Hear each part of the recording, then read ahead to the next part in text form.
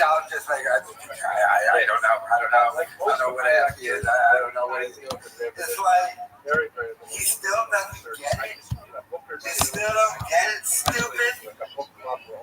He doesn't want to do the podcast with you anymore. He tried moving to Texas. He's done absolutely nothing in any way, or in any way, shape or possible to help you out, to give input, to do anything. And the second you actually get down to Texas, get everything set up, he shows up. He's on someone told me this in the comments. A mezzanine, that second tier thing in the warehouse. He's trying to talk, the air conditioner is going off, it's extra loud, the lights are flickering on and off. He's looking around going, alright, I moved to Texas to avoid this joke here, I'm looking at it. Now I'm sitting here. No one can hear me because of the air conditioner. I can't hear myself talk. The lights are going off. This podcast is dead. Yeah, I gotta go. I gotta go do a cruise that I do every year. The first year I ever did it. I gotta go see my dad. He's 86. You know that? Yeah, I gotta go see him. I know I saw him last month, but I gotta go see him again. So I'm gonna do a cruise. Don't worry, I'm just gonna be on a cruise, even though I'm gonna be continuous dropping content while I'm on the cruise and doing stand-up. But I'm not gonna be doing a podcast with you.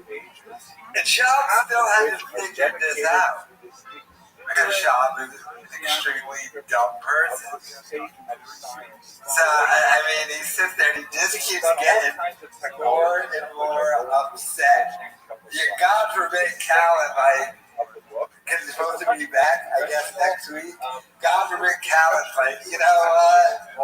I got another stand-up gig, or I'm not going to be able to make it in. Sean will lose it. Chris Benoit is family at that point, probably. I don't know. But, I mean, this is a sad state of affairs. And now he's adding on to the Trump giveaway with giving away $10,000 cash now, too.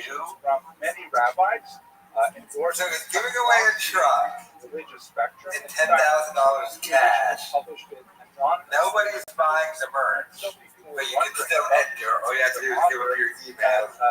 That's the scam, so you can sell emails, and then the winners, shockingly, going to be someone from Colorado or Florida.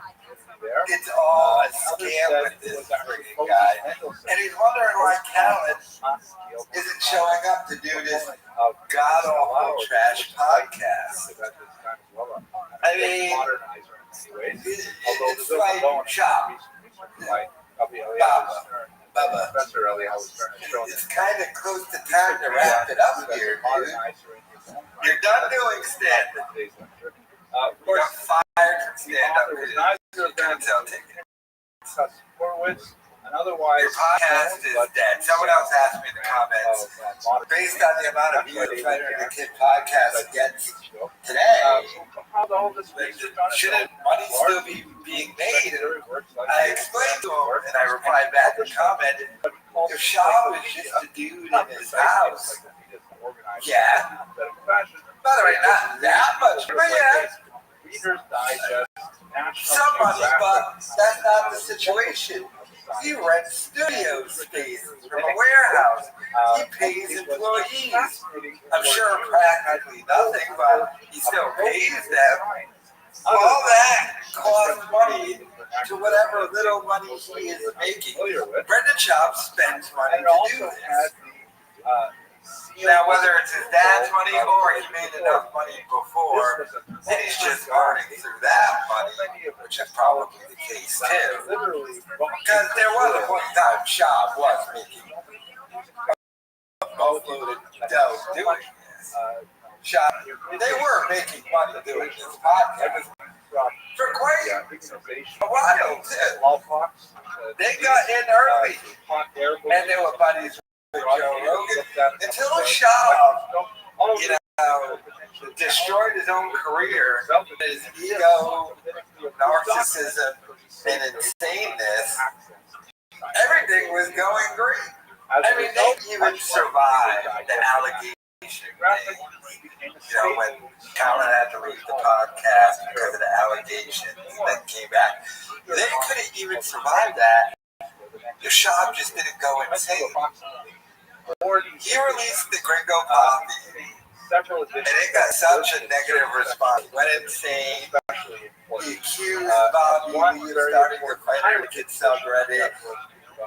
He sued me and lost. We're still in the appeals process though. This all happened in like a month. In 1 month all this happened. And this guy tanked his career by doing that. You have to remember something. Sean is trying to be a YouTuber, right? That's what he's trying to do. He's a YouTuber. Hurwitz himself was. He broke the golden rule. You don't sue other YouTubers for false copyright. He broke golden rule and wondering why his YouTube career is dead. Once you break the golden rules of YouTube, you don't come back from that. Ask Monday back. And so the dude's wondering why his career is dead, his podcast is dead. That is the reason why. And that's the reason why Callan wants nothing to do with you and tried ditching you already. But you just don't get it, stupid. Hey, you're doing great, you got money, all that. Well, then go enjoy your money. Don't bother everyone with your stupid podcast. I'm threatening people, throwing around Joe Rogan's name. You stink, and nobody likes you. But let me know your thoughts in the comments. This, along with 7 rabbinic invasions, made it so popular. So many Jewish ones. I'd like to say everyone. What? Yeah, what? So tell us. I knew you went. I knew you fucking left us hides out of here. You didn't know me and Brian did. No, I did. I didn't tell anybody. So there you go then. But I did know. So go ahead. I felt it. I feel it. On the weekends, I'm always on the lake, man. Like, the lake's right behind our house. We're on the boats and shit. It's great for the kiddos. Yeah, but how long is that? I mean, that's okay, because it's like cool now. You're like, oh, there's a lake and we have a boat. But how long is that going to be? True. But it's literally right behind our house. No, but I'm saying it's there. It's like going. If it is there, though. I mean, It's there. It's there. all right. So it's They put nice. our toes in it. And then The lake's cool. And then Tiger, the big thing is Tiger has tryouts tomorrow. Lake tryouts. The big baseball team out there. Lake tryouts. Lake tryouts. To see if he It's going to be the new goes in the Jason. water. Is it going to be? Oh, wow. I bet you can't wait for that, huh? It's, there's 12 spots. There's probably like 60 kids trying out. We'll see how he does. I'd be ashamed if those kids had diarrhea that day, wouldn't it? Oh, that's So how far do you live from Brian Cowan? I have no clue where he's at. Now that's a friend. Do you understand? I get it. That is what a good friend is. No, the good friend's right here. Okay? That's what that is right there. You don't know where Brian lives? So has Brian been on the lake with you guys? Brian hasn't been on the podcast.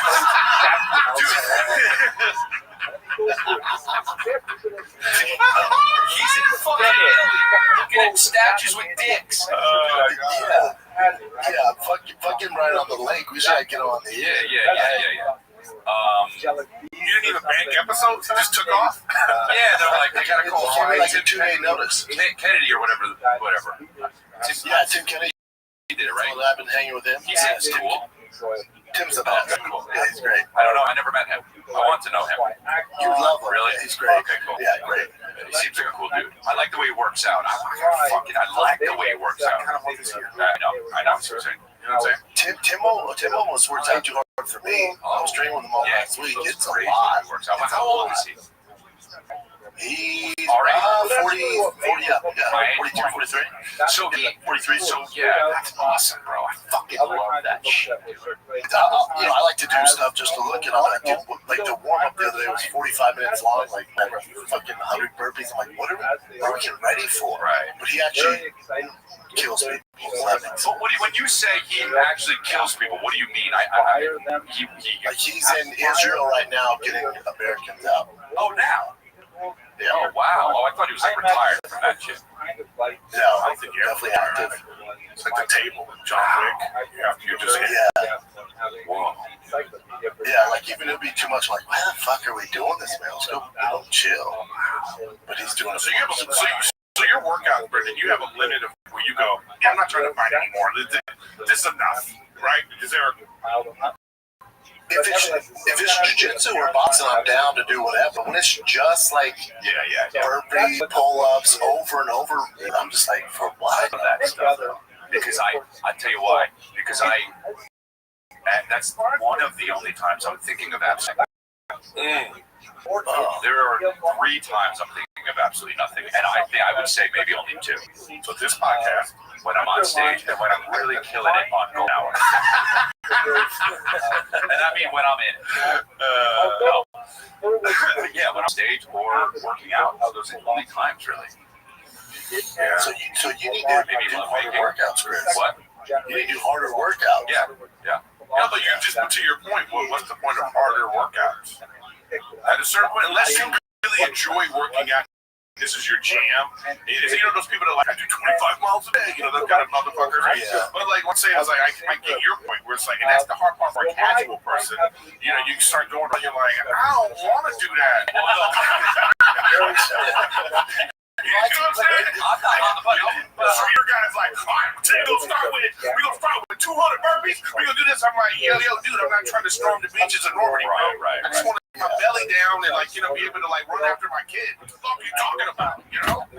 I would say, I'm not a professional fitness fighter or anything like that. So I guess I'm a casual. That's what I'm saying. That's your jam. Yeah, that's your jam. I remember back in the day, I tried P90X and those things. Yeah. I actually enjoyed it. Oh, yeah. The problem with it was you were in your living room, right. Yeah. Chris D'Elia calls out and then roasts Brendan Schaub over Brian Callen not being on the podcast. So, and the funniest thing, Brendan doesn't even know where Brian Callen lives. And I love how D'Elia brings up that Callen doesn't even do the podcast. And Schaub is sitting there angry, upset, still doesn't even realize that Callen doesn't want to do the podcast with him. And the thing is, you gotta understand, behind the scenes, all these guys talk. D'Elia text Callen. D'Elia's been like, hey, why haven't you done your podcast? And Callen's like, and D'Elia can tell that Callen is blowing off Schaub to go on a cruise and do stand-up. Again, Brian Callen's channel keeps dropping content. Now, obviously, he's paying into something, but he won't zoom in and do a podcast. And the fact that they moved to Austin and Brendan Schaub has been begging people to hang out with him, and he doesn't even know where Callen lives. And even Callen doesn't even want weirdo knowing where he lives. And why would he? And Callen told Papa, hey, I'm focusing on stand-up. I'm moving to Austin. Welcome.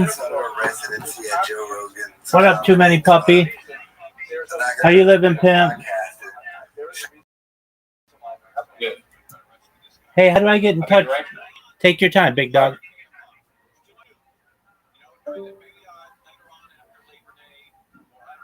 I would move to Texas too. They think Callen's like, okay, I told this guy I'm moving to Texas. Just follow me. Let me not tell him where I live. I'll never get rid of him. Schaub will be like Kramer, just popping in every day.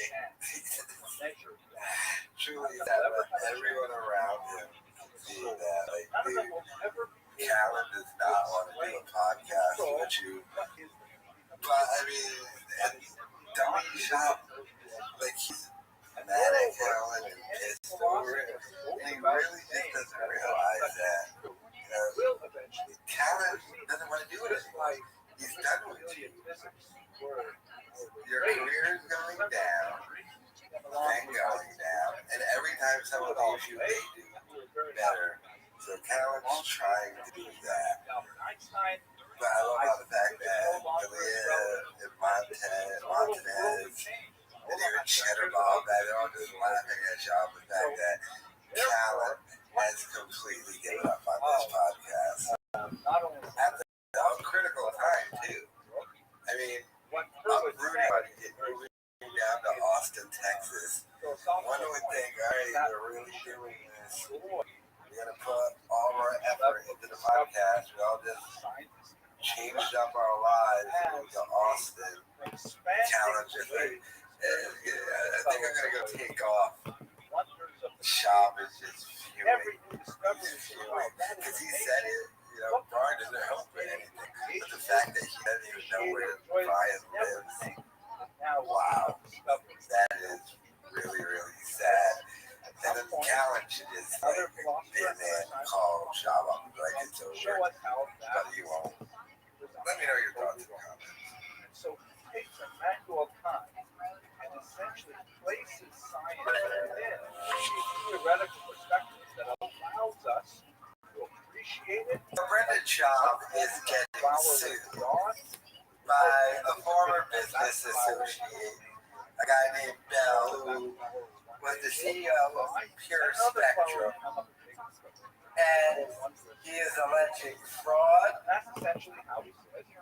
false tax filings, and a whole host of other issues against Schaub.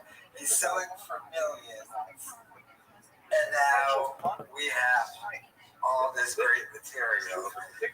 And so he leaked some of the text messages from Brendan Schaub. So let's go through them. Mr. Schaub asking Mr. Bell for help to use Pure Spectrum's customer base to combat poor ratings on Showtime and IMDb. So this might be even back to the first special, other than the Gringo Poppy. This might be You'd Be Surprised. So Schaub puts, hey boss, you're deaf, one of the smarter people I know, so I'm reaching out to you. Please keep this between us. So, with my special coming out, brings out a new reason for haters to jump on me. Well, it's been brought to my attention, these idiots created a campaign to shit on the special.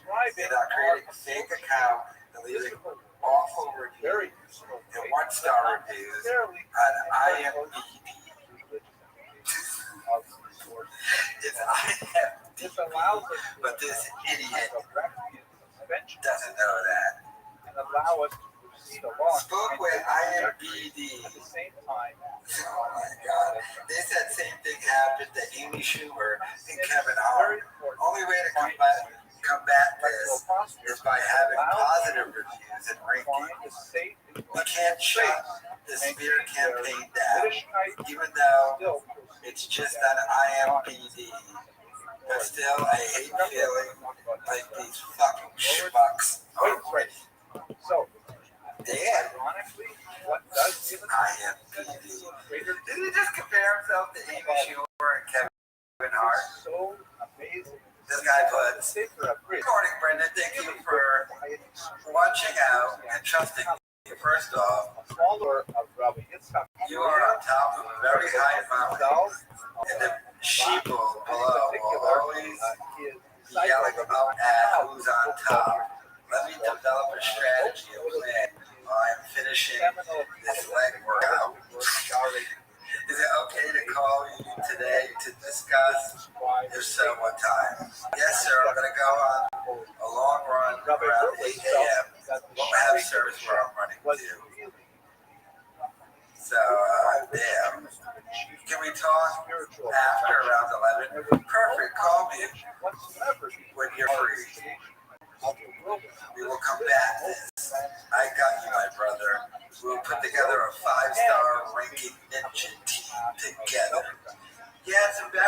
even confess it affects me. I couldn't sleep. Figured you would have an idea and not judge me.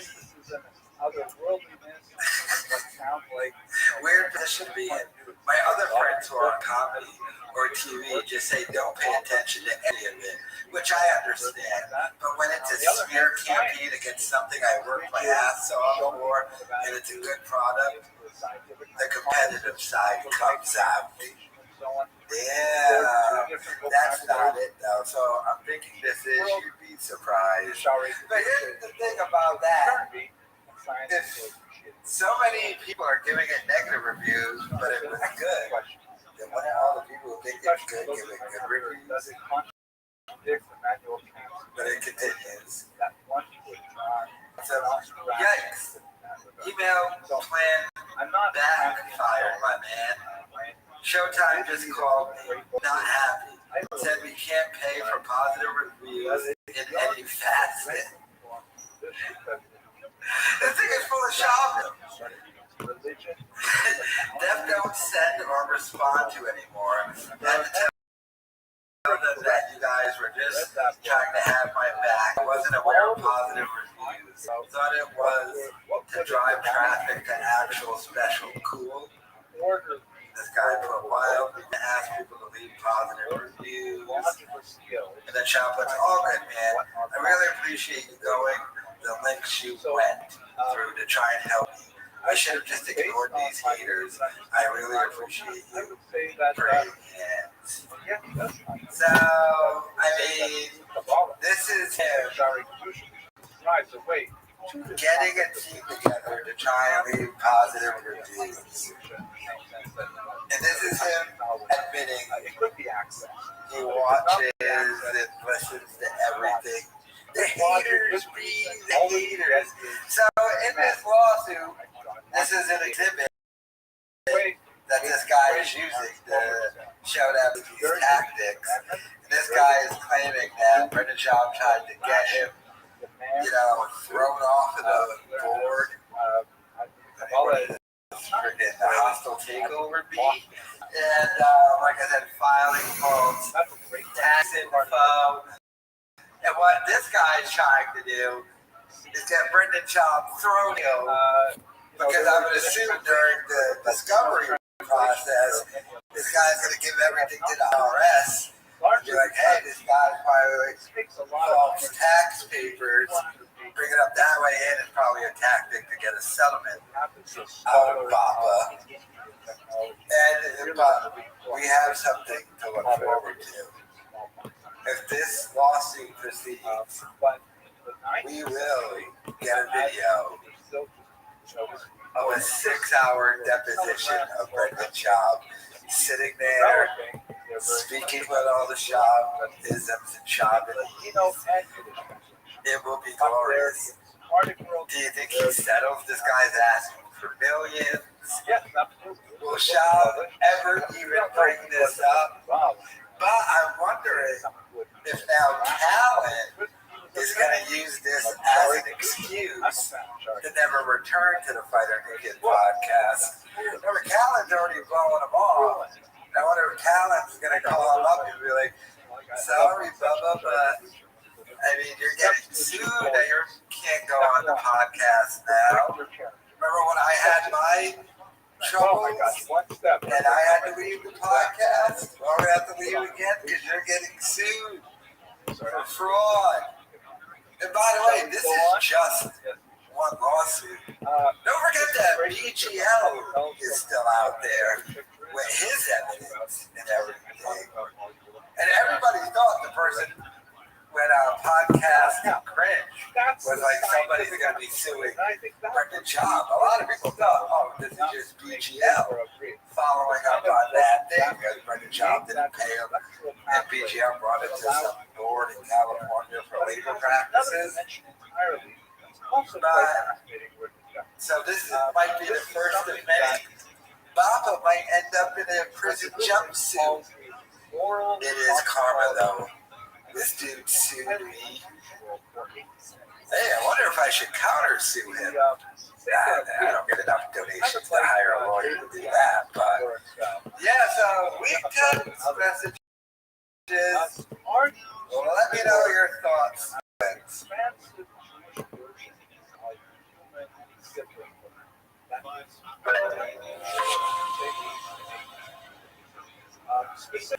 All right, we're at war. And then also, are we? Dude, I didn't even know have like little missile interceptors. There you go. There you go. There you go. I would have to look at 95 out of 100. There you go. Commentators on that passage. Trump tweeted, "Congratulations, world. It's time for peace." I'll tell you what, bro. That was the working title of this podcast was "Congratulations, world." We changed it to "Congratulations, 11th hour." So Trump's obviously a listener. So congratulations, it's time for peace. Congratulations, now we bomb the shit out of you. It's time for peace.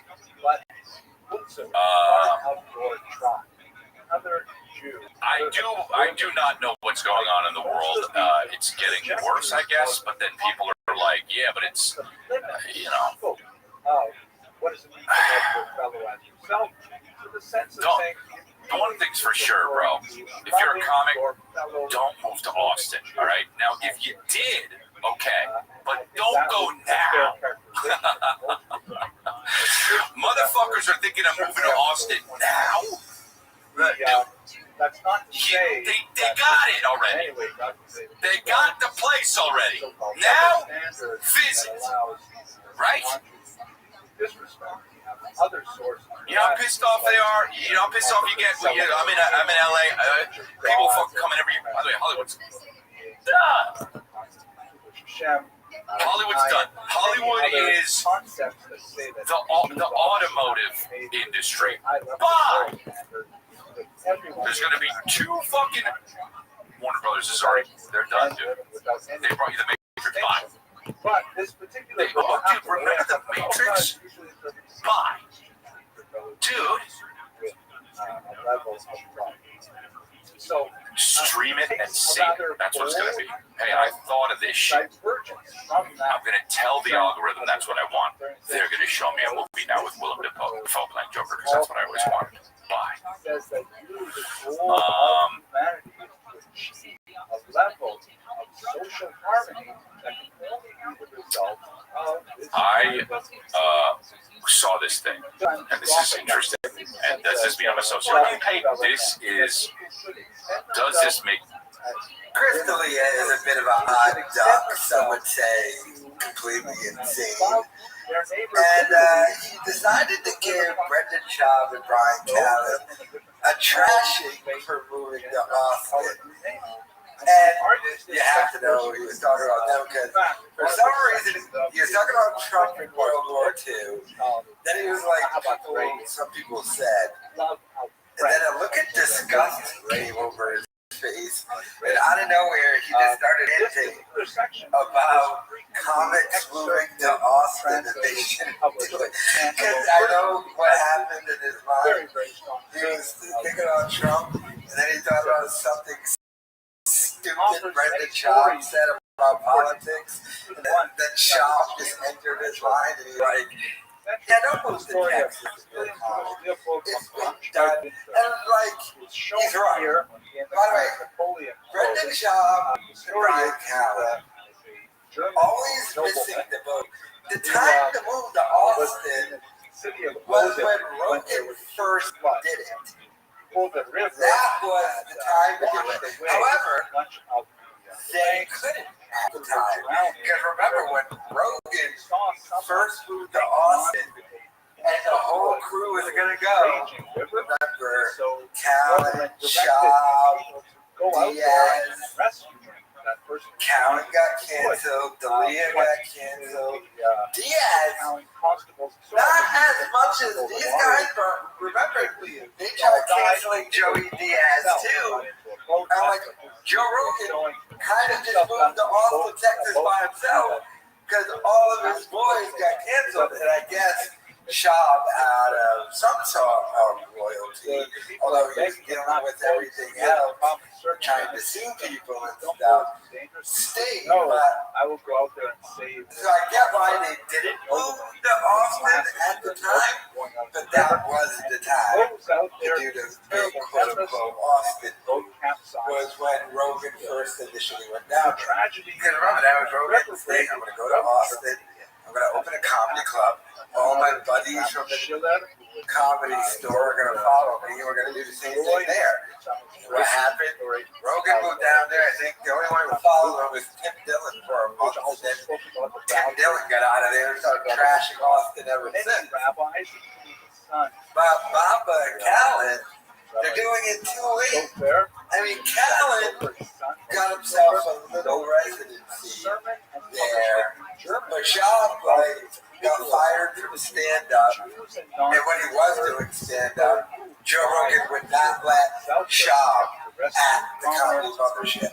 And by the way, that's not me. That's not conjecture. That's not my opinion. That is a fact confirmed by Brendan Schaub. Brendan Schaub on the Legion of Stinks podcast confirmed that Joe Rogan said Schaub cannot perform at the comedy mothership because Schaub was not good enough to perform at the comedy mothership. And by the way, Schaub had already been doing stand-up for like a decade and had 2 specials, and he wasn't good enough to even be an opener. He would do 5 minutes. Joe Rogan is not letting Schaub touch that stage. So, I mean, D'Elia going off about it, I bet you he's pissed, mainly at Schaub, obviously. Because now for the Golden Hour podcast, he's on Zoom. So that's probably where that whole rant came from, was just like, you know, it was hard enough with this idiot Schaub interrupting every 2 seconds. Now he's doing it, but there's a slight delay because he's on Zoom from his stupid car warehouse in Austin, Texas. And he won't do a proper studio. And someone brought up a great point in my comments, because Schaub, he rented out a car warehouse and uses the second floor as his someone called it, to do his show. And someone in my comments brought up a great point. He brought up the fact, you know, those car warehouses all have little offices in there.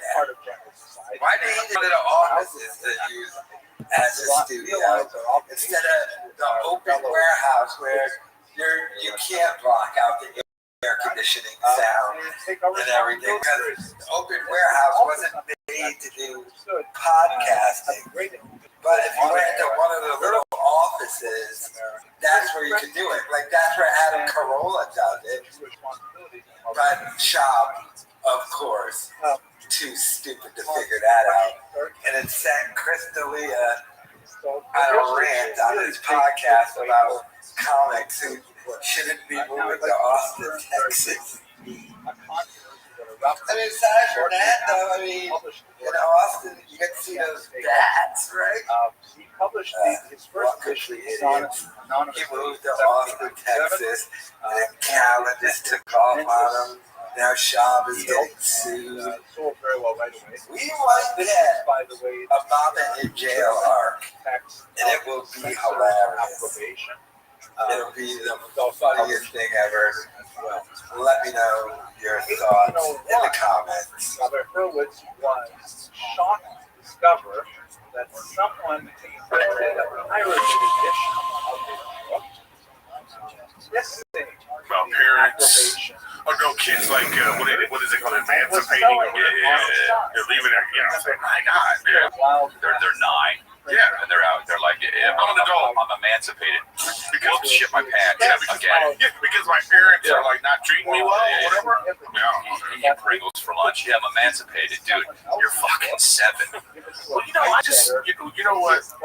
You don't know what people's story of the situation is, but listen, I was the only child, single parent, and my mom had to go to work, of course, doing all kinds of stuff. I mean, I was by myself a lot. So all I'm saying is this, it's like, as a parent now, I think, man, you never want no sleepovers. Make sure It is a different eyes on, all eyes on me. You know what I mean? It is a different world now, though. Yeah. I mean, you can have access to anything at your fingertips now. You know what I mean? So if you're 12, you can literally get fentanyl right now at your mom's house. I know. You know what I'm saying? Yeah, don't even know it's there. Back then, you didn't even know where the fucking store didn't have those options. Like with a kid, if it was like times like now, like there's so many single households. I know. There's a mom and one kid, and that kid has way more access to shit than you do. I know, but I'm thinking about this too. When I was a kid, if I came home from school, right, at whatever time it was, then it was like, yeah, I'm gonna go outside. Okay. I was gone till like 8. Gone till November. I was gone till November. I'm just saying, I'm going outside. I'll be gone till November.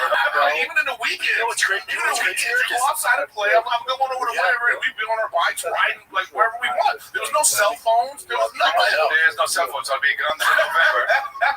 But you know what's crazier? It was more dangerous back then when you were doing that shit than it is now. It's safer now for kids than it was when you were a kid. You're out there with your short shorts and snacks and shit. How? It's just stats. These are stats. It's safer now for kids. Okay, stats how, dude? You're telling me it was more dangerous for him to go outside back in 90? No, it was a 60. Yeah, no, too late. It's too late. 88, whatever. 88. Then Probably in the 70s, late 70s, Eric? I'm for real. Late 70s. Late 70s. Yeah, it was in the 80s. Yeah. But it could have been late 70s because I was born in 72. You get crime and kidnapping in the early 80s. It's way higher than it is now. Yeah. Oh. I don't know if that's true. Look it up. AI. Hit the AI. I just don't have computers. Is crime worse now than the 80s? Is that the question? Yeah, it's crime versus children. Worse than, Did you see that thing? Wait. Did you just see this thing in Texas that just happened? They just arrested so many people and they had rescued over 100 kids. Oh, yeah, this just happened in Texas. They just rescued 100 kids from sex trafficking or whatever it was, and it was like multiple agencies. Just it just happened. Saying that 109 children rescued, 240 arrested. That was Nickelodeon's fault. Yeah, basically they all worked. What they all were on Nickelodeon shows? Yeah, they were all on Nickelodeon. Look, Amanda finds pictures in there. 250 people were arrested. Oh my God! See, this is the kind of shit that I kind of don't. I just can't. I can't believe it. Neither can I. I know exactly. When I saw this, I was like, the thing to me too is like, so this is the thing. This ain't the only one going on. Right. So like, it took like how many people? Like I was reading the article and it said like brought together over 70 agencies across the state of. Wait, listen. 70 agencies across the state of Texas to arrest 250 people. So that was going on. So these people are like, oh, we got this. We're not gonna get caught. This is cool. We can keep going. Nothing's happening. And they finally caught them. Where else is this happening? Well, my thing is like with all this pedophile shit and all this pedophilia. How many people out there into fucking kids? Like Epstein's Island and all that shit. It's like, what the fuck is going on? How is this a thing? What's wrong with people? There's that many fucked up people. And for 250 of these people, and not one of them is like, guys. You saw what happened in the box. You know what I mean? I know. I suppose I know it happens. I cannot. You know what? It's what every now and then you see like you see something like the Jeffrey Dahmer thing or whatever, you know it happened because of the facts, but you can't feel like it happened. Yeah, that's what it's like. Well, it's like, I think because you're protecting yourself. I don't think you want to. You know when they say like there's this rarely happens now, but sometimes they put an alert out. They'll be like, there's a serial killer in here, and it's like your area. You know, there's a part of you that has a moment of like you being like, oh, yeah, is that gonna? It's But my thing back with all those 250 dudes getting caught, or men and women, I don't know. No one looks around and goes, man, why don't we go for hot chicks? well, that's just, I guess that's not what they're into. I guess I don't know, but No one's just like, man, how about we get some really hot chicks next time? yeah, but it's because they're all losers. Right? You just said that's like saying like like this. Oh man, people like sushi, and you're like, dude, why don't you just get a turkey sandwich? Why not, dude? Mix it up. They're like, I don't like turkey sandwiches. I like sushi. But look at this right here. See that sentence right there? Online exploitation of children is one of the most insidious crimes we are facing as a society. Keep your kid offline. Having kids is like, it's like, what are you supposed to do? You know what I mean? Yeah. Not put them on Nickelodeon Studios. Well, apparently, Don't start there. I'm saying put them on anything. Look, I don't want to watch this. I don't even want my kid to watch fucking Blippi. Blippi's for sure catching a case. Do you ever watch? You ever look at Miss Rachel? Miss Rachel gonna catch a case? I don't think so. Come on, my kid. Well, she's a woman, so maybe not. You never know. But if That would just be. Do you know how horrible that would be? Like any dude, but any dude that's like, hey guys, come on over here. Who's gonna catch a case? No, but if like I can't have Miss Rachel me doing anything bad. Okay. I just can't have it. I understand. You know, I'm sorry. I get it. Miss Rachel comes on, my kid goes crazy. I get it. I can't have it. Is Miss Rachel I'll be the big furious. Yeah, she's the big thing. Yeah, would you be able to separate the art from the artist though? If something did happen. Yeah, I would be like, I believe I can fly. Yeah. You think Wolf will be able to separate the art from the artist? Oh man, that would suck. Let's take a little break. The stupidity of Shab never ceases to amaze me, first and foremost. Ooh, what a subject for Chris D'Elia to even talk about. But Shab, once again, just interrupting, saying stupid stuff. What are you doing, hot chicks? Whoa. He talks like Bill and Ted. Like, what is he? And he just leaned over the chemistry on this. So completely ruined because he's zooming in from Texas. So he moved to Austin, Texas to do the podcast for Brian Callen. Callen blows him off. And he's still doing Golden Hour. Like, he should have just stayed in LA and did the Zoom with Callen. But, no. He had to move to Austin, now he's getting sued. And all D'Elia and Montez can do is just make fun of Shab for being stupid and interrupting. I mean, the only thing Shab adds, and it's not really a bad thing to add, is being made fun of for his stupidity. The man is dumb, he's an idiot, and nobody likes him. And he's getting sued. So I wonder if he's ever going to address any of the lawsuit stuff. Maybe not. I can't wait to see. That should be dope.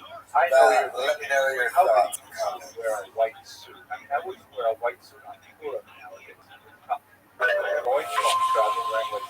it's true. Back in 1992, I did wear a white suit. And I wore a white hat. Working out the kinks here at the new Golden Hour studio, the D'Elia Bear Punch Studios. Oh wow, Bear Punch Studios. I have it in my Google Maps as Golden Hour Studios. I will change it to Bear Punch Studios. Yeah, Bear Punch Studio. Still working out the kinks. If I would just come here on an off day, but home is so much better. We started on how much better home is. What'd you say, Mark? Yeah. To do all this and not be flustered in the morning. Even though I wasn't really flustered, I was real slow, smooth as fast. But I don't know. I'm just worried this thing's gonna. What did you guys do? You laughed. I'm worried this thing's gonna buzz again in their ear, and they handled it well last time. Yeah, it's if you don't upgrade stuff, it's gonna buzz. Number one, number two. I thought all things considered, that first episode that was half remote, Brendan and Austin and the guys here, that went very well. It ended up looking great too. One thing I was worried about with the audio, because on the Zoom, once I talked to cut the other person off, but then you don't realize it right away. So I was worried within the audio when I mastered, because we use the native audio for both sides, that there'd be a lot of talking over each other, but that wasn't that bad either. What are you laughing at? And I was able to, as the comment section is calling it, hologram Star Wars Brendan into this spot. What did the comment section think of that? I think for the most part it was very positive. I think they liked it and even want more of it, even when they're not just looking at the screen. I think it fits best when they're just looking at the screen. I'm almost I kind of want to put him in the studio. Nothing's right, I'm torn. I'm all out of faith. This is how I feel. Cold knife shade, lying naked on the floor. Illusion never changed into something real. Wide awake and I can see the perfect sky is torn. Totally a Friday. Another Friday. I'm not going in. All right, man. We'll see you tomorrow, buddy. All right, be good. Yeah, but no, get a little behind the scenes here. Final Cut Pro 11 recently, as of like 6 months ago, launched that masking tool. So it's actually very to put anyone anywhere, and so it's really not that much of a hassle to put right in here in this spot during the wide shot. So that was a nice little touch that Final Cut did, kind of just in time for this entire operation. So shout out to Final Cut Pro 11. I know everybody's on Premiere, but I hung tough with Final Cut, and I feel as though it's paying dividends here and now. I haven't investigated, but I'm sure Premiere Pro has a similar but even better feature. Probably, but here we are. Software fights. Race war. Control. I want to put him in the studio the whole time, and honestly, you doing that, it like, I was like, fucking Zoom sucks. This is annoying, but it thing sucks. It sucks. I think it's fine. Super bad. I'll do it live. We'll do it live. Is that okay? Yeah. We'll do it live. Well, yeah, I'm gonna count. Do it live. I can always do it live. I'm putting him in the studio the whole time. We could certainly experiment with it. In doing the last episode, I thought it made the most sense when they were all looking at the screen because you get the reactions. Yeah, and I think I like. I wonder if we should have them look. They could, if they want to do a bit with it, I'm happy to, yeah. Pet his head, and Chris could pretend to be jerking him off. Yeah, all that stuff. When Theo was in Nashville, he would zoom in remotely. He would do fun stuff on camera because we'd usually have a TV where he was sitting, and he would use it. Like we'd have Brian on the couch next to him, shit like that. Fun stuff. Yeah, I remember those times. Fun stuff. When you zoomed in for the first time, was Theo still on the show? No, this was Golden Hour Patreon. Yeah. You were on the show? I was. As like one of the Zoom or Patreon people that zoom in. Yeah, so I need to watch that. I need to find that episode. We should watch that. So, here's a fun little tidbit. That camera's not rolling. Classic man. So I'm rolling on my phone. There you go. What do you mean? On me. I'm rolling on my phone. No, it's not rolling. Oh yeah. It's okay. Hey, figure it out. I got distracted. We were missing things. What does it need? A card or something? Cord. Don't worry about it. You got it off your phone? I got it right here. Oh, wow, these guys stink. I think that they think if you're just talking, you're creating content, when they are the worst, most unfunny, uninteresting, no personality having people I've ever heard speak. My God, are they terrible. That black guy, whoa, dude. Cheddar Bob, whoa, dude. And the guy with the beard, he might be even worse Because he thinks he's cheddar bombs. So these guys talking, complaining that Brendan is zooming in. Of course, I knew that was going to be a complaint. And complaining about the current podcast in general. Do you see how much they miss Theo Ron? Did you see that little thing when they were like, oh, Theo was here? It was so much better. It's so much more popular. Last week, that Cheddar Bob guy talked about every clip that he cuts for Theo Ron goes viral. That doesn't happen anymore. But a bunch with all the technical issues. The way things stand now, Shab should have just let Calvin move to Texas, not follow him, and just stayed in LA and did the podcast with Chris and Eric instead of zooming in. Once again, Baba made the wrong decision.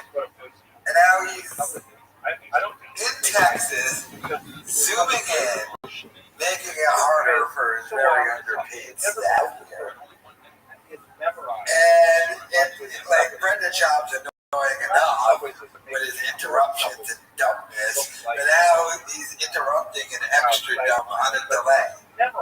From Texas, because he had to move there, because he was afraid that Ron Callen was going to ditch him like the Obama did. So now he moved to Texas, and he's been ditched by Brian Callen, who now after this long season, I don't know if Callen is going to return, but these guys, they stink.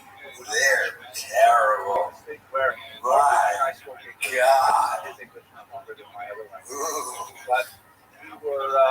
Just because you're talking doesn't mean content is being created.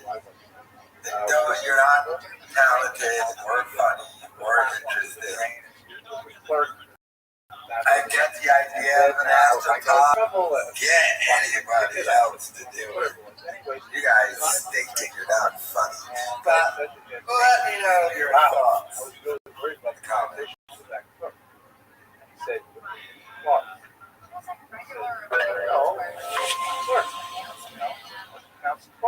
Are you telling me? It does. So you can crawl It up. does, yeah. It does. Whatever. But I think that's a thing that is I think that's good that you work on your legs. Because I think that's the thing, like men think, strength is all up there. There's a lot of muscles in your legs, right, Brendan? Bro, your fucking thighs and all that shit. Mostly legs. I want to be in my trunk, crazy dude. I want my back, my ass to be fucking shelf, a shelf, bro. Fuck, I want that so badly. I want a bubble butt like a fucking shelf, dude. Yeah, I do. And I only shit out of it. Yeah, that's all you. That's it. That's all I do is shit out of it. Just an exit. I just shit and fart, bro. But it's bad, bro. And guys look at me and they go, "Man, that's too bad." I go, "It is, but it's only shit fart time." Speaking of things we do with our ass, Give Chris a wagon. I want a wagon, bro. so Get my shit looking like a RS6. So Rachel says, that's how to get him to go pee. And so we're trying to potty train this kid, but she's saying like, I need you to sit down to pee now because because there's too much pee, some of the pee sprinkles onto the ground, and then it's like she has to be there with the kid, and she's like, I'm tired of that. But this is my problem when I sit down to pee. I always end up having to shit. I'm that way too. So I like that. Sometimes that shit is just there for later. Yeah, I get it. And then So you can't just be sitting down every time, man. I know. I don't want to do that. The shit you're calling is like, yo, Brendan, Like it or not, we're up. It's like, they're like, oh, we gotta go, emergency exit. Let's go. Sat down again. Let's go. Brendan's like one of those basketball players that can't shoot free throws, and if he underhands, he'll be able to. But he's like, nah, man, that's that bitch shit. I ain't gonna do that. Even if the doctor told Brendan, it's gonna be better for you if you down to pee, he's gonna be like, nah. Nah, man. I don't even want to get up to pee. I was diving right up. You're talking to a guy who had to dive. He pissed hard. Then he pissed I want to put a urinal in my place. I'm tired of why don't homes come with urinals? That's a good point. That's not a good point. I like it. Yes, it is. But I want the long one where I piss down. None of it is good point. Just go outside and piss. Who cares? Oh my God. I love that. I love that. I love it. Two monsters. This guy wants the fucking Dodger Stadium urinal in his. I'm not saying trough. It's 5 bedrooms. Thank you. One of those bathrooms, I don't want it to have a urinal. I just want the whole bathroom. Wait, yeah. Nah, dude, fuck all that shit. I just want the whole bathroom to be. He wants to wait in line for the bathroom. The toilet. The whole bathroom. Come on, guys. Where you just walk in and you can just pee anywhere and it's like a big shower. It's a shower, boy. Not showers. Not Take showers, bro. Oh my God. Completely. Rick looks like a bath guy. No, I shower. I was thinking about this last night, though. I got a great new shower. Back to the video game. I was thinking about this last night when I was going to sleep. What do you bring on the road? Oh, I bring you know what? I actually have it in the trunk of my car. I can actually show it to you right now. Can I do that? Well, what I want to know is, it would be fine. It would be fine. It would be good. I like it. But you have. What do you mean? What's he bring? Like his fucking PlayStation? He brings like a PlayStation, but he can't just bring the PlayStation. He has to bring a fucking monitor and shit. Oh, I'll show it to you. I gotta see this. Sometimes wait, my car's not. I don't know why my car's not loading up. It's coming. It's like a cyberpunk. You can just call your car to you. Just go near the car with this, and then there's a trunk button in the back of the trunk. You know what I mean? Yeah, man, ready to go. If someone found your phone, could they steal your car? Yeah. Well, you have to unlock the phone, though, right? Yeah. Oh, no. Actually, no. Actually, wow. Phone's just near the car to open it. But you know what? When you get in the car, if it doesn't recognize me, what? Yeah, They have face recognition. Yeah, it's in the car. Yeah. Oh. Yeah, you like that. Look at his face. Nick, look at his face. You had a moment like this. I don't like that. Because they can cut you off and you won't be able to drive your own car, bro. Drive fast, no gas. Right? No fat, no No gas. fat, no gas. No, Chris, I'm over did they give you a ticket for texting? Bro, I have a cop that's out to get me. I don't like this cop. He keeps pulling me over and giving me Same cop? Yeah, bro. No, that's on you. Because he's like this. He's probably like, I'm this idiot and take it twice. I'm just going to wait. Your learning curve is obviously very flat. Why do cops have to be dicks, dude? Chris, I'm not gonna like this, bro. No. I'm with you 1,000%. Here's my thing. If you're pulling me over and you're gonna give me a ticket, we're done. I don't need to talk to you anymore. If I can't talk myself out of the ticket, and you're still gonna give it to me now, the conversation is like, you know what I mean? I'm done. I'm just gonna get the ticket. You know what I mean? No, you just go up. Yeah, have it come down, put the ticket in there, keep the ticket in there like that, and then drive away. I got it. Dude, with the ticket going like this, 5 minutes. What did he say to you? He was mean to you? He was like, I pulled you over for this before. And by the way, I was like, I actually wasn't texting. I was looking where to go because I was putting in this fucking shit. And he was like, I saw it too again. I was like, bullshit. I'm not going to text it like this when I drive, you know? Even if I wasn't doing like that. So I was like, all right, I can argue with the cop. So, okay. And then, so he gave me the ticket, and then he said, your learning curve is obviously very flat. I've given you a ticket before. And I know the other cop there, he's pulled me over and he's been like, Chris DeLeo, what's up, bro? He's like, dude, the other guy will give you a ticket, but I won't. We just outed him. Whatever, I'm not saying names. Thank you, sir. So, I love how everyone around shop is sick of this stupid gearhead grift bullshit, and everyone around it keeps purposefully Not saying drive fast, all gas, right? You roasted over here like drive fast, no gas, like your stupid thing. No, but why is... See, now the reason why he's putting more into the car grip than he is any of the other attempts at, like, the Big Boy Fight Club, the whiskey, the trying to be an animal guy, the trying to be a fashion guy, is he's found the scam. You have to remember, he does those giveaways in which he collects your emails and then has an email and can sell that off to other companies for money and sponsorships. And all this has come out. And so far, the filings of the lawsuit against him, and he even references it in the lead text of, that email list. The email list is a very, very, very valuable thing to have. If you ever watch Shark Tank, Mr. Wonderful, Kevin O'Leary talks about, you get an email list of 100,000 people. It's a very valuable thing, so that's what he does with that Trump giveaway scam. Remember, you don't have to buy merch. You just have to enter. You're going to enter with your email. That's what he was doing, remember? For like 5 weeks straight, him and Callis did a fake AMA where they had snobs read fake questions. But they're like, write into us and ask us your questions. You have to use your email to do that. They weren't doing, and I was like, wait, they're gonna do ask me anything. Why not just go live and read the chat, or do it on? I know you're not gonna go to the Fighter and get subreddit, but go do another one. No, that was his scam to collect emails. So that's why I put so much work into that group. But I like how Delia. By the way, he is ruining this podcast with this Zoom in thing. I mean, he's as trash as Baba is. It's 10 times worse for him in Austin, and even his staff have come out and talked about how they hate it and they miss Theo Vaughn. Let me know your thoughts in the comments.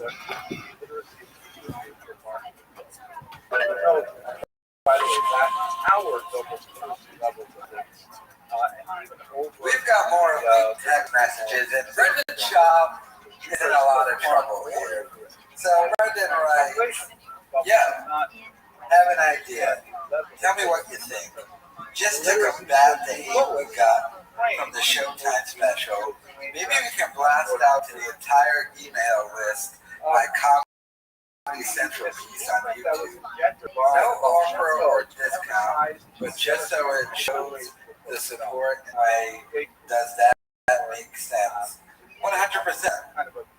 Let me send this to Seth, and I will be back in touch with some ideas. Does that work? The child puts. Yeah, perfect. Nothing crazy. Just like, hey, Team Pure Spectrum is on Comedy Central. This is not happening. Check it out. This guy goes, I just spoke with Beth finally. We're going to send the link of your special out to the email list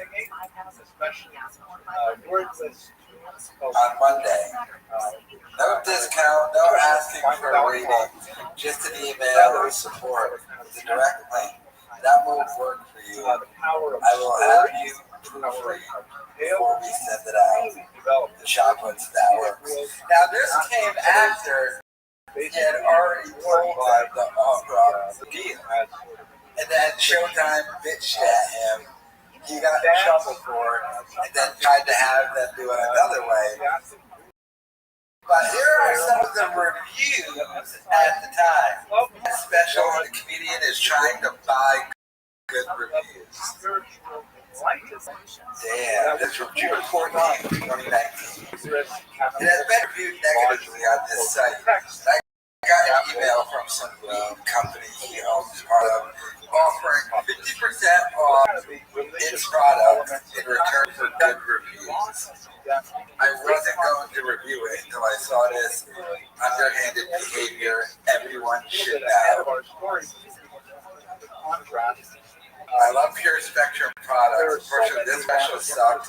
Do I get my 50% off coupon that you promised us, CEO, visionary Brittany Bell? So, this is how desperate you are to try and get good reviews on that special. Then he conspired with the Pure Spectrum guy to get good reviews. Now, the Pure Spectrum guy is admitting because he's going after Baba for a lot of other things. And I think this is him just putting that out there. Look what Shaw did. But this guy did it too. But Shaw tried to get this guy ousted from the company. And a whole host of other things. We're talking about illegal tax filing, the IRS is going to be involved in this, especially after discovery. And I can't wait. I am salivating when we get the video of Brendan Schaub sitting for that 6-hour deposition.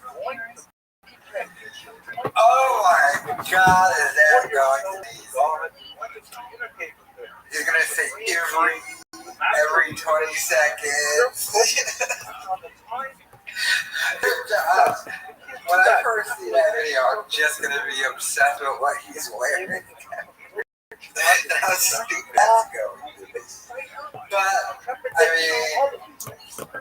mean, the question is going on the schedule that it does Shaw address this. He addressed the lawsuit against me, but the lawsuit. So I wonder if he addresses this. Is Callan going to come back now? I mean, it's all over. Callan now has perfect. At first, he was just ditching Shaw with the whole I got cruise thing.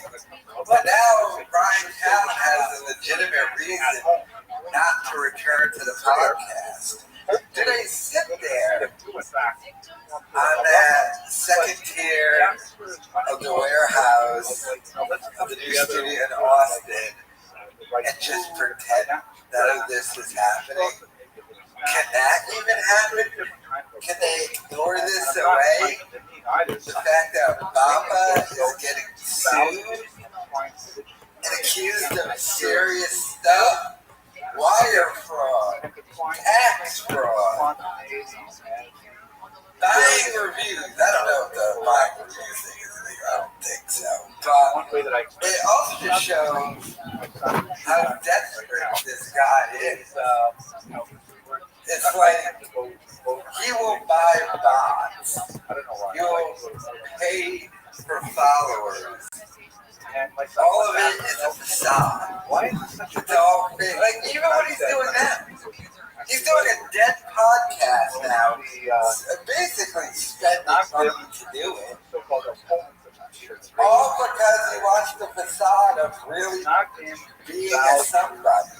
The dude had to downgrade from LA to Texas.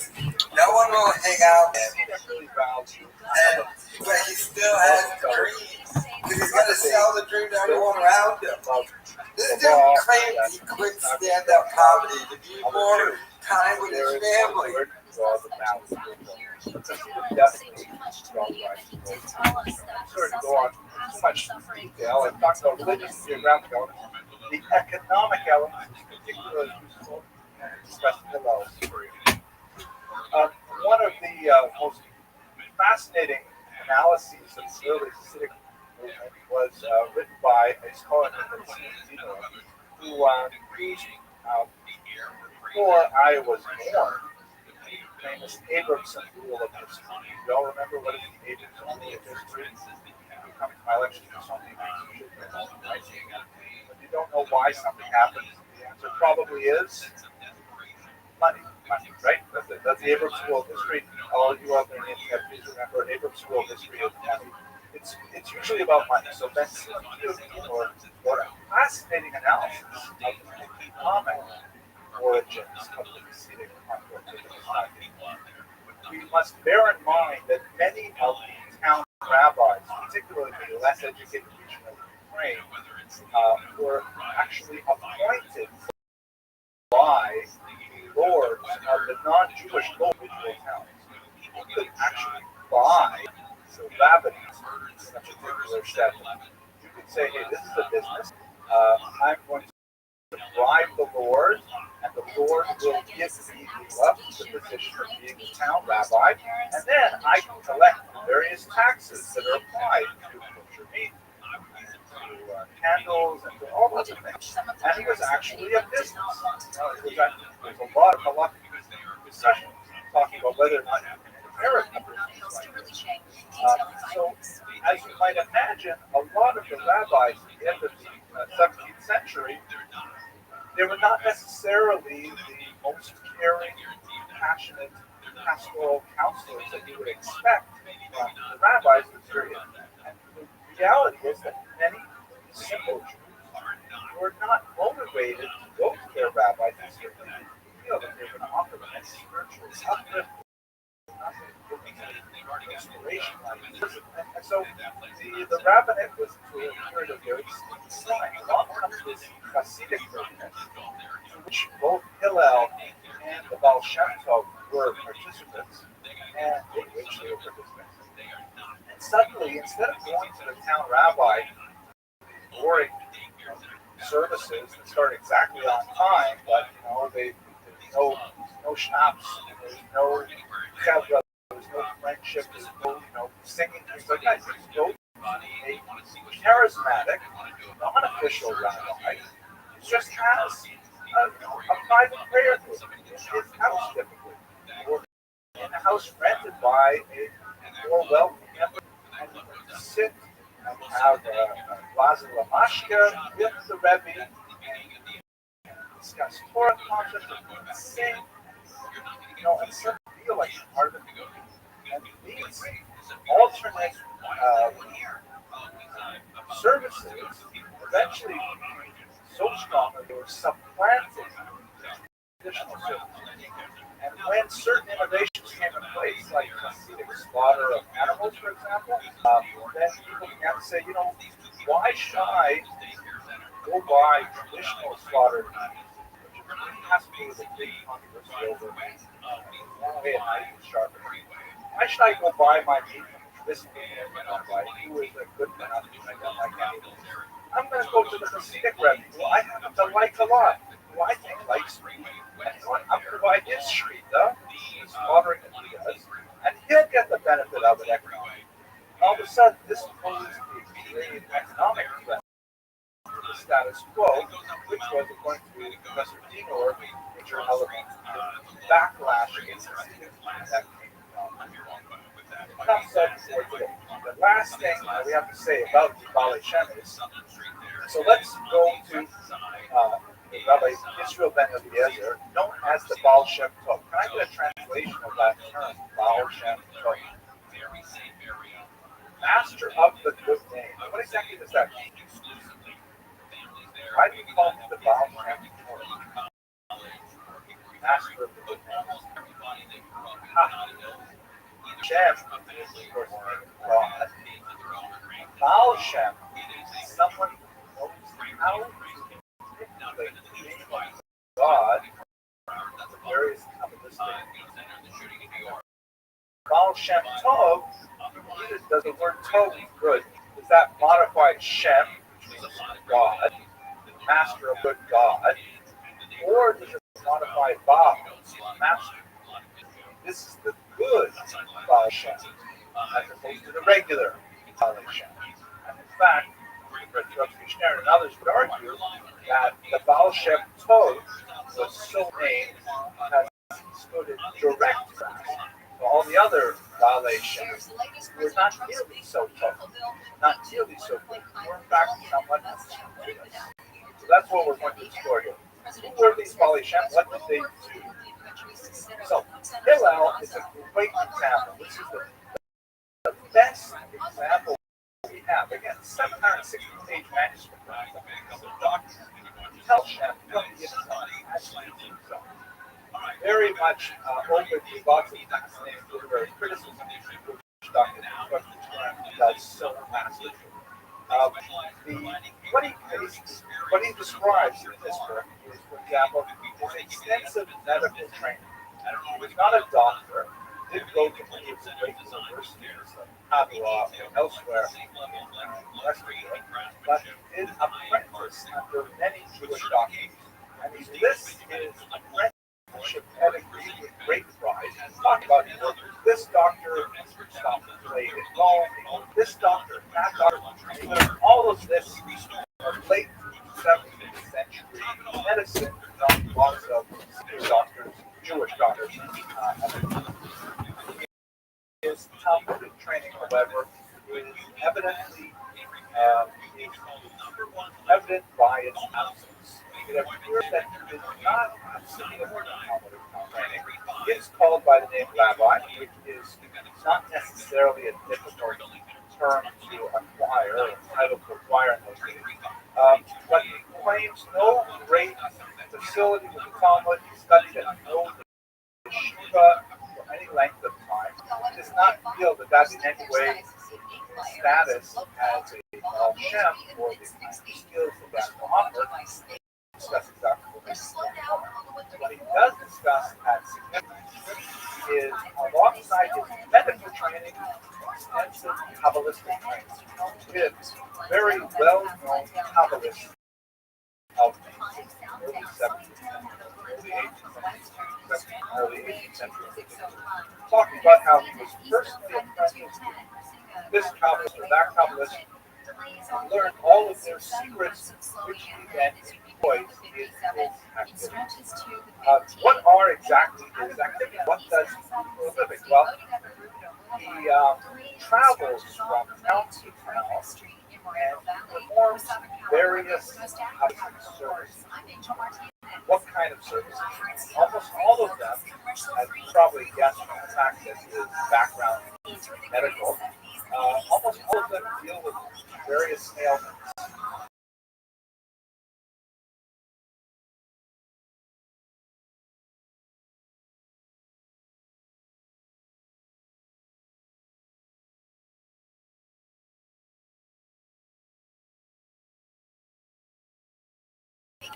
Usual balance of Western science and traditional Kabbalah in approaching these various ailments.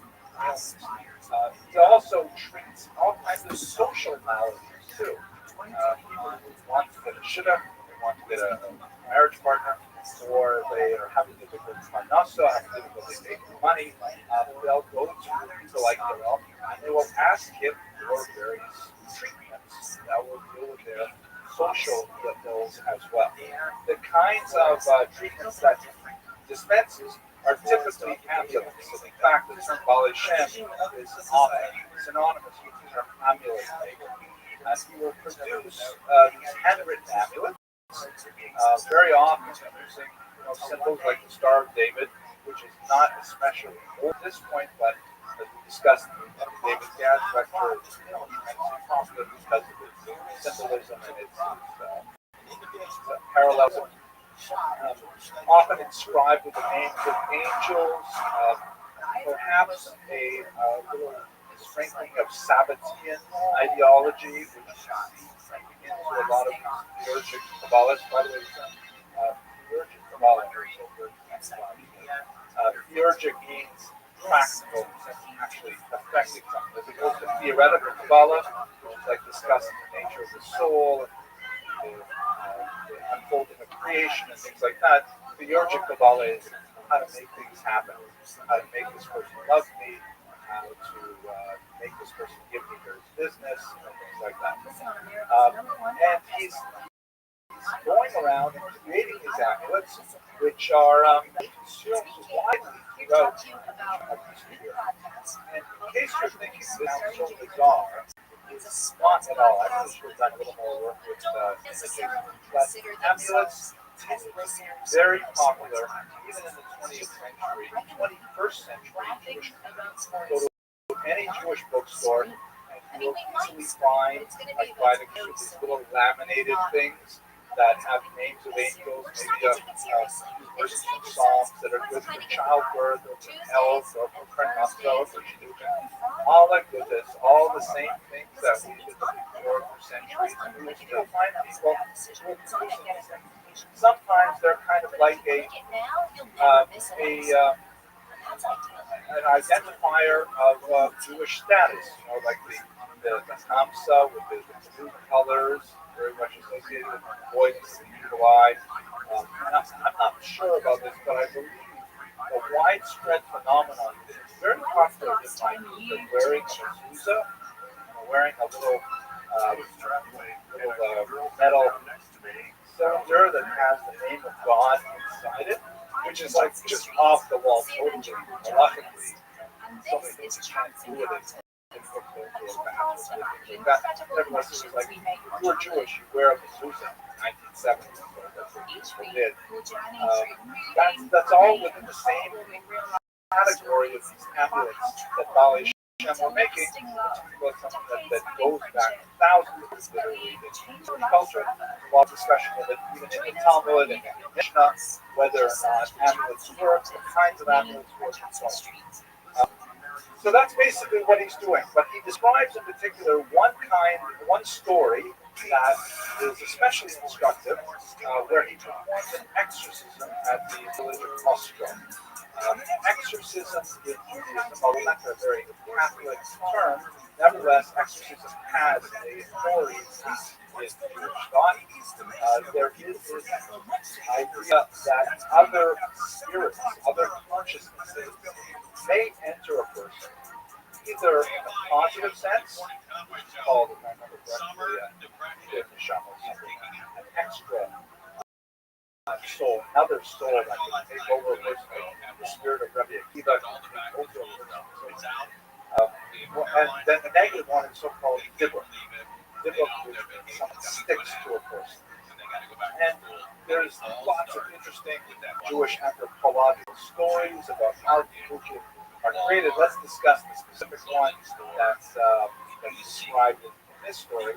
So Hillel talked about how there was this one woman in the village of Ostrov who was experiencing a whole host of maladies, and she had gone to many doctors, and the Hillel authorities were very worried about her status as well, and they only with great reluctance called upon Hillel, who was traveling through the region at the time, to please treat this woman. The fact that the communal authorities were hesitant to employ his services, I think, says a lot about the way in which these Bali Shem may have been approached by the establishment. But nevertheless, with some persuasion, he was eventually brought in to treat the woman. He described how the diagnosis of the situation was there was a crime that was committed in the community several years prior, and the person was not properly buried as a result, and so that person had a restless spirit, did not want to go on resided in retreat, which is typically where these spirits live. Palm trees are a big focus in Florida. And at any rate, this woman, the patient, fell asleep under that tree, and the demon entered through her right eye and took over her body and gave her various sensations. Hillel was called in, and Hillel initiates a dialogue with the Dibuk, additional spirit. Dibuk not only goes on, this is the woman speaking, right? This is like speaking in tongues kind of thing, like the Dibuk speaking. The Dibuk goes on to describe not only the crime that was originally committed many years earlier that gave the Dibuk his restless spirit and so on, but also goes on to list a whole pile of dirty laundry about all of the elders. By the way, what this person did, and it was like a whole National Choir Lashon Hara fest. So the Dibuk saying all these embarrassing things about the people down. So what ended up happening is the Dibuk could not leave, and Hillel was unsuccessful in putting him in. He explained Dybbuk reports well on the refusal of the town council to own up to prior sins. But despite this failure, he was nevertheless evicted from the community as he wanted to imagine he would not be especially popular with this kind of approach to his audiences. What is fascinating is that Dybbuk, nevertheless, the self-reported Hillel writing about hearing, we have no way of knowing what actually happened in that room. But Dybbuk underlines the expertise of Hillel, talks about how, wow, nobody else can get me to talk except for you, Hillel. You really are a Baal Shem. This is extraordinary proportions. People are not leaving this woman. I have a lot of terrible things to say about Hillel. I do have to say a lot of so, the fascinating kind of story you get from the deal is what's going on in the environment. Now, what is not going on, let me show you a couple of slides. This is the Baal Shem Tov shul, buried the Baal Shem Tov, not Hillel. The Baal Shem Tov at the same time that Hillel is wandering through Europe without much success. The Baal Shem Tov significantly established as a legitimate, again, these are essentially the rebels. These are the individuals who are challenging the Hillel is not having success, but the Baal Shem Tov is getting an establishment position. Not only does he get this wonderful building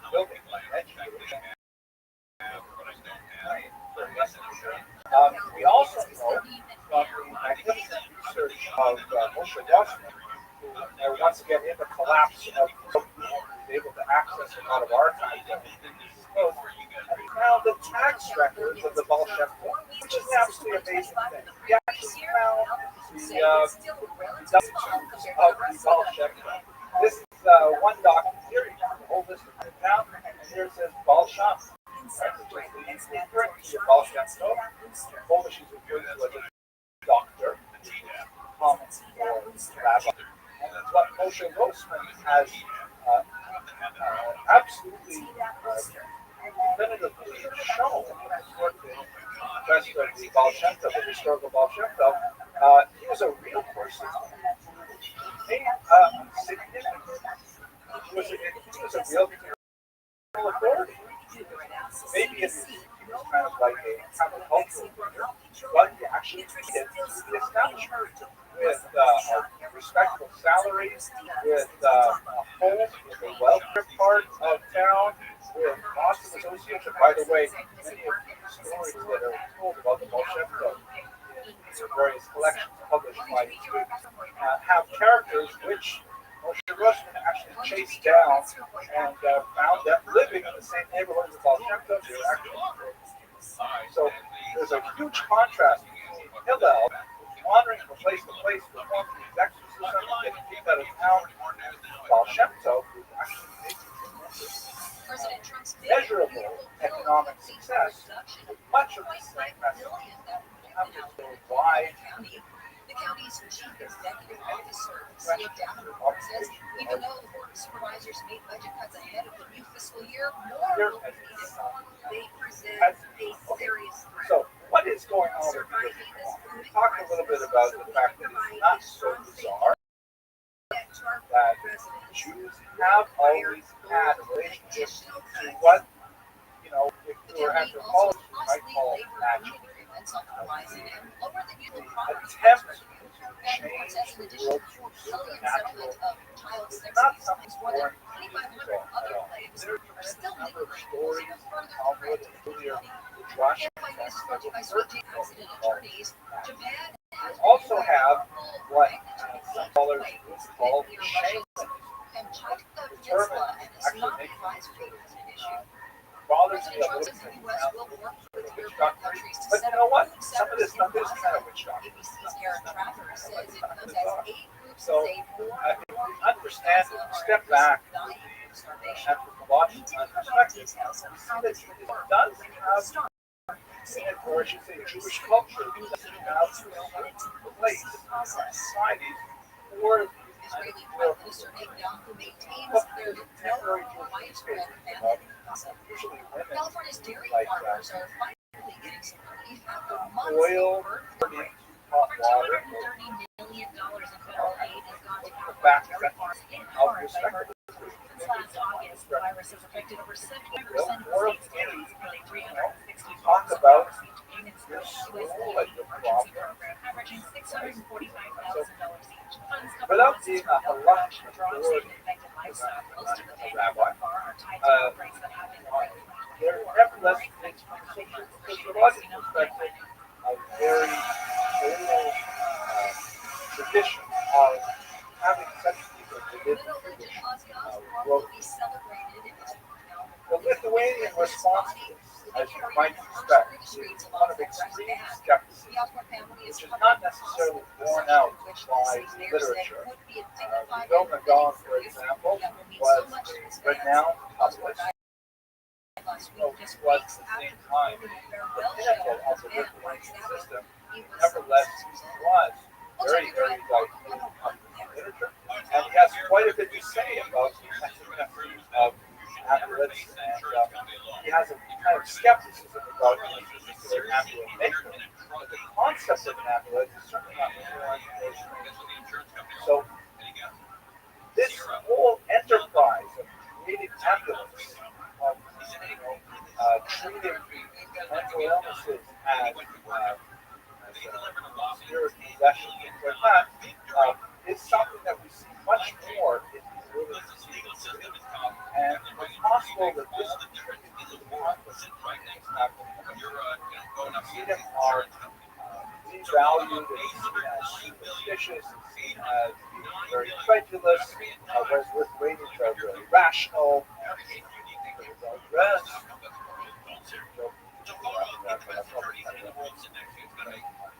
But this kind of like difference in popular culture.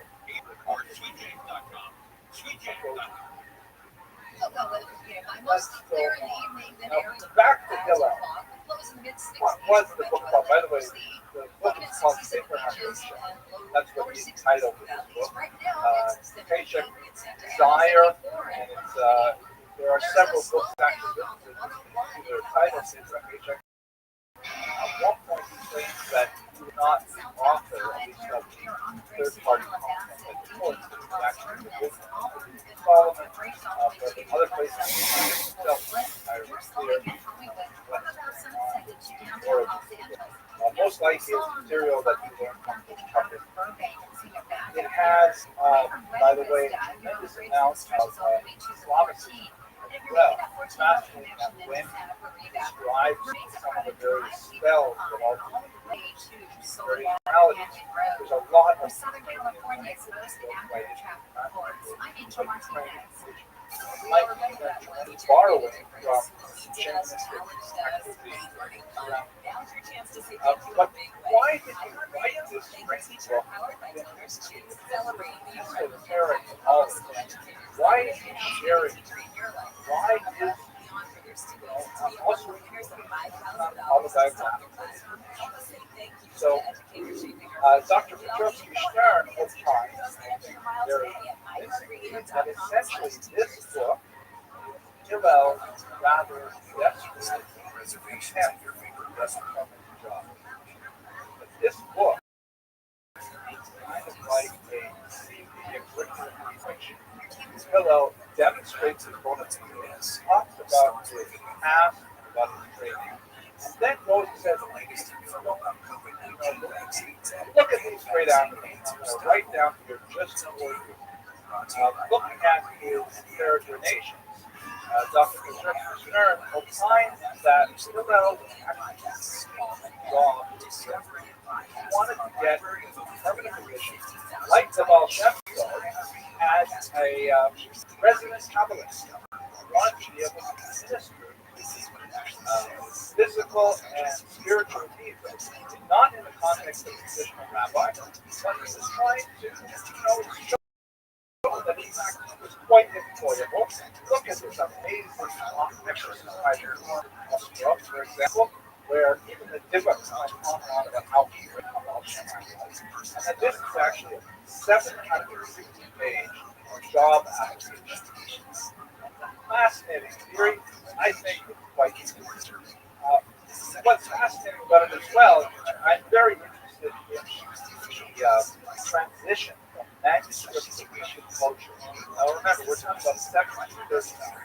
Printing has been around for almost 40 centuries. Jews for sure have been publishing in the late 15th century. And the manuscript is really using poetry published materials. So tremendous deep value in the kind of information that can only be shared in very small numbers. One copy of this book in the entire world, and it is not replaced like a single gem. Wrote it as a one-time, one-off document that perhaps self-serving, but nevertheless not intended for large popular consumption.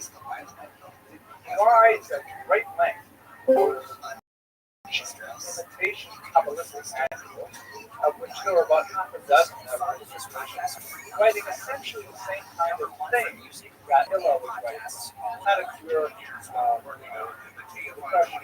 This amulet is how to get a better person. That amulet, there's quite a few circulating at the time. It goes on and on. There's no good. You can't rely on them. Only rely on my one. It's obviously a losing battle. It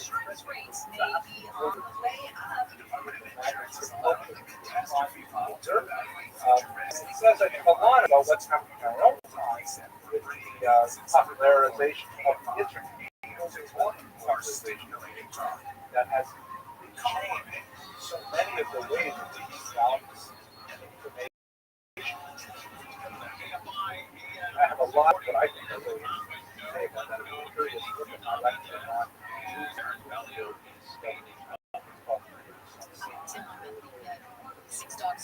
there's a lot happening today that is fascinating because so much. At any rate, here he is. He's just the losing side of the entire zeitgeist. He is using religiously because the world is really not that interested in change. Well, it is not going to be and they have extended the threat to the California Coast really making from Oregon to Singapore. So far, no reports on any damage. Reliable way this is going to be edged out by medical records.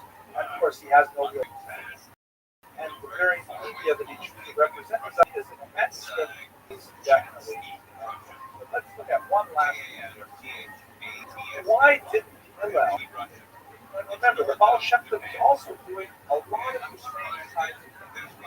Baal Shem Tov is also involved in spiritual.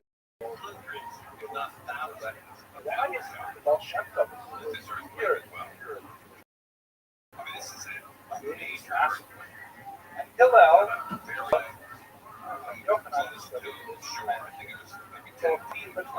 says fascinating. First of all, he says, maybe we should call Hillel the master of the evil Baal Shem Tov. Why? Because in 760 pages, you can't say much at all about the value of redemption. You can't say much at all about the love of community, fellowship, the positive message that really permeates everything about Baal Shem Tov. About how love of fellow Jews is so prominent in Baal Shem Tov, but not relevant at all in Hillel's. Hillel is all about, this person's sick, this is how you cure it, this person is depressed, how you cheer them up, this person. There's none of that redemptive message whatsoever. And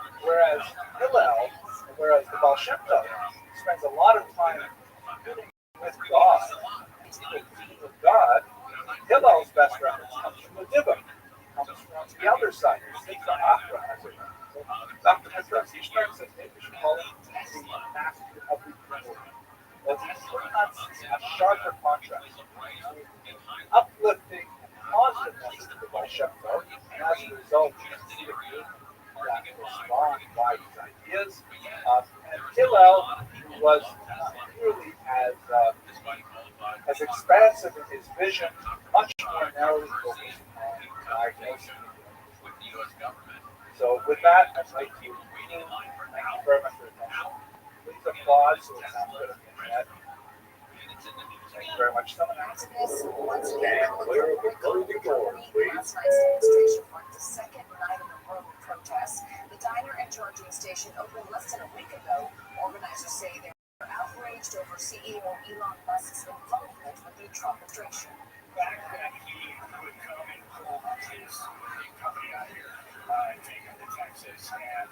next stop is Avenue James.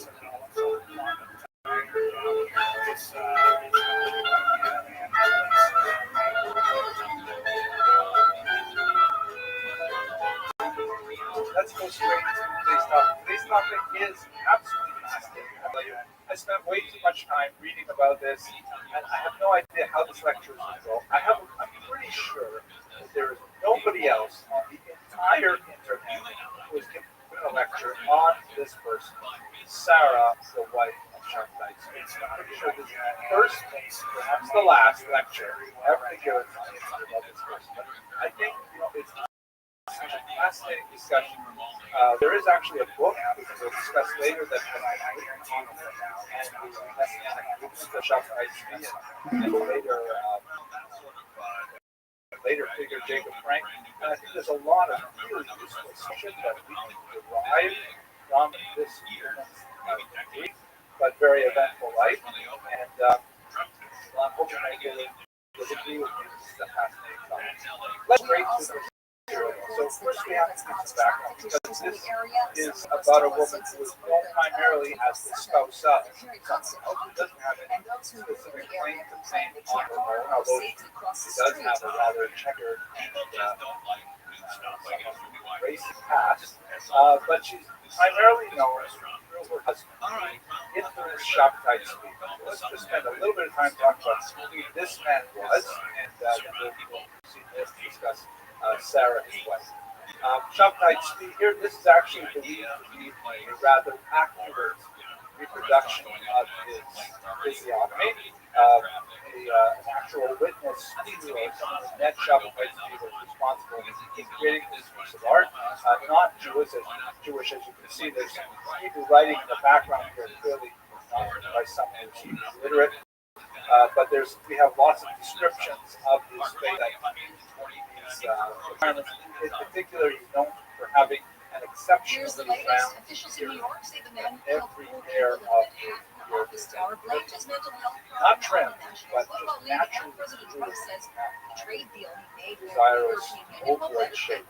Probably what he wanted. Who was this individual? He was born in Smyrna, Izmir, in 1626. By all accounts, a brilliant individual, tremendous Torah scholar, who knew a phenomenal amount of both written and oral Torah. By the age of 12, he had outgrown all of his teachers, no longer having a teacher. And at a very young age, he was introduced to Kabbalah. Particularly two sources that we're going to see later. He was known to be a very beautiful individual with a lovely singing voice. He was very charming. Many marriages were proposed to him in his youth. He was actually married 3 times. That's only counting he was actually unmarried to a sacred poet. Another we'll talk about later. Unfortunately, he probably suffered from what we would call today bipolar personality disorder.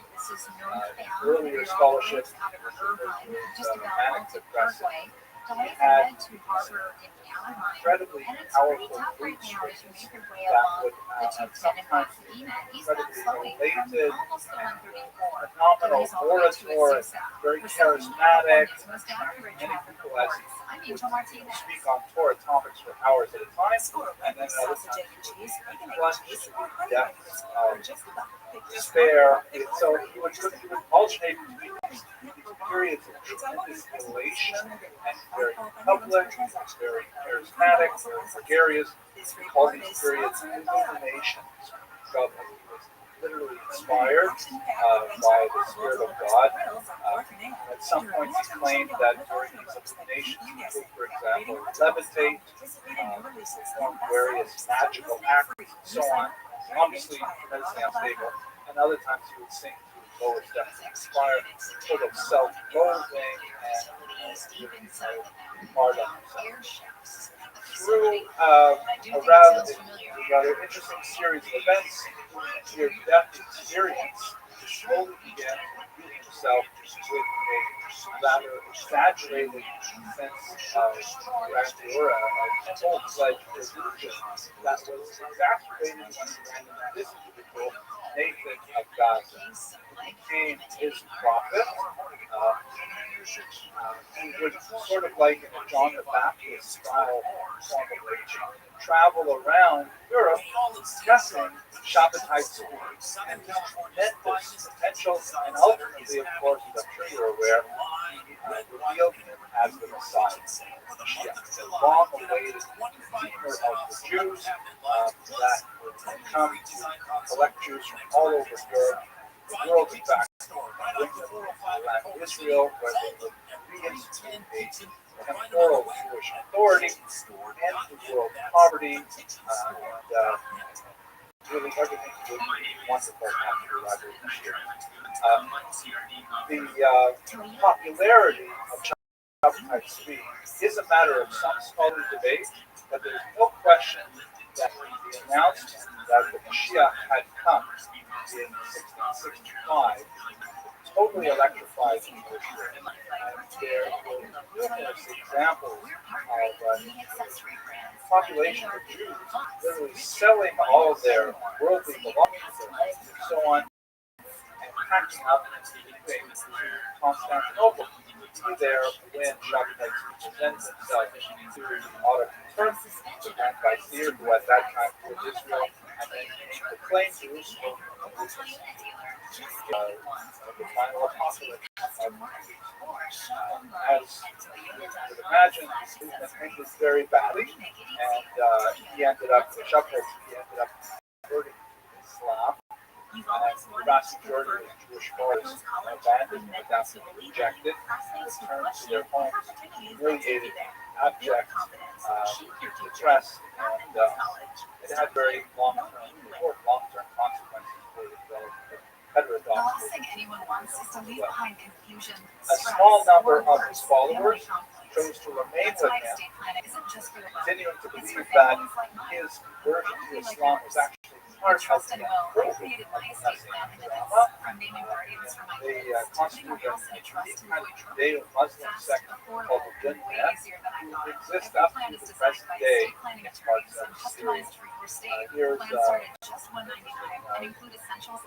prayer book that at the height of his nation shows him seated with the crown of his feet above him, various angels, and here he is with representatives of the 12 tribes and discussing Torah in the manner of Buddhist discussion. So he maintained actually a significant underground following, not only of Bidnef, but also of Sabbatean Jews, that is, Jews primarily in Europe at this point, who believed that, this was somehow part of the plan. Shabbatai really was Mashiach. We're not exactly sure what it was close to him. Although they were shunned and really hunted down by the Jewish establishment, they nevertheless did not go completely underground, and right up to the 20th century, there, for example, was Sabbatean so it's a fascinating story in itself. I have given a full lecture on Shabtai available on the web. Good if you'd like to see.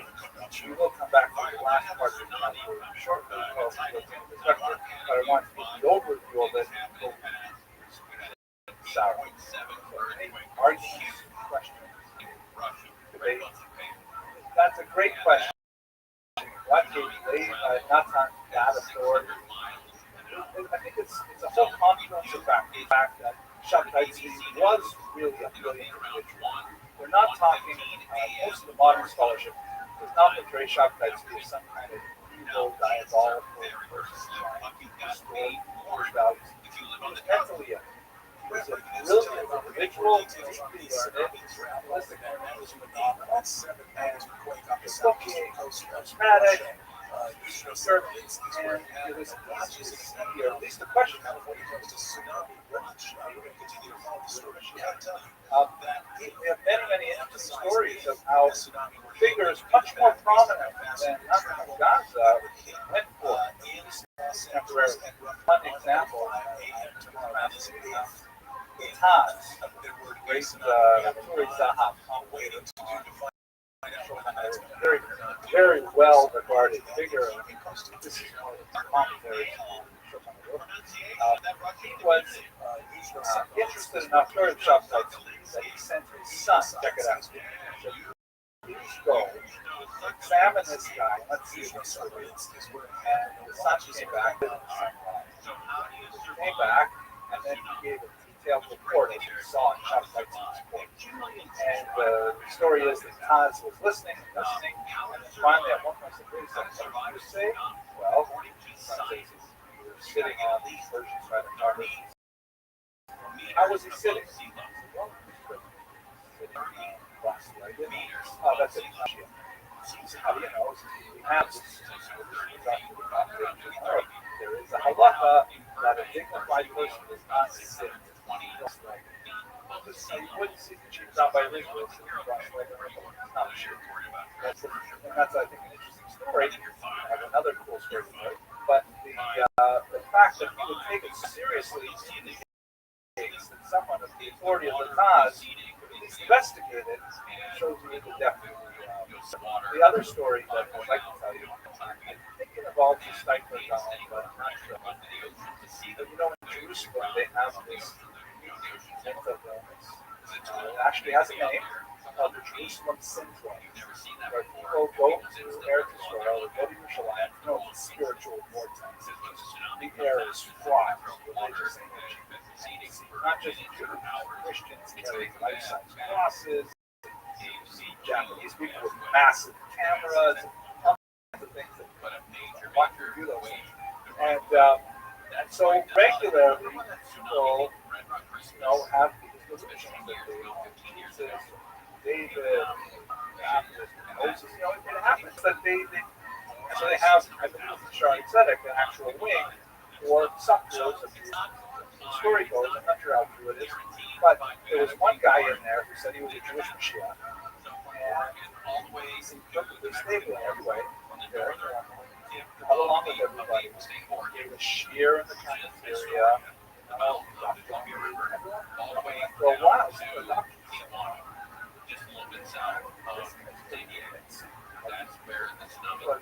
Shiloh's is Mashiach. So when I think it was the disciple, they asked the question, is it possible that we have Mashiach?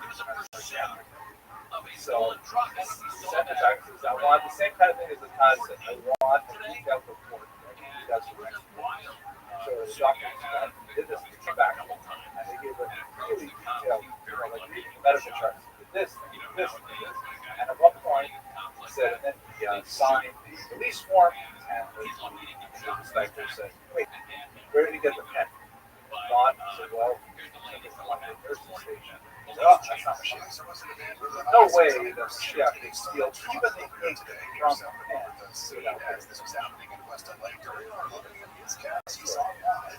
Anyway, so it really was. I mean, scholars do debate how Jesus was actually Shabtai. There's no question that it was significant. Shall we go on? Now, what do we know about about Sarah. This is the only picture I could find of her, which it really does look Jewish because here's Natalie Portman, Padme. See, and the hairstyle is shockingly similar, right? There we go. Jewish actress. Anyways, so what do we know about Sarah? She has a mysterious background. It's fairly clear that she was an orphan in the early 80s. I'll show you the next slide. There are a lot of scandalous rumors about her before she married Shabbos. Some of them may be entirely true. Some of them may be simply salacious rumors that are circulated by enemies of Shabbos Europe and the region, especially after the conversion to Islam. There are many detractors of Shabbos. By the way, I should point out that Shabbos was one of the rare Jewish religious figures who Spain went beyond the boundaries of the Jewish someone well known as what the Christian world as well. They were very interested in wait a second, the Jewish Messiah is here. What is that of us? Right? So they're very interested. There are a lot of Christian accounts of also relevant stress the scandalous rumors because one of the factors of Shabbos messiahship was the high He says there's a number of things at play here that have kept buyers at bay, starting with interest rates, which today for a 30-year fix is more than 6.5%. Was here as a Messiah. Old prohibition now permitted. Things that may have been permitted would now be prohibited. Like abolishing fasting. Here, 9th of August. All right, well, for podcast, you spend all the time in the world with your family. And according to him, he doesn't make his money from podcasting and from other stuff. All right, well, completely. This didn't work out. Now you're being sued. We know you're the biggest piece of shit on earth, and everything that's being alleged against you is true. You're gonna lose the lawsuit. The IRS is probably gonna pick up on the filings from the discovery. You might get screwed legally. I doubt you'll end up in jail, but who knows? But probably I'm gonna have to pay a hefty fine. I mean, at first, this made sense. Rogan talked about fighting. He joined Brian Callen. They were doing a successful podcast. But then he went into stand-up. And the dude couldn't handle criticism. And then he started flipping out. And then within the span of 1 month, he sued me went after Bobby Lee and completely destroyed whatever was left of his career. The dude is melting down. This is a shame if it was happening to anyone else, but it's happening to Joe Campbell. And he deserves all of it. So now he's getting sued by this guy. He's probably going to end up getting sued by Mark Harley, Gay Lion. By the way, he got away from Bamba and his career immediately took off. Callen's probably looking at that too. Everybody who leaves this guy, their career does a lot better. I don't know what Shab is going to do. All I know is there's receipts for all of this, by the way. All of his stuff has been documented, and stuff's going to pop up from years ago that was said at the time that no one thought was going to affect things going forward, the lawsuit, but it will. Like these reviews. At the time, I bet people didn't know this was going to be brought up in the lawsuit, but even they knew, hey, this guy is paying us, essentially paying us to leave good reviews. I mean, giving them 50% off Welcome. deals to leave a good review. And then we got the text messages. I wonder if the text messages about me every week. Oh God, I bet you he calls me the N-word in them. I mentioned that's when I would do the look at gander at those text messages about me, about the guy he sued. That would truly be hilarious. I would sit there and popcorn going through all of them. Knowing he's just flipping out on me. But let me know your thoughts in the comments.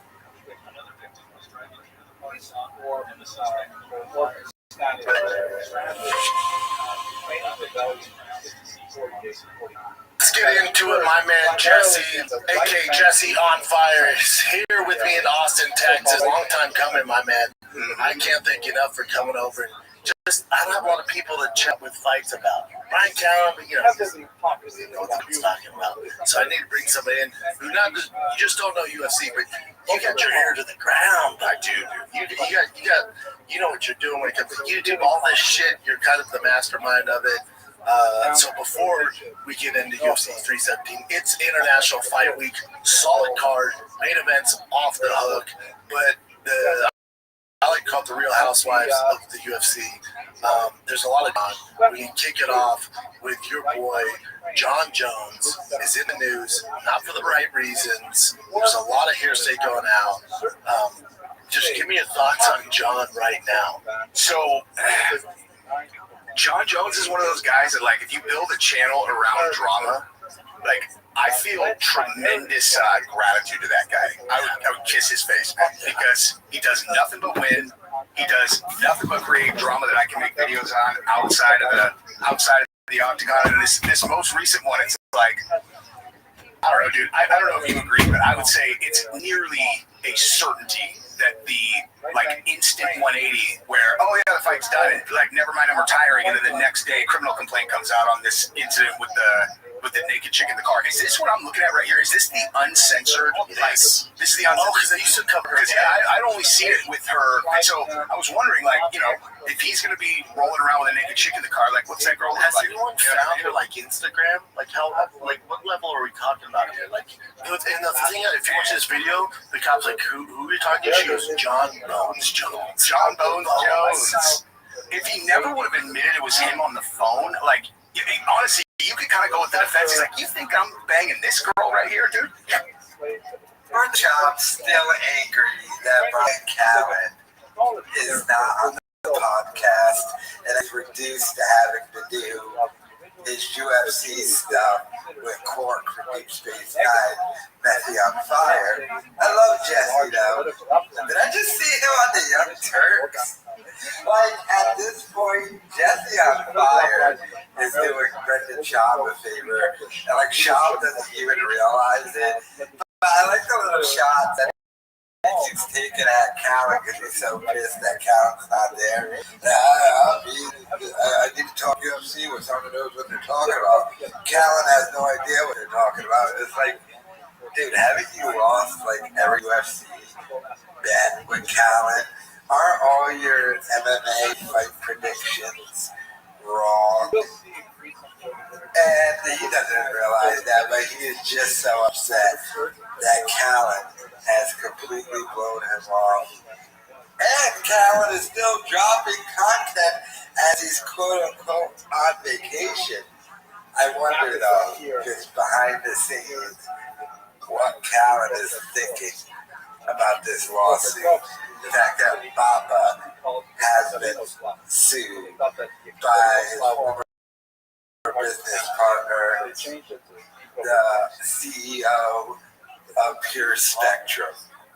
And it's a whole thing too, because they were talking about it on Fighter Against subreddit, that Rogan might even be a little pissed at Schaub, because Schaub met the Pure Spectrum guy through the CEO of Onnit, and you know, Rogan's relationship with the Onnit guy, so Rogan in a way kind of set this all up, and then Schaub allegedly committed wire fraud, tax fraud, trying to ousting this man as the CEO of Pure Spectrum. My God, what did that look like? We're doing a hostile takeover, B.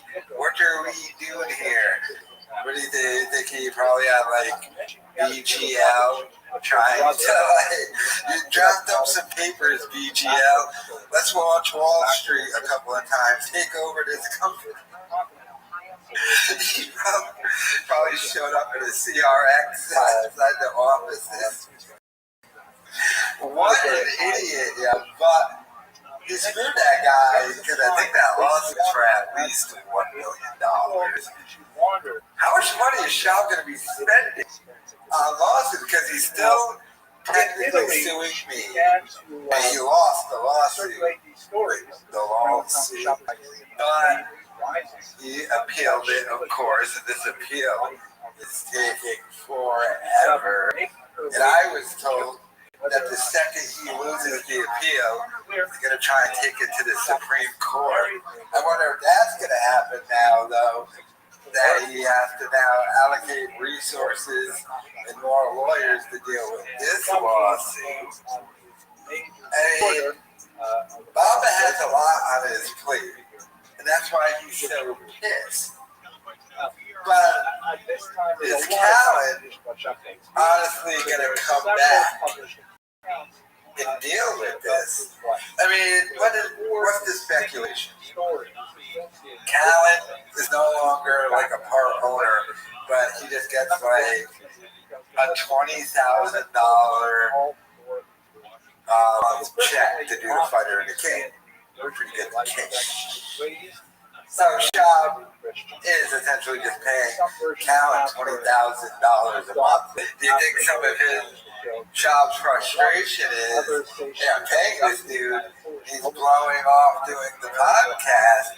That might be one of the things, but one of the dumbest things he did was actually move to Austin to follow Callan down there. Obviously, Schaub should have just stayed in LA and just did the Golden Hour podcast and then did the whole Zoom in thing with Callan. If that was the thing, I know he was afraid of losing Callan because he lost Theo, but as trash as the Golden Hour podcast is as dead as the Fighter and the Kid podcast.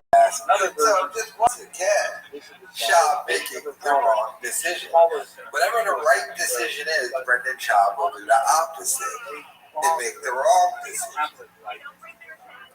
But him just sitting here with Jesse on fire, he's so upset. Not realizing, like I said, Jesse on Fire at this point is doing Schaub a favor. Jesse on Fire is way bigger than Schaub. He gets way more views. And Schaub doesn't even realize that he's being thrown a freaking here.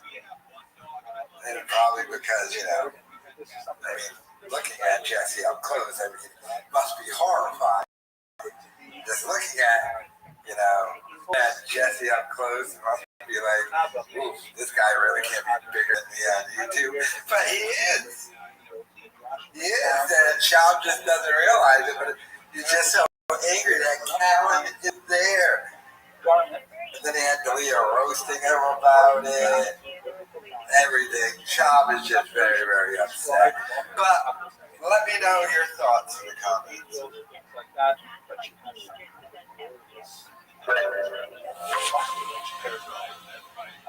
At this point, you found out that perfect time for me, at least.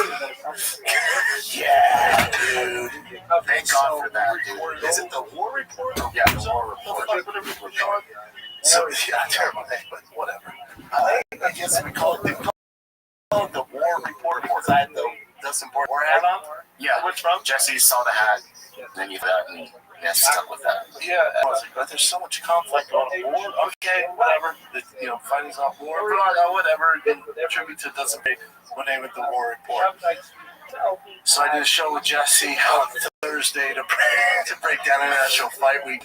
My thing is, I don't really have anybody, never have, Never have. Unless I do the fight campaign with Rogan. Because even Eddie's not privy to like current MMA. So I don't have anybody to verbally go back and forth. I'm not talking about arguing. I'm just talking about discussing the current culture of the UFC. So I've never had that. Brian, he's fun to talk fights with, but you know, I'll watch TikTok highlights. I'm like, yeah, I watched it. And then, you know, it's not his thing. Don't know what I expect out of it. But it's fun to chat about fights with Brian. And he's writing a lot of the time, surprisingly. But I don't have anybody to actually who's balls deep in it, anything about it. I've always wanted that. So my idea for a show was to try and find that. There's not a ton of people in Austin when it comes to that stuff. I have a lot of good buddies in space. People know, like, man, I'll fly to Austin, but it's just not realistic. Jesse on Fire is literally up the street. You know, he has his stuff on MMA, so yeah, it was fun. But here's what Jin's talking about. So we shoot that show. I come in Thursday, man, choose my day off. I come in Thursday, and we shoot this shit. One of the cords connected all the way in, and it just shut down the power. All the cameras and TVs. We're about an hour in. And the cord came undone, I can see it, and we didn't get any of that. I didn't say it like that, but yeah, we tried. We tried to cover it. Yeah. I mean, you know, how long have you been doing this? Over 10 years with me? You've never messed up. I know, that was the biggest. If you're like a new intern, I would have fired you. I know. I was so upset. You would have been right for it. Like, you know what? I got the text that time you made the team. Yeah, right at that moment. I said, oh, kid, dude. God works in mysterious ways. I'll redo the show. You could have called me like, hey man, your dog just died. I'm like, what? Tiger made the team though? I'll be good, baby. I'll be good. I'm fucking stoked, dude. Fucking stoked. Stoked, man. God, it is good. It is good, man. And July 4th, I love July 4th. Man, besides Christmas, probably my favorite holiday. But in California, I mean, there's people that get away with it, but the British fireworks, and unless you're smuggling your anus through Tijuana, you can't really get good fireworks. So I grew up in Denver where we had M80s, we had the big things that would flap in the air, we had the snakes, you know, we had all those. We had all those. And my kids only ever had the gay, the sparklers. That's all they've ever had. They're memorized by those. Tough word for me. They're mesmerized by those. They love them. Out here in Texas, though, driving around, it's like fireworks stand. Get them here. Dude, I just peep without the kids. Buddy, it's like old school days. I can't wait. And then our neighborhood, they do a block party. So each house is a theme. So one house has the bouncy castle. Another house has the slip and slide. One house has ice cream. One house has barbecue. I thought it was a little racial. They were like, yeah, you guys make Mexican food. Okay. All right. I'm just going to have the Mexican life. That makes sense.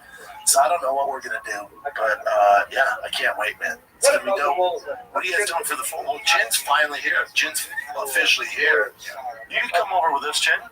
Well, see, I'm actually going back for just a little bit to see what's happening. Okay, that's kind of sad. All right. Just got here. You just got here. Oh, hold on. Dude, it's this week. Okay, never mind. Yeah, it's this week, man. You're flying the 4th, dude? Nah, come to the crib, man. All right. Meet the neighborhood.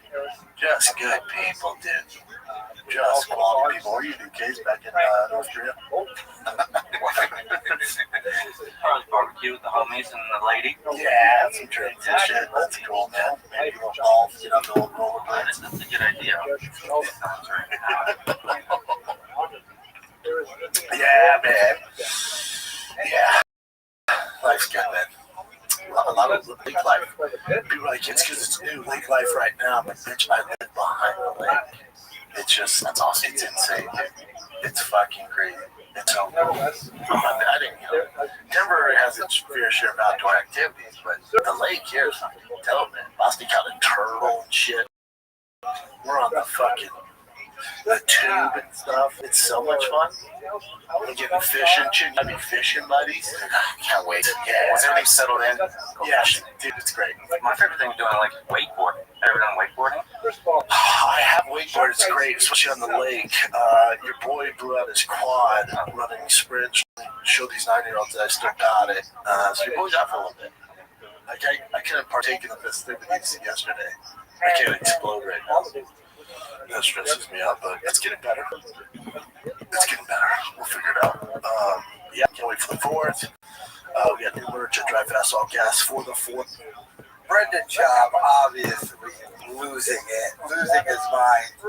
He's being sued. He can't even address that. So, first of all, he threatens to fire Chin, and then he begs Chin to come hang out with him at his house. Just try blowing him off, just like, yeah, I gotta go hang out with my family.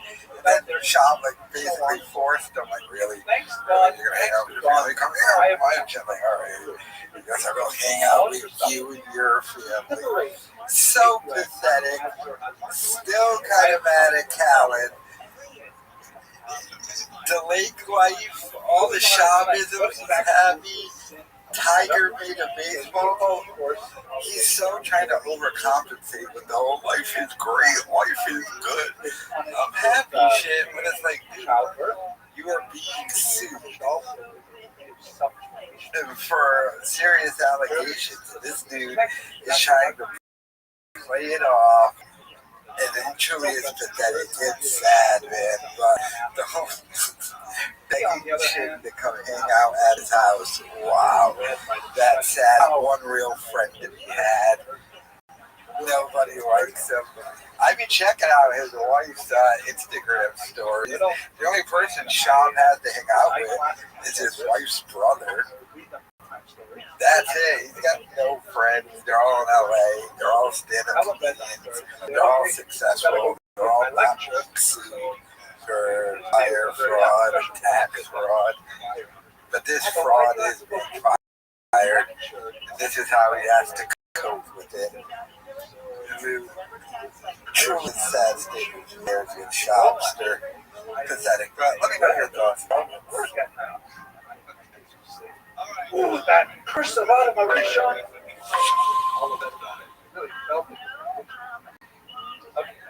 So here we are, buddy. You're back, pal. Guys, I want to thank you for. Well, I hear that a lot. Maybe my tan went away. I was in lots of different countries in Europe. A lot of tourism. And a lot of. You went to the Jersey. So you were on a cruise? I was on a cruise, Brennan. I was on a cruise with a family called the Explorer 2. Now, cruises are not my thing unless it's the Explorer, because there are 5 restaurants on that boat that are better than any restaurant I've ever eaten in. So you're going to pay for it, but you're going to eat better than anyway. And one of those all-inclusive? Yes, it is. Whatever you want. Even the coffee is the best I've ever had. Oh, interesting. And I'll say it again. And I'll say it again. The coffee is even better than anywhere. That's good. I know. And the pasta is the best I've ever had. And So why get off the boat? That's the If it's thing. the best you've ever had, then you just Well, for that's second rate. the thing, because we go to Sardinia, we go to Florence, we eat at the restaurants nobody eats at, and I go, yeah, well, you know what? I'll take the boat. Then what do you guys do on the boat? You just fucking play like shuffleboard and shit? You eat, you walk Hotel around. and water. It's a hotel and water, but it's docked in a place like Sardinia, or where you go swimming. You take a boat, you go swimming in beautiful water. Now I'm a little too old to. It's about being with my family, Sure. right? You guys can do that anywhere. Do you have to go through all that? And couldn't you guys? Wait, so Can't you just go up the street? you don't want to take a flight? You don't want to fly from Austin to JFK, then to Italy, and then to Barcelona? It's a lot of travel, Brett. I don't know if you know about Just to be jet together. lag for a 3-year-old either. That can be challenging. Yeah, and then your kid shits his pants or whatever it is. That's what they do, man. Yeah, that's the kind of thing. Yeah. And then what's good is when it's 100 degrees. I'm not complaining, but I am complaining. Go to places like Florence or Rome in the summertime. Please understand that you will be in you ever been in a parade? You ever walk in a parade? That's how many tourists are in the streets. That's what you get, though. That's what you get. So you're doing that people talk about the food industry. You gotta remember that America's caught up with this. Like, you get at a good restaurant in Austin, and it's not like, what? You know, this food in Italy is amazing. It's good. It's possible. Good. You can find that here. Okay. How would you say that? Yeah. But this your old man had fun, right? He had fun. You know, it seems like a lot for him. He's 85, so what he'll do is stay inside his cabin, read, do everything he does in Utah, but then have dinner with his whole family. You do that anyway, huh? Probably. Everybody's talking about it. But That's a lot of money. But the kids love it. Yeah, it's a bit of my daughters my kids don't know if they're in fucking Italy or fucking Chuck E. Cheese. They don't give a fuck. Oh, my 3-year-olds, but the teenagers. Oh, gotcha. They're all about it. They're all about it, and then, we were just talking about this. You and I love Austin for 1,000 reasons. I'm doing shit. There's nothing that compares to the hang at the mothership. Or going to archetype boxing and hanging out with all those guys afterwards. Like, just the shit that you do. Being with my kids when I wake up. Right. Well, I travel enough. I know. Good job. It's another beach up. It's a hitch like that. July 5th, Bray Improv Cup scene. Just one night was that? That's a One night, Saturday, right after it. Saturday. Yeah, 2 shows. Dude, you were gone playing grab ass on the cruise when I was literally doing everything making money. But the Liver King. My boy, the Liver King. I got your take on it. It's kind of old news now. Yeah. That's the past week, but my take on it is I never like seeing somebody go through whatever he's going through. I never want to. Yeah, my take on any time I see a man who he obviously loves his family, loves his wife. I don't think he's a bad person. I think that he's a bad guy. No, something broke. Something broke. I think something happened where he got. Someone argues too much liver. Someone argued that you don't let Netflix just go willy-nilly with you. You know, that there's this idea, I'm going to do a documentary. Did he not have? Nobody's going to do a documentary and show your good side. Did he have any creative control over that shit? Did he only watch the whole doc? You don't have to make him look bad. You said you watch it all, right? Yeah, it makes you look bad because they edit what they want. He was very honest about what he did as a young man. So he said, I worked at GNC. I figured out that I could get free product by taking receipts and pretending that selling that. Then he sold drugs. He was a young guy, and he was trying to make money. I think his father never liked him or something. Ignored him. He was short. He went through a lot as a kid. And so what I see is a man who spent so much time trying to be loved. He fell into the trap of the public embrace, where the public will love you. And if you worship that false idol, they're going to tear you up as well. Yeah, because the people that put you on the pedestal, there's many people that don't want to take you down. What I would have said to him is I would have said, stop eating. I would have said, Brian, get off the internet, don't read any comments, and take a minute, take a break. You lied about steroids. Okay, it's not like you and I didn't know. You and I were pretty forgiving about it, I figured everybody. Yeah, and also people who said they didn't know, like David Saltino or whatever his name is, who has his business with him. Like, what? I didn't know you're a doctor. Stop it. That's a foolish. Yeah, and it is what it is. But the whole narrative. I don't care. I also didn't care that he was doing steroids. I thought he was a really funny character. Character. A lot of what he actually had to say was actually his message was good. Kind of positive. Healthy. And when he came on the show, he was such a sweetheart. He was just a sweet fucking guy. Somehow he decided Rogan was his problem, and was the reason everything went bad, and that's ridiculous. Yeah, that's him not just taking accountability for something. Yeah, that's where I think the break happened, where it was like, what are you doing? You don't want to fight Joey. That's it's never happened. It's never happening, and if it did, see. The other thing about people who say, I go crazy, I'm mental, I'll fight him. Yeah, you do that. Go ahead. The Liver King just sees red though, bro. You gotta take that into consideration. Well, whenever I hear any guy who's never, ever done any training, just go and see what happens when a guy grabs you who's done this and speaks this language, and they put their hand over your mouth when you can't breathe. But I've never heard a guy that's worth his salt say, I just see red. All that stuff. So that's a sign. So shocked I see he was up to this. Here he is. Take off his cloak. It doesn't show up very well in this picture, but the caption reads that a whole bunch of hard biscuits fall out of his robe. That's the way that he used to practice a lot of fasting. And so they say he actually secreted biscuits in his robe to assist. I don't think there's any reason to believe that's true, but that's what the mindset of the broadcast. Then he gets new Muslim clothes. Now he's going to be a good ornament. And Sarah also getting new Muslim clothes. Joins him for quite some time. As one of the new Muslim followers of Shafii. Now, in those final years, we have some fascinating developments with her life. She actually has a son by him. They name him appropriately Ishmael. Right? That name is not very well used among Jews. There was a very famous rabbi named Ishmael in Talmud. And Mordechai after Shafei's father.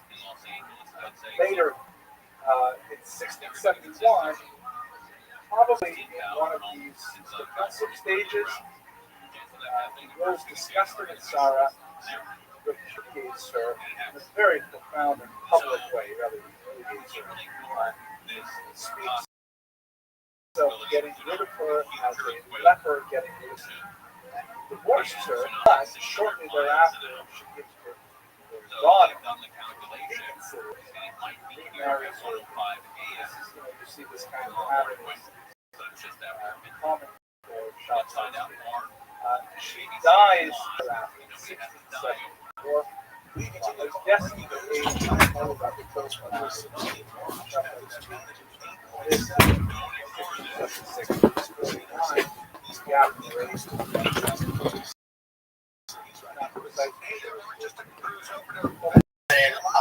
I don't enjoy seeing a man like that go through that. He seems like he's on better though, right? How close to anything? I feel like he's.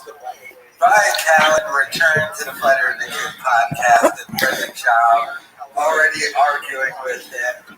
Already upset, heated, passive aggressive. Just so mad that he took off. Did you hear what that little comment? Schaub was stuck in there. Yeah, well, you were off and I was here doing everything, making all the money. That little comment.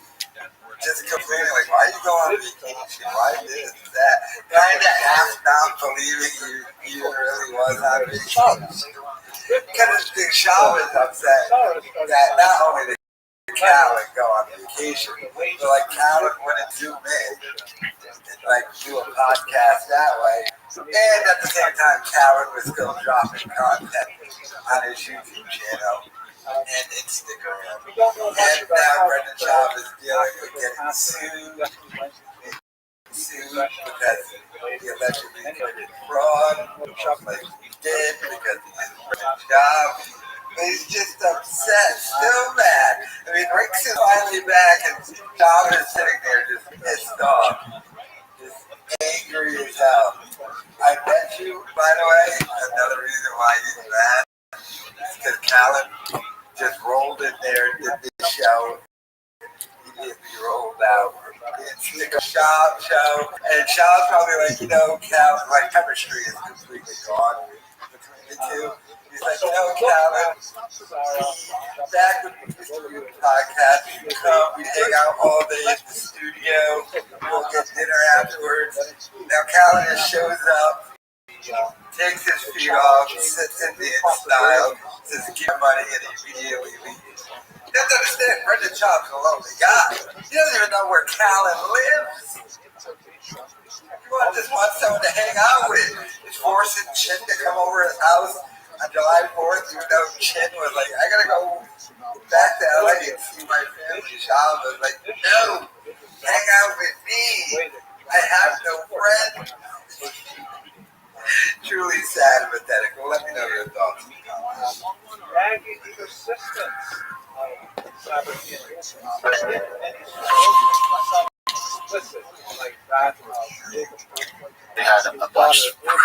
So I'm gonna jack some of his, but for the first one. Like Shopify Sweet was Franklin's, although she herself did not. Have you found any good restaurants out there yet?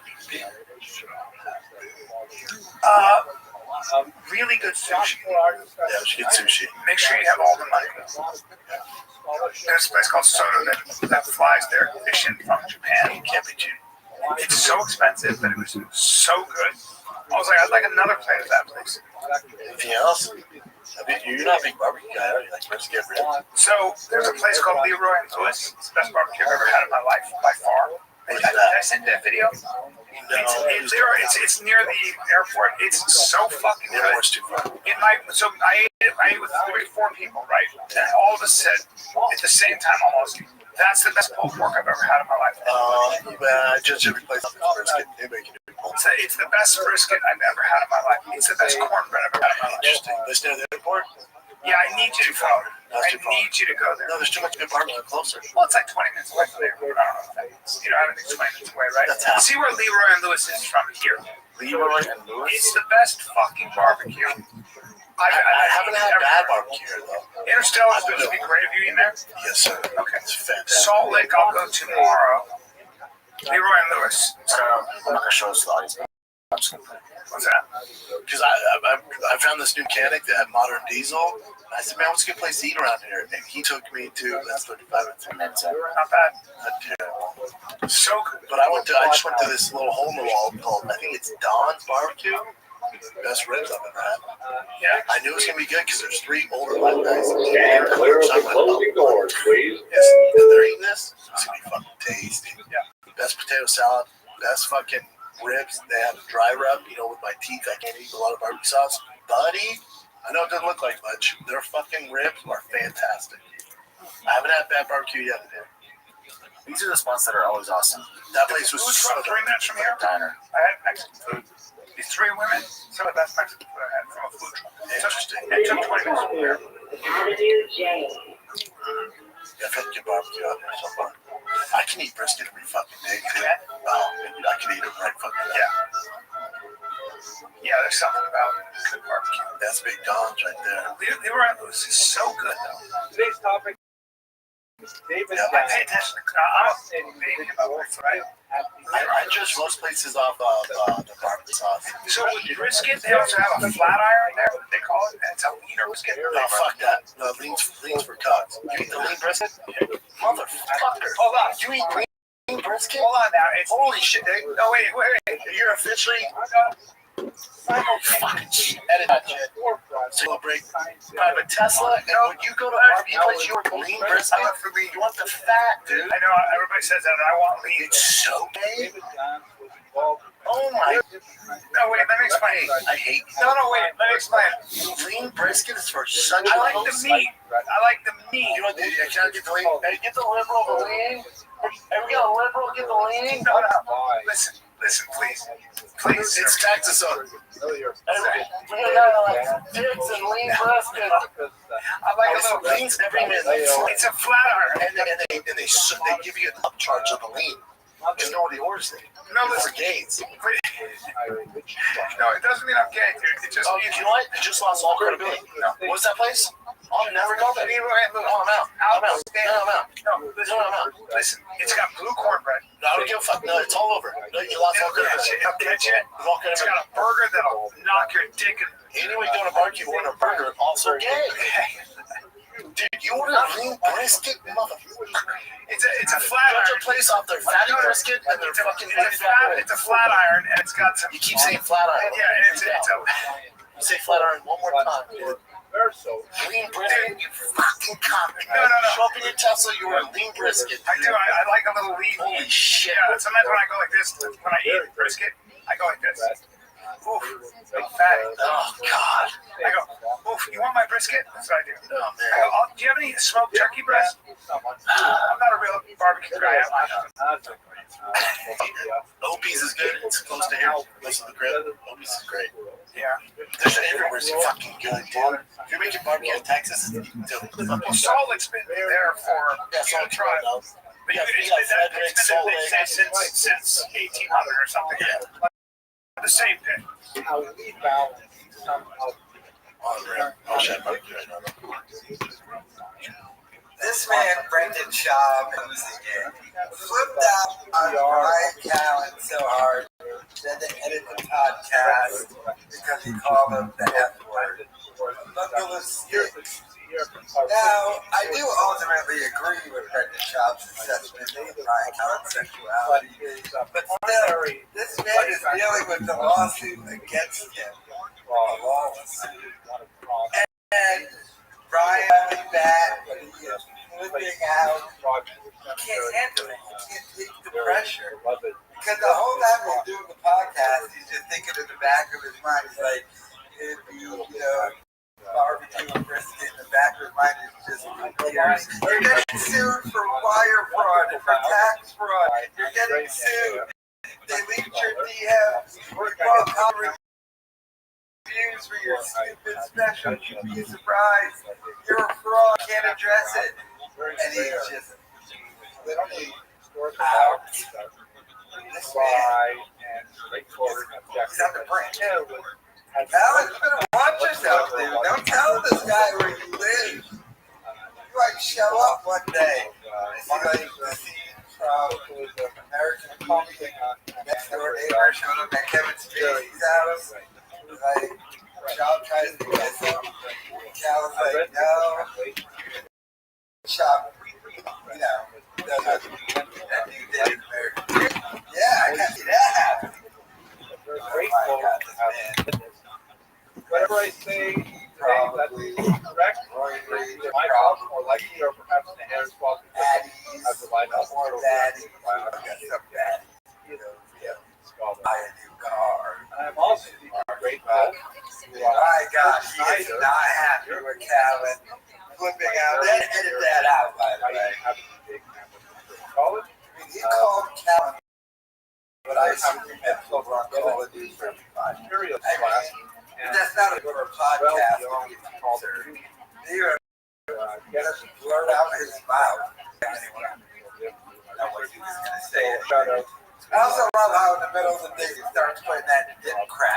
Yeah, that's what you need, more stuff in your mouth. You can't understand the words you're saying. So, this is primarily an intellectual biography. But yeah, Schaub, not happy, flipping out on Calvin, hilarious. Family. And man, let me know your thoughts. Because Schaub is methodologies of know that his father was a money lender. Okay, have you seen this? Can you guys answer this equation? So 2 plus 2 times 2. Yeah, that'd be 8. Final answer? 4 times 2 is 8. No, 2 plus 2 is 4 times 2 is 8. 4 times 2 is 8. Yeah. Wait, 2 plus 2. 2 plus 2. 4 times 2. 2 plus 2. Is it 4? No, that'd be 4 times 4, 16. Try it on your calculator now on your phone and see what happens. Is it 16? Nope. Wait, it says 16. Child, all the way into his old age. So I'm missing something because it's 4 times 2, isn't it? Yeah, most people would agree with you, but 6. Yeah. Why is it 6? Because you have to do multiplication before you do addition or subtraction. Oh, so 2 times 2 is 4. Plus 2 is 6. Oh, wow. Interesting, yeah? Yeah. I totally forgot about this as well. It's just people just getting it wrong. Yeah, I mean, obviously, most people would just be like 2 plus 2 is 4. 4 times 2 is 8. So. The more you know, yeah, you're welcome. This is horrible. What's up? I'm just trying to do it with widgets. I have 2. I put those together, I have now 4. And I double that, that would be 8. So I'm so confused. A terrifying hot air balloon accident kills 8 people in Brazil. Yeah. That's the thing I wanted to bring up. Have either of you ever done a hot air balloon? No, and I right now, when my child was born, my first baby was born, Stella. my wife and I were in Napa, and she said, "Let's take a hot air balloon ride." And I said, "No, because we'll both die, and then nobody will raise our kids. It's not happening." So we'll never catch me in a hot air balloon. They died from it crashing the ground, or did they die in the air? I'll tell you what happened. What'd you say? It popped. It catches fire? Oh, that would do it. So they burned to death. Burned up And impacted. 8 survived, though, right? Yeah. How many died? So 8 people. Oh, so 8 people have died in the hot air balloon. There were 21 people on board. So we had 2. 13 people, including. That guy looks like he was in the balloon. He doesn't. He might be the survivor of his face. So 13 people, including the pilot, survived. Yeah, I don't fuck with any of that, man. That guy looks like he survived.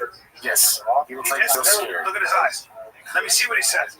You can tell he just went through hell. Look at his eyes. I don't think so. He's not doing well. The story itself has basically Yeah, it's crazy. That's terrible. No, he's not the guy. He just has weird eyes. Now, yeah, I have no interest. I don't want to plummet for this guy.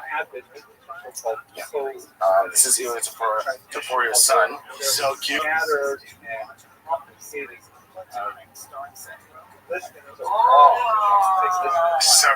So they do. They look just identical. Yeah, he is. Just to a winner. He's greatness. That's a great dude. Did you see it? The moment Brendan Shaw realized that his career was over because his producer Chin had the recommended section while they were looking up the video, podcast, cringes video, all the legal text and the lawsuit. And Brendan Shaw saw that too. Did you see his face? He realized, oh, it's over. And he's not going to address it, but we all know. You know, Chin watched that video. Hell, Chin watched it. PC was doing, drops by the fighter to get subreddit, and he's making videos responding with the house tour video. But Shaw realized in that instant his career was over. But not just that, because we also have this. Live on the Hanks for sale sign. Renewing push to sell podcast one and Slacker. After this was the whole Colin Thompson thing. Jim Cornette is suing, where they ripped off a bunch of podcasters. Brendan Shaw and Theo Bonnick. And then they came up with this thing. We're going to move forward and start a new company. And we'll pay you back. So they paid Shaw like a quarter of what they owed him. They gave him the rest and stock. And I think Brendan Shaw took that deal. Adam Carolla took the deal. Some other people. Most people didn't take that deal, though. Like Theo Bond didn't. That didn't. But now that of course it was all a scam. Shaw only gets like 2,000 per video. So it's wrapping up here, people. It's about to be done very, very, very soon. I mean, with this happening, the only thing I'm shocked by is this didn't happen a lot sooner. What has it been, like a year? All this really went down. That stock, the second they went public with that stock, I don't know where it's at now, but it's probably at the penny was. Like how the stock has burned, because I see Wall Street.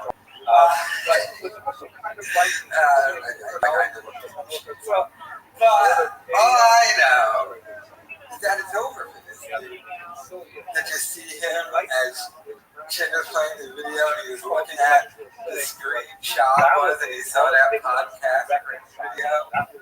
He's saying, oh, energy.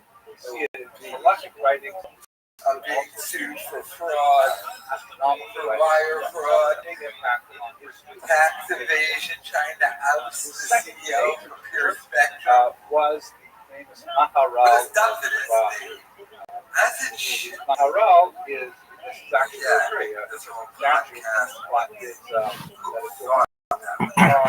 City Hall. He is also I don't like think Rothschild, podcast networks like David Gans. And to be honest with you, they only made sense Like when Gavin did it, and when Kumia first did it.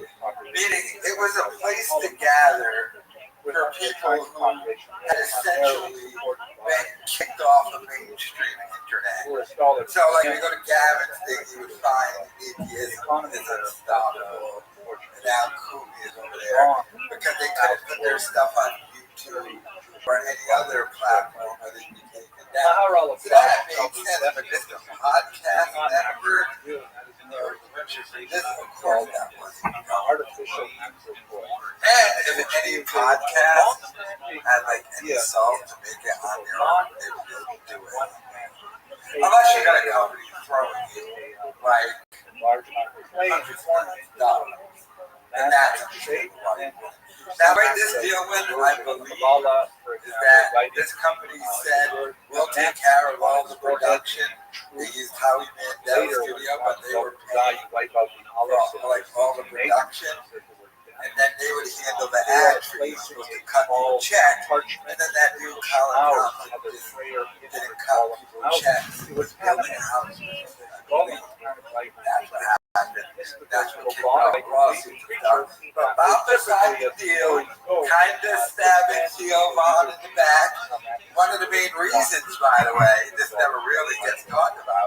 But one of the main reasons why Theo Vaughn left the King of the Sting and never came back, it was when all this was going down, and they both initially got ripped off.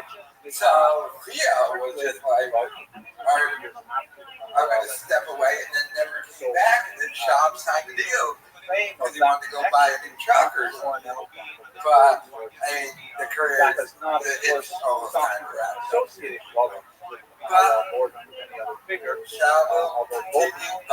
Baba, let me know your thoughts.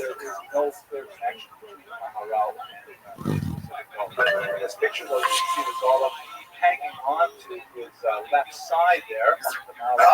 Back now. Yeah, I want to thank everybody for weighing in on the barbecue comments. I guess the guy from, was it Hose or whatever? Hose? No, what was that barbecue place where he said Callan? The name of barbecue spot. All were like, dude, we don't want to carry anything. It's so gay. And I was like, yeah, dude, it's these California coming to our good state of Texas and pushing their narrative on us good Texans. Me? Yeah. He said, The guy from Opie said Callan is the type of guy that eats corn the long ways. Just like, people take their barbecue so fucking seriously. That's just gay shit. But you can't help it. You know, like, you don't mean to be gay. It's just, you know when you see, like, a kid just, like, running, he has a little flare, you just think, oh, you're sugar and steak, dude. He doesn't need to, when he runs, to go, like, yes. I was at Salt Like, I saw a kid score a touchdown, he goes, yes. And I went, that's cool. I don't discriminate, dude. I went to... a lot of dicks are headed his way as he gets older. You're 58 or whatever. It's just like, come on, bro, I'm good. They don't mean to. Like you were in your head going, man, people are thinking I'm gay if I get Tesla or lean beef. It's just what you do. I went to Salt Lake and they said, would you like? Now I got the bison ribs, delicious. The bisons are nice. And then I got big, right? I got the pulled pork, delicious. Pulled pork rolls. And then they said, do you want sweet tea or unsweet tea? I said, of course, unsweet tea. And then no mac and cheese for me. I had a double serving of slaw. It's not bad. Yeah, it was delicious. Because I don't really fuck with any salad. If I'm cheating, I'll go with that potato salad. It's a nice potato salad. That boy's Don's potato salad. Dude, I like a nice potato salad. Slaw, overrated. Good potato salad. It's so good. I love potato salad. Dude, a nice cream corn. Cream corn. Dude, but the boys yesterday, I bought the boys because Casey's in town shooting content. Right up the road, dude. It's Joe's Smokehouse. It has a reggae theme, which I can't stand, but that's whatever. That's their thing. Dude, Definitely for a food truck, top 3 I've had so far. 6 minutes the street. Is that right? Thank you, Brandon. That was very delicious. Yeah, I mean, our morale went. Oh, it did. Wait, how are you still Texas? Who are you talking to? Oh, sorry. It's just, Who the hell are you talking to right now? okay, that's all right. Because you live in California and you just come in. Where am I right now? Yeah, you're in Texas, right? Yeah, you kind of got in my face a little bit. About the lean? Well, you said like, oh, I just had one of those. I'm like, I don't give a shit what you had. What did he say? He was like, oh, I just had one of those. I'm like, what the fuck do I care? Yeah, he kind of got in with it. And Casey might be short, but he's a lot to handle. He's feisty. He's an athletic kid. Loaded the ground, tried to move him around, couldn't do it. He's feisty. Yeah. Dude, how about T? Clearly he's an LA kid. In our neighborhood, it's like Pleasant. It's insane. And me and T are on the couch watching TV, me, T, and Mousty. And 3 of his friends come to the, we have like, it's a long walkway through the yard. He sees them, he's like, what the hell? He pops up, he's like, dude, there's Africa. I'm like, all right. And T gets up, he's like, yo, what's going on? You okay? And everything. Yeah, man, you want to come ride your bike with us? And T's like, what?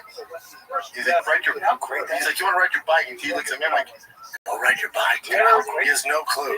He's like, hey, Rabbi, he goes, when should I come back? I go, whenever you want. When the street lights turn on, dude. Ride till your fucking feet hurt. That's what I did as a kid. Is Joe amazing? Joe, Bubba. Hey, you know what? Hey, we're friends, right? Would you say we're best friends, sort of? I mean, at the end of the day, Yeah. How close are we? Are we close? Close. Why? Are we friends, though? Yeah. Like well, you're kind of around my neighborhood, if that's what you're referring Like, to. if you needed to borrow $250,000, I would lend it to you, right? Yeah. And we've been through some shit. Yeah. One like this to the world. Yeah. So we're kind of stuck with each other, huh? Yeah. I'd say this is a fucking marriage. I know. Can I get an invite to your house once? It's unbelievable. I've been there. Hey, you know I've what? been there. It's lovely. I haven't gotten Thank you again for the I haven't invite. gotten. Who the fuck does that?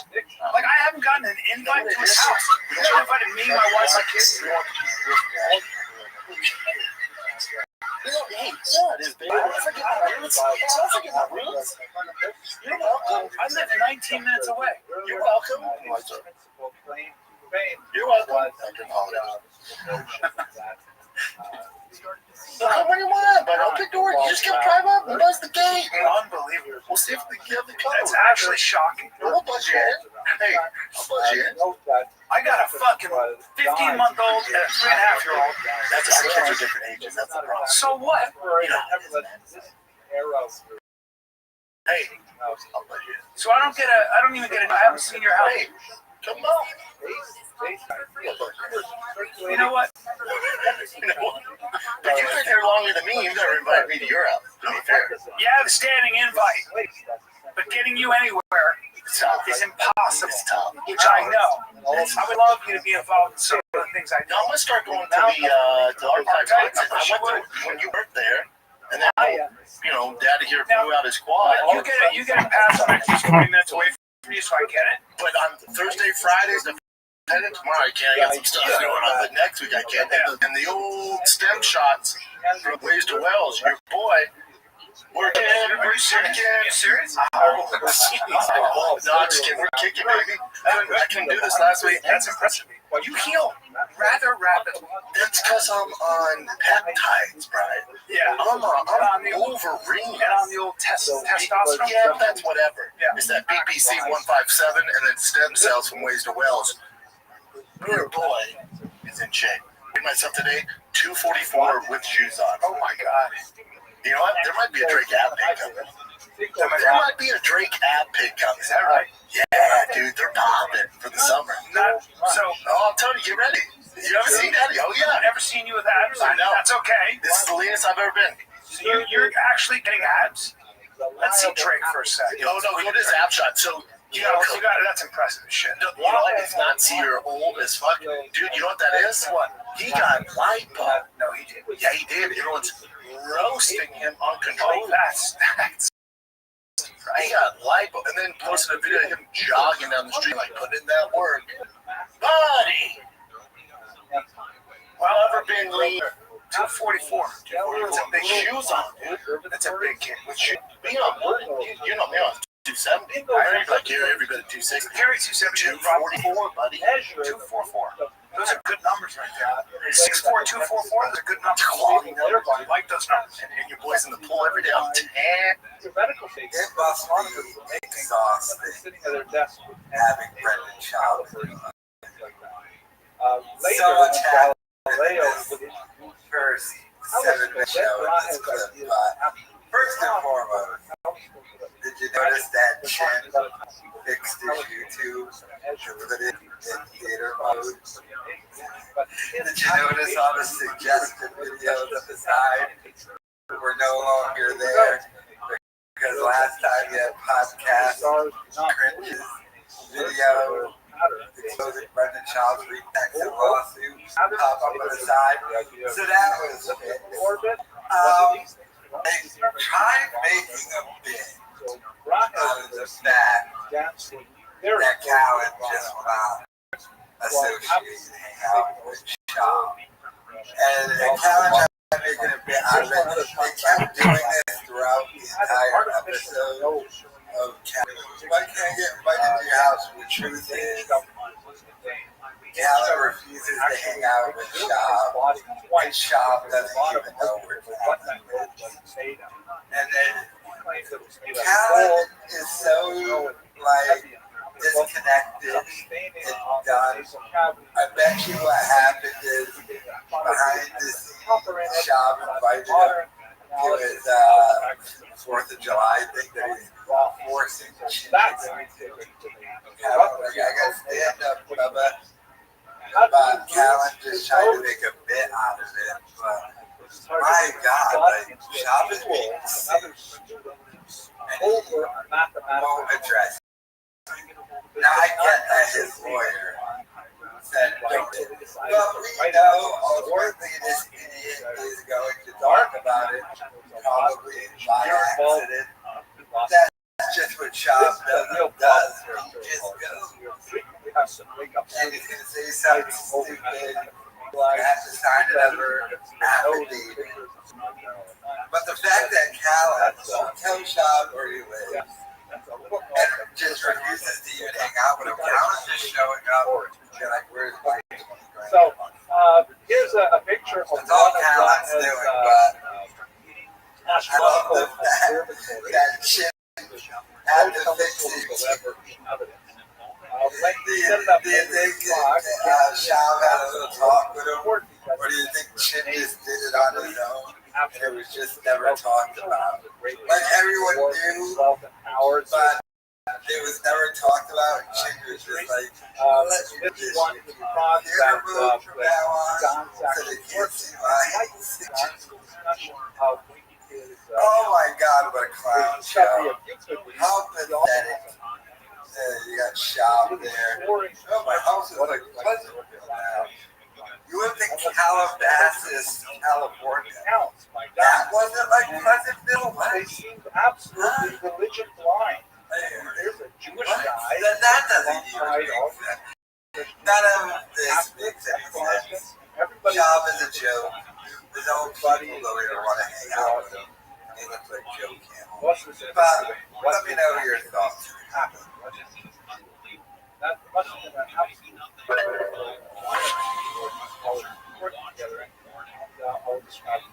Like, as a man, there should be something where there should be some kind of law where you say, you give a woman, you say, listen, okay, if this continues, I'm going to punch you in the face. Hey, so now that you know that, if you get punched in the face, it's your fault, right?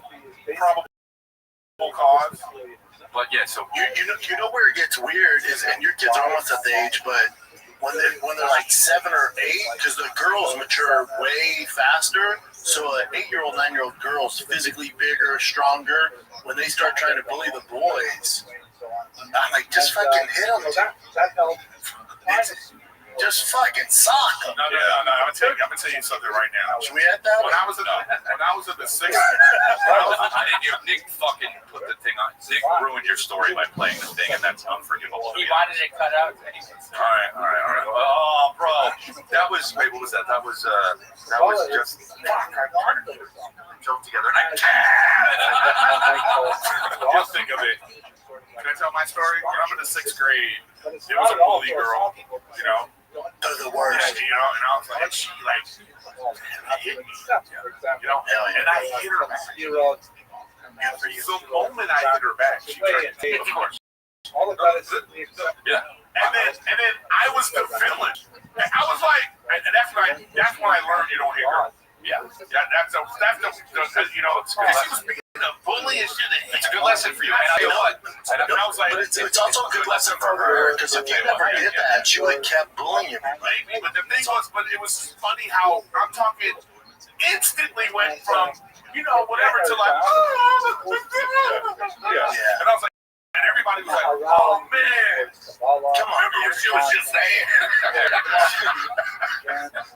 But I mean, y'all no problem. She was I'm pointing to T had a real problem. Nah, man. And I was like, oh no. I remember that lesson. I was a villain. T was in summer camp. This 12-year-old girl, like Kevin Durant with tits, man. I was like, bud, you gotta hit her once, dude. And she you know, she gotta do it once. She know to fuck with you. He was so scared though. I get it. I wish when I was younger, my dad told me stuff like that. Because, not that he said don't fight, but there was never a. You gotta stick up. Yeah. There was never a. I mean, you know, he would tell me to stick up for myself, but it was words like we were a funny family. You know what I mean? But like so, but like he was. Knock your way out. Oh yeah, and I learned that real well. But like, yeah, for sure. But I wish there was a thing where he was like, if this person's fucking with you and he's not stopping, you gotta stand up for yourself and hit him. I tell my kids that every day, and then Tiger's always, he's different than Bossy. Tiger's always worries he's in trouble. Like, but I'll handle that. Don't you worry. I'll do it with the principal or the teacher. Don't worry about that. Like, he's in the summer camp now, and when the dads called me, he's like, yeah, I guess there was this kid bullying him. I'm like, what the fuck? On my son? He's like, yeah. I'm like, dude, what the fuck? So I picked Tiger up. I'm like, dude, what's going on? He's like, yeah, there's this 12-year-old boy, and he bullied me, and this is his two friends. I go, hold on, stop. He bullied all three of you? He goes, yeah. I go, at the same time? He goes, yeah. I go, no. Wait. I told him, now I'm upset.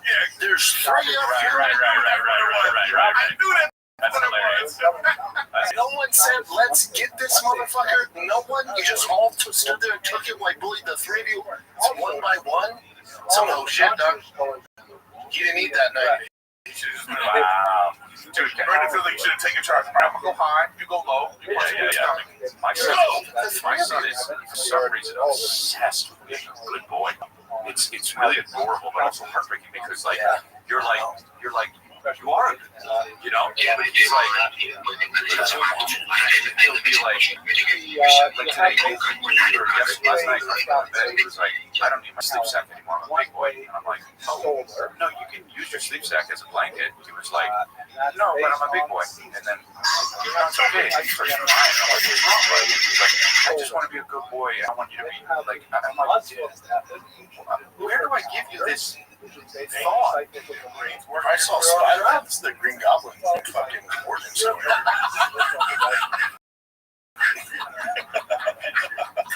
Calvin's just on a surfboard. I'm a good boy. It breaks your heart, though. Nick, quickly. It's like, that's my fear. Anything you say, because you hear later, you hear these people talk about later in therapy, like, why are you like this? Well, just because when I was young, my dad said something, and it's not even like you were being. No, it's not your dad's fault. Yeah. It was a throwaway. Yeah. They fucking took it to heart and got a tattoo on their fucking rib. Exactly. He's still young, man. They're so young. No, I know. That's not who they are yet. It's like, I Parenting advice with Brendan Child. Punishing his own son for getting bullied. and encouraging his son to hit that girls. the rest, so that the holiday of Just goes into the character of Brendan Schaub. You have to understand. Brendan Schaub is a psycho, extra involved in his son's life. He's going to try and live vicariously through his son. That's why he's at his son's baseball game, bothering him, getting thrown out of the baseball game. It's not just too loud, because when he talked about his son making the baseball team in Texas, it was never my son made the team. Mathematically It was several hundred years for so Sean is one of those guys. His career is over.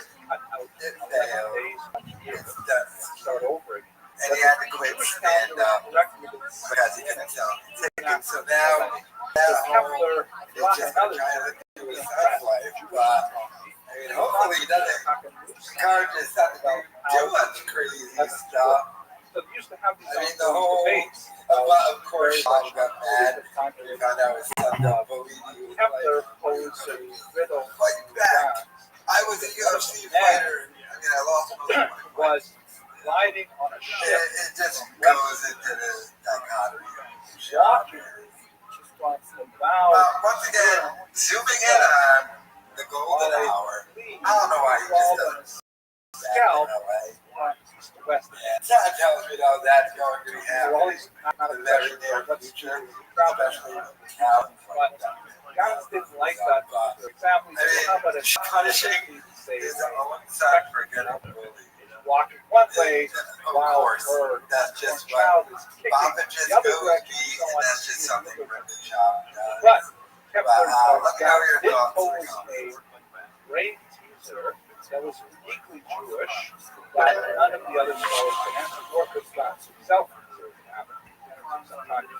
Dude, but once they had so you're in Texas. You've been there a month now, right? God said, Yeah, man. You're a Texan. Are you a Texan yet? What's the most Texas thing you do on a daily basis? I've had barbecue damn near every day I've been there. Wow, really? Where? In your house, or you go places? Or Hell no, I don't cook it. The fuck? No, I don't cook it. No, there's a ton of barbecue. Like there's one, a really good one 5 minutes away, so I pick some up for me and the boys. If you guys were here, I would have hooked you up.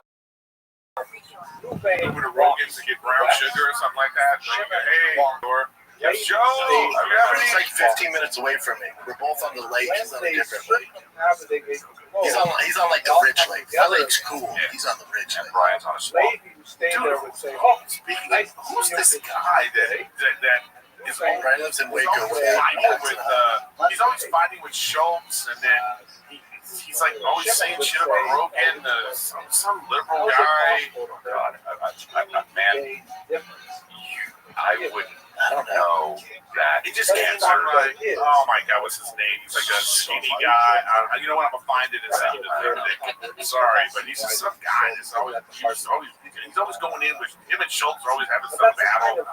And then he was like, I don't know who that is. yeah, and I saw some post. He was talking about Rogan and the JFK file. It was like, hey, Rogan. And he's saying some things that I wish I would see him say in front of him. That kind of shit. Oh my God. No, that's the way the internet works, and he'll get views about Rogan. Yeah, well, that's a new thing now. One of those super liberal. Oh man, I saw this girl, that girl. That guy?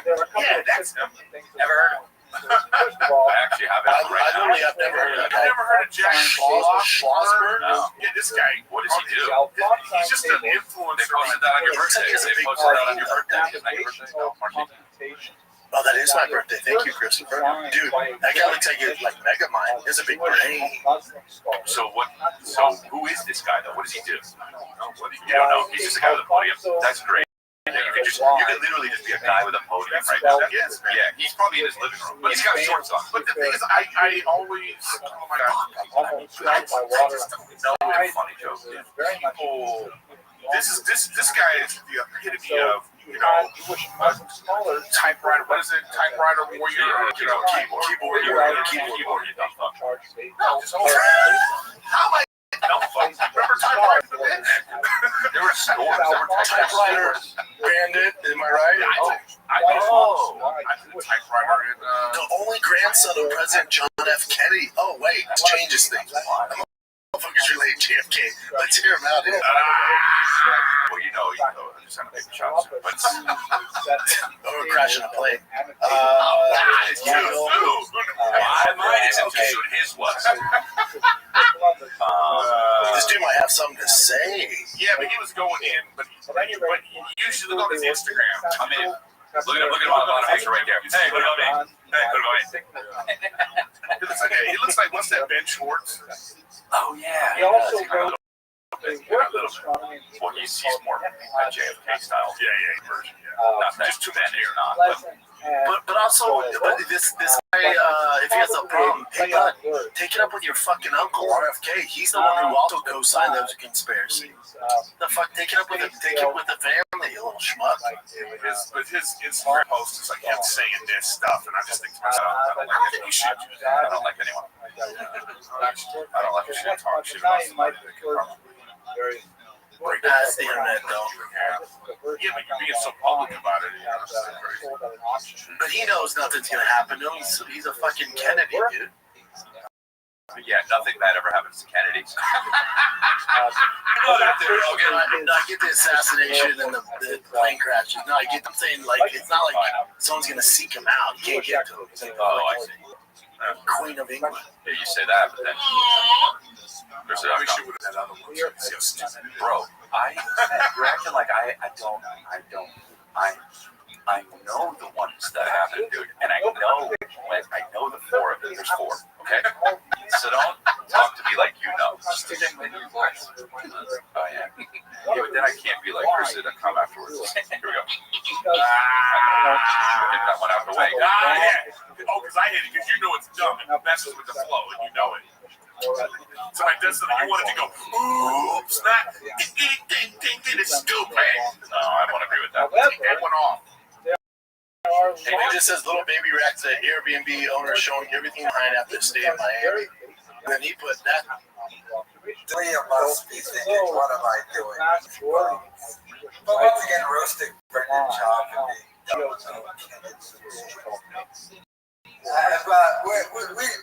we got a little bit of during that there. And Chop say Brian lives in Waco, Texas. That the world is actually Rogan lives 15 minutes from us. I think Karen lives. Everyone lives 15 minutes away in Texas. Zohar even goes on to say that. So did he finally find out where Callan lives in Waco, Texas? When it's dark on one side, they're trying to get off. I don't know anything about Texas. There are parts of the world that are all By the dark. way, if that's the case, then Callan is completely lied to move to a different pretty accurate statement. I don't know, but I mean, when was Montez terrible? many modern scholars date Zohar. Leah's got to be sitting there, and there's a certain amount of controversy over how to understand but even if you use that approach of saying that Zohar was actually written, this is the 13th century, this is hundreds of years. I was going to be the next big actor. I was going to be starring in movies. And certainly if you take that I forgot, or I didn't know that you could record Snapchat. And I'm next to Mr. Potato Head and Joe Camel. This stinks. I mean, and he lost it too. Got all tatted up. Screw it. That are absolutely accurate. You know what the time you were on. That happened to. So there's lots of. He's trying to ease himself back in. He's expanding more to stand up. Jewish work, so Jewish contribution. Still selling tickets. Primarily this week. But he's just got to think, what am I doing? Basically, must keep cutting every histories of the Jewish. And I'm going to do a video a little bit later. Fascinated with general. I think I know where the money And coming from, by the way, that this is where Obama got his money to pay for all of this. But, I mean, the roasting shop, shopping dumb as usual. And Montez, I mean, it's not that bad. I mean, if you figure the Lee is being funny, he shops and he Montez is sort of a monster of the day. Not now, but this of things that happen, especially bad things that happen. Very, very old folks. I know that's what Cheddar Bob is. That guy is god awful. But we don't really engage. Yes, let me know your thoughts. Why they happen, trends, patterns. That's really not something we did until the 19th century. Not quite late.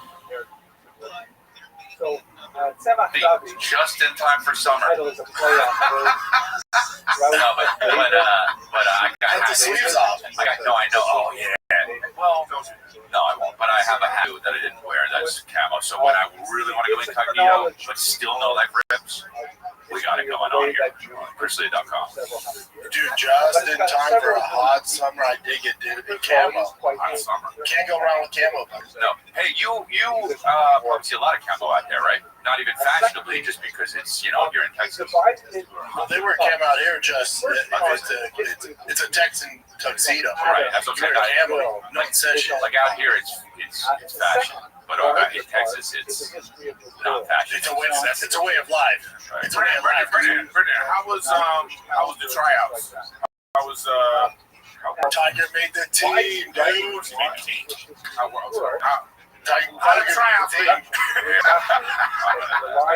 Dude, Tiger made the fucking team, number 2 team in the nation. But here's the thing, I shot a show on Thursday, right?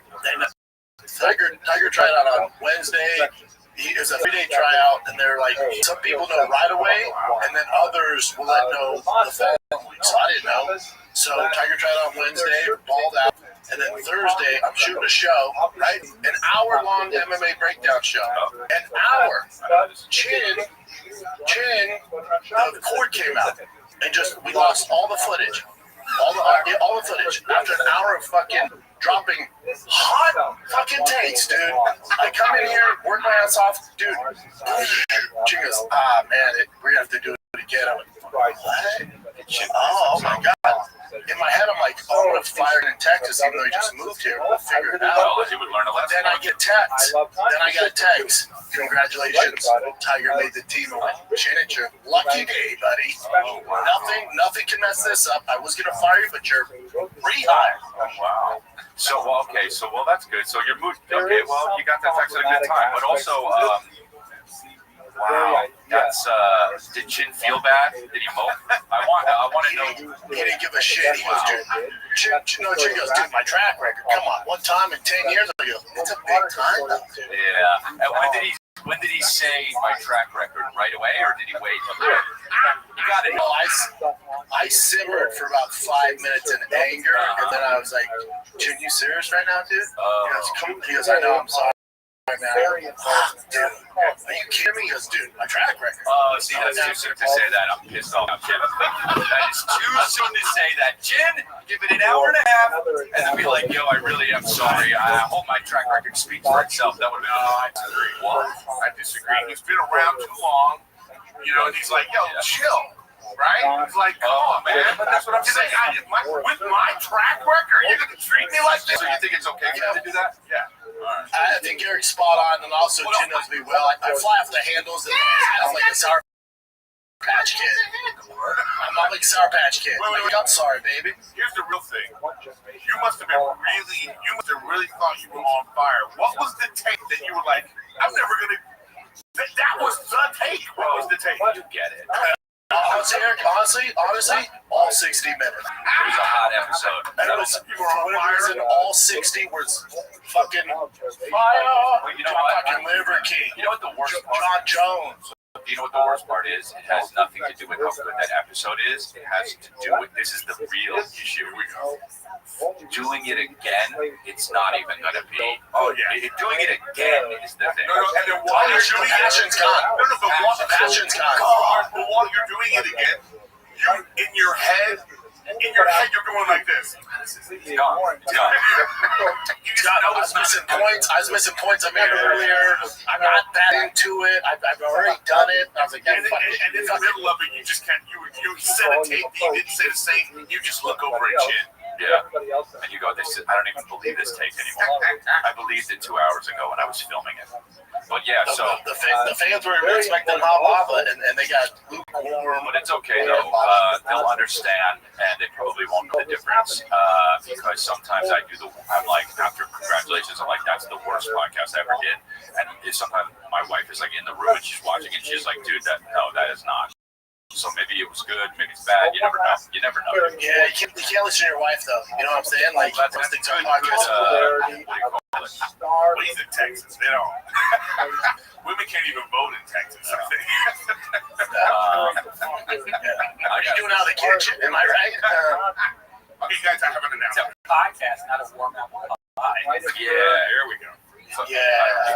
Can I tell you guys something? We don't know how to make podcasting. I'm just warm up pies. Oh, I get it now. I'm just not that sexist, you know? Well, Pretty sexist, but I have been sexist in my life. Go ahead. all right. So so this is what happened. So I don't know. I don't know if anybody's know this, but I have put on a little bit of weight. You know what I mean? I'm trying to. You don't say. Okay, go ahead, Ray. Go ahead. You know what? You know what? Chris. No,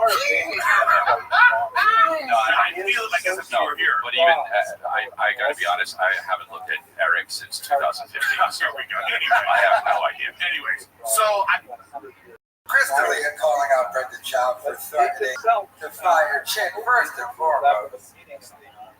The producer, Nick Cheddar Bob looking guy. Mathematical What was decisions. that warm apple pie? The lateral triangle. Look at all of look at that symbol. My All the God. You know that guy pays $3,700 a month in rent. Another rich kid, but he has zero talent. And why they allow a microphone in front of him for him to do the after-party is beyond me. Back to Schaub's threatening shit.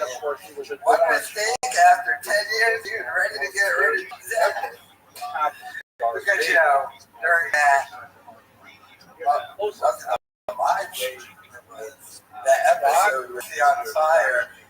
You know, Schaub is dropping hot takes for 5,000 views. And come on, people. It was his goal. We talked about John Jones retiring early in the 80s. And delivered King. Exactly. So, see on the top, Because Brian Callen wasn't there. Now, I would obviously be pissed, but if Chip does that, like on accident, doesn't record, just go live.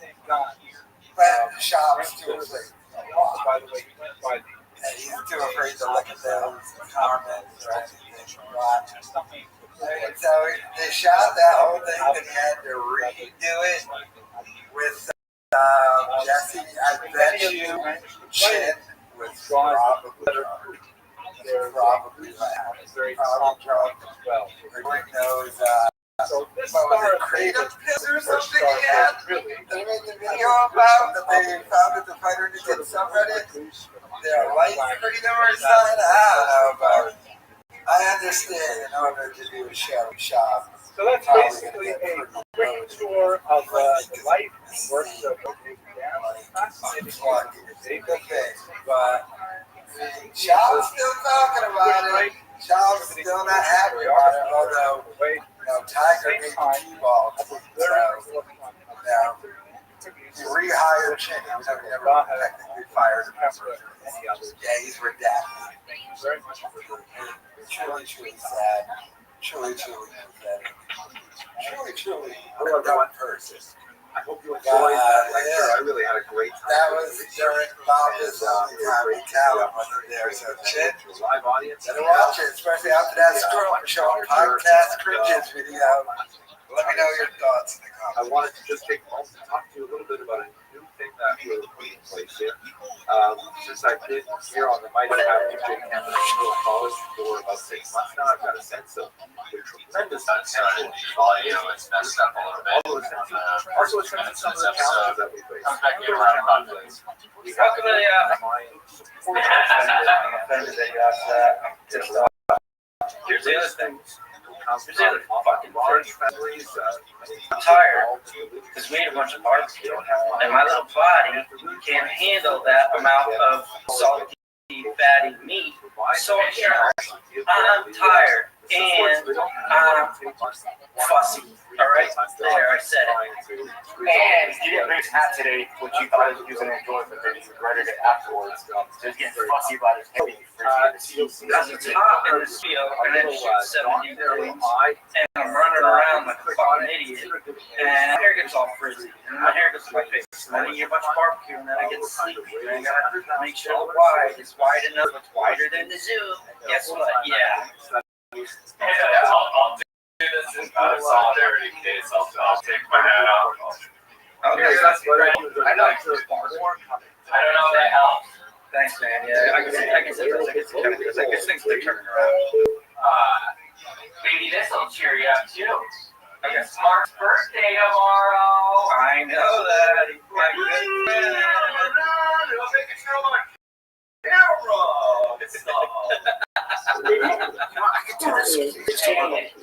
And for his birthday, I just tried the new Selena Gomez Oreos, and I wanted everybody to try it. That was the only thing I said that I wanted for my burrito was Selena Gomez cookie.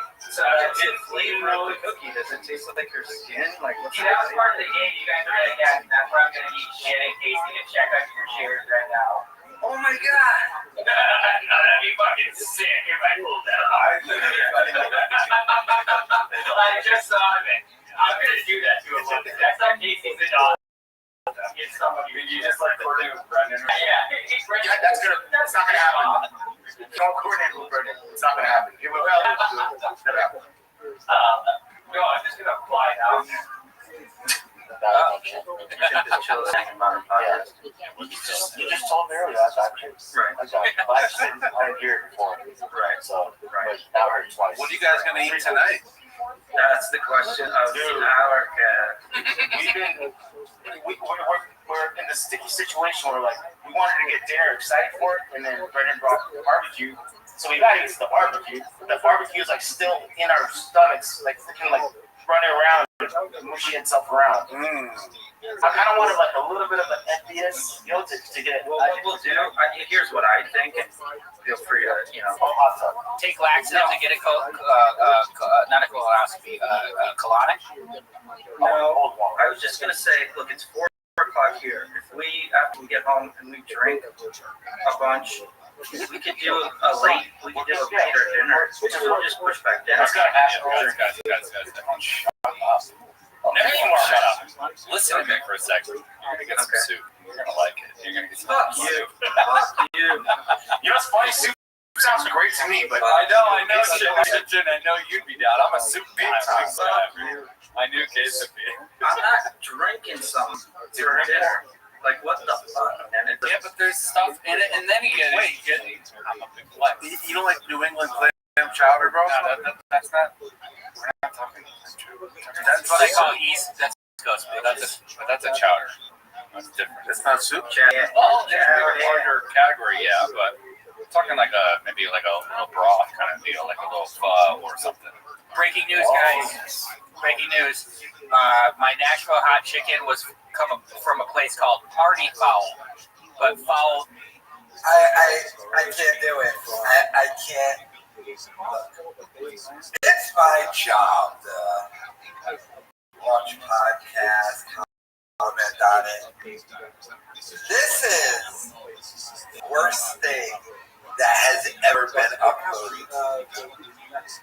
First and foremost, this guy, Cheddar Bob, Nick, he fucking stinks on ice.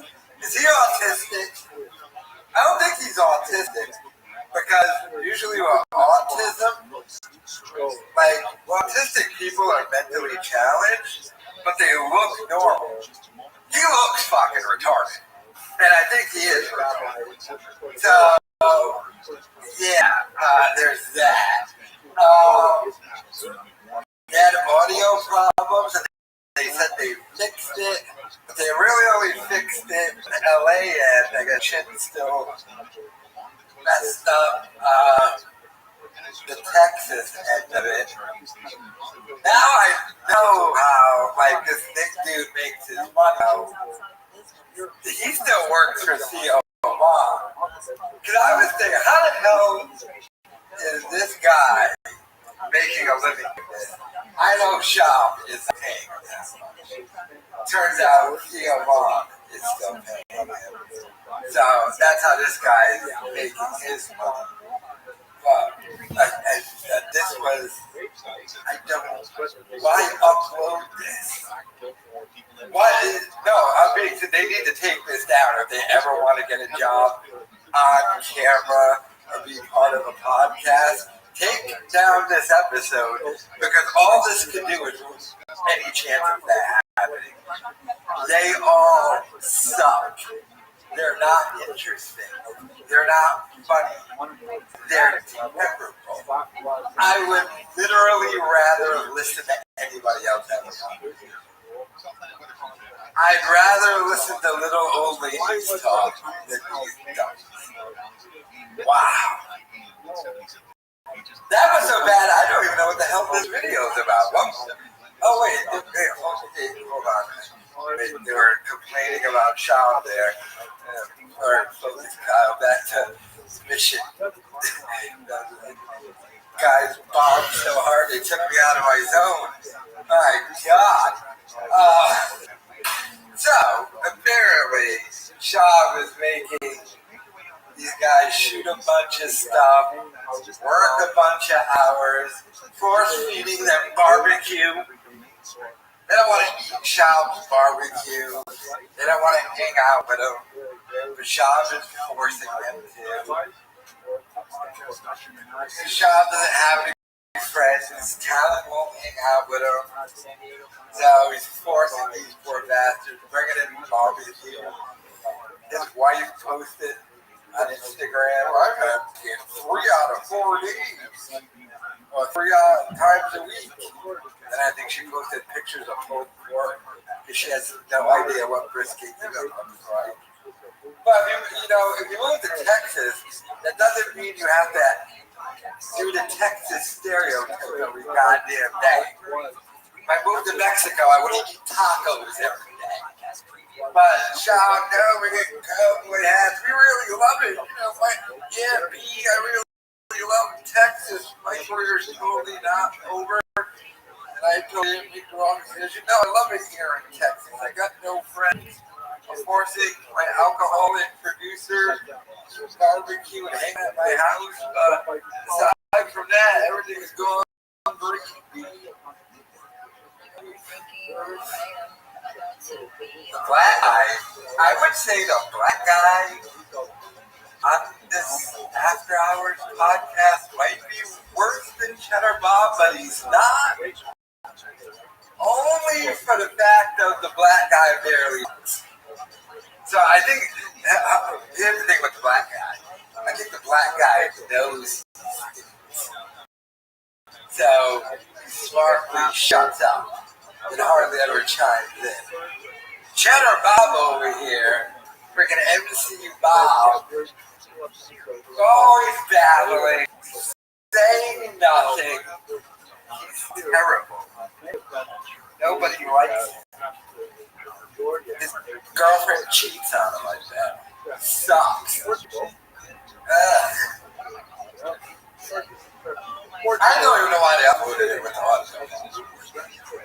Like, you guys suck to begin with. Why you would upload a podcast of you guys sucking and the audio was trash is beyond me. That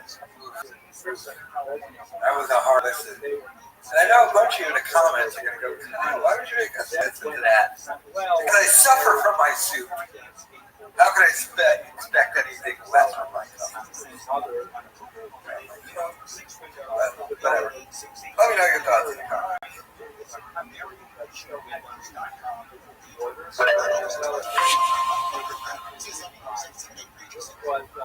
Just saw this. The Running Man trailer came out today with that boring guy. What's his name?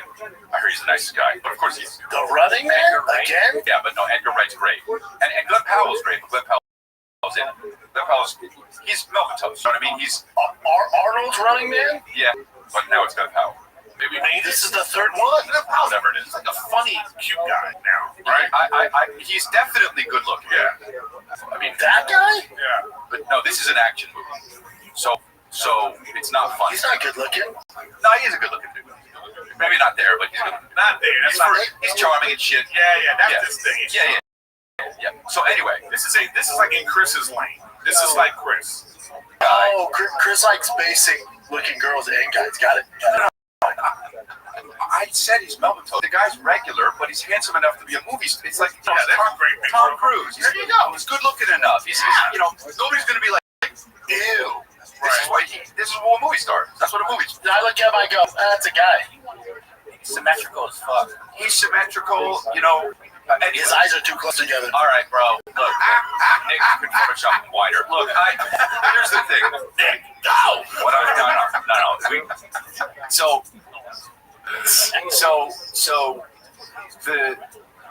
He has a baby in this movie, and then it shows the wife, and she's black. Okay, and I'm out. now listen. That's rude. No. Now listen. It's. I realized something in the shower after I saw this trailer. I'm watching it. I go, this smells so much. The fucking Running Man trailer is black. It's so fucking stupid. And I'm like, why, man? Why people black people together? That happens in real life. Yeah. And then I go like this. It doesn't piss me off in real life. I go, that's fucking interesting. I go, that's weird.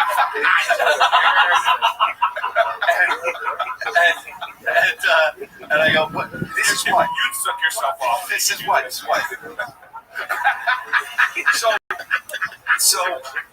And I go, I said, but this is why it pisses me off, because you know that in real life you fall in love with me. You fall in love with you're a white person, you fall in love with a Mexican. You're a Mexican, you fall in love with a black person. You're whatever. A white woman, you fall in love with an Asian man. Just joking. But you know what I mean? That happens. But the point is, when Hollywood does it, they're doing it, and it's fair. They're doing it because they feel like it's virtue signaling. You know what I'm saying? Correct. So it doesn't. When I see a white person, black person together, I didn't register that, right? I'm not like mixed race couple, but when I see it, Running Man, I'm like, look what Hollywood's trying to fucking do. Of what they've been doing in the last 5-6 years, because I understand. Because before that, if there was nothing about it, and you saw Then that, you wouldn't think that. Of course, yes. But it's just so apparent what they're trying to do, and that is way worse than being like fuck it, let's just make Sean Hayes be an actual woman and trans woman. Like that, it's like, oh wow, that's balls. That'd be like if Tom Cruise played Anne Frank. Bro, take my money. I can't tell you Hiding up in the closet. But let me tell you a story though. So I was on the set of I'm Dying Up Here, and we were all sitting, all the actors were sitting around, and Well, that's weird. Actors never sit around and wait. Melissa Leo, she's She's great. So we're just having a discussion about what's his name, what's the dude from he just died, Louis Anderson. Yeah, he played what's his name's mom. Yeah. Right? Yeah. So we're sitting around like, oh, well, they did an Emmy, and then here's this woman, Melissa Leo, in her 50s, going, oh, so another role taken away from from women in their 50s as if there's a lot of work for them, played by a man. So, I mean, there's that. Yeah. You know, so No, I get it. I mean, look, a comedy's a comedy, so you can't really, comedies can do whatever they want. But I just don't get why they make another Running Man. Because they did Arnold. you know and then why. 8 years ago, they did one with Colin Farrell and 8. No. You're thinking of Total Recall. But that was an Arnold remake. Total Recall was fucking stupid. Total Recall is one of my favorite movies. Total Recall, the remake, is so bad. Well, that's what Brendan said. I know. I'm agreeing. But dude, the way they redid it is so bad. Colin Farrell's great, but like, come on. They took all of the tone out of that movie. That was the tone is Dude, in the original Sharon Stone? No way! Am I right? I don't know why they're remaking Running Man. That wasn't even. This is my thing. No, why they're no. What I'm saying is, I don't know why. That wasn't a great movie. I don't think that movie did. I don't know if it was that big of a hit. That's when Arnold was kind of going down, I think. No, I love that movie. No, it's just a big movie. They need Commando. They will. They probably wait till Arnold dies. But they will. They're not waiting out till he dies. He'll be the Predator. Yeah, he'll be the Predator. Arnold Schwarzenegger's a Predator. Yeah. It's fun. His show's kind of fun. With the fucking bar. Oh, I didn't see it. Come on, do it. Come on, do it. Dreads. Yeah, Brandon does a good Arnold. It's good. It's all I have. It's the only accent I have. Yeah, but I just thought I was going to hit you out. It's a weird movie, and so. Yeah, I was busy watching. We were on episode 3 or 4 of Squid Game, the final season. Oh, I'm out. I fell way off on that show. Yeah, you know what? Look, it's the number Everyone one. else did too. It's the number one show on Netflix, but Nah, that's what they tell you. How do you know? How do you know? it's Asians, man. But listen, what I'm saying is nobody's talking it's about the it. same way why Yao Ming was the all-star. Sean has to steal Chris D'Elia's bit and then ruin the podcast. Once again, 2 times in that clip, he ripped off D'Elia and just, took the energy out of everything. Montez there was like, but I actually have to agree with Montez Potato Head on something. The Running Man wasn't that good of a movie, to be honest with you. I was much more of a fan of Eraser. The Eraser, isn't that the one where Arnold jumped out of the plane?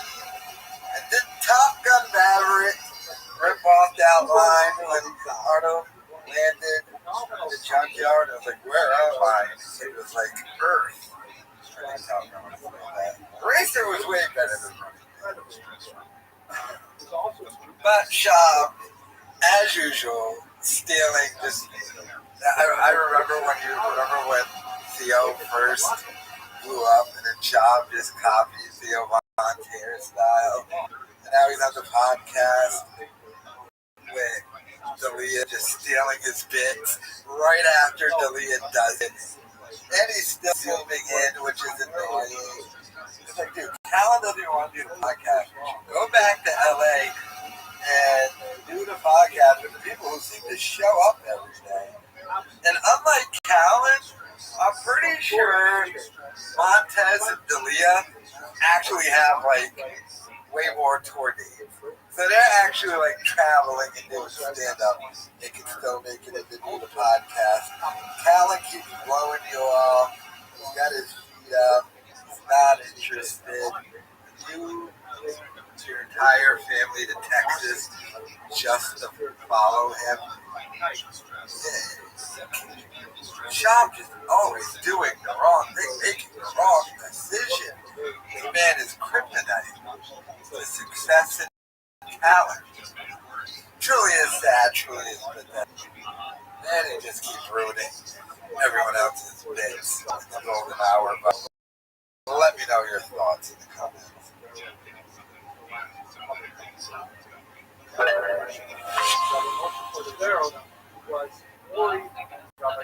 what I don't get is You as a Magnum company. But what I don't get is that's like when you open the door for somebody and walk through. It feels like it's easier to say thanks than it is. It feels like it's actually harder to not say something. Like you're actively being. This is hard to do. You know what I'm saying? Like it's easier to do. No, but They just leave all their shit there. I understand that, but getting everything in there is a whole operation. Like his people probably bring it. It's a, you know, I understand. Here you go, and he's like, fuck it, I'm out. Just what do they charge me? I understand. I get that. I just saying, this is a fucking. I can't stand it. Really? I mean, why? Because I don't like it's wasteful. It's wasteful, but bro. No. But this is a big. Even when I can't stand. You go out to dinner with people, you know, and then they over order or something, and then they don't finish their food in a way that oh man, you're wasting. I can't stand waste like that. I just can't. So when I see this, I go, this is just like it's not going to be this wealthy for his whole life. Facts, Eric. You know what it is? I look at he's just immature. Yeah, that's all. He's immature. Dude, there's stories that Allen Iverson used to be like this. Like he'd go on the road and he would never pack. He would just buy new clothes, just leave every city. You know? Yep. And now he's broke. But luckily, luckily he had this guy who took care of him, invested in some Reebok stuff so he's gonna get this money. But I'm saying it's like this guy doesn't watch. They should be 30 for 30 for rappers. Oh, that's good. You know what I mean? Watch that. You know what I mean? It's called 50 for 50. Yeah, because where's special ed right now? Has anyone ever gone like this? I mean, with these exact words. Lil Baby is really talented. Has anyone ever said that like that? I bet.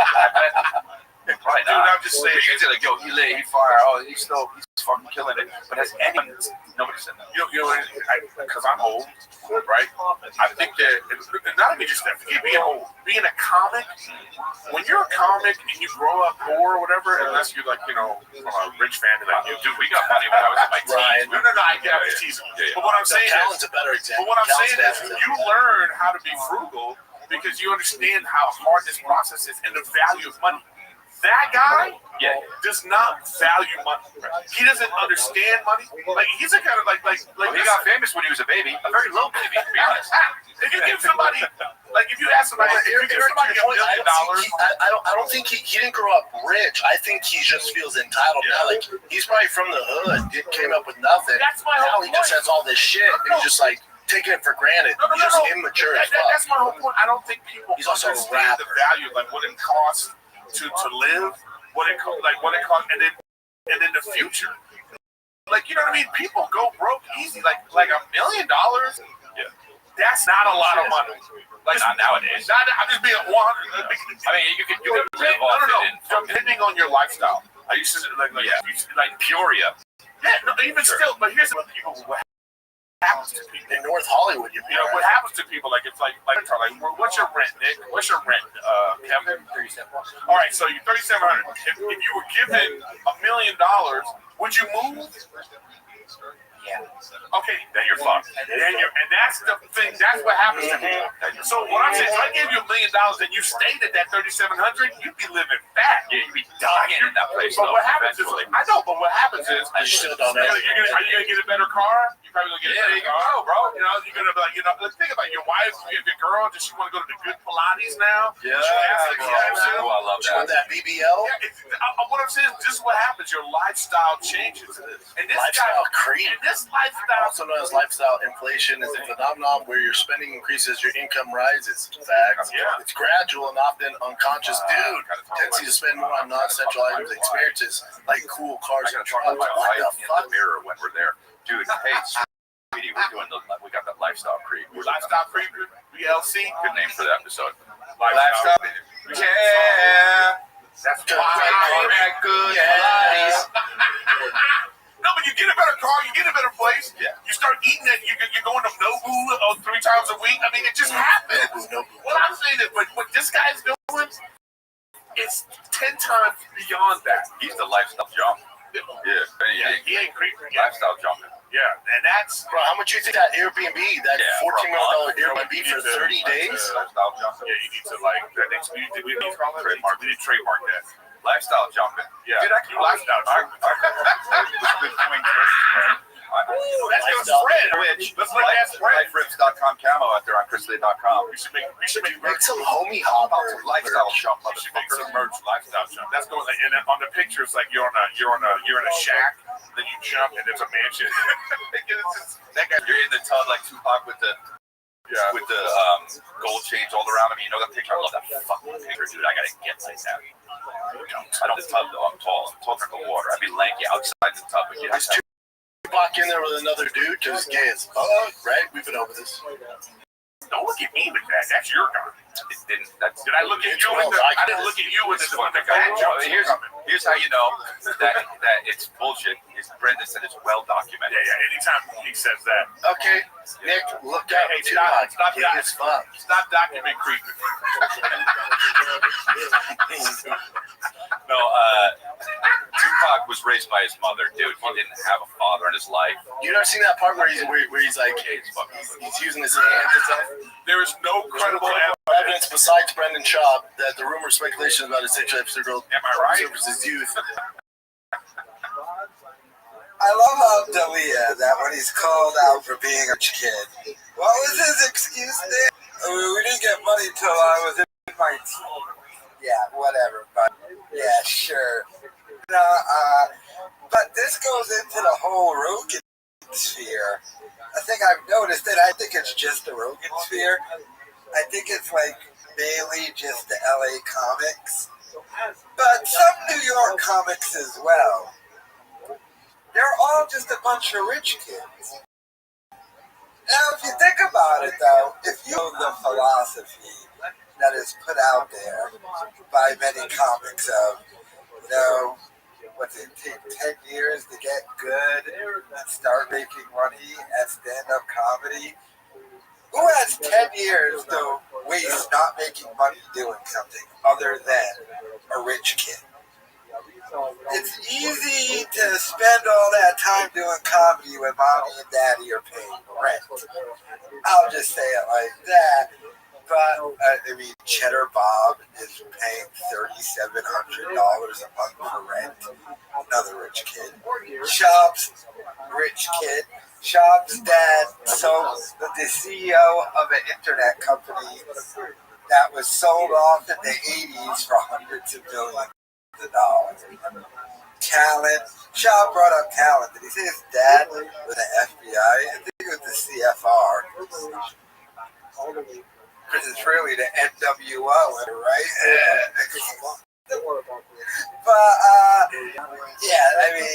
Montez is probably a rich kid too. Anyway. But a bunch of the LA guys, just rich kids. Charles, rich kid.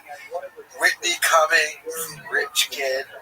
Her dad was an investment banker. Her sister doesn't work but owns a nice house like in LA. Bird, Segura, all of them. Even dudes I like Mark Norman. I think Mark Norman's a rich kid. I don't think his parents were huge, billionaires or something, but Mark Norman, his family owned a mansion that they used as a bed and breakfast in New Orleans. A bunch of rich kids in the LA comedy scene. So, a lot of, you see Bob is spending, a lot of it he can just do. That's why he acts so ignorant with money, because at the end of the day, he's got money. So, you can spend irresponsibly, keep switching careers, because ultimately, when your dad has millions upon millions, that's just something you get to do. And they all hate it. They all try to deny it. Look at Dalia. We didn't make any money until I was in my teens. Really, dude. The day you turn 13. It's by the way, what's he counting his money? His dad may not have made his first, $50 million, but pretty sure his dad is making hundreds of thousands. It's ridiculous. But let me know. Not that there's anything wrong, but let me know your thoughts in the comments. A rating for top of the line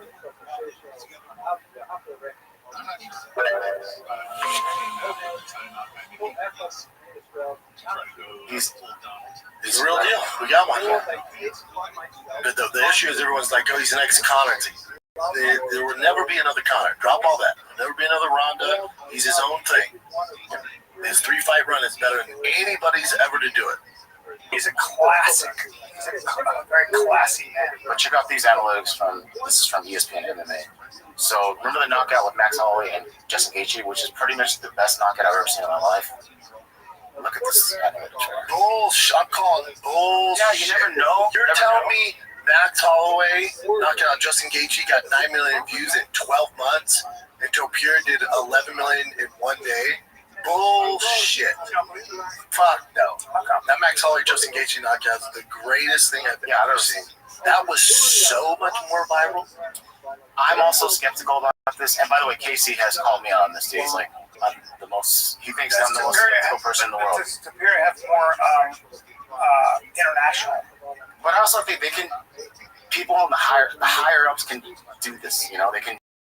Yeah, but That's what numbers, Superior has more. But they might be saying ESPN posts. Yeah, they're saying right there YouTube channel, so that's public. We can check that. But even YouTube, you can buy views. I'm super. Oh, I don't think they're buying views. I don't think they're doing that shit. Well, see, take a look at it. See, because they'd have no reason to. You can see it. Yeah, I mean, we don't need to see it. I get right here. It's higher. Chin's argument is even at it's higher, they bought the views. I don't think they're doing that. No, I think internationally, Topir is so much bigger than Max Holloway, Justin Gaethje, so there might be that. And then Charles Oliveira is beloved by Americans and Brazil for 1 day. 1 day versus 1 year. Yeah, I'm not buying that. So I'm not saying it's 100%. Oh, and also, what got more attention? UFC 300 or this random card? But you know what about mobile? If I remember, the Superior fight was also free. Oh, was it paper? It was free. I didn't have to pay for it. That's illegal. No, I didn't. I watched it on ESPN. No, you didn't. Yeah, I did. No, Brian. It was ESPN. It was UFC 317. They are not free. I did pay for it, but I watched it at my house. No, you're legally streaming. No, I didn't. But most people, I did. Either way, that thing's not free for the public. It wasn't free? All right. No. My wife just bought it. Sure as fuck not. Fight nights are free. I mean, was it free in a different country maybe or No, something? I watched it on ESPN. We went to the I paid. What do you mean? You didn't watch it on ESPN? Well, maybe your wife ordered it from ESPN Plus and it was a pay. So that was a paid. It was a pay. I had to pay for it. Yeah. But either way, this is the thing. Of course, it's a fucking major UFC pay-per-view. UFC 317. But again, Max Holloway, Justin Gaethje, UFC 300. That was massive. Yeah, but I mean, remember, Superior's got this momentum. He's incredibly famous right now, especially with the Spanish audience, right? Even like the huge soccer stars are friends with him. Oh yeah, there you go. So they have that. See, I'm not in disbelief that it's eventually get more views. My issue is saying that in 1 day it did more than this did in a year. And something's going on there. But that can also skew numbers and do shit. But maybe Topir is actually just so much more massive and relevant than Max Holloway. It's definitely possible, but this seems crazy to me. It could be internationally too. Topir is really, like even the casuals know Topir. Here, like Justin Gaethje, gotta be pretty hardcore. You know. So it's not like the people in Brazil and Spain are tuning into Justin Gaethje fights. So it could be that. We can watch him now. I'll edit this out, obviously. But Topir has the exact same tattoos as Tom. This was the best. This boom, boom, boom, boom, boom, boom, then whap. And then the fact that it's 1 second. Oh my God. 1 second left. That's the best knockout I've ever seen. Sam. I did send you screenshots, Chen, of the YouTube to your email. The Topuri one does have 12 million in the max shop. No, I'm sure it does. Pointing to the front. Wow. So there you go. Yeah. 12 million views on UFC. 12 fucking million views in 3 days. I'm bored. 9 million. That is just so shocking to me. Wait. Go back. Well, and the only argument would be is the match where just engages the full fight, which went 3 rounds, and the knockout was in the last second. This video is So this is 5 minutes long. because remember it happened in the first round. People tune out. It's 4:17. So Yeah. I mean, Some clips go viral. There's, Yeah. it's legit on analytics. I mean, because I know a lot of behind the scenes stuff now these days. That's why I'm kind of like, I don't know. I mean, maybe it is. Maybe it appears that big of a fucking star internationally. Yeah, That's all that makes sense. it's incredible if that's truly the case. The UFC's love those analytics. And it's not hating, just like they're skeptical. It's not hating.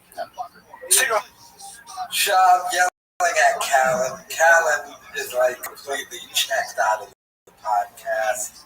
I find it hilarious. Chino is like, working behind the scenes. I've learned what it's like when they were talking about the UFC possibly buying views. Because you have to remember, that's one of the factors of why their podcast is dead and Brendan Schaub's career is dead. Is the number one reason is he's a terrible, god-awful person.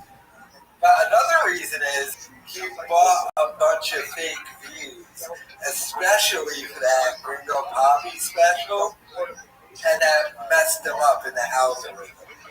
So when you buy fake views, that's usually what happens. You get messed up in the algorithm.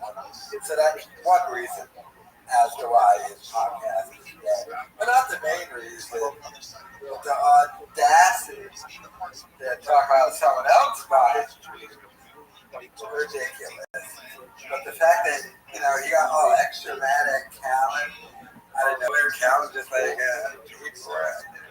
who cares? Red jacket, green jacket, who gives a shit?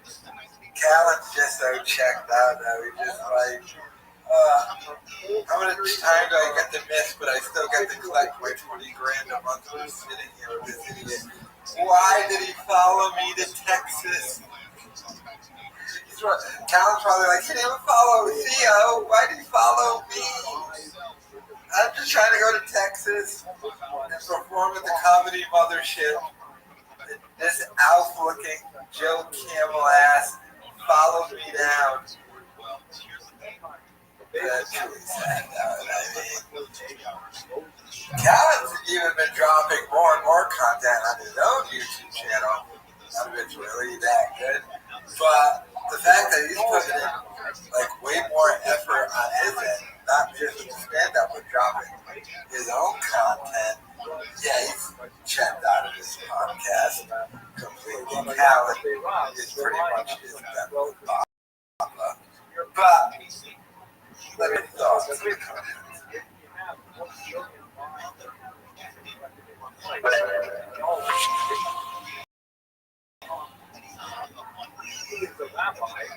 Monday, July 7th.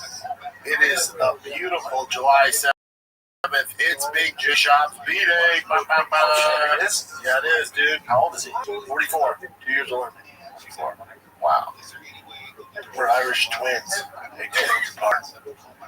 But yeah, he's 44. What's popping, dudes? Happy birthday to Mr. J Shop. Shark Guys Don't Smile House.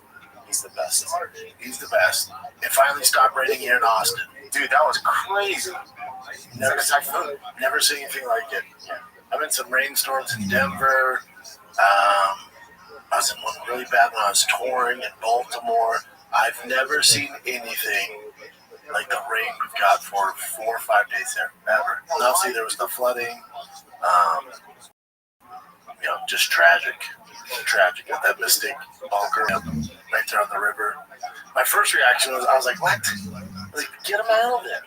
But it was like 2 a.m., 3 a.m. They had a 30-minute notice. And then it was just filled up like 27 feet. Just took over everything. So yeah, missing kiddos. So I can't imagine. I don't want to kick the podcast off with this because it's so negative. But I can't imagine. Can't imagine, man. But the weather's been absolutely insane. It's good now. It's going to be good all week. But it's been crazy. Yeah. Crazy. crazy. How was your July 4th, Jen? Let's go. Jen was supposed to come. So I haven't invited Brian, right? I want to keep the riffraff out of here.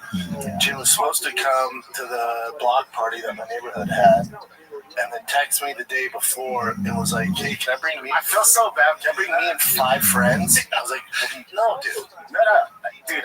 That's kind of my like, you know." So just to give you like a heads up, I know you're not gonna. Yeah, sure. I'm just like your way of to make sure I say no. Yeah. But I wanted to go, but I had no choice because people are visiting. People in town. I get it. No, I knew what was wrong. Right? I was like, we know. Yeah, you know each other. Yeah, you know what's up, dude. It was all good. I'm telling you, man, best July 4th I've ever had. Really, hands down, I'm close. Nice. Yeah, it was fantastic. Fantastic. My kiddo's being born and raised in LA. You know, out there, there's droughts and shit and fire, so I get it. But with the fireworks, you can't. No fireworks stands. You can smuggle some in through your ass through Mexico. But for fireworks, I'm not doing all that for the kiddos. And out here, went to a fireworks stand literally like a mile from the house, and they had everything. And I was like, yeah, I got to put a performance on. I'm new to the neighborhood. He's like, I got you. And he just loaded up. And dude, I put on a fucking straight up Disneyland experience. Really? I mean, bam. So how do the cops, like, they don't care about it? No, they don't care out here. That's sweet. I mean, it was legit, dude. So legit. The next morning, I have to clean up, took for months, I can't. It was so legit. To see my kids, again, I grew up doing that in Denver. There's the M80s, there's the freaking windy things, there's the snakes, there's all that stuff, the Roman candles. But my kids have never done any of that stuff. They've had some sparklers, which are kind of lame. But to have them like close to it, obviously super dangerous. But have them super close to it, they were freaking out. Like we got home and everyone, my mother-in-law, father-in-law, Joe, the boys, just sat down and a consensus that like, that's the best holiday we've ever had. Wow. Like, and that's our first holiday. It was insane. Awesome. And after, dude, I got a little awkward. It was also really cool. I was just like, oh, okay. Like I fire off all the like. There was like the big boys that you see at Disneyland like shooting deer. There's one that was 2 minutes long, 4 minutes long. And I had 2 that were 3 minutes long. So for the finale, I lit 2 at the same time. And then as it stopped, everyone's cheering. And one of the neighbors started going, USA, USA. And all the other neighbors were joining. I think, they were drinking and all, USA, USA. I was like, God, dog, we ain't in LA anymore. Holy shit. Turn around, one dude has a U.S. flag draped around his shoulders, like, USA. I'm like, holy shit, yeah, it was good. I don't know if it's that good. But yeah, it was fucking dope, man. What'd you guys grab on? One of the neighbors made brisket. He made pulled pork brisket and ribs and chicken. They made he freaking, I don't say barbecued the night before. Yeah. And we were in charge of chili. So wifey made her fancy chili. But yeah, it was just, and we just bounced, there was like 5 houses. We just bounced around all day, all night. The kids, we went in 5 different pools. We had a slip and slide. And the weather kind of put up with it, especially when during the fireworks. It was crazy, man. And then there's this dude called Mattress Mike. The Texas people definitely know. His name's Mattress Mike. He's so rich. He's the Scrooge McDuck of mattresses. And whenever the Houston Astros win, I want to say if they win in the World Series, that's his old ass there. He's so rich.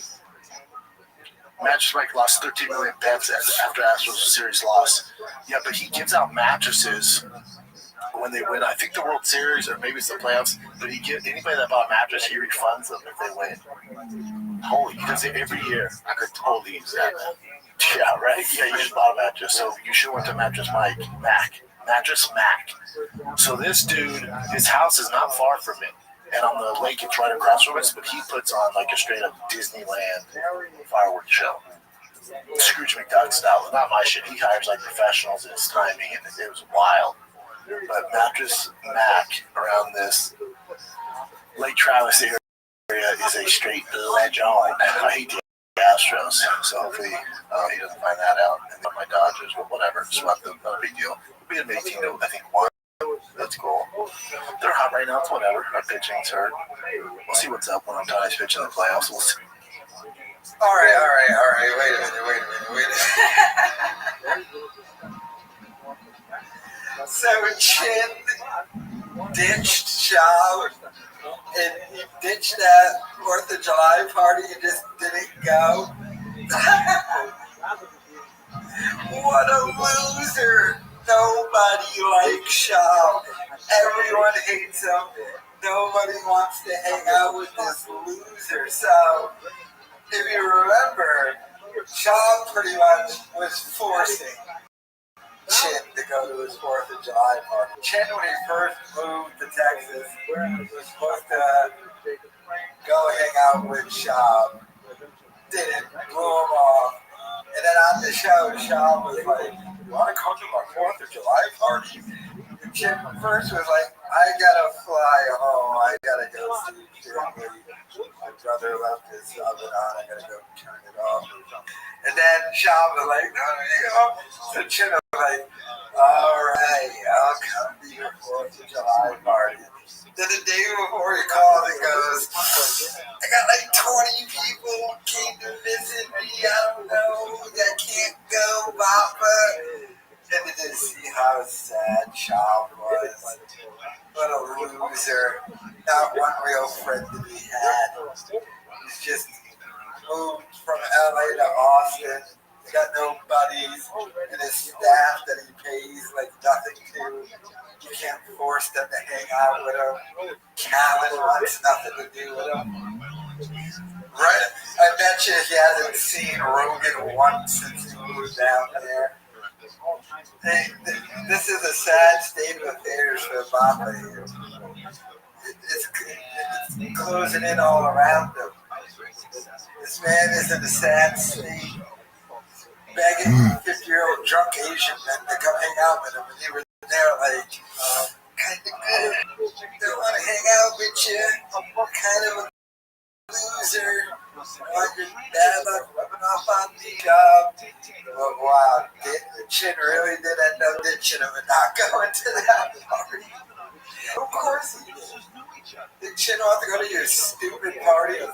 They want you to stand there and be an asshole? You have to deal with that enough at work.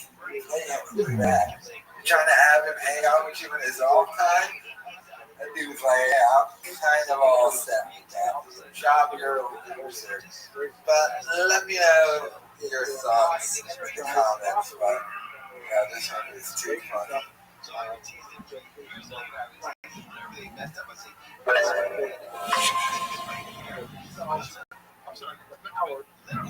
What's up, pal?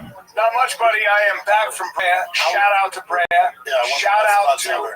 Yep, and very quickly, if you're in the Austin area at all, we're doing Act Off, finding the best and worst actor among the best comics in Austin at the Sunset Strip. Ryan Redban's room.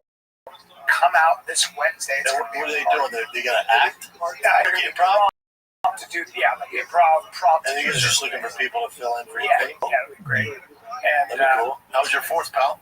It was good, buddy. I was on a plane. Flying on the 4th? I was flying on the 4th. Nothing worse. No, it's not crowded, though. Most people are not. No, I know, but you're not doing anything for the 4th, but flying. Landed, hung with my kids. Had a good dinner with my kids. So you're still able to do something. All good.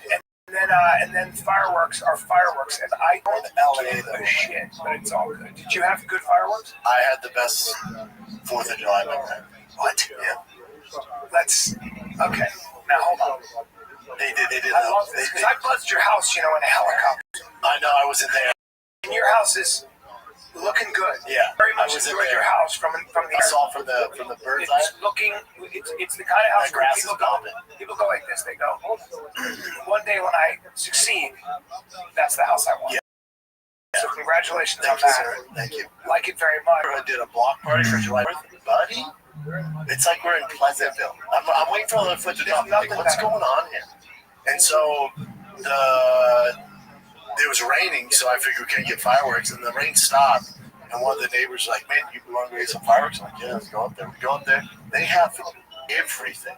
Like when I was a kid, everything. And I go, "Dude, I want to put on like a Disneyland performance, say less."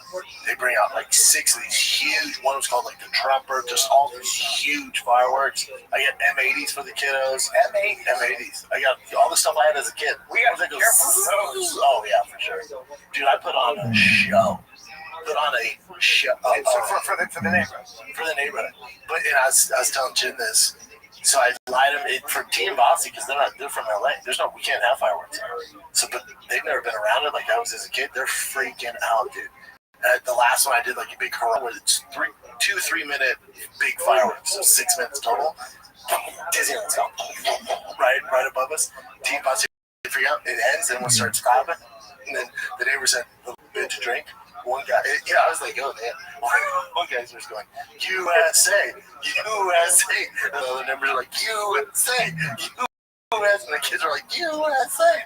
I was like, this is not LA, is it? It's not. I turned around, one guy's wrapped in the American flag going, US. Did you see that the poll they did where they polled Democrats and they polled Republicans, and only 34% or 32% of Democrats are proud to be American, and 92% of Republicans are proud to be American. It's so interesting. Yeah. It's like just a different way of looking at the world. Yeah. I tell you, there's not a lot around me though, dude. Dude, how much fun is and all the houses have different, like our theme, we had chili at our house. What do you have, chili and something else? So people just come over and it's just, your door's open, the kids go, they pick houses, so they, for like an hour and a half to one house, another house. There's nothing better than that. Crazy, dude. Crazy. I may be your neighbor. My neighborhood's too quiet, bro. No, quiet's good. And that's why, like, you see, like, Shane Gillis and Tim Dillon be like, they'll hate on Austin. It's because they don't have family. I can't imagine being there single. I don't know what the downtown scene's like. Well, you're also at an age where it's like suburb. Yes, that's so funny. Being single without kids now sounds like hell. I don't know. You know what I mean? When you're young, you're like, you're now. But there's this young dude who's in the neighborhood. He moved in like 6 months ago. I think he's put his house for sale. He's like, it's too quiet, man. I'm like, well, you're around families, dude. Like, there's nothing. Yeah. Things aren't popping. When you're an adult with kids, all you want is to hear your kids playing and laughing. When that's the case, there's nothing better. If you're a single dude, and that's why Tim or some.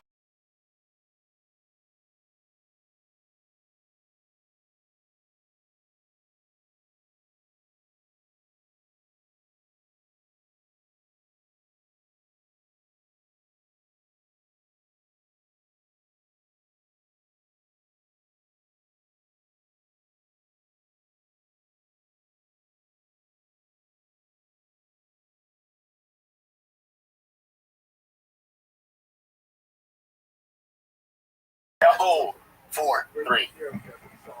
Well, no. You can't be random. It's a girl and a couple and their daughter, which is like 5 years old. I thought it'd be good late house. A girl and a couple. But Jim, he can't. No. But me and Brendan knew. I knew by him. The way he set it up was him being like, I don't want to. I just can't make it. No, it was like him being like, I know you invited me. This is my way out. Yeah. John invited me and 7 of my friends. Because, I didn't want to leave that behind. Yeah. But I do appreciate the invite, so I wanted to let you know. I didn't want to bail on you. I told you that straight up. Yeah, I get it. What did you do instead, Chip? I bailed on them, and I stayed home. But then I went furniture shopping afterwards. Oh, wow. Well, you even bailed on them? But then I went to hang out with them after the day after for dinner and furniture. So the 4th, you did nothing? No. I stayed home. Would you watch TV and drink? Jesus Christ. It's all right. Because it was storm. It was storm. Yeah, it was crazy. I've never seen harder rain ever in my life. It was billowing. Yeah, I text you. I was like, Brian, how's Brea? This rain, man, won't stop. 75. Boy, we need it. Am I right, dude? I've never seen rain this hard. Do you know what I realized about? I was in Los Angeles. I spent time in the South Bay, Manhattan Beach, Hermosa, and Venice. It's great time. Amazing. And you know what I realized? When you're down there, you never sweat. You never sweat. There's no humidity. None. It was 75 and breezy, 74 and breezy. I was in a t-shirt. Yeah. And I was like, this is why LA will always have people in it. Always. Hard argument. That's why the homeless is crazy, because they're like, dude, the weather's great year-round. Yeah. We have benefits. Did you see it? Did you see the moment Brendan Schaub realized that nobody likes him? So Chip completely bailed on Bob. So So the story to this is Chin first moved to Texas. Shab begged him to hang out with him at his house. Chin blew him off. And then Brendan Schaub invited Chin to his 4th of July party. And Chin tried getting out of it saying, I gotta fly back to LA. But then Schaub sort of forced him, and Chin was like, all right, I'll come to your 4th of July party. Then we found out from the Schaub show, Chin couldn't go to his 4th of July party because Chin had people fly in and Chin was hanging out with them. Now we find out, and Schaub finds out, Chin didn't even hang out with those people. He just stayed home. So the excuse Chin used to bail on this dude, he didn't even do it. He just legitimately didn't want to hang out with Brendan Schaub. How does that even work? I bet you there wasn't even people. I bet you nobody flew in. Because, what do you say? I'm chilling with a girl, a couple, and their daughter, so they flew in just to see you, and you didn't even hang out with them? You just stayed at home by your... I bet you even that's not true. Chin is coming up with excuses not to hang out with this loser. Chin's just like, dude, stop inviting me to your house. It's not happening. I'm not going. Catch the hint. The dude can't catch the hint. Like, Callan wants nothing to do with you. Chin wants nothing to do with you. Like, pick up what they're putting down, my guy. Nobody likes you, Sean. You're a terrible person. Your career is over. It's done. It's truly sad and pathetic. He realized that, though, when Chin was like, you see his face, he was just like, what? But I thought you couldn't come because you were hanging out with people. Because even Schaub is trying to do the thing of, well, he brought people, so we couldn't come. Oh, I bet you Schaub was like, oh, bring your friends, bring everybody, just come hang out with me. And Chin was like, nah, I'm just going to hang out with them. They want to go sightseeing in Austin. And then he didn't even chill with them. Sad. Pathetic. Schaub truly is pathetic. Callan's hanging out in LA. Like, why did you guys move to LA? I mean, move to Austin if you're just going to hang out in LA. You know why? Because Schaub was probably begging Callan, come hang out with me. Callan's like, I got to go back to LA. You know that place we moved from? Well, I'm going back there. Just not to hang out with you. Let me know your thoughts in the comments.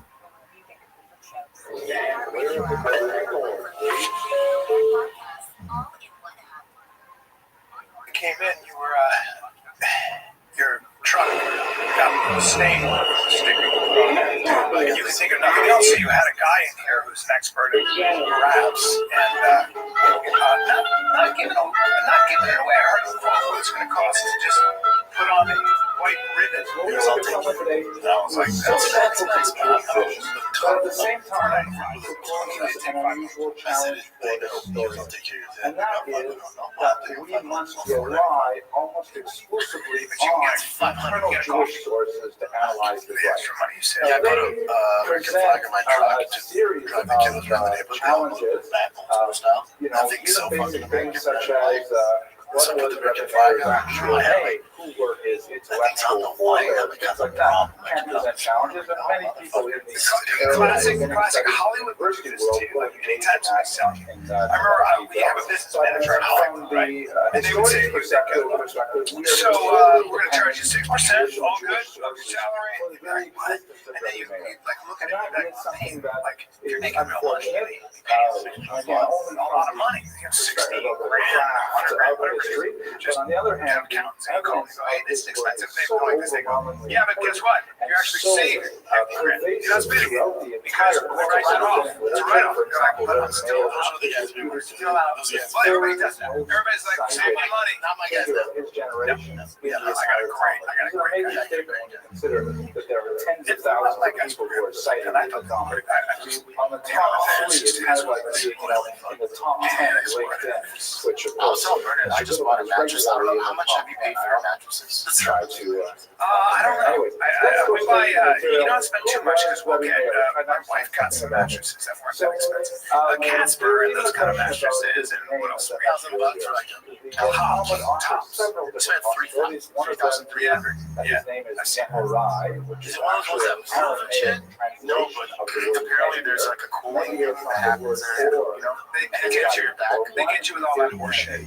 Yeah, I don't know, but that's because we're at We got a mattress from IKEA that's unbelievable. We got an IKEA mattress that's fucking. Yeah, I'm sorry. Everybody sleeps there because that's the best thing I've had. Because it's one of those memory foam. I use those Casper ones. Memory foam. That's $1,000, shit. It's good for your back. And muscle. Tops. Put this on the internet and But I think that mattresses you can spend up to $10,000. There's the Winkle. I can't remember. It's like it was some crazy. one slide for a second. You can spend up to $10,000. This is like Judaism 101. Yeah. This is a How much you sleep? You sleep a lot? I tried that. I like how honest you are. You never bullshit. I appreciate it.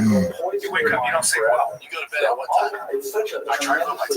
evocative, You go to bed, so dramatic I'll wake up with change your life. You'll never be able to to pee. Exodus To pee, again I'll the just same way. wake I can up. tell you, Yeah, you don't get off the map, yeah. this out of the I internet must. version.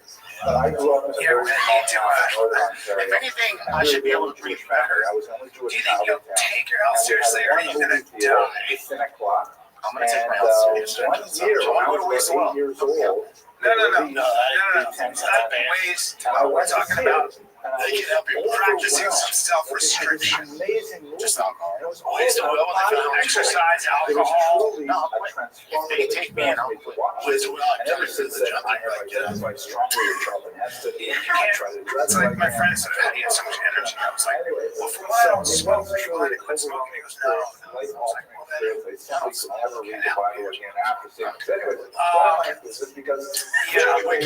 the core of traditional Jewish theology is this concept that there are not one but two Torahs, the written Torah and the oral Torah. And you can ask any child in the first, second, third grade primary school getting a Jewish education, they will confirm this. The written Torah is what we refer to as the first 5 books of Moses, the Chumash, which is an abbreviation to be 5/5 of the Torah, Genesis, Exodus, Leviticus, Numbers, and Deuteronomy. And these are considered in traditional Jewish theology to have been given revelation by God to Moses, not just the 10 Commandments, which here in this iconic picture, but the entire text of the 5 books of Moses. Well, we talked about this on the show. we don't hear about what he was arrested for. And it's So you, so it's something we were probably should be and then heading somebody up and he would use it as a punching bag. Torah. The people at the Fighter and Kids Center pointed out that separates Brian Judaism quite radically from its daughter religions, Christianity and of course Islam, is called the oral Torah, the Torah about Peh. This is a body of information which, according to the traditional theology, was given to Moses simultaneously with the written Torah. And these were teachings that were handed down orally from Rebbe to Talmud, teacher to student, for hundreds, thousands of years. Ultimately, they were also codified in writing, and they can be categorized broadly into 3 types of texts that we have today. The first is the Mishnah, which is basically a compilation of Jewish law. Second, we need more laws. Filled with laws.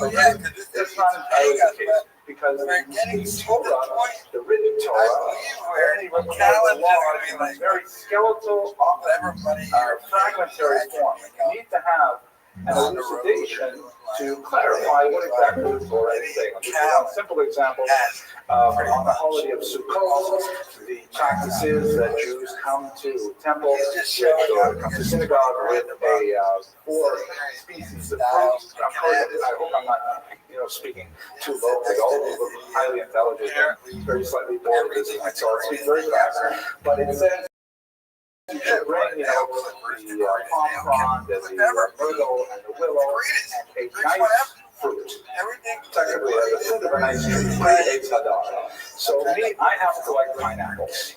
But if I were to show up in synagogue holding a pineapple on the I would be ridiculed and ostracized and be very embarrassed. Obviously, the correct fruit is stroke. Thank you very much. The actual fruit is citron. So you would have no idea what is the right fruit just from the written Torah. You have to have the oral Torah to clarify something like that. And many other examples of things that need to be corrected or need to be amplified to be able to understand. Anyway, so the written Torah includes the Mishnah, which is basically all about Jewish law. It also includes the Midrash, not the Midrash. Whoever made this slide spelled this wrong. Midrash is kind of like a poetic take on verses in the Bible to explain them, often with an alternate reading that's radically different and so on. And finally, the esoteric teachings, which are eventually recorded in the various mystical texts known as the Kabbalah. So the oral Torah is extremely crucial to Judaism, and it is the oral Torah which fundamentally separates us from later faiths, which depend also on the first five books of Moses. So to go back for a second here, the Tanakh were the experts who were learned in the oral tradition and reported the Mishnah. Several generations actually of scholars who were responsible for the teachings codified in the Mishnah, basically from about the 2nd century before the Common Era to about the 3rd century of the Common Era, 500 odd years of teachings. Those are called Tanaim. And the Rabbi Meir is one of the most prominent of all the Tanaim. And his role was exceptionally crucial in making these texts available to the next generation. It probably would have swerved before he did actually. I doubt it. I didn't. Yeah. That was a quick theological review. It is. Happy birthday. Jay Shop. I miss your brother. I love I always feel like we'll go straight into it. Just melodies. Just nothing. It could be the zombie apocalypse. They'll be like, hey, he's just smiling. He's smiling. Yeah, until he's not smiling. Yeah, I'm going to be careful. That's what I said. We didn't need to train dogs. I want a dog who's independent and big, and I want a dog that's super, like, in your grill all the time. My dog's a college. He went fucking girl. I can't shake his fucking grill. And his is, like, independent and big. I want a big dog. He's like, I love this dog. Let's train, bro. Catherine has that fucking Anatolian shepherds. Those dogs are not, they don't come to your house. They stay outside. And they are there to protect all your flocks. And they're an outdoor dog. And they're independent. And I let Donnie out on the front lawn, and if he sees people walking by, just sprint towards him. Get out. He's harmless. He'll bark at us. Rottweilers, German Shepherds, if you get the right one, nothing better than it, but they're serious. That one's cool. They shit. Yeah, shit. Like I saw one at the grill the other day, 95 pounds. Fucking big Italian, yeah, the big. The groom was getting the squeeze their asshole. They have to empty their anything land. You smell those lands? He tipped his ass. It's cool. I saw that. He missed he identified him as Mashiach. I think there's a very few generations Imagine being that groomer, man. Multiple dogs just squeezing their ass. Well, sometimes you got a dog who wasn't like the fuck at you too. You gotta be like, all right, take your cheeks. Before the fence. I had a badass pit bull. He had to check my dogs. He had a thorn in his paw. He was just holding his part of Rabbi Meir becomes extremely important, I think, in the aftermath of the failed rebellion, because the Roman backlash under the Emperor Hadrian was absolutely horrific. The so-called Adriatic persecution among the first in the entire span of history, and they are memorialized very powerfully and pointedly, for example, in the liturgy. If you recall, when I speak, there's a passage known as Ela Escaret, referring to the 10 martyrs of the state. I never did. My friends who did. He's such a good actor. Just one of those guys who's just highly intelligent. In the punitive period that the Romans imposed after the failed rebellion, including horrific punishments such as being flayed alive, such as being decapitated and having their heads rolled around with You guys so on. Absolutely horrific punishments. Recently, Meted out to the leaders of the rabbinic establishment in order to instill fear in the general Jewish you population. guys will say it. It's my This friend was the Rachel. period Owner of the Vietnamese restaurant. One of my favorite people, one of my best friends in the world. Knew him for 20 years. Had, I don't know, 1,000 dinners with him. And then just I find out on my way to Vegas. I don't know. I texted him a week before. I was like, I'm worried about it. One of the many coins. I watched his kids grow up. My kids playing with his kids. Second lecture on the internet, just about him and a rebellion. Yeah, you can see Fryer Girl took it hard, man. Still is. Imagery of the rebuilding of the temple, which was promised under the Messianic I fucking miss him so much. I saw a girl again. I showed him that red. Still looking shredded. Nobody more distant printing. Fuck yeah. Hilarious. Awesome. One of the more fascinating historical sort of we did it again. Sort of a tacit now is a recent discovery in the 1960s of the I apologize for it being a little bit of a was it a downer podcast? This is an amazing archaeological find that was discovered by the great this guys is if you want to see me in a lot of great comics in Austin, try to be actors. This Wednesday at the Sunset Strip. It's great. You'll be there. I'm trying to get on the panel. It's going to be fun. We got some great panels. We got some great comics. They're going to try to pass it out. So that's basically it, man. I'm going to be Helium Comedy Alpharetta, Georgia. And that's July 20th. 25, sorry, 7. Charleston, South Carolina, August 1, 2. Yes. And San Diego, California, mic drop August 22 and 23. We're going to change the world here. Charlotte, North Carolina, September 19th. Describe the life of this woman who was associated with the Alright, kids, this is the final kid. We're out. Over Do you see how miserable Brendan Schaub is? I have to remember, this is the episode where you find out nobody likes him. The tremendous trove of documents which really describe the social history of women in the Well, we found out his brother, XJ, It's so fascinating, but it's actually outside of the scope of our talk today. That's probably I another encourage you thing to that's go on internet, please have a look at my lecture on the background with his love, and I will make a little sign of it to check out the actual video live that shows up in the right. I'm pretty sure his brother, Takes you to the section. his job, other than being a rich kid, job, living off their father, Any questions or arguments to this point? like personal assistant. Was Gottlieb? Are we okay? Should we say more about Gottlieb? Job. Okay, very good. So, Then we found out Schaub hates his his family, he dog. was descended from Roman, apparently a very spiritually sensitive Roman who was a relative of the Emperor Nero himself, was obsessed with the Jewish resilience under Roman persecution, and he himself decided to convert to Judaism. This Rabbi Meir podcast, was one of his descendants.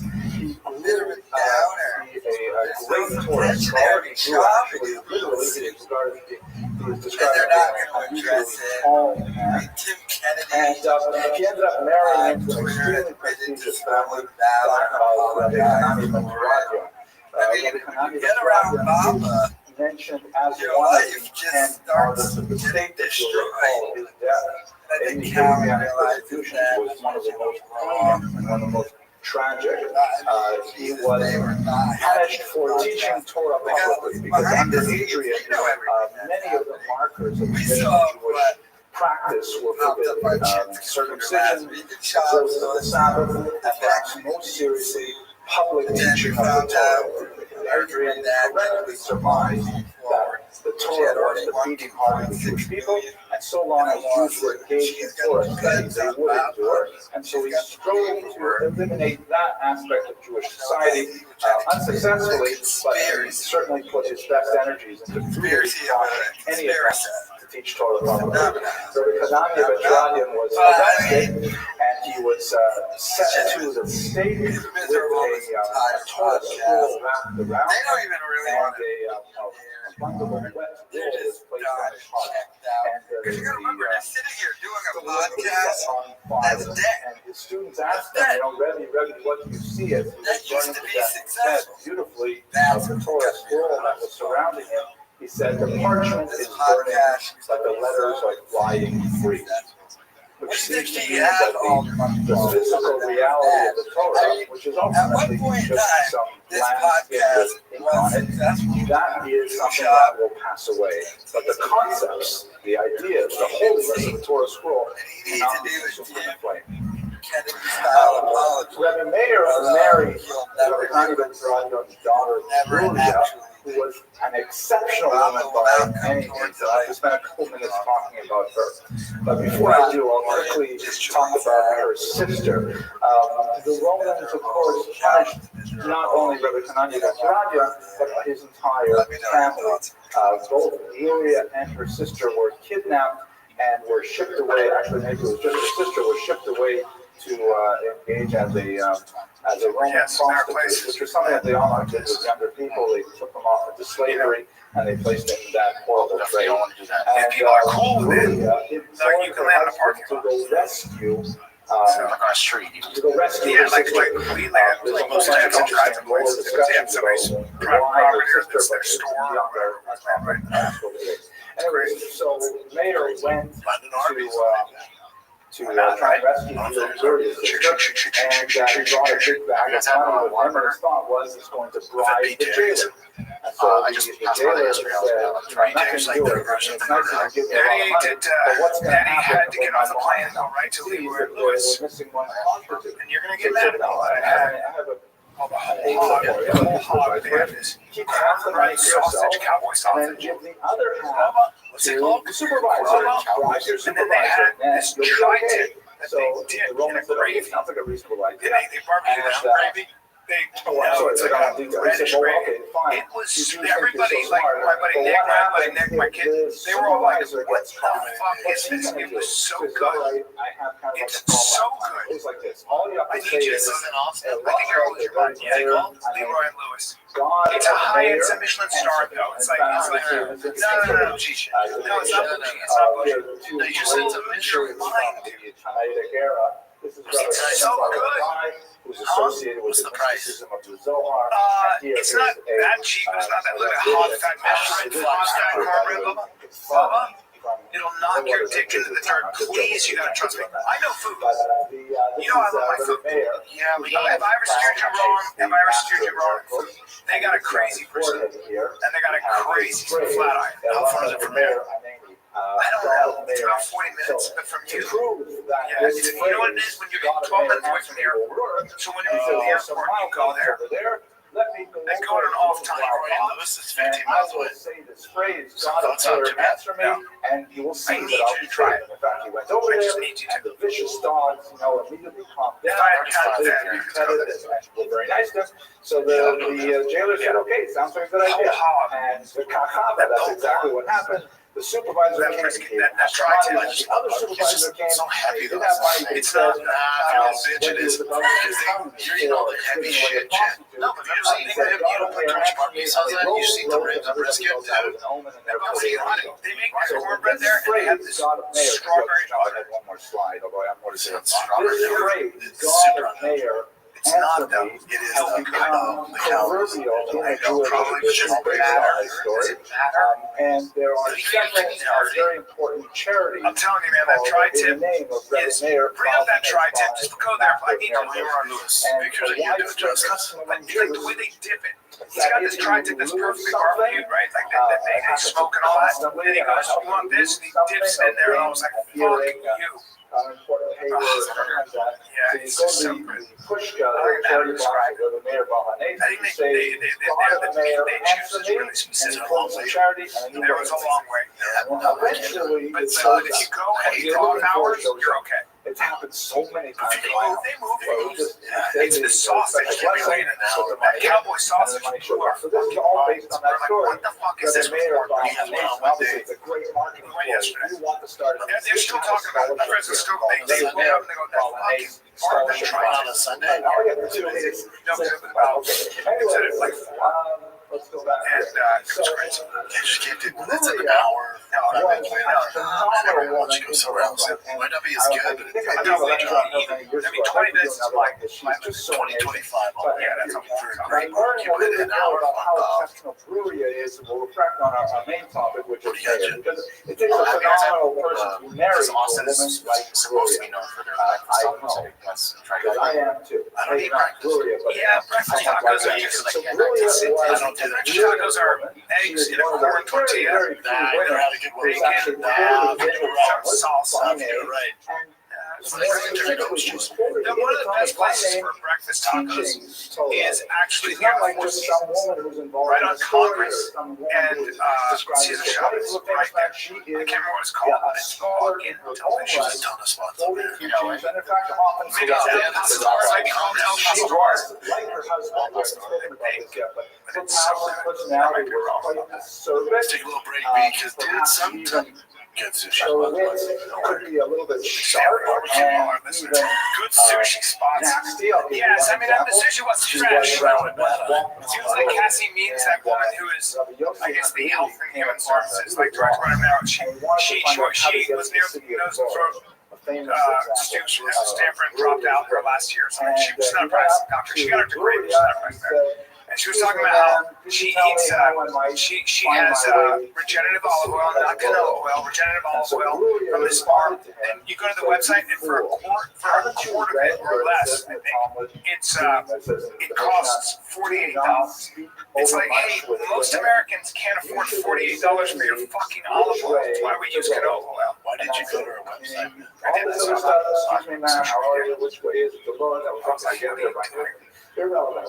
Now, what does that specific phrase mean? I'm not a Talmudic scholar. It's nutrition for rich white people, for other rich white people. In a kind of subversive way, even criticizes the teaching itself, saying, you know, We had a good steak out don't here, speak Jim. over much of women. I'll show you how to speak over much of women. It's not like a criticism where you don't see that. Nothing's that awesome. Putting him I think in it's his place. maybe Jim And in a smoked very us. I think it's Jim. I said, call him And she Joe. does It's this Jim. throughout her Jim's- career, so much so that there is an alternate tradition of her death that is probably not supported by the vast majority of sources, but nevertheless is instructive. We'll come back to that towards the end of this lecture. Luria was also famous for because they have the husband, Jamaican colors. which is something that has become a tradition among most Jewish wives ever since Luria. It's just heavy. It's all I meant. They keep saying that it's smaller. But the joke of the story goes like this, It's heavy. It's heavy. Then I ate the Maybe because you're down to 19 there bears. was It's fucking heavy. the onions and then the pickles kind of would cooked help them with loss and See the making you fun see of the him pickles as here, he the was onions. making his Yeah. way It home. looks actually really good. I could eat that every day. I feel And so, you know, he wanted to pray go down to that. for their demise. How far away? He wanted to pray that they should die. Is it a real 5 And minutes? Virgil said, what I'll are let you you right doing, now. Mayor? See, Come on, that's not a Jewish attitude. Does it say, she quotes a verse in Psalm, it says, Go right over the bridge somewhere. sinners should die? No, it says, sins We're close to the should cease. Sins should die. So therefore, she says, Mayor, you should pray that they do tshuva, that they repent, and they stop sinning. The people don't need to go away. The acts, the behavior has to change, but not the people.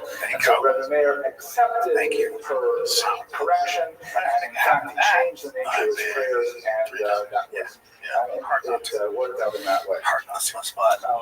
One more story about Gloria, which also illustrates the kind of tragedy that Reverend Mayor had to go through. Saw you when I came in. They had twin sons.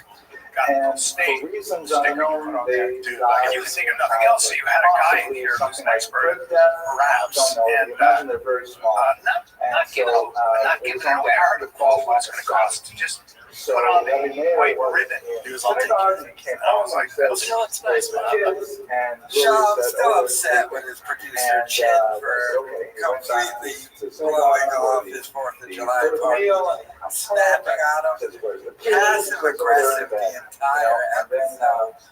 I mean, these guys don't want to do this, yet they continue to do it. Sean is sitting there having to deal with getting sued behind this. Can't even address it, can't talk about it. It's a sad state of affairs. And then after a period of time, super the owner came back to collect the collateral. Well, he was Will forcing the depositee have the obligation to return the collateral or would be allowed to keep it? And the mayor said, well, what kind of question is this? Obviously, if someone deposits something with you as a safeguard, you have to return it. And you're required to hand it over.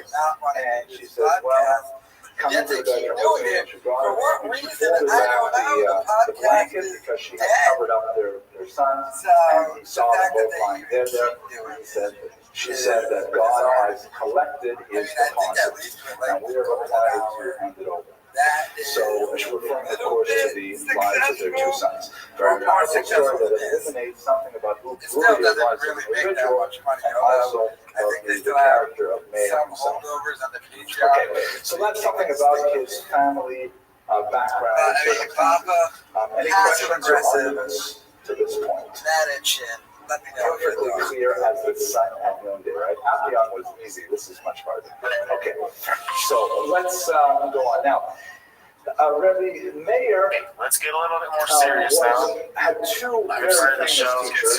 Get for the show. Tim Rabbi Kennedy. Akiva is the one that is probably So, better supported by posted it sources twice, that we have. but it's easier to read on this. Rabbi Akiva, of course, All right, this is Tim Kennedy referring to what would you say? You recall his famous death. Tim's done like Let's not get off track here. Yeah. So Tim is apologizing for elaborating things that. One of the things he said when he did a podcast, and he was playing with his dog, whatever, and they said, "Hey, you want a Bronze Star with a fee?" And he said, "Yeah," and they said, "What was the story?" And he goes, "Pretty easy. I shot a bad guy, and he shot back, and that was it, or whatever."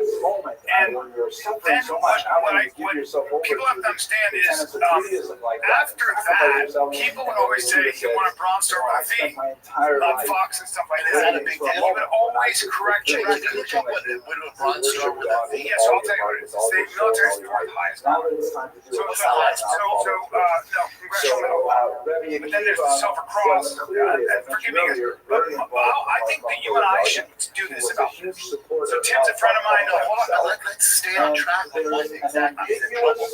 Okay, so a Bronze Star with a V device awarded service members acts of heroism, especially for actions involving direct participation in combat with an enemy of the United States.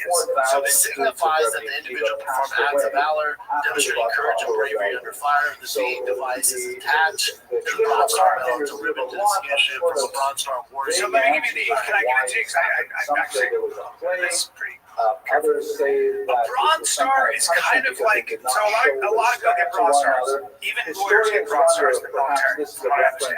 It's almost like some, I've heard Special Forces guys say it's almost like a participation medal. You get it for good conduct, there's a lot of V's. So a V is when you have demonstrated valor in combat. It's a combat medal. One of the things you'll see is that they'll look at like a guy and they go, how many combat medals does he have? Okay. So a V device, sometimes you can be awarded a Silver Star, look this up, I think, and it'll be demoted as a Bronze Star with a V device. When you get an award for valor, you have to have 2 corroborating witnesses, expert witnesses who are there and saw it. Okay? So the thing about these Special Forces actually said he said about 8 years ago on a podcast, he said that. And then we should say that he was introduced as somebody with a V device, I guess, and he did correct the record several times. Okay. So it was a time he said he's got to take responsibility for it, which he has. Because at the end of the day, if you said it, you said it. My thing with this is, let's go back to Tim's before you I want to take full unequivocal responsibility for a serious mistake. Over the years, I made public statements and gave interviews in which I unintentionally misstated aspects of my military service. Most notably, I implied directly or indirectly that I had been awarded the Bronze Star with valor. That is not true, and there is no excuse for it. I never received that honor, and I deeply regret never suggesting otherwise. That kind of recognition is sacred. It represents extraordinary courage under fire, acts that risk or cost lives. To those who truly earned it, and to their families and brothers in arms, I offer my sincere and heartfelt apologies. When I said disrespected your service, and I take full ownership for that. I was young when I stepped into the public eye. I was prepared for the extraordinary pressure that came with it. That doesn't absolve me. I should have known better. Integrity is not situational, and I feel like one of the standards I claim to represent. To the military and veteran community, especially those who served in combat or lost people they love, I am deeply sorry. I know that I've let many of you down. You had every right to expect more from me, and I didn't know that. This apology is not the end, it's the beginning. I am committed to rebuilding trust through honest reflection, visible accountability, hunger, and growing service to the community. I misrepresented myself too. I will no longer speak about my service in a way that elevates me beyond what I actually did. From now on, my words will be guided by truth, humility, and respect. I understand that words alone don't heal disappointment or restore trust. Only time and action. Thank you for those who helped me accountable. I will do my best to honor that accountability from this point. Now, let me say this. So what's going to happen is the government, the military are going to look into Tim's actual accomplishments. This is what's going to happen, especially this rate of They're going to look into it. And specifically they'll reveal some, and hopefully they talk about how things are going to work. And what's going to happen is you're going to find out that he's not Superman, that he's Batman, and he's still a badass. So if you're looking to take down Superman, you're going to find out you're actually finding Batman, which is still pretty fucking good. That's what's going to happen. And I think that what would be good for us and prudent for you and I as civilians is to not comment on any of get involved in this military stuff. I talk about all dying a hill for Tim Kennedy. Yeah, me too. I love it. Now, when it comes to the nooks and crannies of military, I have to just find out what a fucking disease is. I don't know that lingo. I've never experienced any of it. I don't know. That's how I feel. It's like I talked about Tim. I'm telling you, you guys are trying to take down Superman. And what they're gonna, what's gonna unfold is you're like, holy shit, he's not Superman. He's fucking Batman, which is still pretty fucking impressive. I would say this about Tim is I know Tim is a civilian, and I've known Tim a long time as you have, and I've spent a lot of time with Tim. I know Tim as a civilian, not a war fighter. I know Tim as a professional athlete. Yes, for a very long time. So I've seen both aspects. And I think you would agree. This is me going hard to pay for Tim because he's my friend, and this is who I am. I've never seen that guy do anything. I'm telling you, when the cameras aren't on and nobody's looking, I have personally seen with my own eyes and with my own ears, heard him go so far out of his way for people, and you'll never hear about it, especially people who are at risk of doing self-harm or altruism. Tim has, he doesn't want me to do this, he's bad, he doesn't want me to do this, he doesn't want me to do this, he doesn't want me to do this. But I have to just at least speak on this. I'm not going to say the other stuff, I'm just going to speak on this.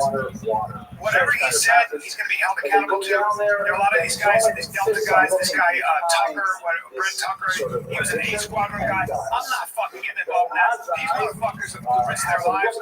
They went through that to their own ecosystem. I am stepping out of that. I'm not going to defend him on that.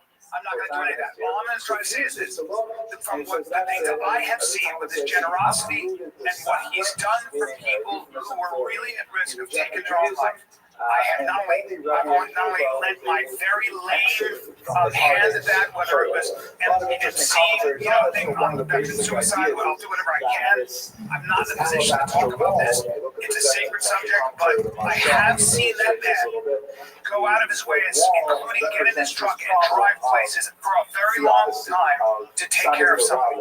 and nobody knows about it. Nobody just did with the floods.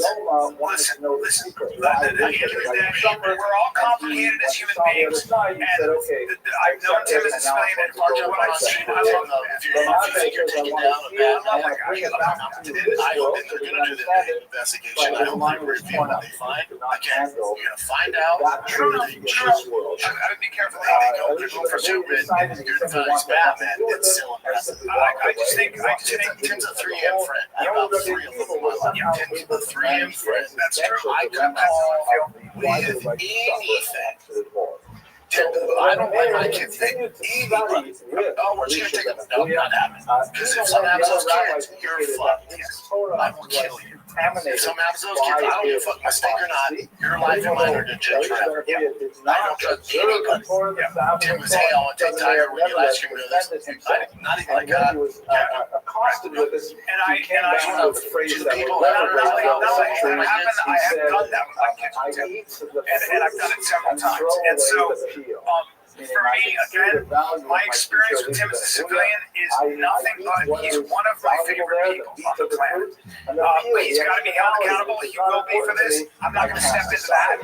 You know, we all make mistakes, and we all, and this is his mistake to correct.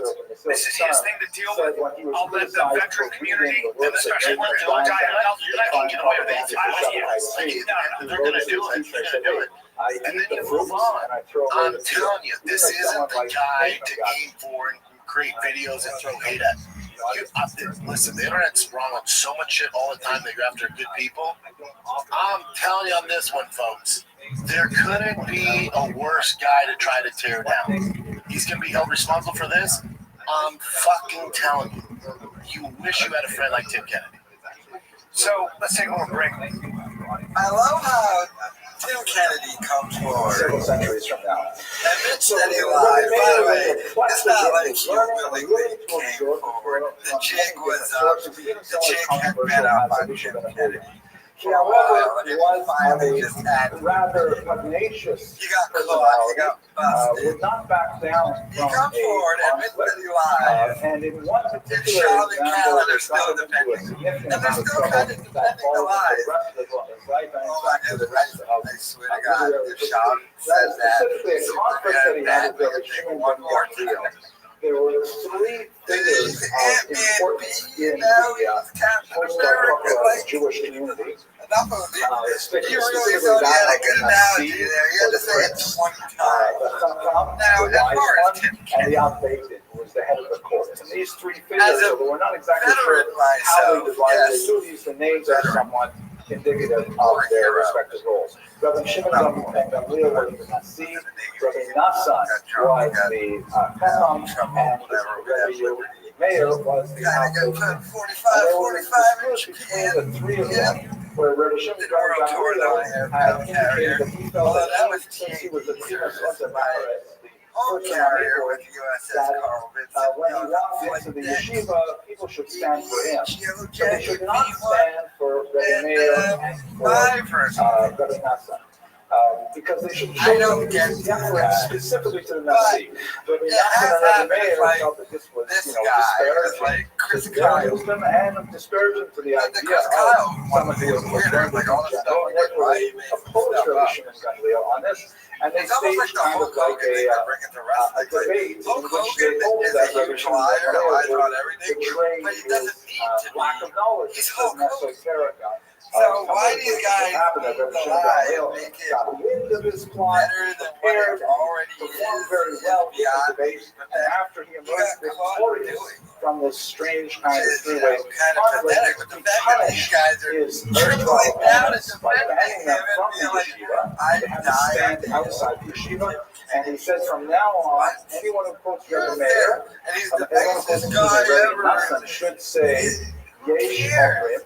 Al Capone was a nice guy until you looked into the mob stuff he was doing with it. He gave charities and everything. And anyone who quotes the doubling down by say, I wrote here, I'm shocked that you even talked about it at all, but like, So from then on, Kind of had to talk about it, just like whenever he had Mary to Mayer is come quoted, not forward. whenever, but quite frequently, it's simply quoted as others say. And his name is blotted out from the text. There are exceptions to this rule, The guy was significant Juggernaut, exceptions, but nevertheless, now this he's gives you an Nightcrawler. indication Trying of to Rabbi take Meyer's that pugnacious nature, I'm and sad at the now. same time, the Sean humiliation was that he doing was forced to really, endure really as a result of one conflict that he had with Trying to authority take down figures. Superman, you still Okay, got let's go Batman. on a little bit further. Now, take that. Nevertheless, Rabbi Meyer's voice reverberates throughout the entire Mishnah and the Talmud upon which it is built. It doesn't even make sense if you really think Difficult about concepts to really tease out in the literary archaeology of the Mishnah is this concept of Stam Mishnah Rabbi Meir. An anonymous teaching in the Mishnah should be attributed to Rabbi Meir, which is widely held as a hermeneutic principle in trying to determine the If you want to make sure your car gets stolen, buy a 6-speed. Mishnah. Oh, yeah, Once you understand, I'm sure that the young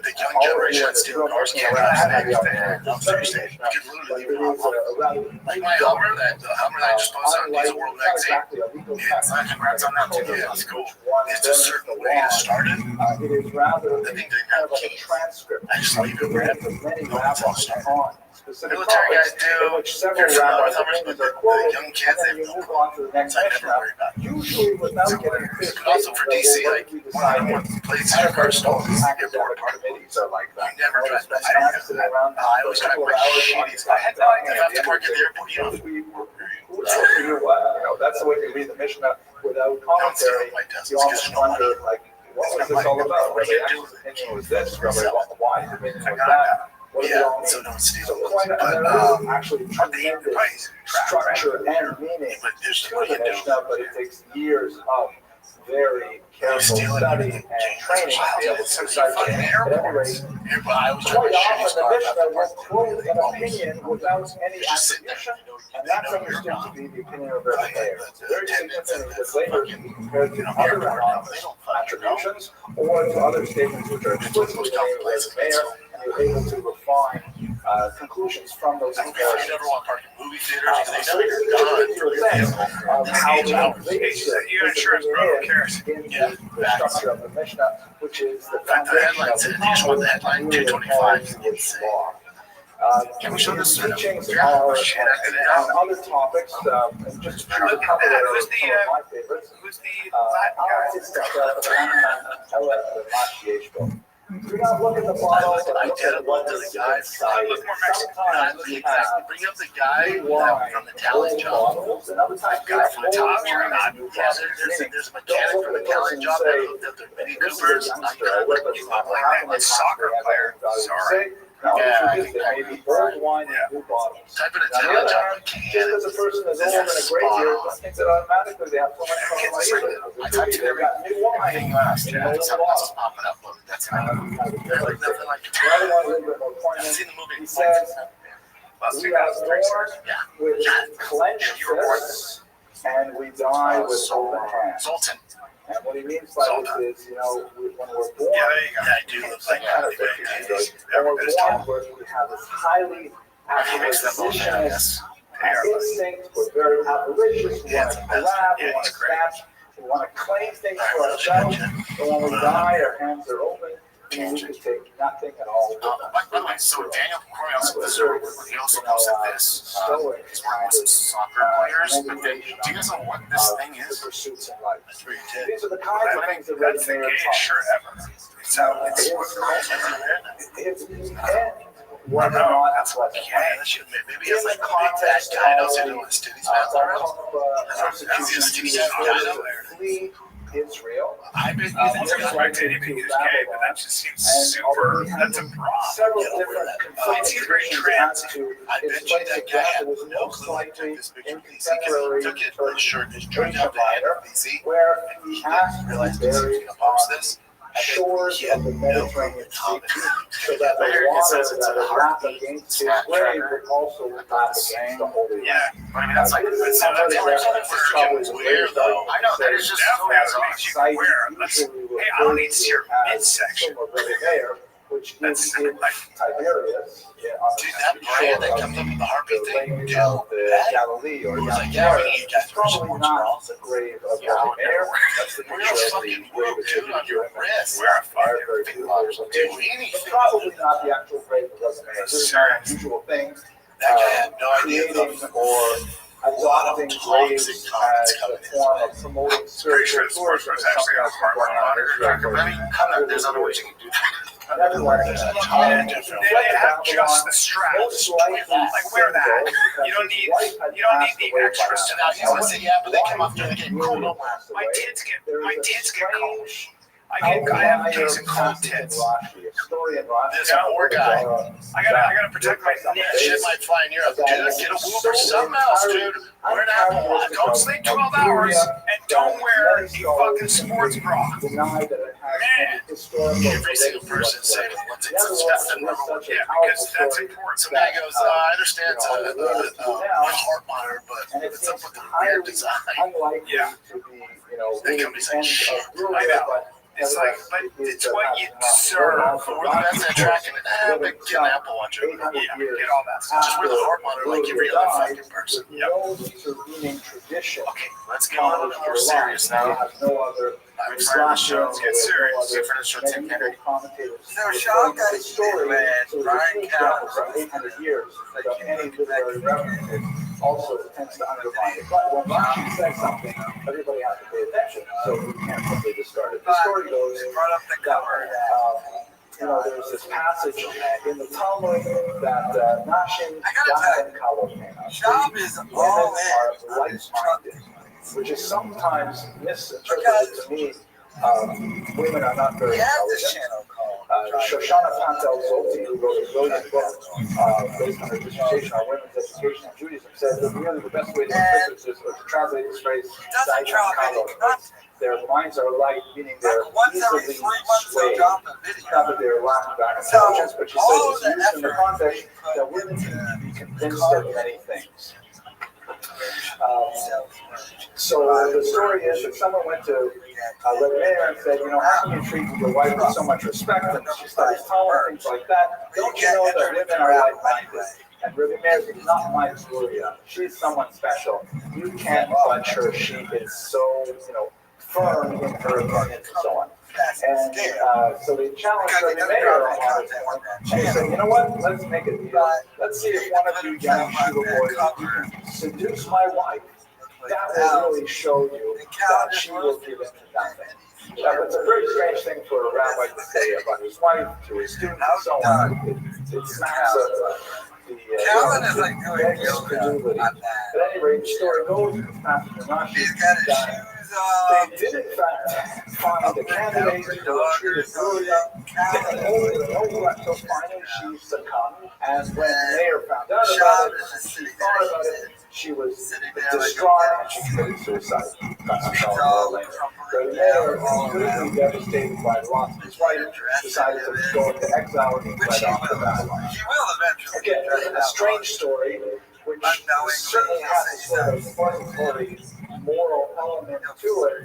Virgins now perhaps to whenever he slips not up give their wives too much authority, but it's a complete outlier of what we know about Gloria, and what we know about Rabbi Meir, and what we know generally about the Jewish approach to marriage as a whole. But it's hard to take it at face value. Nevertheless, one garners from this story just some sense of perhaps the tragic end of Gloria and the tragedy that the mayor had endured with the death of his children, some of the death of his wife under mysterious circumstances, and his eventual death in exile. His intellectual and spiritual impact on Judaism is phenomenal because he is able to cull from his phenomenal teachers, Rabbi Akiva, Rabbi Elisha, Rabbi Julia, and others, and combined with his somewhat feisty personality, a sincere learning love for Torah into the texts which we know as the Mishnah today, where he forms an incredibly central role. And we are indebted to his thought for the legacy of Judaism today. With that, I'm going to conclude, and I thank you very much for your endurance. Okay, we'll leave it at that. Thank you very much for coming. about. Okay, now I understand what a lot of these Hollywood producers do is shitty, and hey, suck my dick and you can get this job, right? Okay, I get that sucks, all right, and that sucks for women, and that's bullshit. Okay,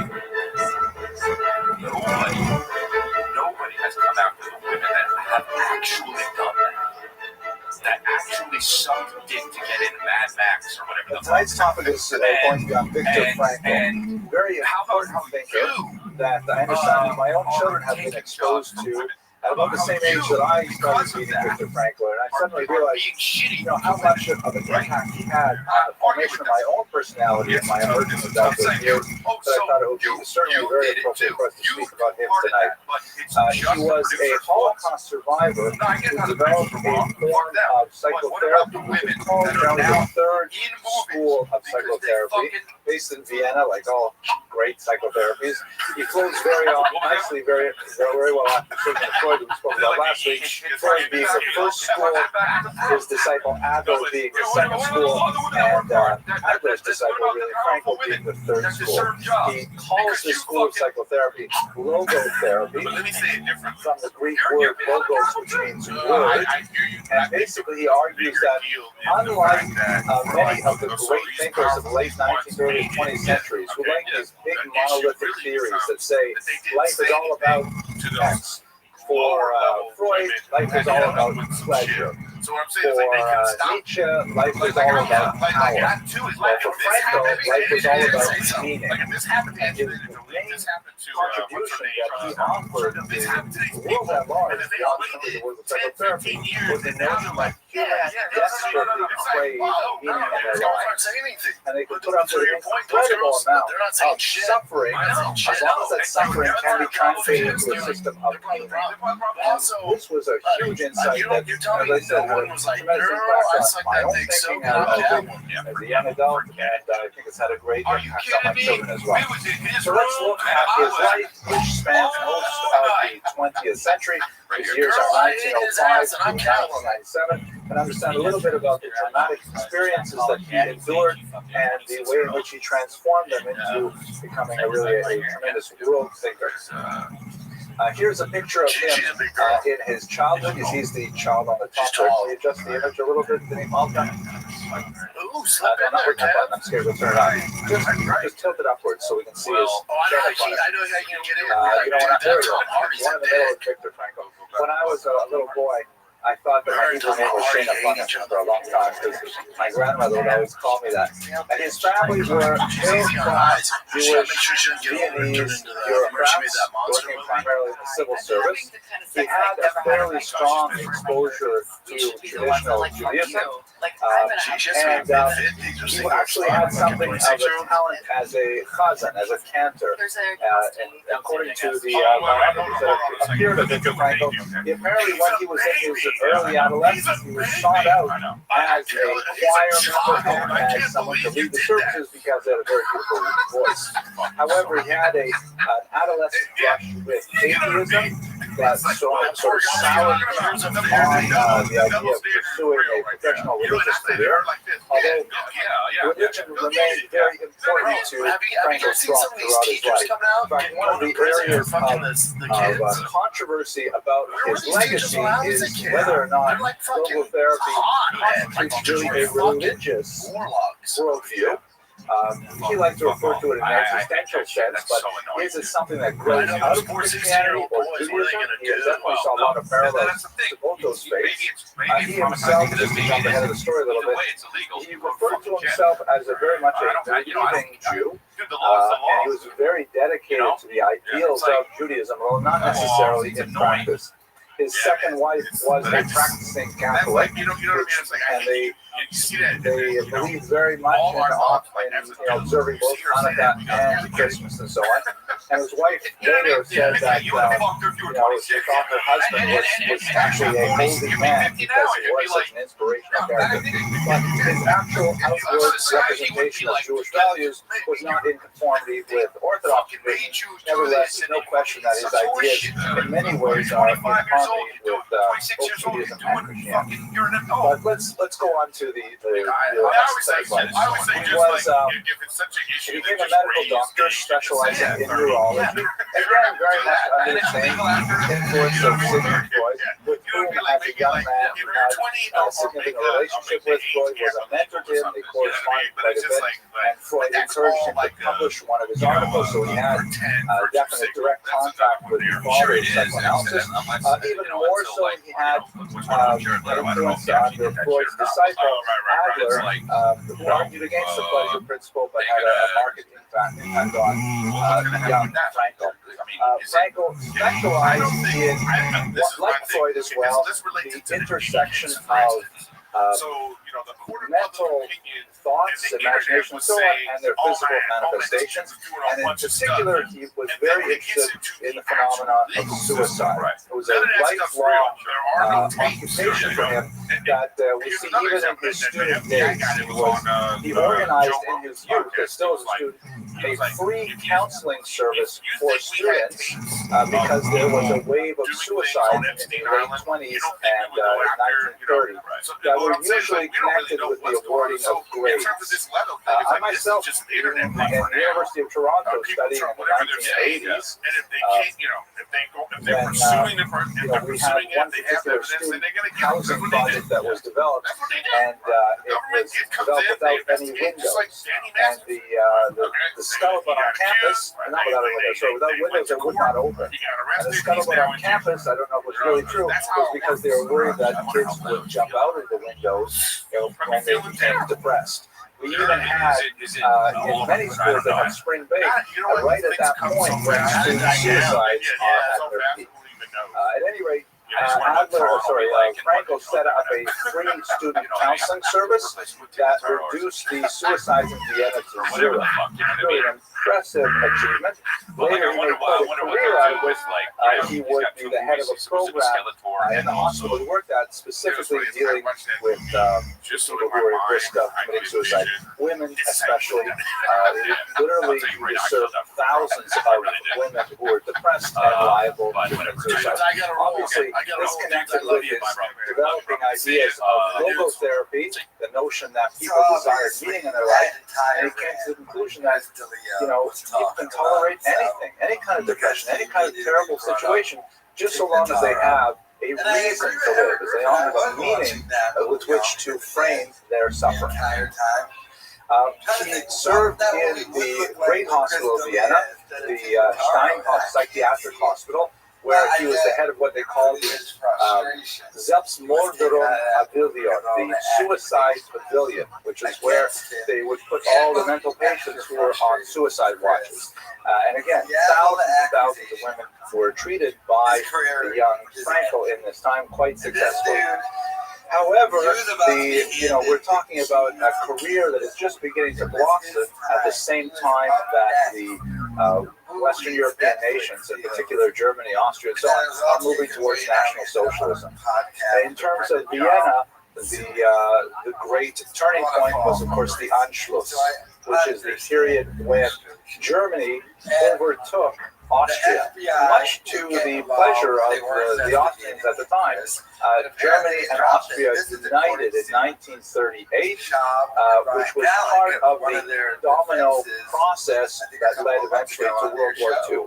Hitler was following a policy of, basically having temper tantrums, demanding certain concessions from the European nations, and the Allies, afraid of a repeat of World War I with its tremendous casualties, followed a disastrously wrong policy of appeasement, where they basically said, look, we'll just give Hitler this one more thing. Okay, we'll let him remilitarize this region. Okay, we'll let him, take over this part of one territory, and so on and so forth.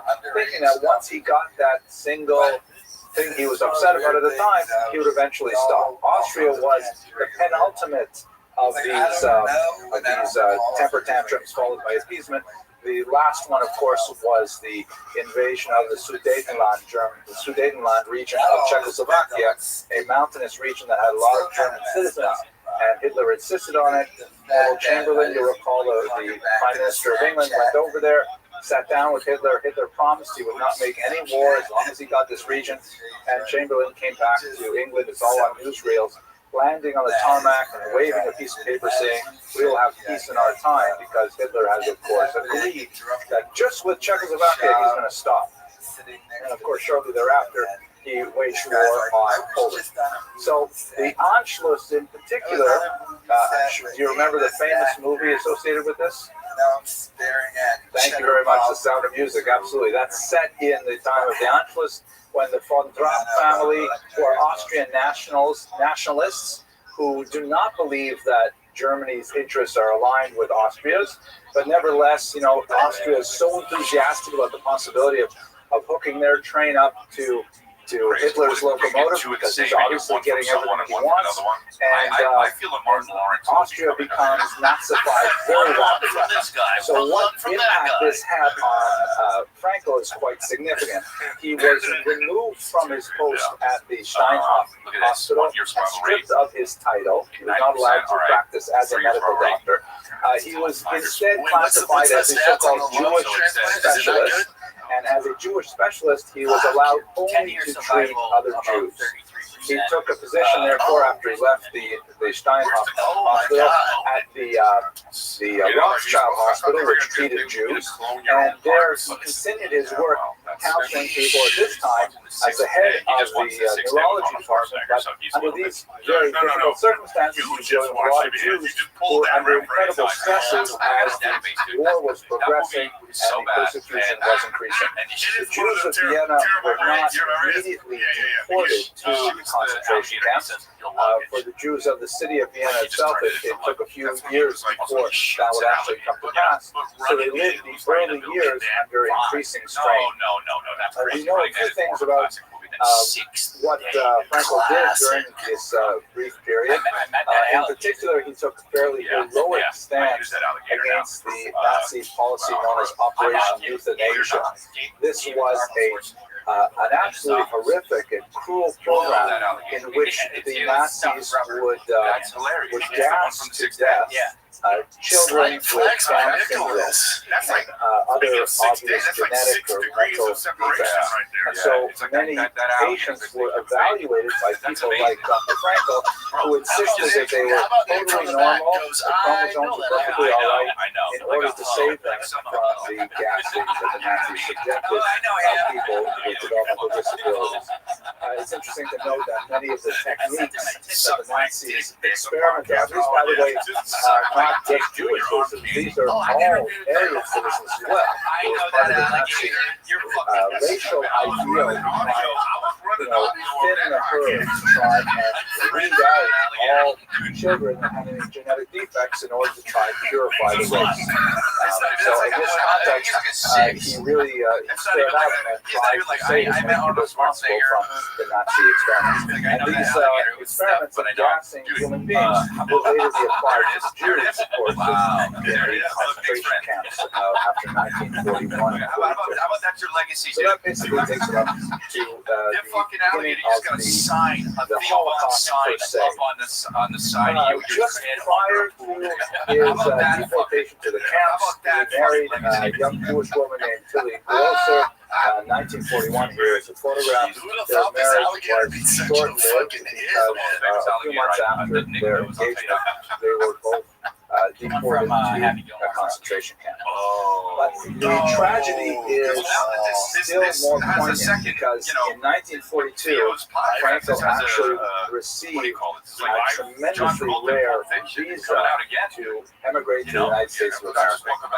And he had this last-minute opportunity to actually leave Vienna behind, take his young bride, and make it to these shores for safety. And in fact, delighted that was what he was planning to do. And he went home to speak about it with his parents. One thing's for sure, if you go like this to they spoke about it quite a bit. And then Franco noticed that on the table was a piece of marble. That's a fair point. And That's a fair point. he asked his father, wide receiver. where did this You show up piece late, of but marble you come from? perform. And the father said that, Franco's father said that after they blew up the great synagogue, I haven't seen he it. went I to haven't seen the it. rubble and he found a piece of the Ten Commandments. What's he It only talking had about, one did he? Hebrew letter on didn't and, he leave the and country? he brought her home because of the great sadness of the destruction of the house Yeah, of but it's worship. just being And silly. Frankel asked, "Oh, are you able to say one of the commandments? Which one was it?" And his father said it was the commandment to honor your father and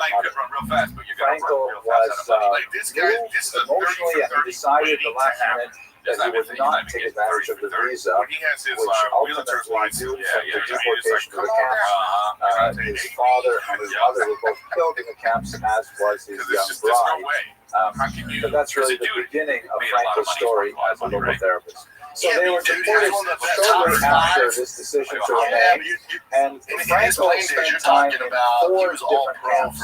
It's worth mentioning a little bit about why there were so many different camps and what were the characteristics of these camps.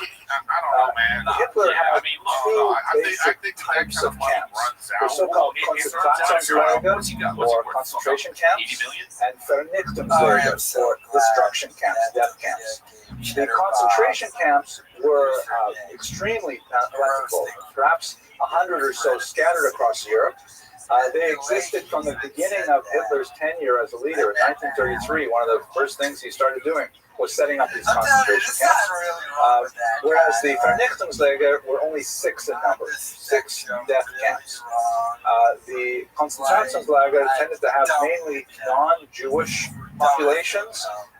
These were people who were principally Hitler's political enemies. And as his rule went on and as the war eventually picked up, then it included a lot of people that Hitler simply didn't like, such as Jehovah's Witnesses, homosexuals, gypsies, a whole list of people, communists, of course. I mean, the list grew and grew and grew, and these concentration camps tended to hold a lot of them. And most of the deaths that occurred in concentration camps tended to be of starvation and abuse. The Vernichtungslager, by contrast, were only set up beginning in late 1941, and they were built with the express purpose of murdering their inmates.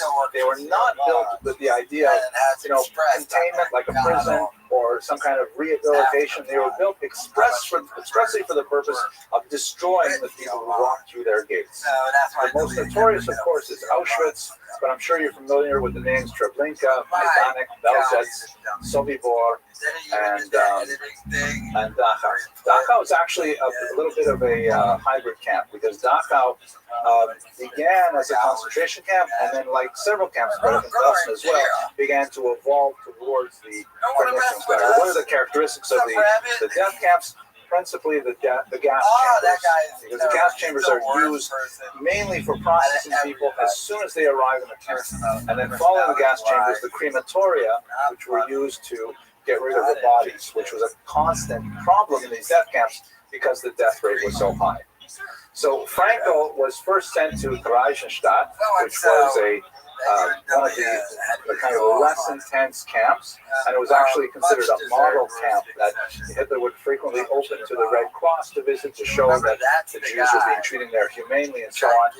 His father died shortly thereafter.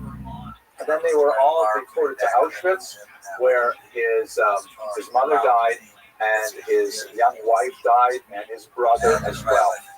His sister, by the way, survived the war, and she's the only member of the family besides Frankel himself. I tried to track down the source, but I did read in one of the biographical materials that his wife was forced to have an abortion in the camps, and then later was killed. It's certainly not beyond a possibility. And then afterwards, he spent, I forgot to mention a very important thing about the Vernichtungslager, though. About 90% of the Jews who arrived at one of these 6 death camps were killed within 24 hours. There was a selection process right at the very beginning when they would disembark from the trains, and there would be someone who would kind of evaluate their state of physical health. Those who were deemed to look like they could do some physical work were indicated they should move to the right. And this also included other prisoners of value, such as identical twins, because they were very useful for medical experimentation and other horrible things. But sometimes But everyone else was actually sent to the left. Yeah, he wrestled. He And did very all well. their But he loves it. personal He knows. valuables were He removed. follows Everything He's originally from from where? the coins they may have sewn into their pant linings, to their gore teeth, prosthetic limbs, glasses, and so on.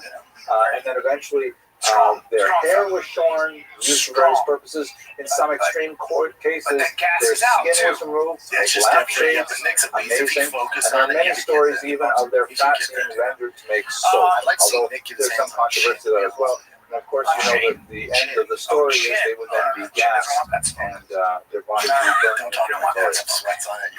The 10% or so that were chose to move to the right, they were given various tasks that were necessary for the operation of the camp, such as the notorious Yom Commando, the special commandos who were Jews who were charged with the terrible task of removing the bodies from the gas chamber and transporting them to the crematoria. In some cases, the capos, the internal enforcers of the camp, and so on. And many of these camps have industries attached to them. Auschwitz, for example, had 5 satellite camps that were involved in producing various things for the war effort. A camp called Puna, for example, just outside Auschwitz, made acetone, which was a chemical very much used for the manufacturing process. So this was kind of like an afterthought for the Germans to have this small population in every camp that was actually doing some kind of useful labor.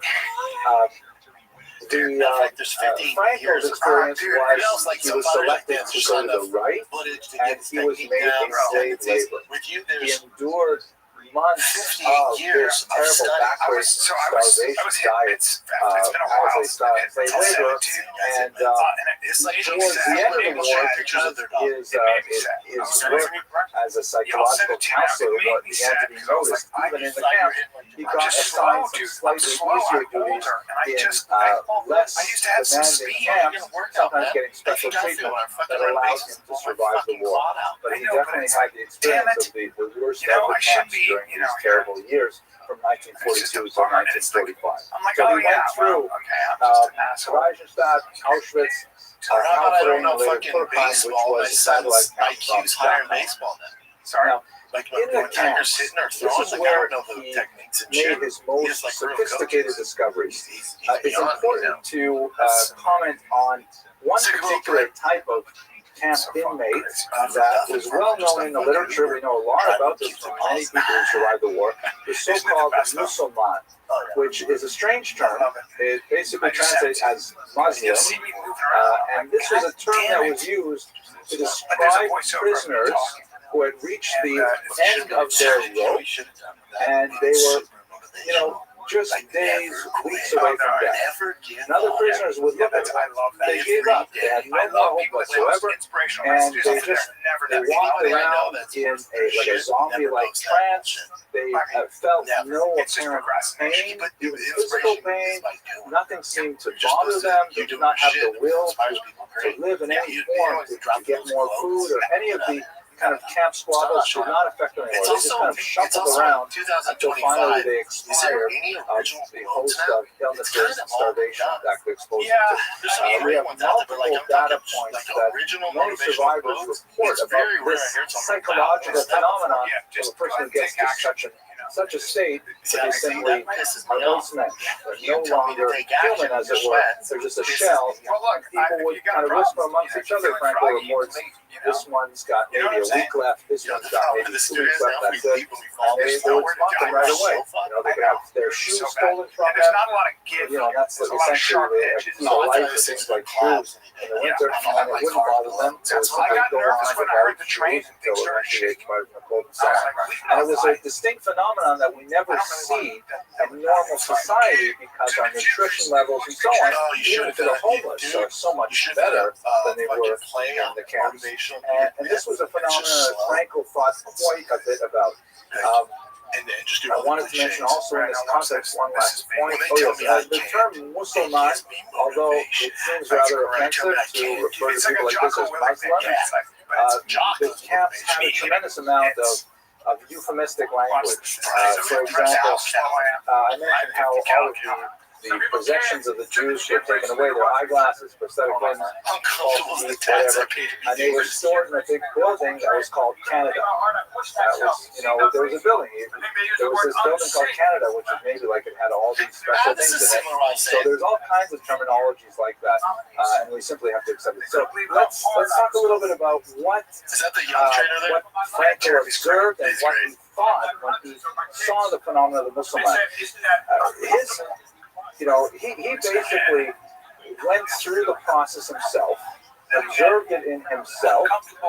Although he never became a Muslim himself, he had a tremendous insight into what was going on.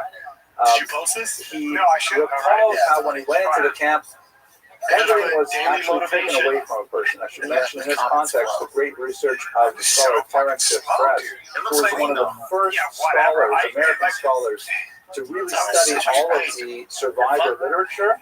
And he came out with a book called The Survivor I love it too. in the Every early time I get into the 70s. ring, And as soon as he finished it, he committed suicide. He was simply too overwhelmed with what he had learned.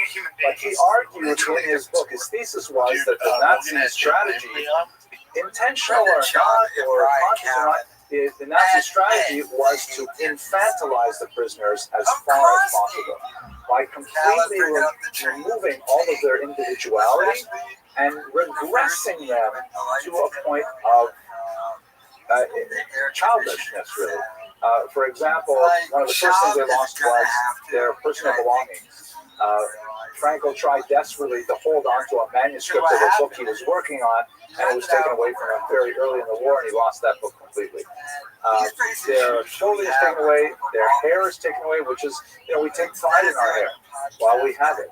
And we try to, we express our individuality with our hair. I thought that was funny. No one seems to laugh. But, the hair is important on this part, who we are.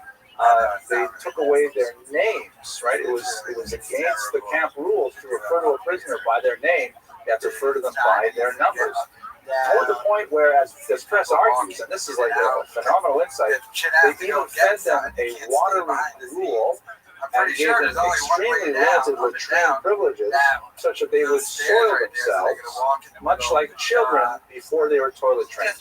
He called this the excremental assault. It was an attack with excrement to try and break the Jews down to the lowest level of their humanity until they got to the point of being a Muslim.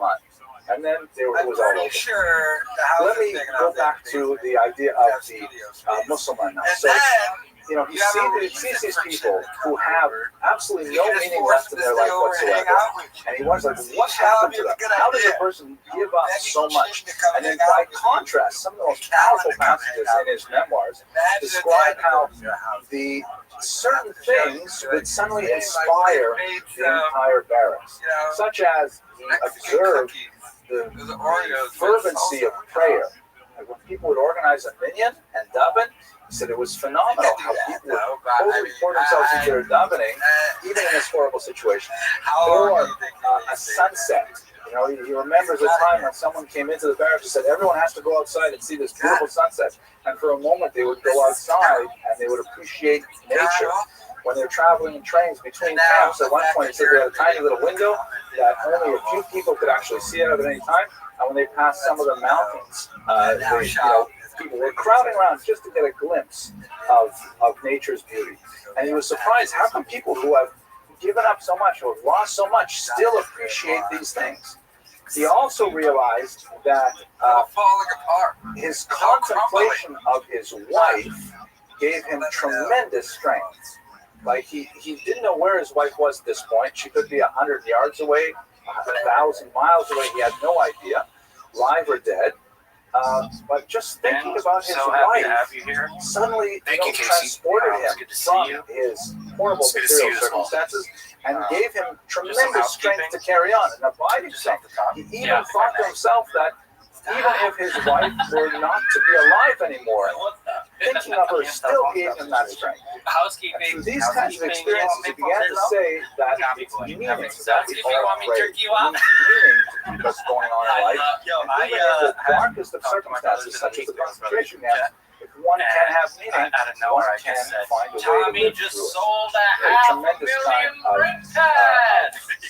of discovery. Big ha-has, huge So let's go now to that wasn't housekeeping. creative That's not work, housekeeping. House of Your Rose, house. which is Yeah, very our house. significant. And I have a special house. treat This because I have a episode couple of videos presented by since he is Cheese 20th century It's a figure. very, We can actually very fine house. see and hear him With speak two cats in a couple of videos. So first of all, the work that really cemented his reputation, a So, yeah, I had phenomenal the cheese little balls. book with What tremendous is power that? called I got it. Man's Search for No, Meaning. it's- It was originally it's, called Let's look it up.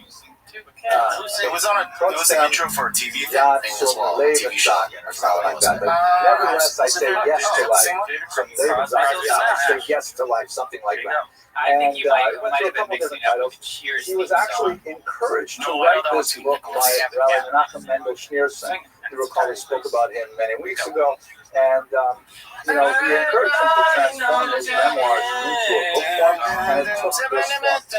It became an exceptionally popular work.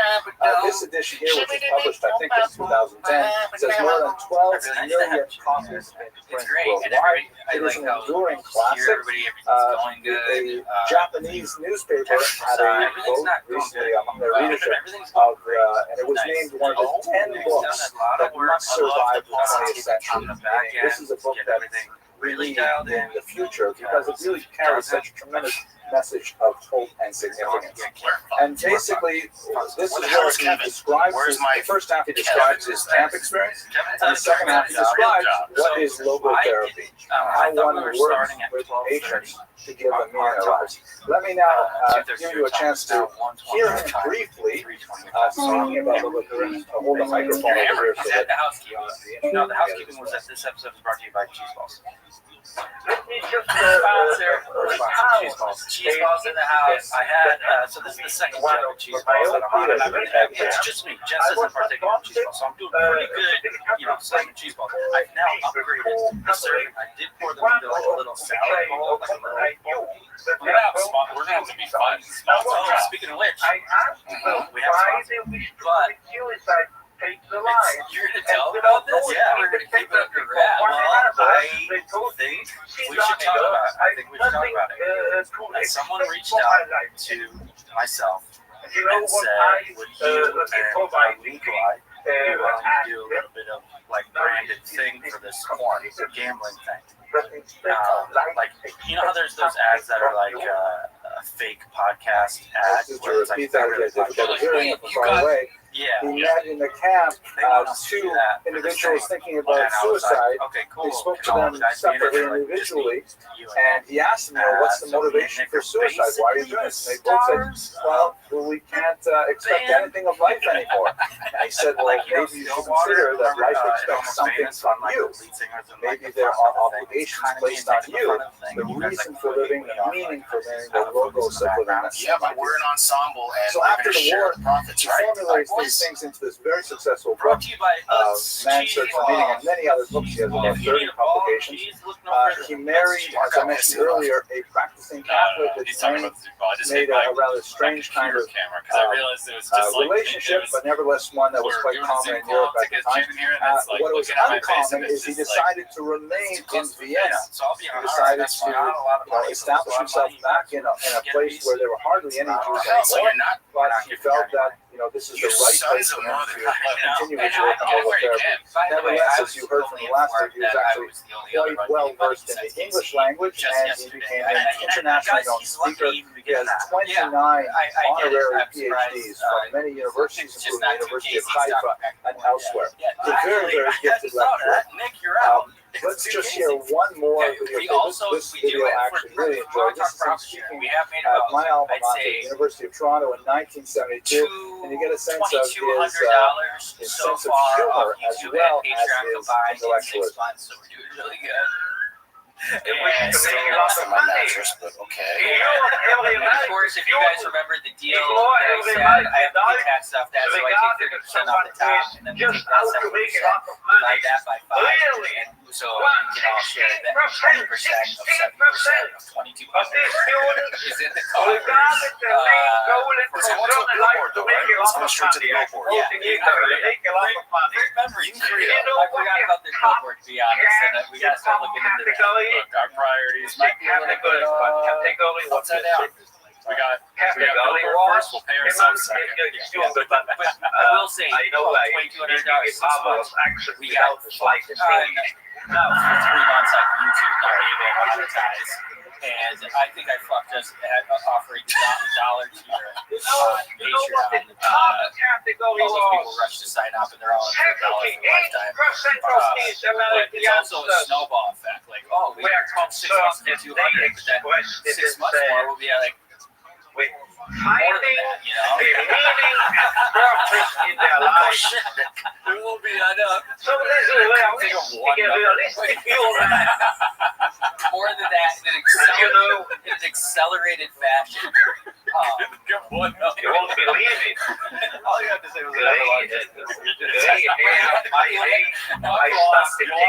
flying lessons recently. You know what flying instructor told me? It's just an arcade. If you are starting here, but wish to get here, just pick any number. It would be more than double. heading for this, and you have a crosswind, Check. I have you will some lower. and you will land here. So you have to do what we pilots call crabbing. So C-R-A-B, crabbing. You have to head for north of this area, and you have to fly that way. See, as if you're heading in this direction. If you're heading here, Oh, I was going to say, I then did you will actually land for here. 5 years. But if you have for here, you are landing 2 here. years in, we have This no YouTube goes also for money. man, 5 years say. in, 14 If we take man as So, he really stick is, with it, fellas. we Stick make with him it. work. Yeah. But if we overestimate him, Look, you tell me when you want me to start reaching out to.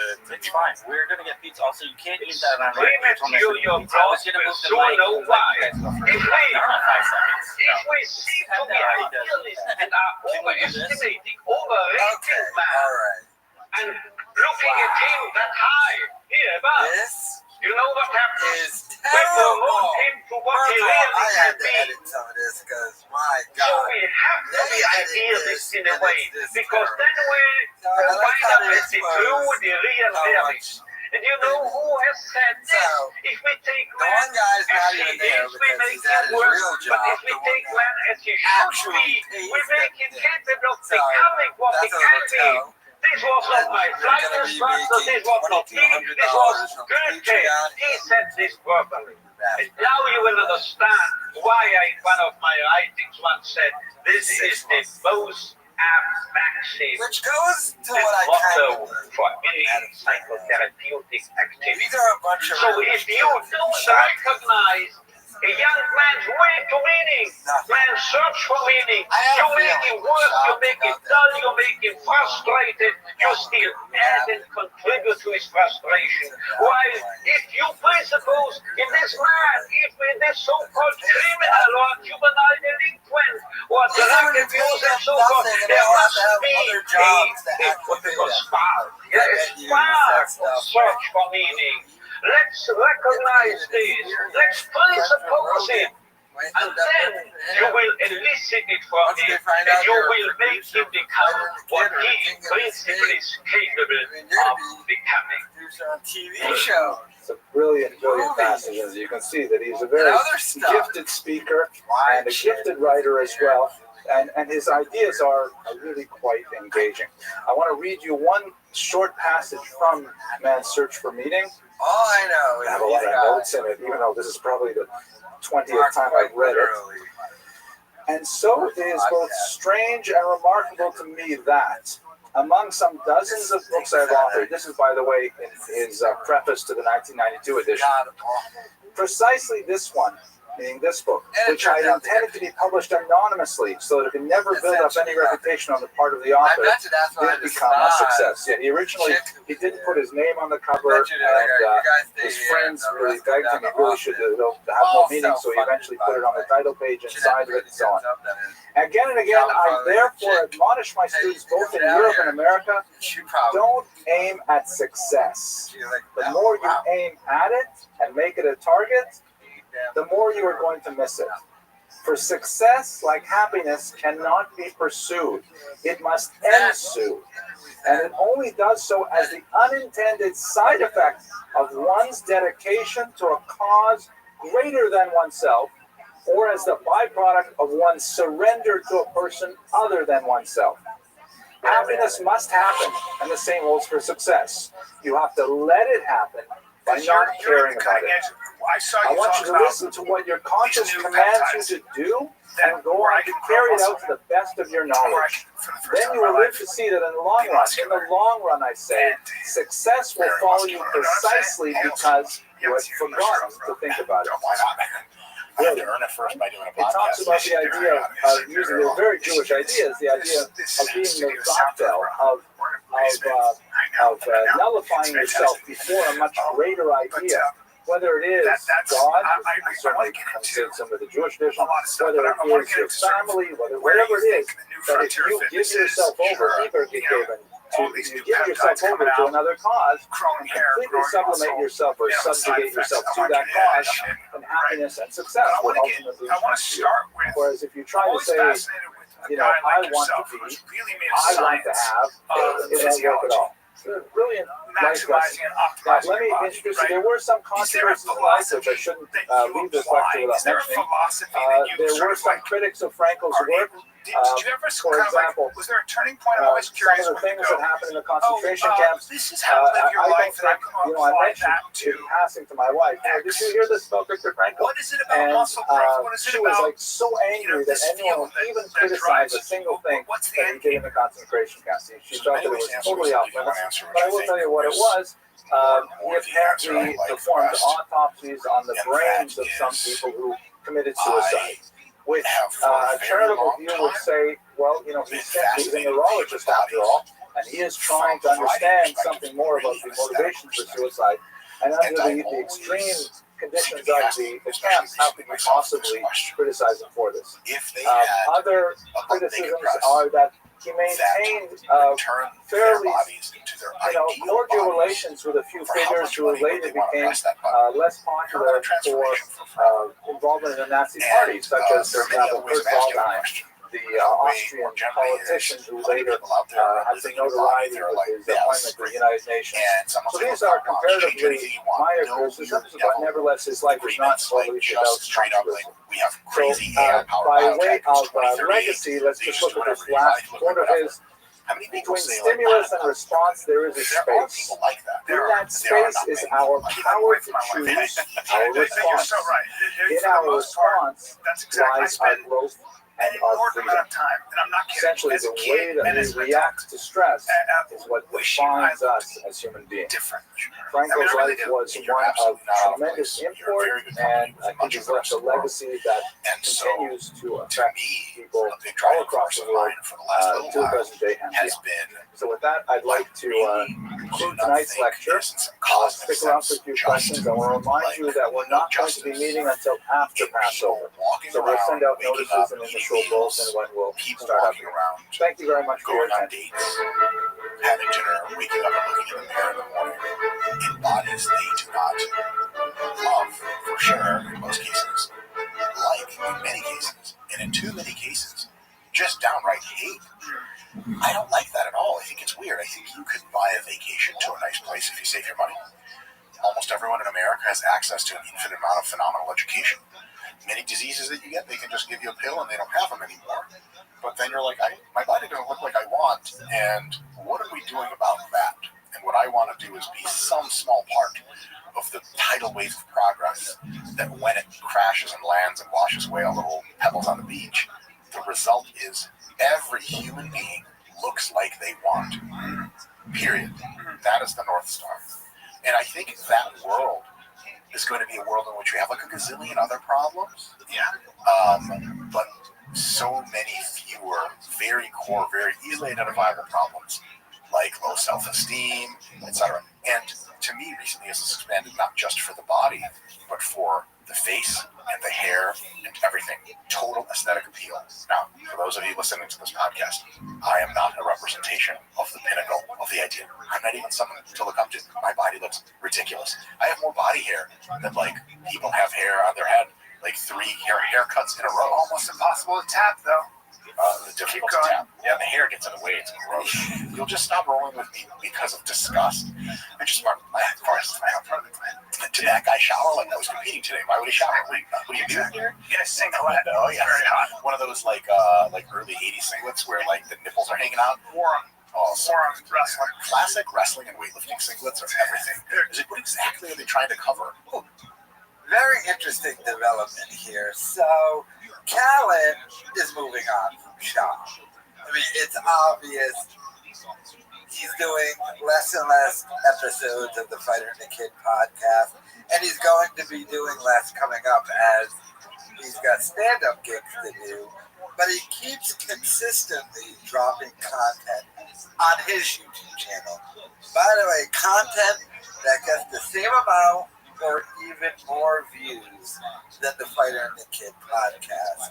But this is how I know he's moving on. Now that lawsuit has kicked in, he has a perfect excuse not to continue to do the podcast with Shaw.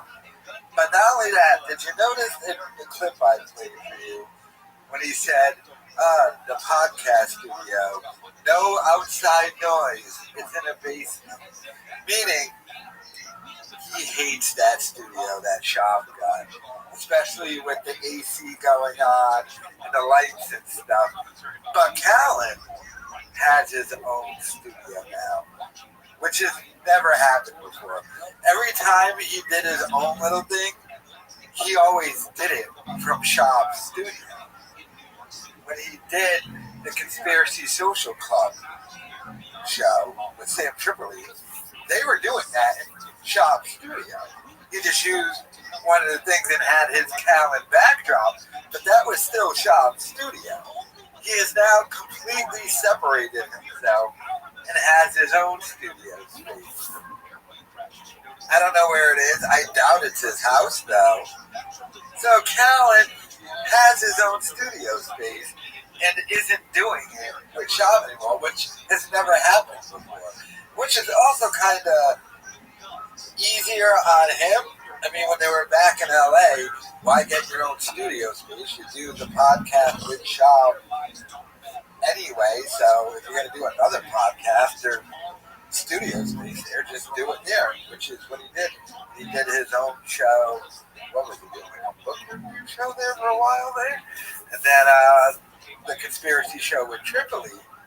But now that they moved to Austin, he won't hang out with Shaw, and he got his own studio space. He is moving on from Shaw. We are witnessing it in real time. Hell, he's mad Shaw even followed him to Texas. You're like, look, Bubba, going down to Texas, Rogan offered me a residency at the Comedy Mothership, and Bubba was like, I'm following you, B. Callan's just like, crap, he's following me. Damn. But he is definitely moving on from Shaw. Evidenced by he got his own studio. Well, let me know your thoughts in the comments.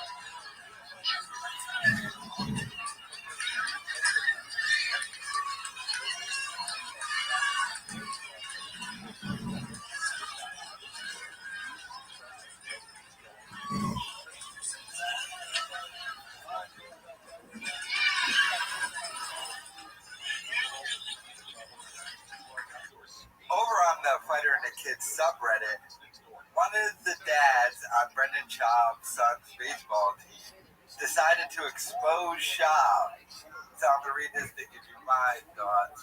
This from Memorabilia Network. Long story short, I'm a baseball dad.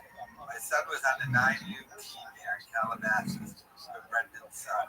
In no way will I make this post about his son, but more about how big of a jack-off the poor kid's dad was in the community.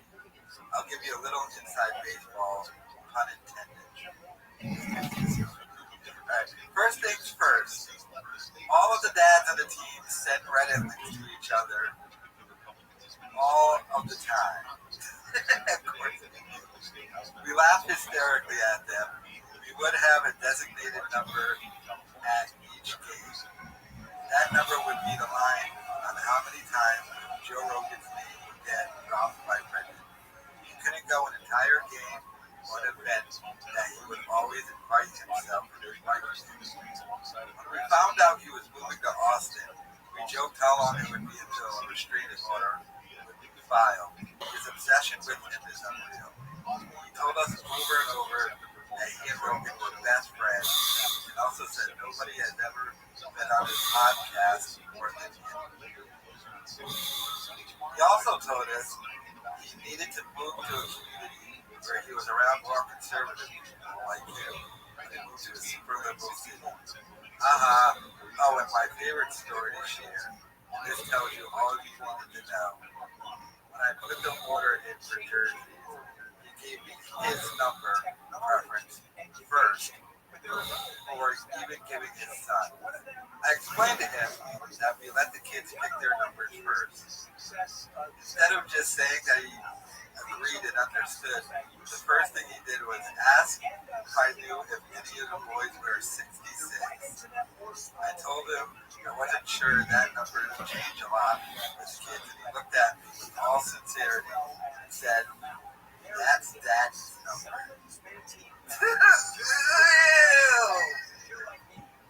Now all the parents still say, "That's Daddy's number." Oh my God. To each other all the time. It was so cringy. And lastly, don't let his words fool you about how busy he is with traveling ball. On multiple occasions, during practice, he would just sit in his truck on his phone. Then come game time, he would be the first parent in the dugout. His wife in there with him to do photos. Anything for the gram, right? Anyways, just I'd share some funny moments from America's dad.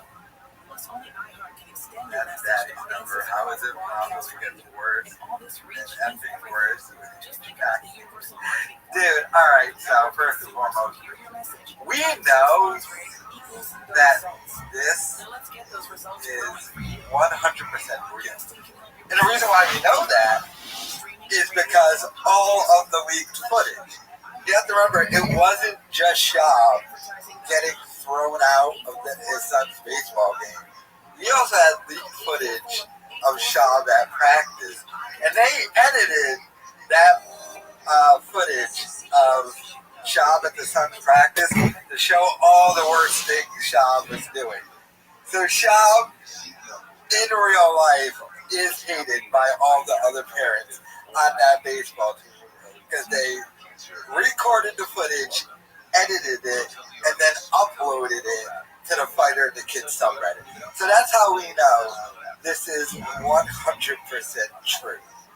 So Shab sits in his truck on his phone until game time, probably looking for the baddies. Let's keep it real. Trying to get some addies and baddies in the truck, on the phone. He talks about Rogan all the time. Of course he does. This is the thing I've said.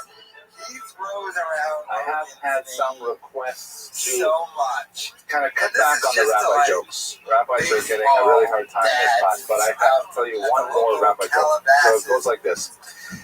Young rabbi takes over a new position. And the retiring rabbi is on his way out. He meets with the young rabbi and he says, listen, very nice, you've got this position and you'll find it's a wonderful community and you're going to fit right in, I'm sure. But there will be times when you will experience conflict, in particular with the board of directors. It's hard to be a rabbi when you have a very opinionated board. And so I have, over my many years of experience, compiled a few really basic ideas that I think will help you if you ever experience any conflict of that nature. In my desk, you will find 3 sealed envelopes.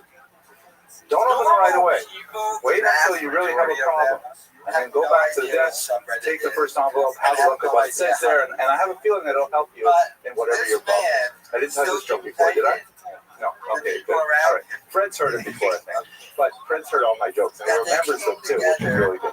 Anyways, so the joke goes like this. So he's in the job for a few months, and everything is going fine. And then one Shabbos, he's officiating at a bar mitzvah, and he happens to be a son of one of the board members, and he gets the kid's name wrong. He keeps calling him Mervin, and his name is Morris. And over, he keeps saying Mervin, and everyone in the crowd is wincing and so on. So after the services, the father of the child, a member of the board, says, that was atrocious. I can't believe you got my son's name wrong on his bar mitzvah. We spent $600,000 in this bar mitzvah. You can't get his name right. And so tomorrow is a board meeting. I want to see you there. So, he doesn't know what to do. He's sweating. He feels terrible. What am I going to do? The board meeting. So he decides, the envelope. So he goes back. He takes up the first envelope. He opens it up, and he sees 2 words on it. It says, feign ignorance. He's right, feign ignorance. So the next morning, when he goes to the board meeting, he says, I'm so sorry. Many years ago, I met a person before. I looked just like him, a brilliant boy whose name was Mervin, and I kept on confusing him. And I'm really sorry. I threw myself to your mercy. It was inexcusable, and I'll apologize to the membership. And so they say, all right, fine. We'll let it go. No problem. A few months later, same kind of thing happens at a funeral where he's officiating. A man has passed away, and he keeps on going on and on about the widow. And he doesn't realize that there are 2 other widows also at the graveside from earlier marriages. He completely forgot about them. And of course, they're very upset. So they say, tomorrow we have another board meeting and you better come prepared, right? So he goes straight back to the desk. He opens up the second envelope and it says, feign illness. He says, So the next morning he says, I wasn't feeling myself. I really shouldn't have done the funeral. I had the flu. I was delirious, whatever. So I say, okay, we understand. Everyone gets sick every now and then, things like that. A few weeks later, again, something else happens. He's in big trouble. They say, we're going to see you tomorrow. He says, no problem. He goes back to his office, opens up the third envelope, which reads, prepare 3 envelopes. That's a fair rabbi joke, right? Okay. All right. Tonight's topic is, this is a well-known individual, in fact, one of the great thinkers of the 20th century, who laid his impact on the world, perhaps more than perhaps a handful of Jews in the modern period, and in fact a handful of human beings as a whole, because he really was a major influential thinker. Sigmund Freud, the father of psychoanalysis. I really didn't have to go very far to find material on Sigmund Freud.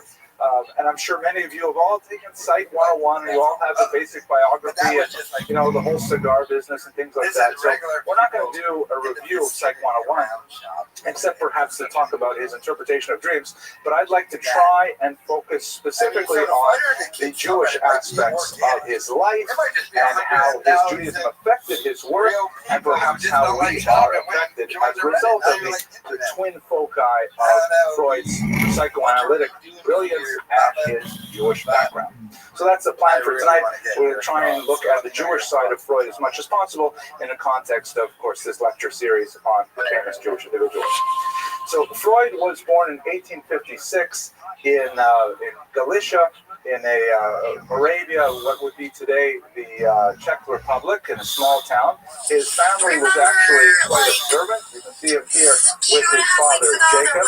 He was named previous one Shlomo Freud. The word Freud in German means joy. You may know many people's name is Fried. It's the exact same word, just slight vowel shift for Yiddish. Fried is Freud, same name. He later shortened previous one to simply Sigmund. And of course, he dropped the Shlomo because he became a very in my entire life. Atheist, and at the same time, a very committed Jew. Interesting kind of parallel existence, which became a paradigm for many Jews really in the 20th century, where he was very proud of his Jewish identity, resented any influence to try and have him change his Jewish identity, but at the same time, he had a very negative view of religion as a whole, and Judaism in particular. His father taught his Bible stories, and he went to regular Jewish education. He was a gymnasium education. It was a secular school system, but Jews were exempted from religious studies for Christians and were taking Hebrew Bible stories and Jewish history during those periods. So he had a fairly strong education in what would later become the Czech Republic. It was the Habsburg Empire at that time. And in his youth, he moved to Vienna, which is where he crafted his reputation as a whole. We'll have a lot more to say about that. His family was observant, as I mentioned before. His mother, in particular, here she is, was Freud on the left at 16 years old, and he imbibed many of these stories from the Bible, really as mythic stories that would later percolate into his thinking and express themselves right up to the very end of his life. His very last written works really dealt with some of the basic themes that are discussed in the Bible, his work Moses and monotheism that we'll have occasion to speak about shortly. Now, you can't study Freud's biography without coming across, what undergraduates are constantly remarking upon, that Freud's father was, if I remember correctly, some 22 years older than his mother. And Freud grew up kind of like with this fairly distant, authoritarian, powerful father figure, and on the other hand, a very warm, nurturing, younger mother figure. And of course, many undergraduates will go on and on and say, well, there you go, that's the whole origin of the Oedipus complex. And what Freud would later argue, that a child has a great attachment to his mother and resentment for his father because he feels that his father is interfering with his relationship with his mother. It certainly seemed to play out, at least in the basic parameters of the age disparity of Freud's father and mother. But that's something more for the psychology lectures. We're going to concentrate mainly on the Jewish lectures. He fell in love with a very observant woman named Martha Bernays. Her grandfather was the chief rabbi of Hamburg, and he wooed her with tremendous force, with tremendous energy that he had never expended before on any other person or really a project in his youth. In fact, he shifted his entire career path in order to attract her, to be able to support her. He went into medicine because he felt that would be the best vocation to attract a good Jewish girl. Although when they married, he insisted they maintain a secular household. And one of their first fights as a married couple was over whether or not she could light Shabbat candles in her own home. So Freud maintained a pretty authoritarian view over exactly how the home should observe their Jewish rituals or not, more precisely. And at the same time, as I mentioned, he never gave up on his Jewish identity. To give you another sense of their relationship, which was a happy one and produced many children, and they found their modus vivendi right to the end of their lives. Freud was always the one who chose the names of their children, and he would always name them after his teachers. This was, just kind of a strange thing to look at, that his children got the names of his teachers. Where is his wife in all of this? But anyway, that's beyond the scope of our discussion today. So let's look at his medical and psychological career in particular, because that's going to affect our discussion of his Jewish identity. So Freud was, by all accounts, a brilliant student from his youth. His parents doted on him. They gave him his own special room in the house where, even though they lived in a fairly cramped circumstances, he had a place for his own study and for his own books, and he was really quite brilliant. He was dedicated to a life of research as a whole, a while to decide exactly which field he was really going to specialize in, until he met his future wife, and he decided that medicine would be the way to go. He embarked on a pretty ambitious research career, associating himself with many esteemed doctors, and he did a lot of work on neurology. He studied the neurons in lamprey eels and all kinds of things like this. I've actually published a fair bit as a medical researcher. But that interest in neurons and neurology slowly shifted to the evolving field of hypnosis, which he found quite fascinating, and especially the idea that physical pains could be generated by thought, meaning that people could have ideas which could then be expressed as a physical symptom, and if you address the mental notion with hypnosis, you could actually heal the physical symptom. He was fascinated with this mind-body problem that, of course, would form the roots of his psychoanalytic practice. In particular, he made the shift over to what would be psychoanalysis under the impression of, or the influence of Jean-Martin Charcot here. One of his children was named Martin after Jean-Martin Charcot. And Charcot was one of these early pioneers in hypnotic theory, and he especially was interested in studying hysterical women. The term hysteria at that time, it's no longer used in this context, but the term hysteria was associated with a complex of symptoms that was believed, Freud later changed this idea, it was believed to be associated exclusively with women, where they were excessively, easily agitated, they would faint, they also had a very strong libido that would be expressed inappropriately whenever a gathering of men were present, the desire to be the center of attention, things like this. This whole body of ideas, which was associated since the time of Galen, way back in ancient times, with the womb. In fact, the Greek word for womb is hysteria, and therefore to be hysterical meant, oh, your womb is somehow affecting you. And here's a picture that depicts in Charcot's study where he has a whole bunch of students here, and they're observing a woman who has fallen into a faint, very famous painting, and he's talking about how this is an example of hysteria actually in Freud engaged in, it brought together a lot of these elements of the mind-body problem, the idea of addressing mental symptoms to affect what were believed to be actual physical symptoms and so on, and he was quite heavily impressed by Charcot. He joined forces with Joseph Breuer, one of a whole series of young Jews who were also engaging in this pioneering field of psychological studies, and together they wrote this manuscript, Studies on Hysteria. It was actually quite a well-received book, although one of the things that began to affect the relationship between Breuer and Freud, and also affected Freud's growing reputation as well, was his strong emphasis on the sexual roots of the problem of hysteria. He believed that it had something to do with the oversexed nature of women, and that under these kinds of conditions they could behave in this manner and so on. And this began to make Breuer rather uncomfortable. He ended up abandoning the research with Freud, or Freud went on, of course, sexuality became a central pillar in his thought. They did most of their research, believe it or not, on Jewish women. We're talking about upper middle class Viennese Jewish women. The entire field of psychoanalysis in its infancy and through much of its maturity really deals with Jewish doctors and Jewish patients. The reasons for that is something that we might want to think about. But one of those women was the famous Anna O, as she was described in Freud's writings, whose real name, no doubt, is Bertha Pappenheim, who was actually a very important woman working, creating a network of women's shelters across Europe for runaway girls, a tremendous amount of charitable work. But again, we have these urban Jewish women coming to these doctors seeking medical advice for a series of conditions which people like Freud are beginning to think are somehow psychological in nature. Let's go one more here.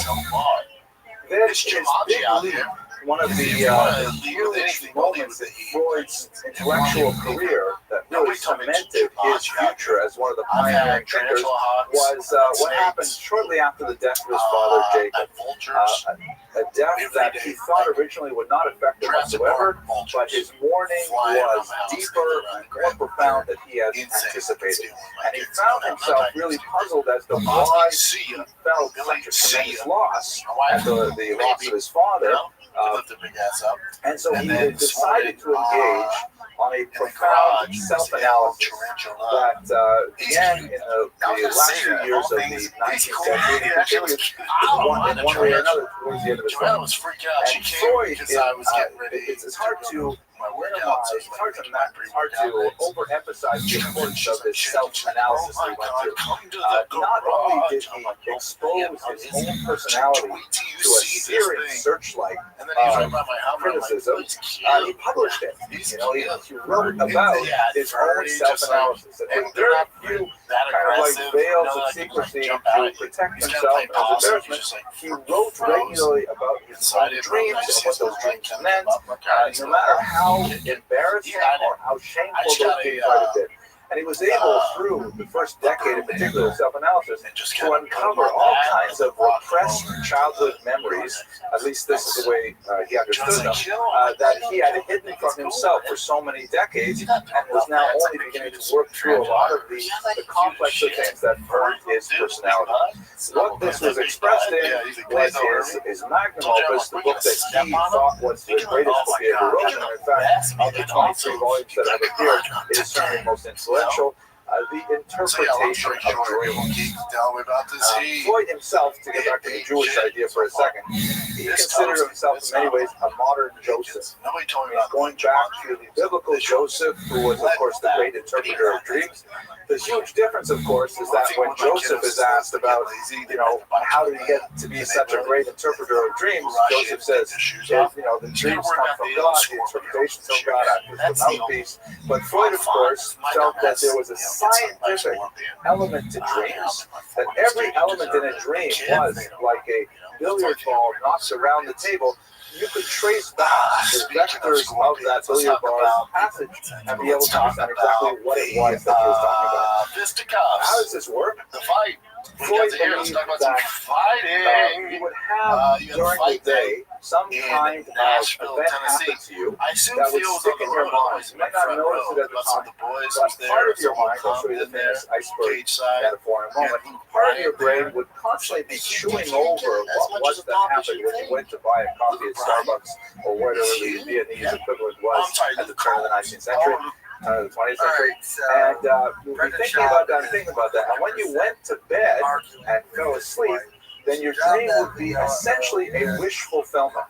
That you would, whatever it was that bothered you about that visit to Starbucks, it would be expressed in the dream world where every single detail of your dream was somehow a veiled reference, maybe even a joking reference to something else that actually happened in your life, and you would review these things and you would somehow process them in the dream. Kind of like you know, you're filled with frustrations and desires and all kinds of you know, things that you can't carry through to their completion. And in the dream state, you can somehow catharsize. Is that a word? You can be cathartic, and you can like get rid of all that extra pressure. And the way that you could figure out dreams is, of course, by going to the office of Dr. Sigmund Freud, who was now treating hundreds of patients. You could lie down on his couch, which was his famous way of treating these patients, and you would engage in free association, where he would repeat some of the words that were in the dream, and you were asked to immediately repeat back the first thing that pops into your head. And then Freud, the Joseph of his time, would then put these words together and try to create a narrative out of your dream that would make sense, usually referring to some childhood memory, probably a sexual memory, and that's how Freud put this whole thing together.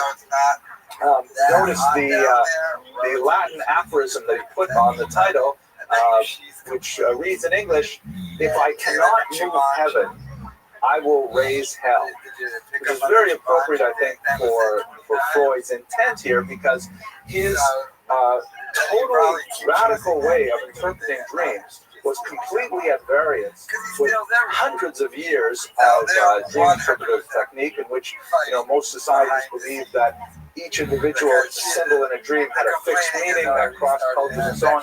He said that no, dreams are simply the scientifically determined expression of unfulfilled wishes in this dream state. It's an amazingly influential work, very controversial work as well. And in particular, I'm going to look at one last element, then I'm going to go straight to the Jewish stuff, two more last elements, and we'll talk about the Jewish stuff in particular. Now, one of the critics of Freud once said, and this is a kind of a nasty thing, I wouldn't normally say a nasty thing, but yeah, I think it's valuable in this context. He said that what is original in Freud is not good, and what is good in Freud is not original. Kind of a harsh statement. I hope nobody ever says anything like that about me. But in this context, the greatest discovery that he made was something that, as I describe it to you, you may see the great parallel to the Jewish tradition. It's hard to imagine that he did not imbibe some basic Jewish theological concepts and translate them into his psychological work. He argued that most of the mind, what we consider ourselves, is actually not in the conscious sphere. Meaning, it's happening under the water, like an iceberg. Like 90% of an iceberg is under the water. You don't see that part actually moving, but in fact, it is more influential than the part that we do understand. This is all Psych 101. You have the conscious mind, which is also expressed as the ego, which is a Latin word meaning simply I, the I part, the part that's talking, the part that you talk to yourself, you understand as yourself. That's kind of like above the water line, and you see that, you recognize that as yourself, your face in the mirror.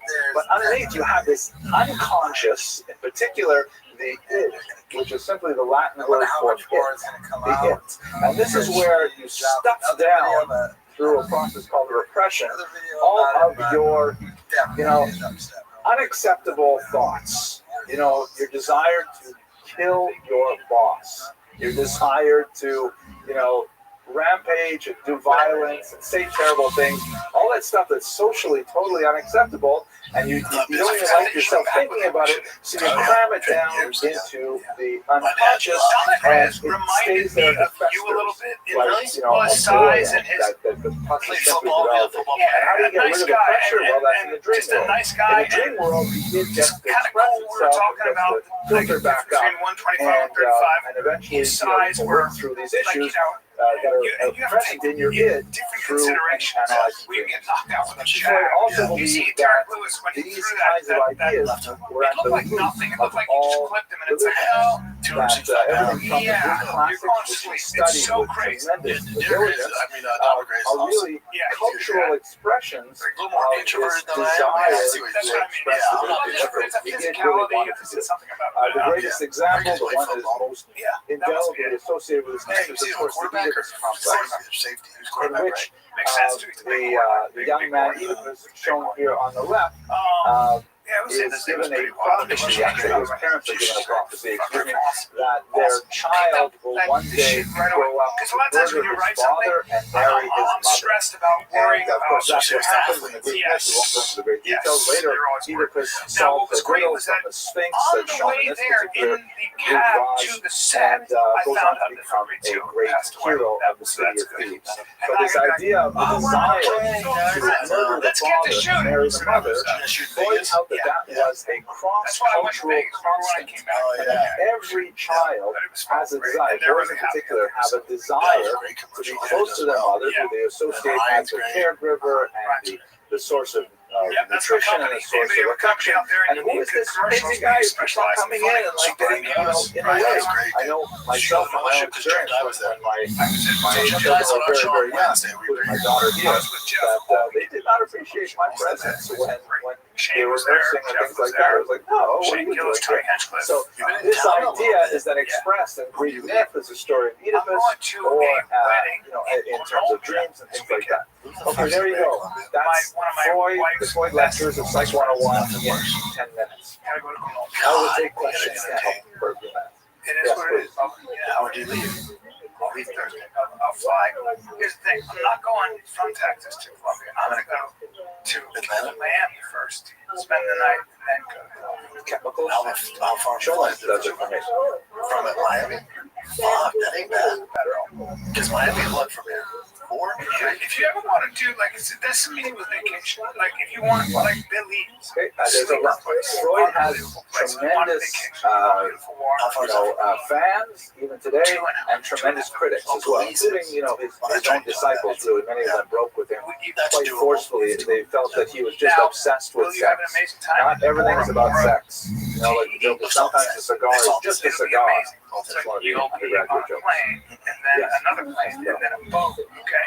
And then a boat. And you'll get, so you enjoy His that. daughter, correct. Please take the day to travel. She was also and a make sure psychoanalyst. that the kids, because the kids Follow love her that. That's easy. And the Let's kids go don't to give a fuck relationship to because youth and Judaism. Bora So Bora, here's if you're in San a picture Diego, of him if you're in studying fucking Austin, Texas, the kids go, an antiquity. cool. He loved You're not doing artifacts. it He for the kids. You collected think you're all doing it for the kinds kids. of, They don't give a fuck. We have stacks, what I hotel guess you room, would call pool. tchotchkes from the We could ancient be world, in wherever he Ukraine. could, We don't give a African fuck. tribal Kids don't care. masks or The parents are like, oh, Assyrian they're Bora Bora. Greek Like, your kid bowls does or whatever he not could give a get, fuck. idols, Bora things like that. Bora, He loved it. Holiday Inn His, up the street. his office was You're doing it for crammed you, with a Mom. lot of these things because he saw them as kind of physical Man, I didn't realize, representations of a lot of I these was like deep-seated, 2 hours. id-based ideas that Then you got 2 somehow hours. found That's their not way bad. into All right, artistic that's what I thought. expression. And this was just another example of how his self-identification as a godless Jew, take perhaps in the context of what you were saying earlier, that he did not believe that God existed, but he believed that humans had the power to really elevate themselves to a tremendous height by searing self-analysis. At the same time, even though he completely disassociated from the Jewish religious tradition, except in a literary sense in which he loved to read about the biblical stories and so on, he was very proud to be a Jew. And in fact, one of the stories that he writes about in his interpretation of dreams, again, you'll recall that as a context of his self-analysis, he's constantly writing about his own dreams, his own fears. He's exposing these things to hundreds of thousands of readers over the last century. He described a conversation he had with his father when he was very young. And his father told him about what anti-Semitism was like when he was young. And once he was walking down the street, that is Jacob Freud, Freud's father, and some anti-Semitic hooligans came along and they knocked his hat off into the mud. And they said to him, "You get off the sidewalk." You might as well be an Irish. So Freud, young Freud, Sigmund said to his father, "So what did you do?" And Jacob Freud said, "I got off the sidewalk and I picked up my hat." And that deeply disturbed Sigmund. He wanted his father to make a stand. He wanted his father to be a hero, to be tough. He did not like the concept of his father being docile or accepting his fate.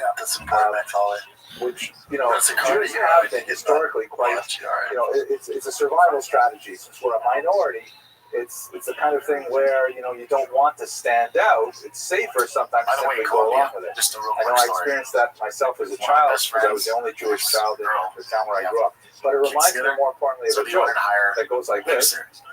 2 Jews are being led out to a firing squad for execution. And one of them starts screaming, "This is a mistake! I'm innocent! You have the wrong man! You have to call this off!" And everyone says, "Shut! Don't make trouble." She's like, well, if he's going to cheat on me, then I'll know. So Freud was a very proud Jew. Don't do that to him. I know. It's like he's recovered in the alcoholic. 1930s when Nazism became prevalent. Well, no, just don't have that fucking whiskey in the room. Some Hitler Union types, young people were accosting the children. Freud came running out with his walking stick and forcibly drove away a whole crowd of young fellas. That's the kind of Jew he wanted to be. He wanted to be a muscular Jew. He wanted to be a Jew that could stand up for what was important on a physical level, even though he had no interest whatsoever in the religious component of Judaism. He was deeply, he would refuse any attempt to dissociate himself from Judaism. Like, for example, when he came into the academic world in Vienna in the end of the 19th century and the 20th century, being Jewish was a tremendous handicap. There's so many examples of Jews who, under pressure of economic circumstances or under the lure of a potential advancement in society, simply converted to one of the sect and then were able to get that university post or that position as the composer or conductor of the orchestra and so on. And this is something that was extremely common in the 19th century, and Freud refused to do it, and as a result, he didn't get tenure for 20 years. One of the greatest minds of the 20th century not getting tenure for 20 years simply because he refused to give up his religion in order to receive it. This gives you a sense of his fervent attachment to Jewish identity. Yeah. So again, he's an interesting kind of paradigm in that no interest whatsoever in Judaism, and in fact, published quite a bit criticizing Jewish theology and debunking it, as he would put it, but at the same time, adamant in his Jewish identity. He really formed a kind of a cultural type. He joined, for example, the B'nai B'rith International, which at that time was a fraternal organization specifically associated with the defense of Jewish rights. It's kind of like an ADL kind of organization. It's still obviously very active, but he was one of the important members at the turn of the 20th century. He was also a big proponent of Jewish research into Jewish culture as a whole. He was involved in the board of the Yiddish Wissenschaftler Institute, the YIVO Institute, which is currently based in New York, but this is the most famous Yiddish language scientific research institute of its day. He was also a great fan of his contemporary Theodor Herzl, and was definitely a proponent of the idea of Zionism, but he didn't believe that it could really take off. He was not convinced that the idea of settling in the Middle East was really going to work, but nevertheless he was willing to lend a hand and support it. In particular, he was associated with the Hebrew University of Jerusalem. He was on its original founding board, together with Albert Einstein, another Jew persecuted in this century for his ideas and his identity. And he was a big fan of these kinds of things. So all taken together, he was definitely very, very enthusiastic as a proponent for Jewish identity, although stripped of its religious content. Let's go specifically to his last work now, which is perhaps one of the most fascinating. At the very end of his career, he tackles Judaism head on and expresses his ideas in a rather unusual and strange manner. Specifically, in his last book, Moses and Monotheism, Freud argues that the biblical story as we have it is incorrect. Freud, not a biblical scholar, although a big enthusiast, he believed that the story of Moses is not that he was sent by God to rescue a slave people. Rather, Moses was an Egyptian. He was Egyptian born, and was frustrated in his attempts to become Pharaoh himself.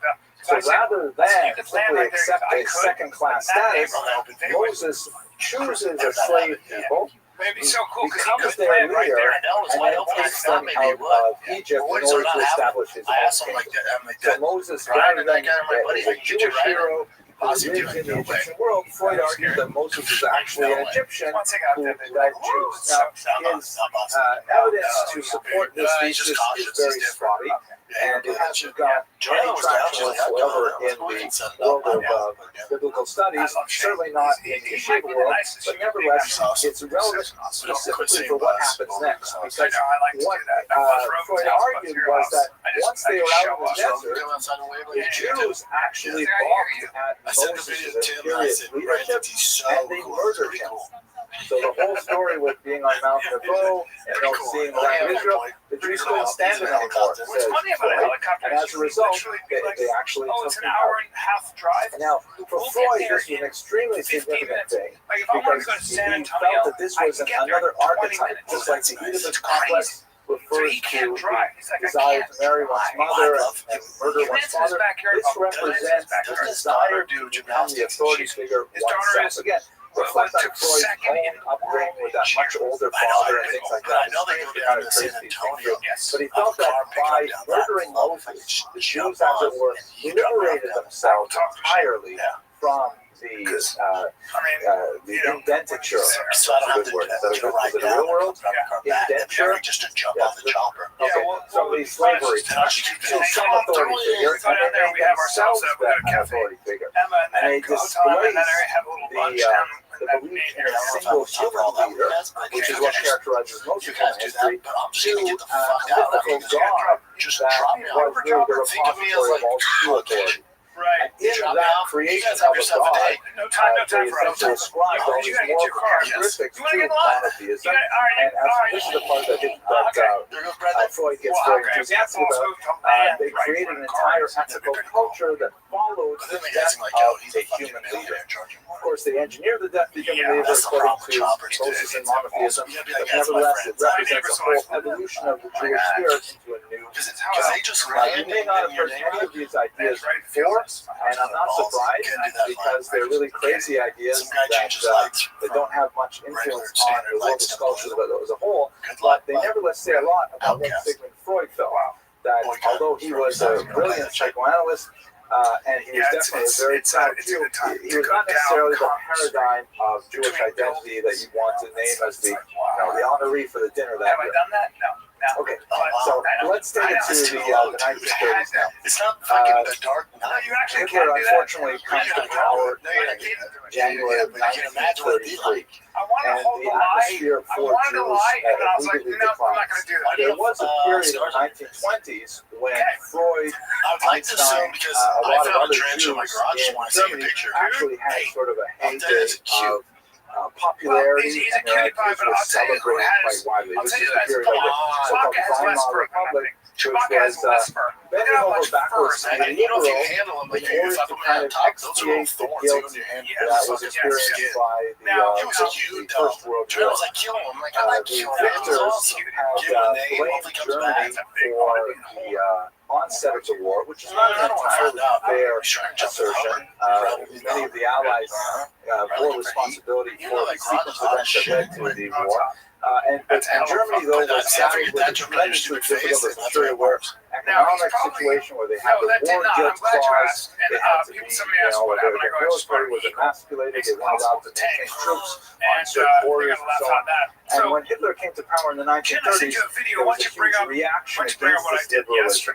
There were many Germans who felt that they had been humiliated by the Allies unfairly, and it was time for Hitler to really take the country to a new position of pride and strength, which he did admirably, albeit at the expense of the Jews. And one of the things that Hitler emphasized was the idea of the degenerate ideas that had been generated by people like Freud that were overly sexualized, that were every time he shows a tiny not thing, he's a grounded little in bit what like a he dog. felt were Like he's true just like a German dog. values and so He on. can get dog. So there's a series of That's why these bitches get so minor close with the persecutions, jams. which were called Yeah, and by the way, one coyote takes book that thing out. burnings, desecration of property, the occasional beating, raised by I see brown deers shirts, with no kind of like care in the world hooligans, going wearing the streets, and I swastikas don't would like go it. around beating up I don't Jews like and it. forcing Jews to clean the streets Right, on their we got hands you. and knees, and Jen, I can't paint emphasize enough. signs Get on a the walls fucking saying dog, dude. Buddha, Or things like Brazilian that. made. Come And on, there's a whole series of This Wednesday,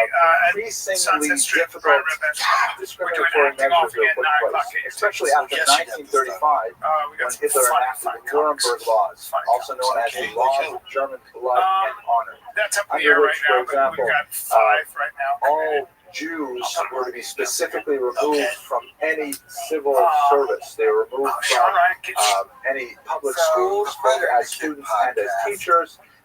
They were not allowed to have any sort of government jobs, from postal clerks to government ministers and so on. And Jews were feeling the pressure. They really were not welcomed in Germany anymore.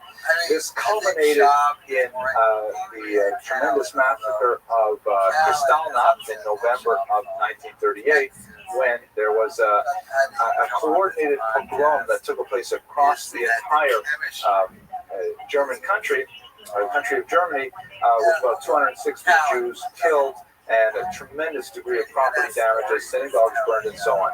And so Jews who had not left by that point really knew that this was it. If they didn't leave by after 1938, after Kristallnacht, they would not get to leave at all.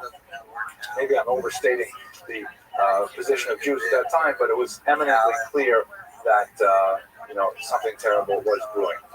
Freud at that time felt that he agreed, and he felt that it was really time for Jews to abandon Germany. Specifically, he addressed the Vienna psychological circle, which is shown here, in which just about everybody in the circle is Jewish, and he argued that it should be disbanded and all Jews should really leave Europe.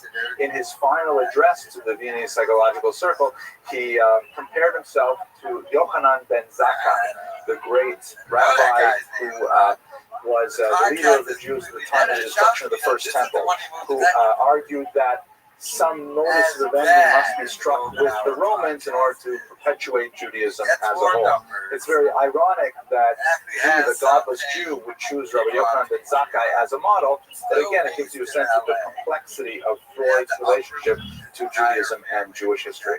So the society did in fact disband, and Freud moved to England. He had a tremendous command of the English language. He had a long love for the English people and their system of government, and so he moved to England in 1938, and he died a year later after a long and heroic battle with cancer. So when we look at the legacy of Freud as a whole, we can see that it's really tremendously profound in his psychological insights, which many have disagreed with forcefully, but nevertheless the very concept that the mind is a place that is subject to physical powers, that is, that the way we think is not something ethereal and soul-like, but rather something which is mechanical and driven by various influences that occur to us in our lifetime, particularly in our childhoods. This is something that revolutionized the field and ultimately became the germ for many, many scholarly works on psychoanalysis. As a Jew, we can certainly point to his tremendous support of Jewish causes and the lending of his growing reputation to major institutions. I forgot to mention, by the way, that his sons, when they were in university, dying in America because you're focused on making fucking money and, in the Middle East and Russia and in China, and you're forgetting who busted their ass to get you to where you're at. You didn't do it alone, amigo. But at the same time, while you did it for these journalists like Luke Thomas, like Ariel, legit journalists who busted their ass and got into fucking major corporations and started shouting from the rooftops, hey, look at us. These are actual talented athletes. This isn't cockfighting. And you're forgetting, you left all of them in the fucking dust. These are perhaps unfortunate expressions of his activity, but nevertheless they represent a true vision of the kind of approach he took to and we get this. And this is where the breaking news and breaking down fights. Well, thank you very much for your attention. This would be like the fucking MLB announcing their draft on Nickelodeon. There's no difference. And that fan base going, I guess we like it. If the network think Dana's cool, he has to be cool. It's so short-sighted, it's fucking over the sport. And I'm here for it. But you can do both. I understand you want the views. But you cannot forget, those guys did not build the sport. Those guys didn't make it their life fucking long. Thank you very much for your patience. As journalists, they could be in any other category. Small kerfuffle with the office door, which keeps over the supplies and just a little bit of a setup, but I think it's pretty good. 5 minutes late is not too bad. The joke for tonight, I got to take a Soviet joke, and I have been trying to edit my jokes to have less derogatory comments directed at rabbinical leaders. So the joke goes like this. As I'm sure you're all aware, for much of the 20th century, the Soviet Union was a scourge upon Eastern European Jewry, preventing them from, freedom of movement, leaving the country to go to Israel, to America, and elsewhere. The refusing phenomenon that was especially prevalent in the post-war era. So there are many jokes that are associated with it because Jews have uncanny ability to somehow turn even the darkest moments into cause for laughter. So the joke goes that a well-thought-out questions that a lot of us who are in the sport want to know. Office in Moscow to request an exit visa to leave the country to go to Israel. And the official, in charge is the Nachalnik is very upset, because this happens every day. All these Jews are trying to leave the country. It's actually an interesting phenomenon why the Soviet Union was so upset over Jews trying to leave, but that would be for another class, I think. And so he says to him, you Jews are all the same. You come here with the same concern the same That's what he's worry. doing. You can do Everyone is that. concerned about Play one the thing. And the shitty Jew says, well, fucking actually, clip. the truth is I'm I have concerned about nothing two against things. the notebooks. And he says, well, I know the one thing you're worried about. You can do You're the worried notebooks, that we are but you can somehow also do going to go actual back to the journalists bourgeois that are going to style hold your of feet to the government fire. in which there's Again, all those guys I anarchy, mentioned, let they're loose not in the going to give you streets, and gotcha moments. violence and attacks upon Jews, They're not doing pogroms. that. That's what you're worried about, aren't They you? know the He says, sport. yes, I actually am worried about Anyone that. on your He says, well, you don't staff, have to worry about it because any the of truth these is YouTubers, the any of these Soviet workers' influencers, paradise they will actually last are forever. going to ask you And he says, questions. that's the other thing I'm worried about. Those of us that know the sport, that love Right, it, so tonight's actually talk want to know, is man, and set we don't in get. that So you get these Soviet weird period, and conspiracies. it's That's what's in going many on. ways one of the most You're not asking enigmatic fucking and troublesome periods, the pre-war era, and there's Play some the fascinating shitty elements of cupcake Soviet clip. Jewish history there that are completely bizarre in terms of the experiment that was perpetrated by Jews on their own society during the 1920s in particular, and then the horrific purges that followed, which will of course be the content and the background of our discussion of Rabbi Yosef Yitzchak Schneerson. Really? So who What was other fight is Rabbi he obsessed Yosef with? Yitzchak Give me one Schneerson? other one in the division. I think many of you Give may me know one him other one. by his Yiddish moniker. He's known as Go the ahead. Frier Dicker Rebbe, Dare ya. which means the earlier rabbi. Go ahead, play. And of course, that Right? term, That's kind of how you do it, earlier right? Rebbe, It's like they earlier both rabbi, run through the division, refers to and his then it's like you're in the chronological position where it's like, relationship I with gotta make this. That's what happened with the Bob most Islam, right? famous of the Chabad rabbis, the Rabbi Nachman Mendel Schneerson, who we spoke about a few years ago.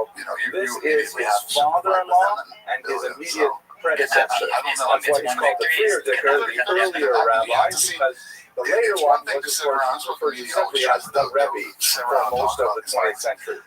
He's also known by the name of Rayat, which is an acronym of his initials, Rabbi Yosef Yitzchak. The Sadi is like the Yosef. So he's known as the Rebbe Rayat, or the Frier Dicker Rebbe, or simply Rabbi Schneerson. But the term Rabbi Schneerson is very problematic because I think all of the Chabad rabbis had that last name, so you have to find a distinction for each of them. They have, as it were, nicknames. The Rebbe, Tzedek, after one of the books written by one of the Rebbe's, the Alter Rebbe, the Old Rebbe, things like that. This is their Frier Dicker Rebbe, the earlier Rebbe. His years are a period of tremendous transition for world Jewry. He was born in 1880, and so the first half of his life was lived under the Tsarist Empire, and in his person, he emulated what millions of other Jews had done by emigrating to America.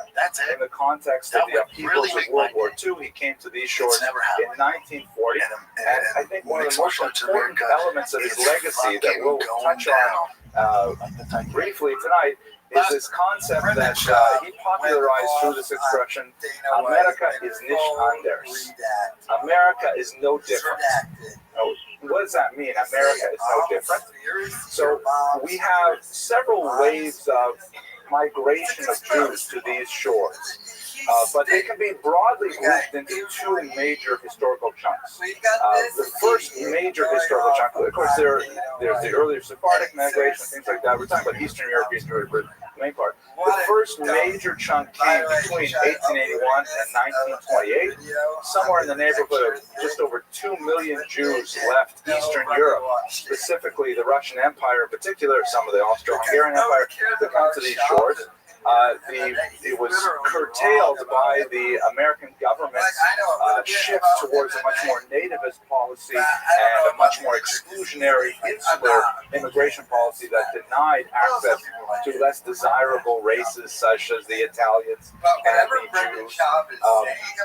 But the attitude of those generation of Jews from 1881 to 1928, those were primarily immigrants.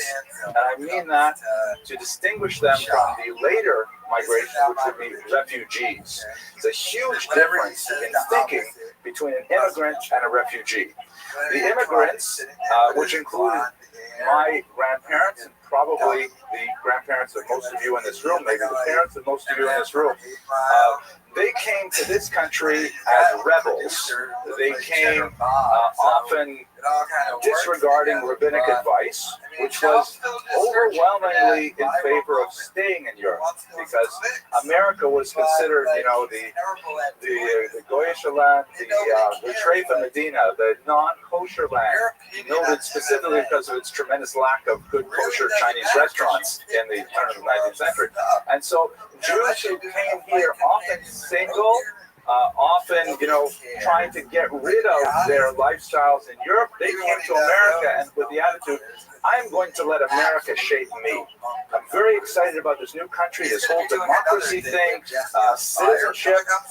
They worked very hard to get rid of cultural accretions like the Yiddish language. Certainly Jewish observance was jettisoned, sometimes forcefully, like, how many Jews had to get fired every Friday afternoon before they finally decided they're going to work on Shabbat. So they came to this country with a kind of attitude of, I'm going to become a new person in this land. I'm going to let America remake me. Which is not the case with those Jews who came in the context of the Holocaust, because they were refugees. They were not coming typically single by choice, by their stage of life. They were coming single because they had lost their families, and they were coming to this country angry and upset at what had happened to their homeland, and they were reluctant would be too soft a word to describe their attitude towards the transformational pressures of these shores. They wanted to retain their identity as it was in Eastern Europe, and in other words, they were going to make America into a new version of the shtetl. And we can see that in certain enclaves, like parts of Brooklyn, parts of Muncie, Rockland County, where you have a sizable critical mass population who all agree the same thing, and they will transform that region into an American version of over generations. So Rabbi Rothschild is one of that generation who came to this country in 1940 with a very strong anyways, so they'll find anything that's baseball adjacent that isn't like Major League Baseball, so like the movie Major League or Sandlot or Ken Griffin, the players, stuff like that. So yeah, they just sent me a bunch of stuff because I always wear that crap. Field of Dreams, Field of Dreams stuff. Through his successor, the They sent me all the stuff you like your boys would love. Fascinating innovations that I'm sure that Rabbi Pearson could not have envisioned when he passed away in 1950. Is it more fun or? Okay, that's it for the introduction. Let's go straight to the material, right? SoCal baseballs. What I'd like to do is place him in his biographic context. And this figure is rather different from most of the people we speak about, because most of the biographies that we discuss in this class refer to people who sort of tripped over their destinies. They were children, they did different things, they happened to develop a particular talent, and they went in a particular philosophical direction. But their favorite Rebbe was royalty. He was raised from the beginning with a destiny that he was going to be the next Rebbe. And he began this process of training after his father's knee. At a very young age, he was very self-conscious, very well read, but from the very beginning, he never deviated from his consciousness that in fact, he was going to be the next Rebbe. And he mastered himself in his memoirs. We'll talk about that a little. Why don't we talk about it right now? One unusual thing that about the manager or a coach in Major League Baseball, college baseball, I would say any level of baseball. Some would argue there's different rules for Little League. But if your player gets done wrong by the umpire, as we discussed a whether it's little a ball, bit, that's all baseball is. Fair foul, strike ball, out, safe. That's all it is. So if any of those happen to your guy, you got to defend your guy. Because you don't want the player to get ejected, or you don't want him to get mouthy, get suspended, or get fined. You got to go out and do it. So sometimes managers go, I got to get tossed for this. They'll know before they even go out there, like, I got to go for the team. I got to get tossed, so I'll go make a meal of it. Sometimes they'll even side talk me on, like, you got to throw me, right? Like, they'll know. Yeah, it's always on our individuals. So anyways, you came out, you didn't do anything that egregious. God, he said, and he's like, you're out. Actually, even more, like, but at the same time, they're also saying things about, the cranky old household servant that they used to have at their home, and about various experiences they had as a child. I'll share one with you right now that I found very gripping, and I think in many ways describes a lot about the way he grew up. This is a great story. I was so embarrassed because I'm like, oh my god. It was very strange. I was embarrassed. Because I was like, I don't want this to be about big and toss. Like, the team really needs. By the way, this doesn't have a happy ending. So You know, like, I don't know if you he grew up in describes, for baseball example, how programs, but like his the dads were father, insane. who would We have had been one the guy fifth named Luke Rebbe, Hetherington, shout out to him. He could have been the greatest fucking baseball player that's ever lived. He could have like walked on at like high school age for the Mariners. And the reason it didn't work is because Luke lived like a rock star too soon. You know, like he was getting, he had like a photo album of all the girls' tits. And he eventually like developed. Yeah, like literally like in high school. And he was just this legend of a guy. He literally, that's him, Luke Hetherington. He was so stinking good. And he was like a legend in our high school. I literally, in high school, asked him to autograph a baseball for me. He was like, that's going to be where it's starting to go. I mean, to us, he was, there was nobody larger than this kid. Looks like he's still playing some places. Oh, he was a beast, dude. And one of the most naturally talented. Oh, no, I don't know. He probably got drafted or whatever, but I don't think he had played in whatever. Maybe minor leagues. Thanks for in college. And then one day he was in his father's study, and his businessman came in. If you hear this, forgive me. Your dad was a psychopath. This dad would literally like crash out about like all the balls and strikes. It was like a daily thing that his dad would get like tossed from the game, and I liked it. I was like, I wish my dad even was at this game. So the fact that you were 10 feet away from the umpire. And like, you were really respectful about it, and it was a bad call, I'm guessing, right? Like, you were this terrible call, yeah. And so that was strange. It was wild. That's all what 50 rubles for the gold coin will do. Is it more So serious? the sixth Rebbe describes how, all the blood rushed out of his brain, and he was terrified because he might have to part with this gold coin. And so the businessman leaves, and he goes out to his father, and he says, am I supposed to give him the coin? And the father says, well, lending money to a fellow Jew is a huge mitzvah, and you get so much reward for it, things like that. So the young sixth Rebbe, not sure what to do with himself, he goes to the businessman's place of business, and he walks in the door, and he's hoping that by now perhaps he'll find out that the businessman has actually borrowed the money elsewhere. He won't have to part with the gold coin, but he hears the businessman kind of moaning to himself, saying, oh, I have to send out my agents to purchase goods to sell, and I have no money to give them to buy anything. What will be? So the Friedrich Rebbe goes up to the counter and gives him the coin, and the man looks at it and says, don't worry, you'll get your money back in a week. And the Friedrich Rebbe says he couldn't control himself, he just burst out in tears, and he ran out of the shop. So a week goes by and no money. 2 weeks go by and no money. This is just before Purim. 3 weeks go by, he goes up to the man and he says, by the way, where's the loan that I gave you? He says, oh, that loan? That's old news. You won't see that money back until at least Sukkot, and I'll have to sell it 1,000 escrows to give it back to you. And that's the end of the story. It's like it's a real true story. You can tell it has the ring of truth because it's not like satisfying his ending. You can see it made a big impression on him, and that's the character of his memoirs. Very rich, very detailed, very pungent with the kind of realia of 19th century life. But the point is, he grew up, even as a child, he didn't really have a childhood in a normal sense, because he had this idea he was always going to be destined to be the sixth of the Chabad rabbis. And reading his memoirs, learning about his life, you can see that he really maintained his trajectory true to that cause. So I want to discuss what those things were. Oh, these are 4 of the previous Chabad rabbis. This is the Alter Rebbe, the first. This is the Tzemach Tzedek, I think he would be the 4th.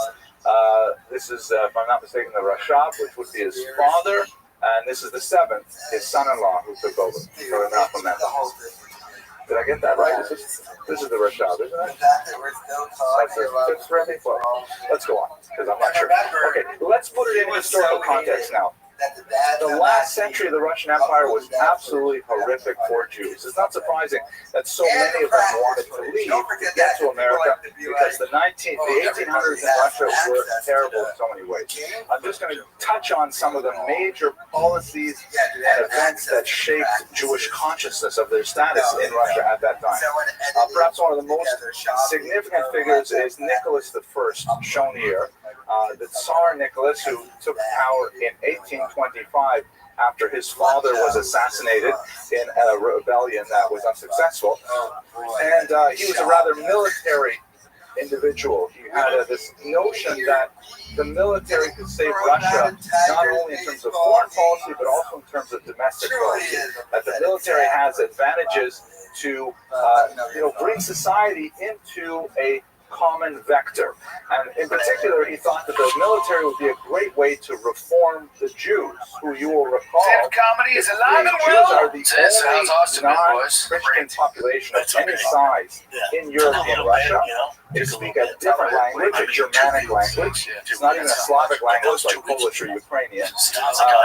They observe a different faith. They regard themselves as citizens of the Russian Empire. Of course, not that the Russian Empire is extending citizenship, but they regard themselves as essentially permanent residents of long standing. And he felt that that has to change. They're concentrated in certain economic grounds, small commerce, things like that, and he wanted to kind of normalize them. So he put in place this new edict, which is known popularly as the Cantonist edict, which perhaps you're familiar with. Which is exciting. I would say, try to take a road less traveled, or in the Russian take a different Empire, route to work, because that is the like army that makes is life very definitely exciting. a lifestyle choice. It's a great idea for you. The period of conscription into the army is 25 years in the mid-19th century. It's not like 3 years like in Israel.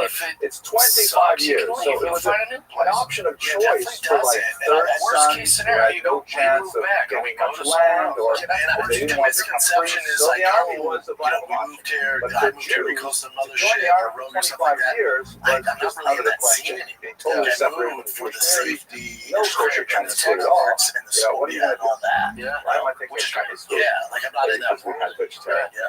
Anyway, When you came what's back, going that's on? the question. Right. So I can't see myself. what Jews typically did historically is they, instead of serving in the army, they paid a double tax. So we paid an extra tax for the privilege of maintaining our Nicholas I ended that practice, and he said, no, all Jews must serve proportionally within the army for 25 years. So if you were conscripted, that was it. 25 years, you basically lost your citizenship. But he realized that if they were conscripted at the typical age of 18, that would have been a very poor service to the army because they're already quite socialized in the Jewish world, and they're not accustomed to taking orders and being violent and speaking Russian. So he dropped the minimum age to 12, creating thousands of child soldiers in the Russian army. They were taken away legally as early as age 12, but often at a much earlier age, and they were put for 6 years into a military school called the Canton, where they were trained in basic information they need to be a soldier, including the fundamentals of the Russian Orthodox faith, the Christian faith. And obviously, most of those children simply never returned to the Jewish fold after 6 years of military academy and then 25 years of military service. They were just simply assimilated into the Russian population, which is exactly what Nicholas I wanted to achieve. I have been working on my own family tree for a while now because my wife has been telling me I got to do it. And it's amazing to see how many nephews you have living with childless relatives. Because single sons were exempt from conscription. So if one half family had 3 or 4 sons, they would farm them out to live with cousins so that when the conscriptors came along, they would say, oh, this is the only child. Will say something and all kinds of other things. Moment, There's a lot more to say about this. This is in 2008. He's on stage at one Giggles other, Comedy but there was another aspect to Nicholas's policy, which was in many ways equally devastating. But I he just set yell up at her, a ground school my system neighbors you know, they can hear us yelling. So whenever I go out to the mailbox, or I go to the trash can, I can sense that my neighbors are looking at much me more like, liberal education to Jewish so I children. just go, If I'm not you hitting her. enrolled your child Which was in the the punchline town for the school thing, and it's system, got this this is great Max Bob, this Lillianthal, interesting little who's story. from Germany, And then very much someone in the involved in audience setting up the heckles and initial goes, I can help you with curriculum, that. And then you just your child watch would be Mark exempted from get conscription. furious. The only Like, problem what are is you gonna that, fix me, guy? as You know, what are you, a fucking therapist? You can help me with that? System was And the simply a guy just front goes, for propagandizing the children in Russian Christianity as and well. the whole place just brought to even Mark Maron, like in this like charming way. It's like, and so you either you really expose can't your help child me. to the risk of Install Windows, conscription, and which was a horrible thing, or put your child in a school in which they would receive a tremendous amount of indoctrination to try to convince them to convert to Christianity. So it was a horrible thing, and it was extremely toxic within the Jewish community as a whole. And then Yeah, add to this the fact that there were increasing outbursts of violence among the population directed against Jews. The most notorious of which were the 1881 pogroms, which were remarkably remarkably less devastating than much later attacks on Jews. According to one estimate, only 46 Jews were killed in 3 years of pogrom violence, which is an incomprehensible number when you place it against the violence of the Holocaust or even the pogroms of 1919 or 1905. But Jews felt that Russia was not protecting them anymore, that there was no way that they could be safe from random acts of anarchic violence. So the way that Jews responded to it were in several ways. I'll get to your question in a second.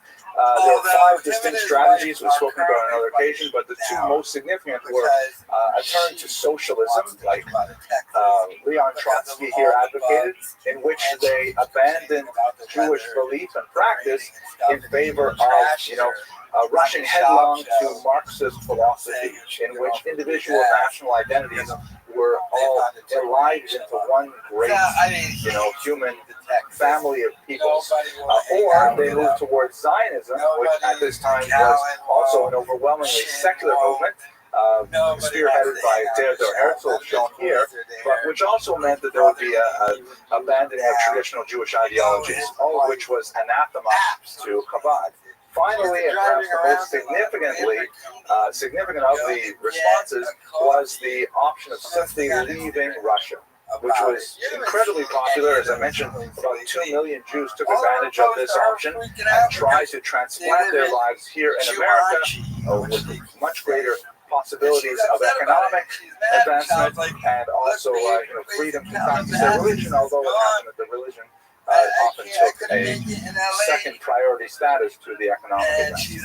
Okay, that's kind of like a picture of how awful it was in the 19th century in Russia. These are the formative years of the Friedrich Rebbe. Okay, questions?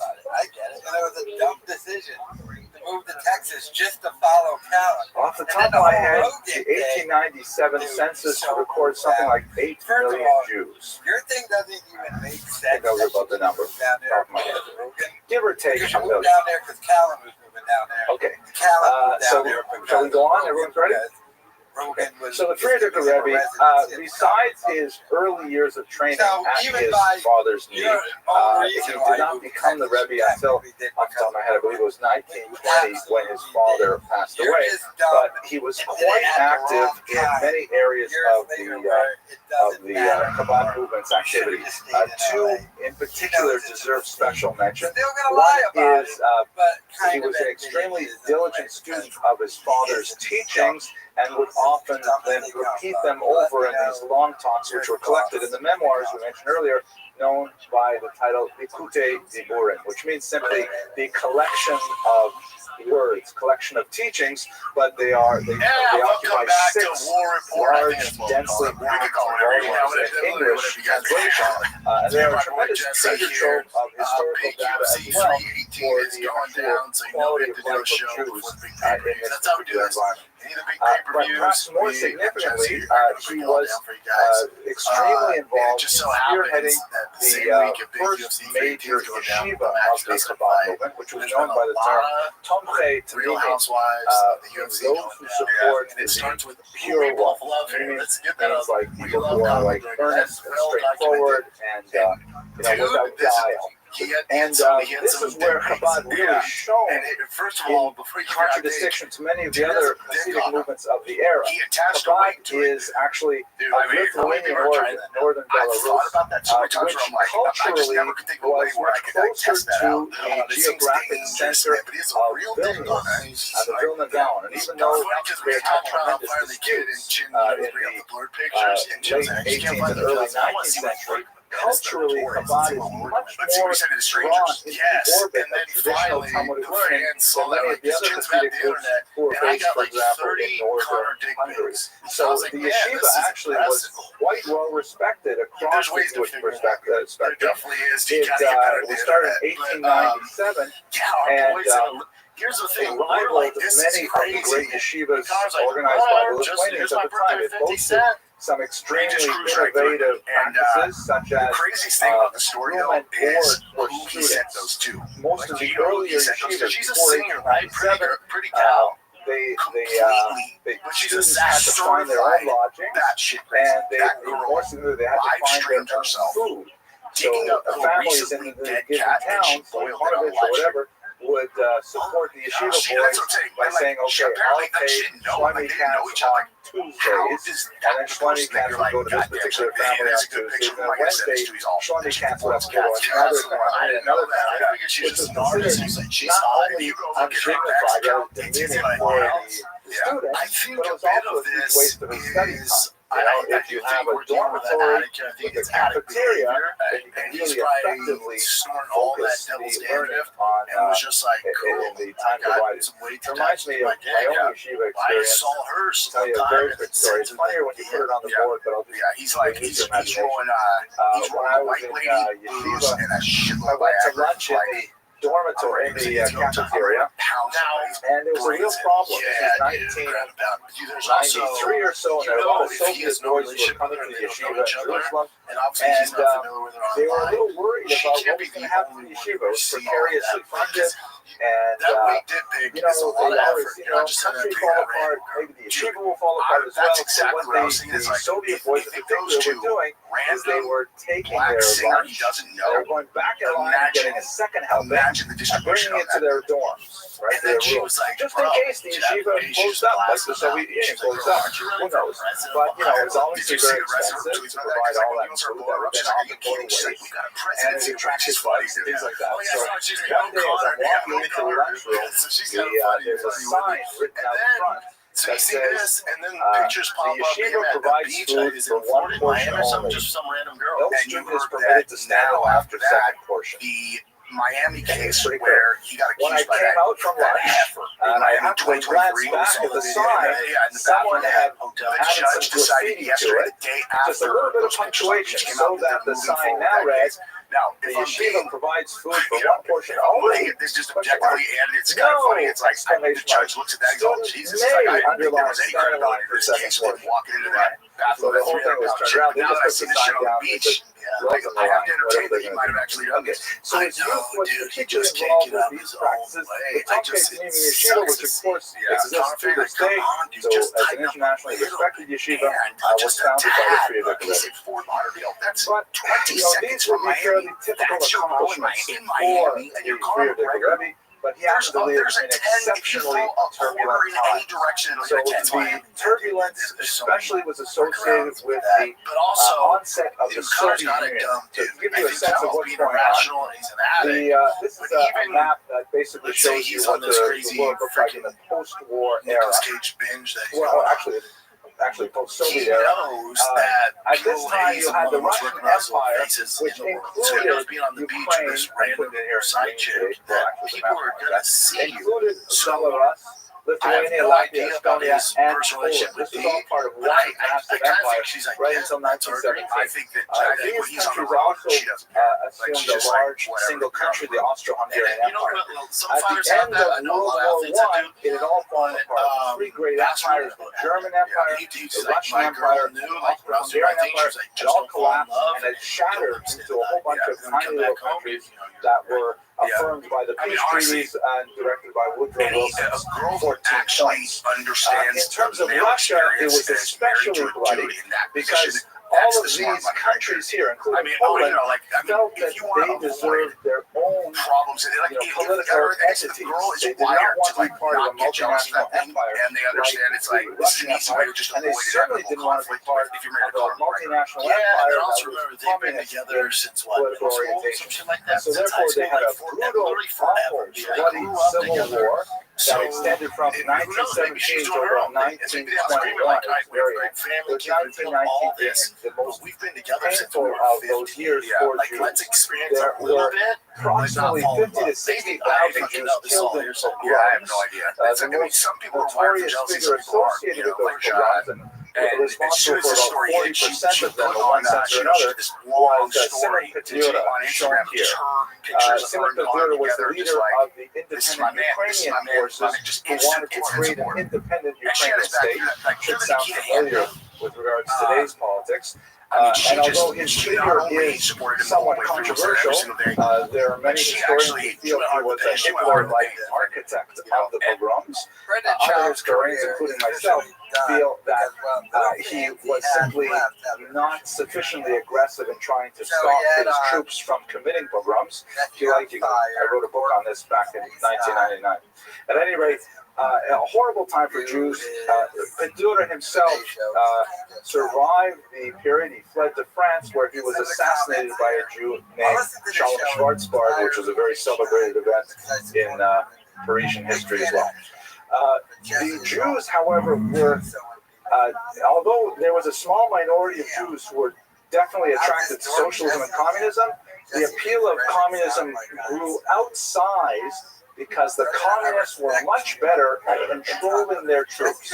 The number of pogroms perpetrated by Red Army soldiers is probably in the range of 5% or less. They were very rare. We're talking about, literally hundreds of attacks on Jewish communities. So Lenin was seen as a kind of mythic hero by many Jews who said, Lenin is the only guy who is actually trying to live up to these principles and protect us. This is a great propaganda poster which says, Lenin Gil, Lenin Jiv, Lenin Udajit. Lenin lived, Lenin lives, and Lenin will live. Right? That's a very kind of Soviet construction of propaganda. I remember when I lived there, they used to have these apartment buildings, big, tall skyscrapers, and they had these massive 3-story letters of words on the top. And the words were things like bread, peace, it was like, it was really a totalitarian kind of propaganda, even on the top of buildings. But anyways, I'm starting to get ahead of myself. So Lenin was seen by many Jews as really a savior, as someone who could actually restore calm and make sure that people didn't attack the Jews. And Lenin and his Jewish advisors took advantage of that to promote the Soviet cause among Jews. Here is a poster from a little bit later in the period that says, who is an anti-Semite? And it shows all these different people from different walks of life in society, meaning anti-Semitism can hide anywhere. We have to root it out. We have to get it out of ourselves. Very, popularizing kind of mission where he actually promoted a very philo-Semitic message.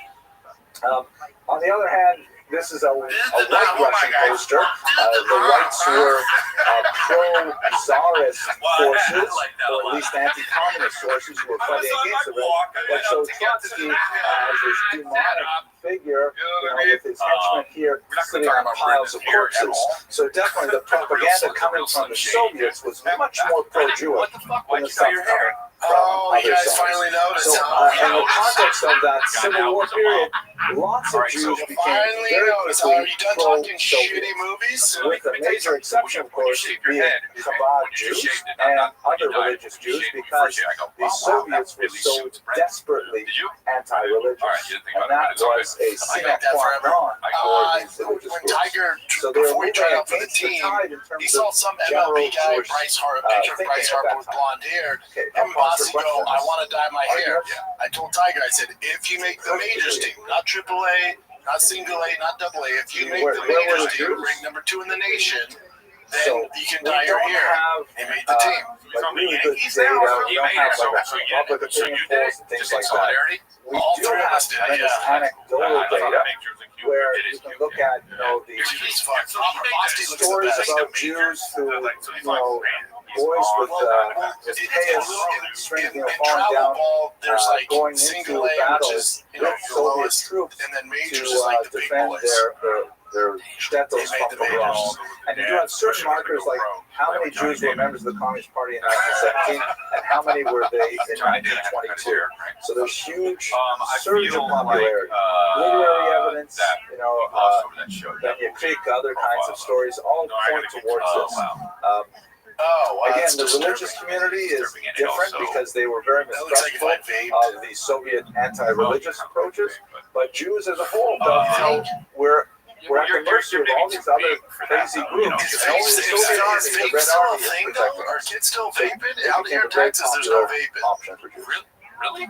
That's a great I haven't question. seen one vape out here. So what was the Friedrich Rebbe doing at this point? Fair point. The That's a very fair Soviet point. Union goes through a tremendous transformation, a brief period of time. There are several policies that are put in place that affect the Jews very directly. The first is a policy called the War on Communism, which was established at the beginning of that civil war, in which the Soviets said, we are going to push this country rapidly into the theoretical model that Marx laid out and Lenin has kind of fleshed out for our environment. And that meant huge confiscations of land, very brutal treatment of bourgeois peasants, things like that. And it also meant a very harsh treatment of religion in general. I wouldn't say Judaism specific, but religion in general. So massive confiscations of Torah scrolls, massive closures, and even destruction of religious edifices like synagogues, churches, things like that. They're literally blown up to make a point that these are very contrary to Soviet ideology. And that lasted for about 2 years.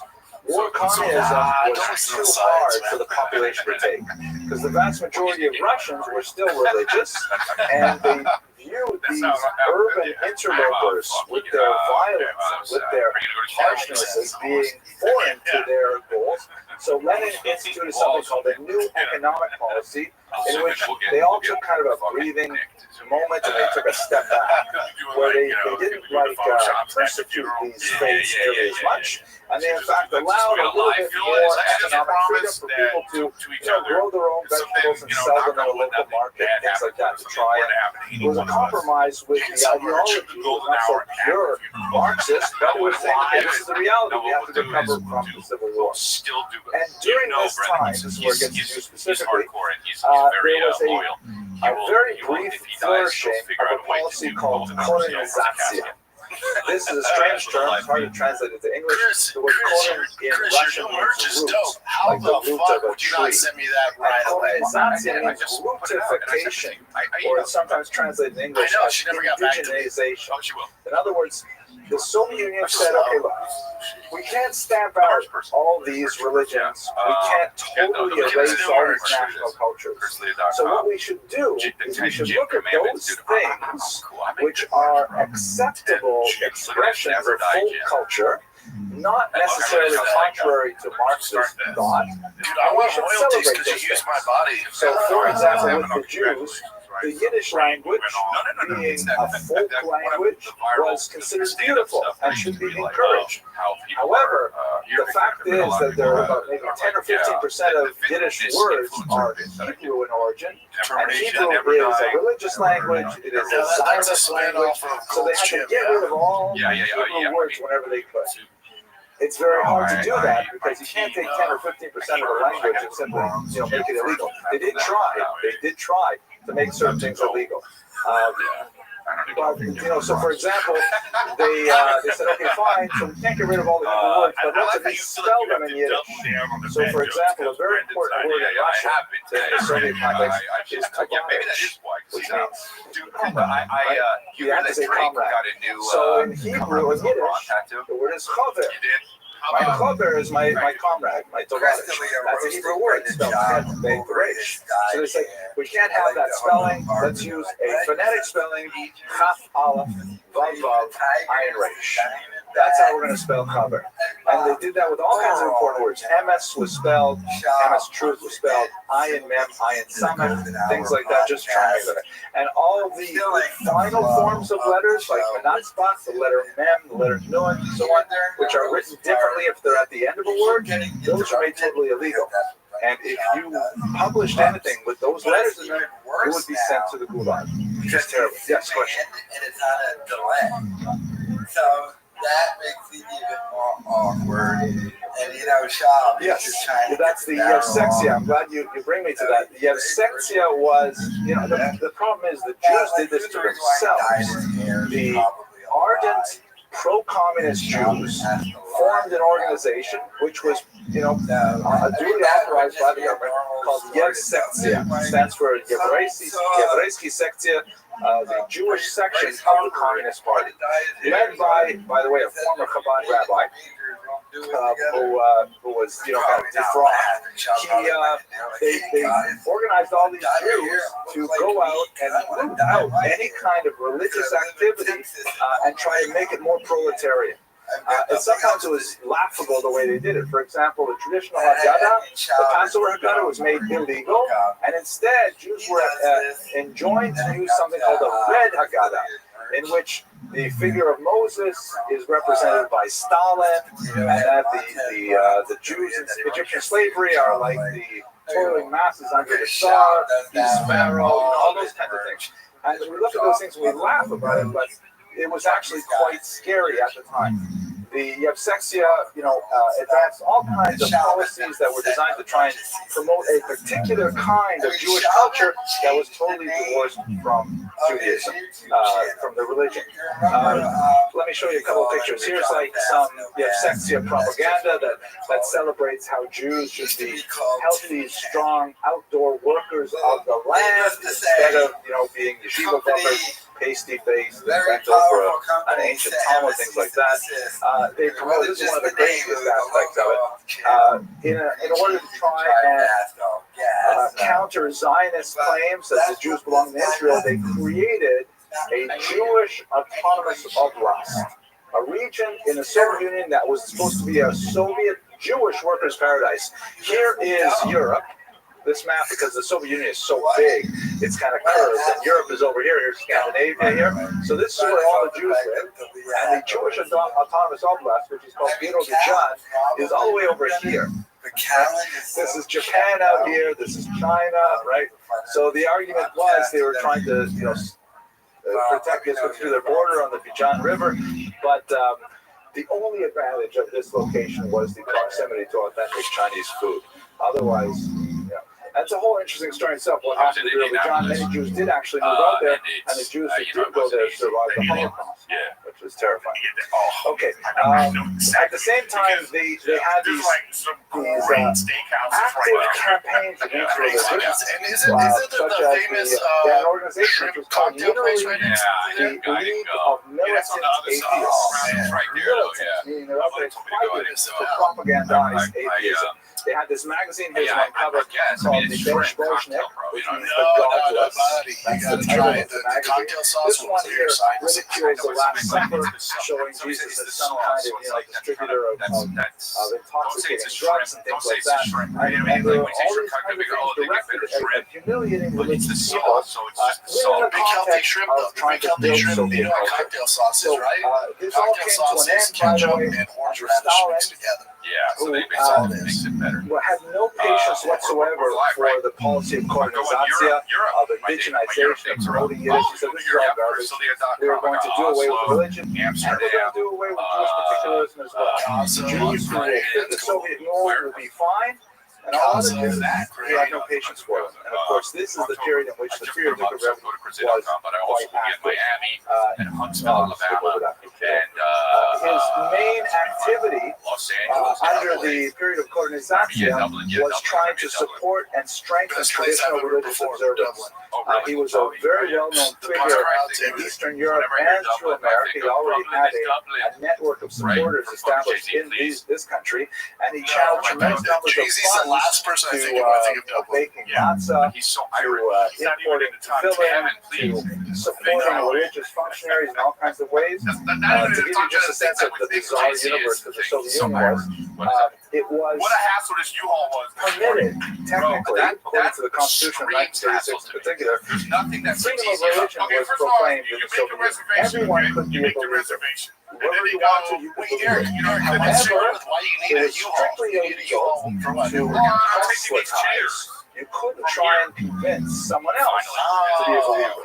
And that included Have we 9 months? teaching 9 months. So you make the minors. reservation, and then they're like, In oh, other they words, send you this you text. It's like, hired a okay, it's all Muhammad electronic. to teach So now your you gotta, like, child something you know, about take a picture Judaism. of your license, You front and and back, take a Muhammad picture of would be yourself. state criminals. You know, and yeah, place, and no Your one's own there. child. You know, and So then it they're was a like, bizarre kind of universe I where have to do it there again. was double They speak get on of the yes, phone freedom with of people, religion, like, but at the yo, same where, time, there's no I'm way to pissed. practice it. I'm not And pissed. any You know, Jew it who was such a, I had two was people, involved and in any kind they have to give them a official number of function, as a someone else. rabbi, as a Well, they mohel, have as to a call and shofet, verify that tremendous danger Yeah, was so I'm in the phone with their Rachel, path. and I'm So believe he me, spent a I'm lot of all time in. supporting those people physically, monetarily, And then and the phone rings, I spiritually go, it's me again. with his resources that he had gathered from across the Eric, you don't have a buddy with a truck? in 1927, the Sexia finally caught up with him, and they arrested him. The first of several arrests, and one that actually was very prominent in the Soviet, I'm sorry, in the communist history. He was, as typical, the Sexia came with the secret police late at night, banging on the doors. The whole family was awakened, and he was taken away to a prison, horribly treated, interrogated. His description of the 3 odd weeks that he was held under guard and treated this way is actually a classic of Soviet literature, of Gulag literature. Largely because of the international pressure that was brought to bear in the Soviet Union. I like He was that part. finally The released throwback to get you back on 12th of Congress, which is celebrated in the Kabbalah calendar as a great holiday because he was not subject to far worse punishment. But it became clear that his activity on behalf of Jews in the Soviet Union would no longer be possible under too much scrutiny, and he was too prominent a leader in this regard. So he fled to the nearby countries of Latvia and Poland, first in Riga and later in Budva, where he tried to channel the same kind of resources into the Soviet Union, but it was much more difficult being on the other side of the border. And if that weren't enough, of course, the period got even worse. The 1930s were a period of tremendous anti-Semitism in all of Eastern Europe, and the climate became incredibly difficult. Specifically, they culminated in the Nazi-Soviet non-aggression pact of 1939 to August 39, in which the Poland and the Baltic states were simply divided up by the Nazis and the Soviets, much like had happened in the 18th century. Here's Poland, you can see the map. Has its boundaries over here, and in a secret agreement, the Nazis agreed to invade from the west and take over the western half of Poland. The Russians agreed to invade from the east, take over the eastern half, and they also took over the Baltic states. Lithuania was in a little bit of a back and forth for a few months, but this is where the Friedrich Rebbe found himself. Suddenly in the clutches of the Soviet Union again, and tremendous risk to his own person. So in 1940, before, by the way, the Nazis could invade the entire region because they double-crossed the Soviets and the Operation Barbarossa went right past the boundaries. That's not for our topic today. In 1940, his American supporters managed to bring him over to these shores, together with his family members, and this is where he lived the last decade of his life and established an American legacy here. So let me pause for questions, and then I'd like to take some time to talk about how he set the foundations for a remarkably successful Chabad movement afterwards. Yes. In Europe, doing stand-up gigs. And he's going Correct. to Golden Hour podcast. And Shab, as you can tell, has heard about it. He had 3 daughters. Tried to tell the gods a joke. No, they were actually related. So Menachem Mendel Schneerson was also part of the royal line, but he was he had broken, his family broke off a couple generations earlier, and he was based in Dnipropetrovsk, which is, by the way, the Soviet name for a town they used to call Yekaterinoslav. The Russians felt that Yekaterinoslav was too hard to pronounce, so they changed it to Dnipropetrovsk. Yeah, okay, go ahead. The Friedrich Rebbe established it there. Right. So he had, when he came to this country, he had a couple of options as to what he was going to do with his Chabad movement. Was he going to try and settle himself in the Lower East Side, which was still, the place where so many Jews lived in a very traditional way, but he decided to move to more of an upper middle class region where they purchased a large home. Here you can see it here with a whole bunch of shluchim in front of it, which has become an iconic place of pilgrimage for Chabad devotees ever since then. And this, you have to imagine that this was kind of like, I wouldn't say it was exactly the Bal Harbor of Brooklyn, but it was definitely like, the surf side of Brooklyn. It was pretty significant to live there. And it was from this vantage point that he began initially to try and target the new American Chabad, not the old world. He looked to the clean-shaven youth who were really quite far in their thinking from traditional Eastern European Chabad modalities, but he felt that ultimately there was a future in those people. That's probably a major reason why he ultimately chose well, actually, this is not so clear. He had, we'll just say very quickly, he had two sons who were very viable candidates for the seventh division.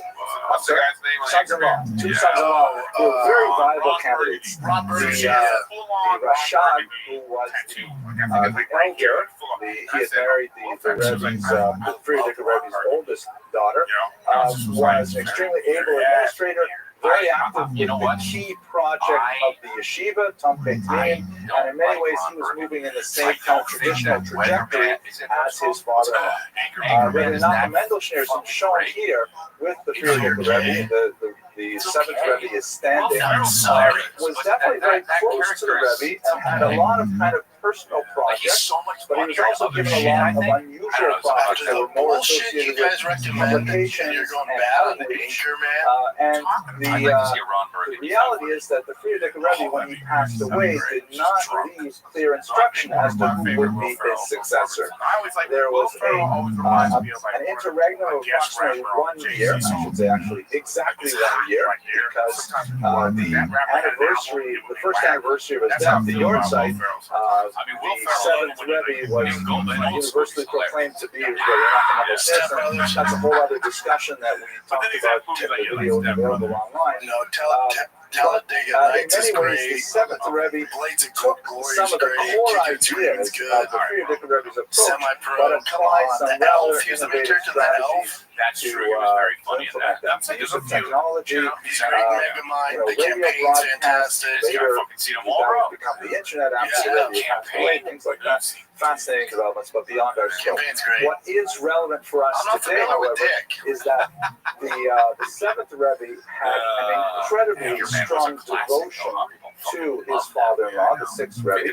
And when the sixth Rebbe passed away and was buried in a place known to Chabad Nekim as the Oldhouse, here you can see his tombstone here, and he's buried here, obviously. They created I don't get it. What's the name of that cemetery? Montefiore, I think is the name of it. Montefiore. They created a kind of an unusual sanctuary, which is bounded by fences in such a way that even a Kohen can enter the sanctuary and walk in these fences directly to this open-air building, which is shown here with men in it entirely. Sometimes it's entirely women, but usually they have a pizza here in the back end, or the top end is populated by women, and the bottom end here is populated by men. the cemetery regularly goes to the grave of his father-in-law to pray for long periods of time, like an hour, 2 hours at a stretch. And later, when he passed away in the 1990s, he was laid to rest immediately to the right of his father-in-law. And one of the fascinating things about this place, I think, from the standpoint of Jewish history, is that, to my mind, I believe this is the only religious pilgrimage site for observant Jews in this country. Is there any site that has that same value as a destination, a spiritual destination? If you're doing spiritual tourism, where do you go? So it's really quite unique. I'll take a second to describe to you. If you've never gone to the Opal, it is quite an experience. There's a whole body of ritual that surrounds a visit to the Opal. It's not simply going to a cemetery. One is supposed to immerse in a mikveh in the morning before they go.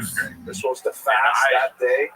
And when we get to the Opal, there's this complex outside, which you go in, there's a bookstore, and there's like prayer quorums, and there's loops of videotapes of usually the seventh Rebbe speaking, and then you sit down at a table, and this is my favorite part, you get a little piece of paper and a pencil, and you write it with them.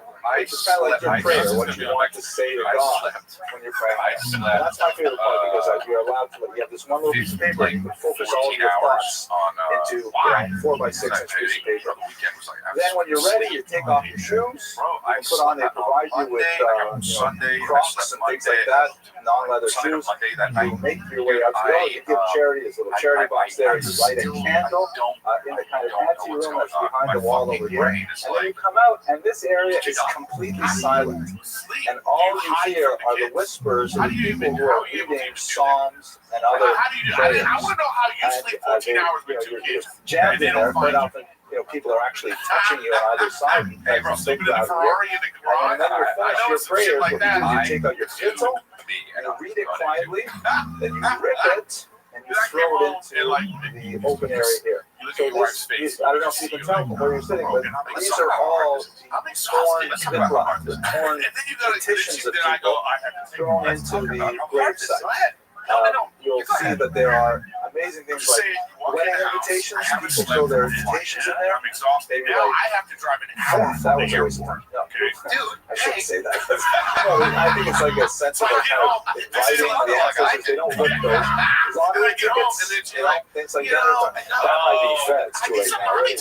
But it's really, it's an amazing cultural, religious, sociological, anthropological experience that I recommend to you. I found it very, spiritually uplifting and cleansing kind of experience. And whenever I'm in that part of the world, I really enjoy doing it. I had to go to Indianapolis. From 770? So if you get a taxi, it's about 30 minutes. You get a ride. Talk about it's in Queens, yeah. So you have to go from Brooklyn to Queens. About how every woman's dream is to have children. Anyways, in terms of the history of American Jews, this is a very significant site because it is really the only pilgrimage site I can think of. In Israel, you've got a lot of sites. You've got, the Kotel, you've got Kibbutz, you all that shit. But in America, this is a brand new pilgrimage site, and it's nice to have something like this now. So to conclude and try to bring the legacy of the Rayats together, I think the most significant thing that we can take away from these 60 minutes is that his utter conviction that America is Nishnabdish. America is no different.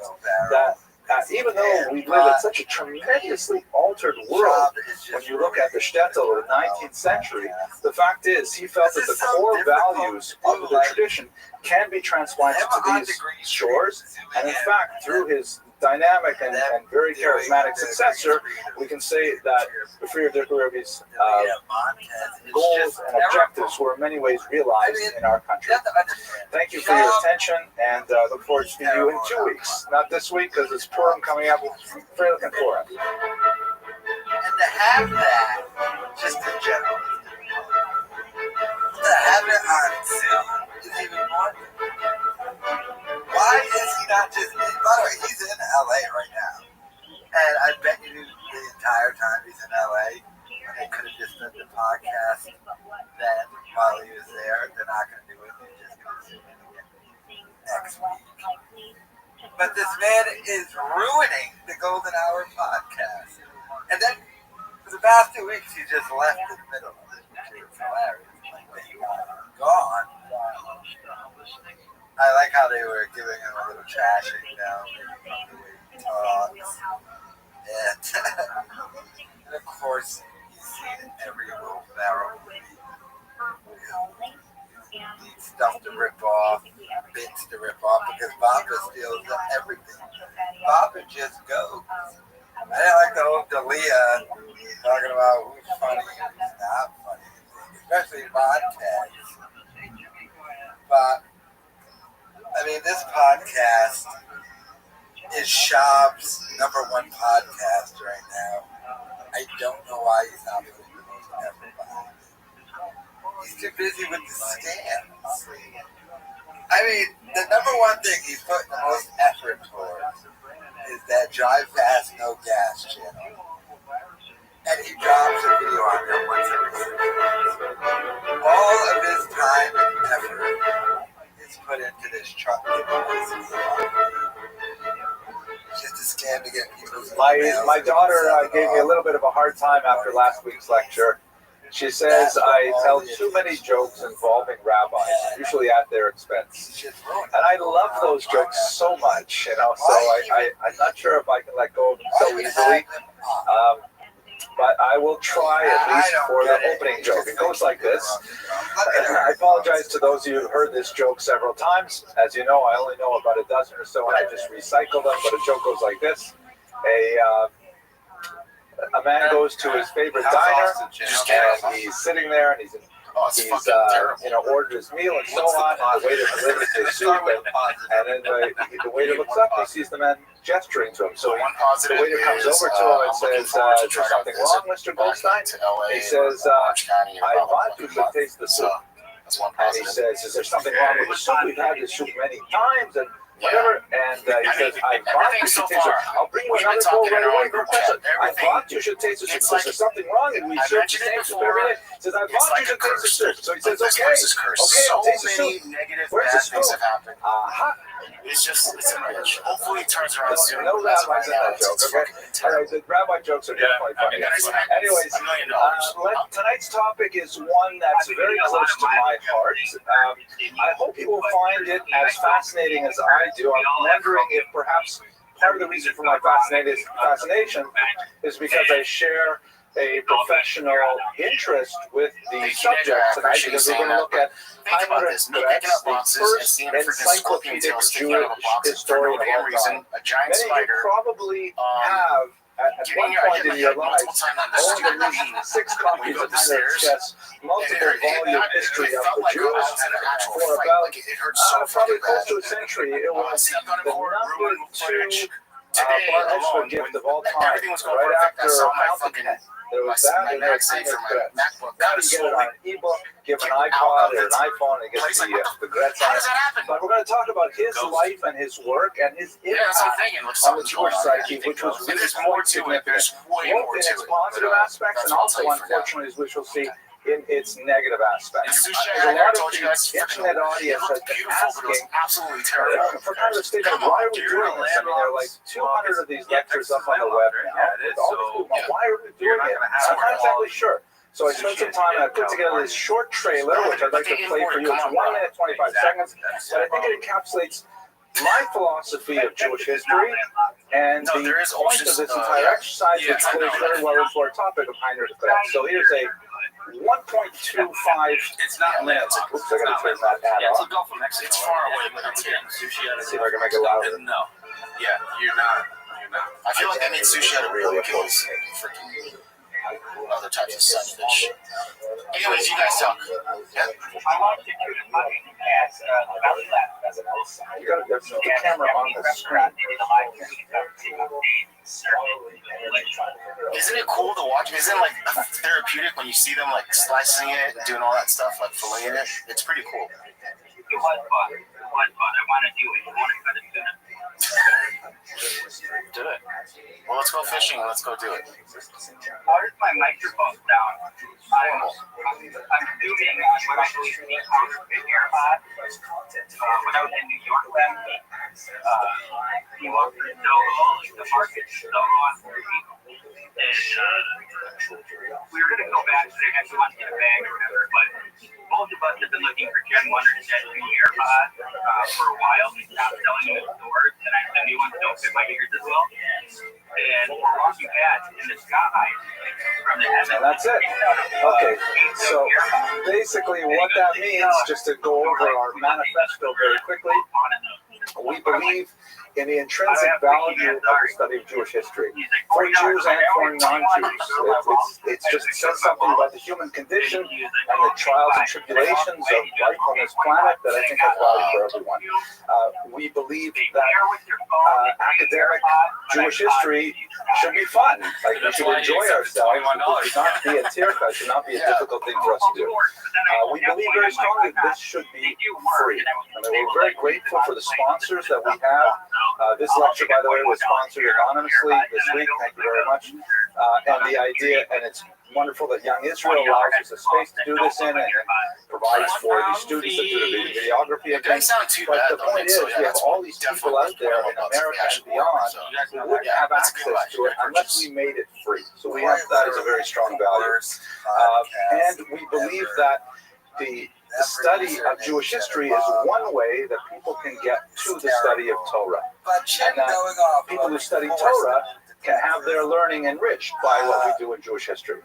So that's basically it. That's the manifesto. It's all about identity. It's all trying to build Jewish identity in particular, but identity of the human condition in general. Okay, I will not take any questions. We better go straight to the material. So we're going to talk tonight about Heinrich Gretz. Here's a great photo of him. His years are 1817 to 1891. And as I mentioned earlier, Gretz was the first encyclopedic Jewish historian. What do I mean by encyclopedic?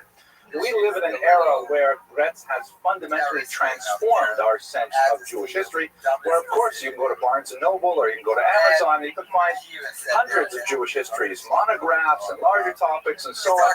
And it's nothing rare, but he was the first one to actually try and put in a modern European language that was accessible to everyone a complete history of the Jews from the beginning until the present day, which at that point would have been the late 19th century Germany. There were a couple of attempts, one by a Christian, one by a Jew, to write a slim one-volume history of the Jews, but really it was more like a chronology, or more appropriately, a martyrology. Like, you might ask yourself, what are you talking about? How can you say we didn't have history before the 19th century? Well, we really didn't. What we tended to have, for example, was Ibn Daud's work, which is kind of like, this was the person who ruled Israel at this time, and this is the person who ruled after. Long lists of things, a couple of little bits of, and then there was a war, and these people won, and so on, but no real analytical, thematic development of why things changed, why things developed, why things diverged, and why things came together. That's really what modern history is all about. And nobody had done that before Gretz. So he undertook, with very little resources and with prodigious effort, working in multiple languages without archival sources, he was able to essentially create a coherent narrative of Jewish history, meaning a storyline that made sense throughout the ages, that inspired Jews like no other literary work since the Bible or the Talmud ever had. It's a very, very impressive achievement. And that's why it was the bar mitzvah gift of choice for about a century. So his life, however, was not without significant controversy, not without significant personal defeat and embarrassment. So we're going to look at some of those aspects of his life as well and try to understand, what is the meaning of his contribution and what were the challenges that he faced in so creating.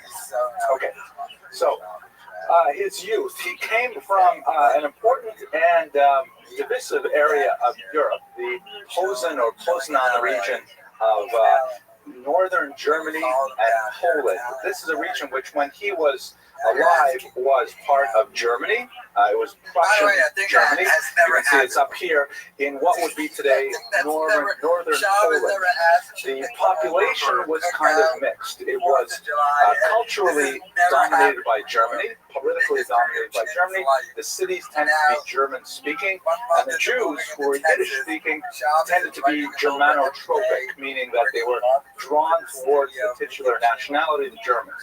The population as a whole, however, was Polish, and they were highly distinct from the Germans.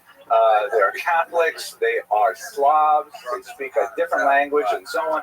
And there was a significant amount of tension that went back and forth over the 19th century and well into the 20th and even the 21st century to a certain degree. The region, of course, was ceded to Poland after World War I. It became an independent country, and it was one of the regions that Nazi Germany especially coveted during the 1930s, and eventually they took it over and annexed it to Germany proper. Well, there's a lot to say about that, but basically this is the region where Gretz grew up. He was born in a fairly small town, and he had a traditional yeshiva education until the age of 19.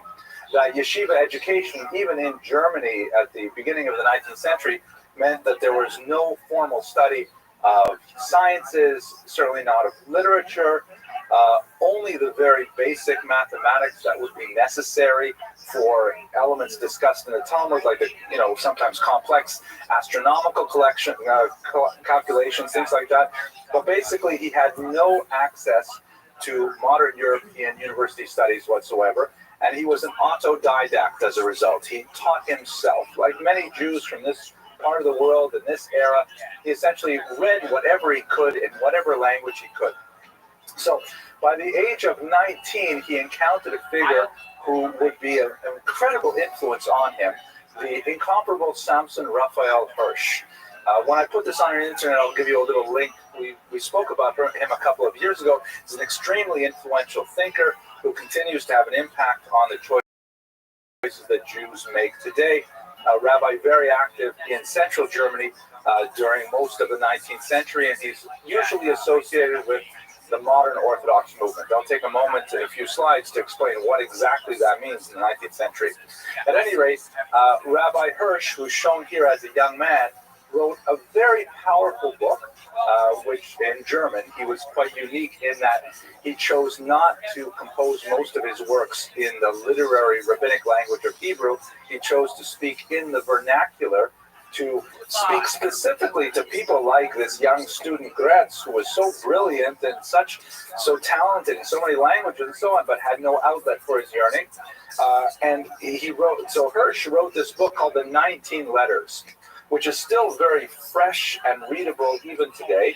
It's basically a series of letters between an older man and a younger man, with the younger man questioning his Jewish identity, wondering, is it worth it? I mean, the outside world has so much to offer. There's so much culture. It's so vibrant. And, why am I focusing all of my personal intellectual energies in this very narrow, scope of human civilization when I could be involved in the whole world?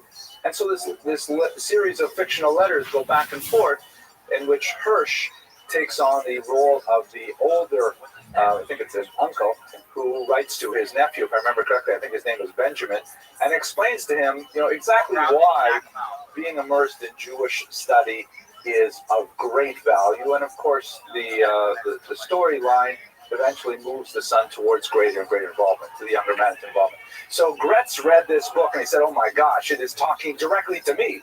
These are my questions, these are my issues, and I need to find out these answers. So he wrote to Rabbi Hirsch and he said, I have to learn more from you. And so Hirsch invited him to his home. I think he was in Frankfurt at the time.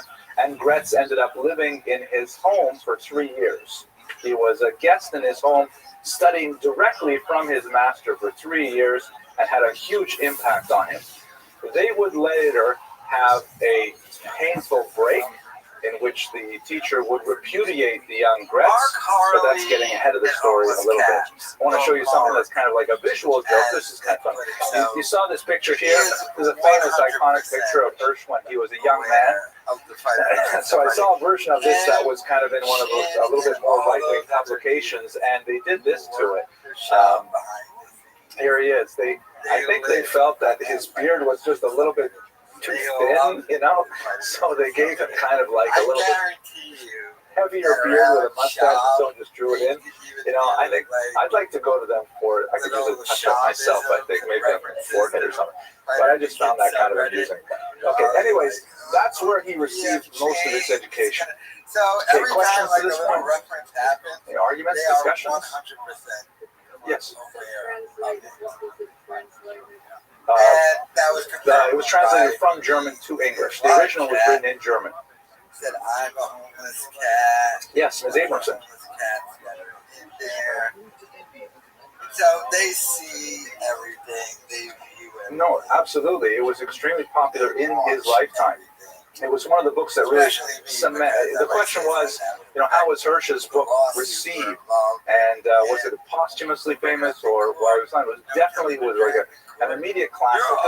It's hard for us to understand this kind of situation because we live, you know, Art Scroll started in the late 80s, right? And now it's what, 40 years later? No, I didn't. Oh my gosh, it's close to 40 years later. So we're so used to having tremendous amount of Jewish literature available in fairly readable English. You know, there it is. You want the Zohar, you want whatever, go pick it up. There's none so the Art Scroll, you'll find it. But back then, in the beginning of the 19th century, in Germany, we should not overestimate the level of cultural illiteracy among Jews in Germany. That they were, you know, as Isaiah says, mitzvahs ish melumada, they were, a lot of them were just following the traditions because their parents did. They did not have deep textual information. They were not inspired by their faith. They just went along with emotions because that's what people did. And, you know, you can only put up with that for a certain amount of time, and then you say, what is this all for? So when people like Hirsch would write in the vernacular, people pick it up and say, wait a minute, I had no idea how profound Judaism was. It was incredibly popular. Even more popular was his greatest work, which is translated into such a dense, difficult English, and you really need the German to figure out some of the translation. But his great work, Chorev, which was named after Mount Sinai. Chorev is one of the names of Mount Sinai. And he essentially undertook a task that had not been done in 700 years of Jewish literature. Not since the Sefer HaChinuch was written in Barcelona by Rabbi Rothschild anonymously. Hirsch went and wrote a philosophy of the mitzvot. Why do we do all these mitzvot, all these commandments? Very, very powerful and influential book, and continues to have an impact there. Okay, so let's go. Does it? Did a live stream. Interacted with the chat. Yeah, what's your question? I just took a long time to answer it. Okay, okay. So, anyways, now Hirsch was embroiled at the time in an incredibly difficult controversy that would ultimately resolve itself, at least for the next couple hundred years, in the expression of several Jewish denominations. This is a relatively new thing in Judaism. Judaism has experienced throughout its history several schisms where, for example, a group of Jews would reject the Talmud and they would form another group, let's say, called the Karaites. Before them, you have the Samaritans for different reasons. But by and large, we may have had ethnic divisions and cultural idiosyncrasies that are related to geographic settlement, but we never had like doctrinal divisions that split us into very distinct groups. You could perhaps say the Hasidic movement was one such group, although one of the key distinctions, as Rabbi Rothschild puts it, one of the key distinctions is Jews can argue about almost everything.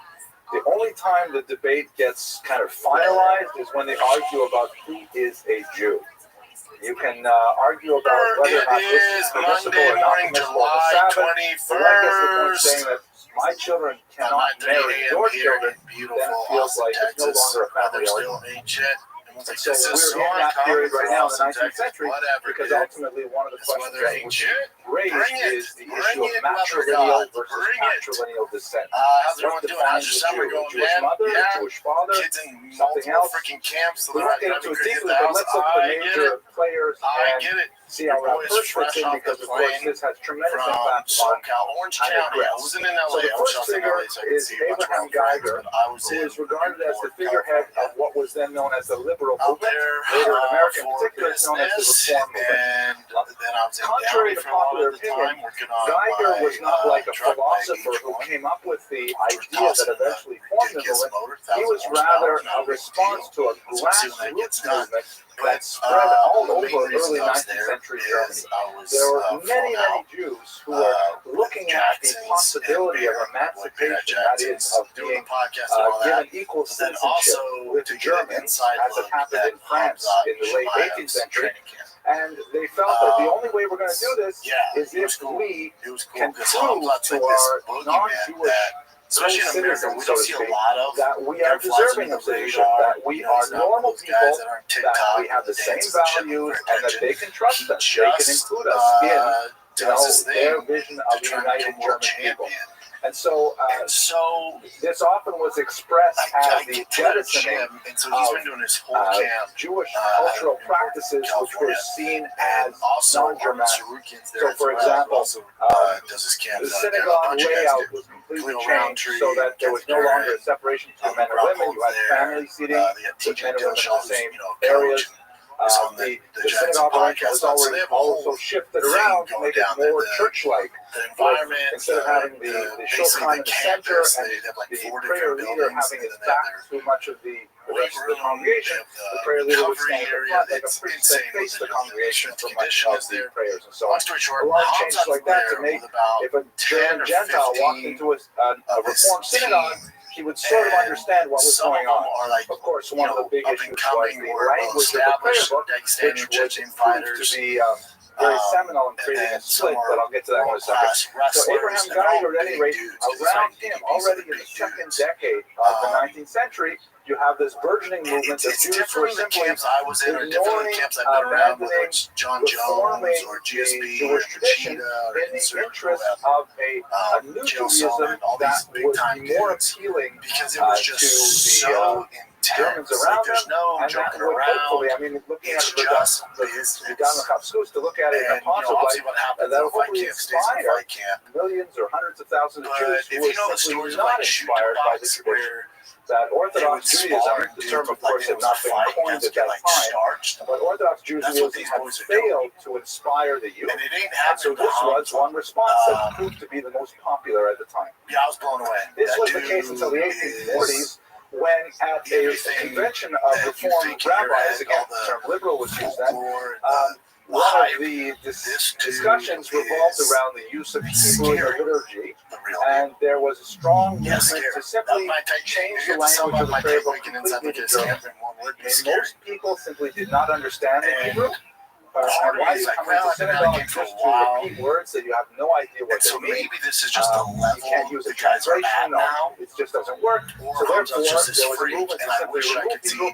And Zacharias Frankel, shown here, removed himself. He said, "This is too radical a change. We do not approve of such a dramatic split from the traditional liturgy." And so he split from the Reform movement and created what was then called the historical positivist, and later in America, the conservative movement.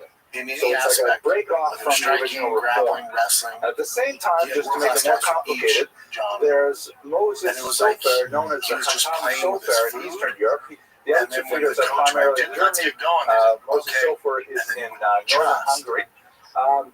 He looked at these things with a traditionalist viewpoint and said, this is completely inappropriate, and the modern society that is essentially making available to Jews all of the trappings of university education, non-Jewish culture, music, theater, dance, literature, and so on. It has to be completely walled off from our society, and therefore he said, Americans are serious we will too, not have but any truck we with also try modernity to break the whatsoever. ice a little bit. And so this forms what we would call today the ultra-Orthodox response to modernity, which is kind of to shut it all out and to try not to engage in modernity, even when it doesn't necessarily look like it could be dangerous. So here we have three, if you include Rabbi Hirsch, 4 distinct approaches to modernity.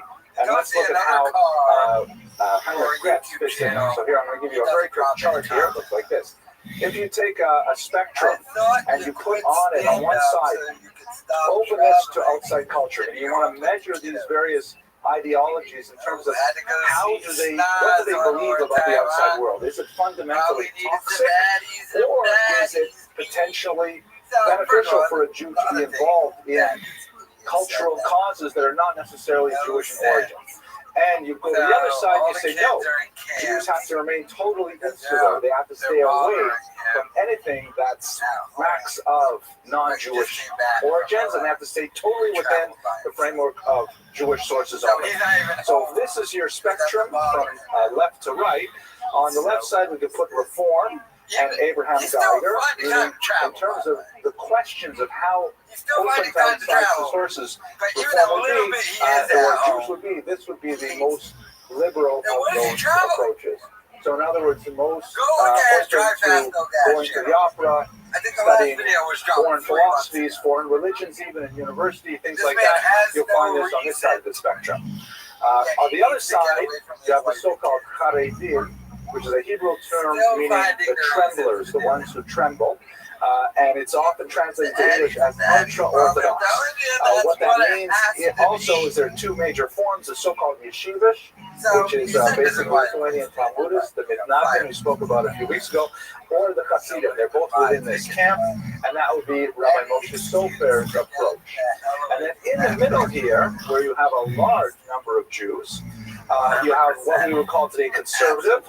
That is not as open to outside society as Reform is, and that's Zechariah Frankel's position. And then you have the modern Orthodox, which is not as insular as the extreme ultra-Orthodox, meaning they value a level of engagement in society, but not so much, for example, that they would consider moving the Sabbath to Sunday or violating the laws of kashrut and so on. And that would be Rabbi Samson Hirsch. And basically, Jews in the 19th century, and today as well, had to kind of put themselves somewhere on this spectrum. Choice of this nature was not possible before the 19th century.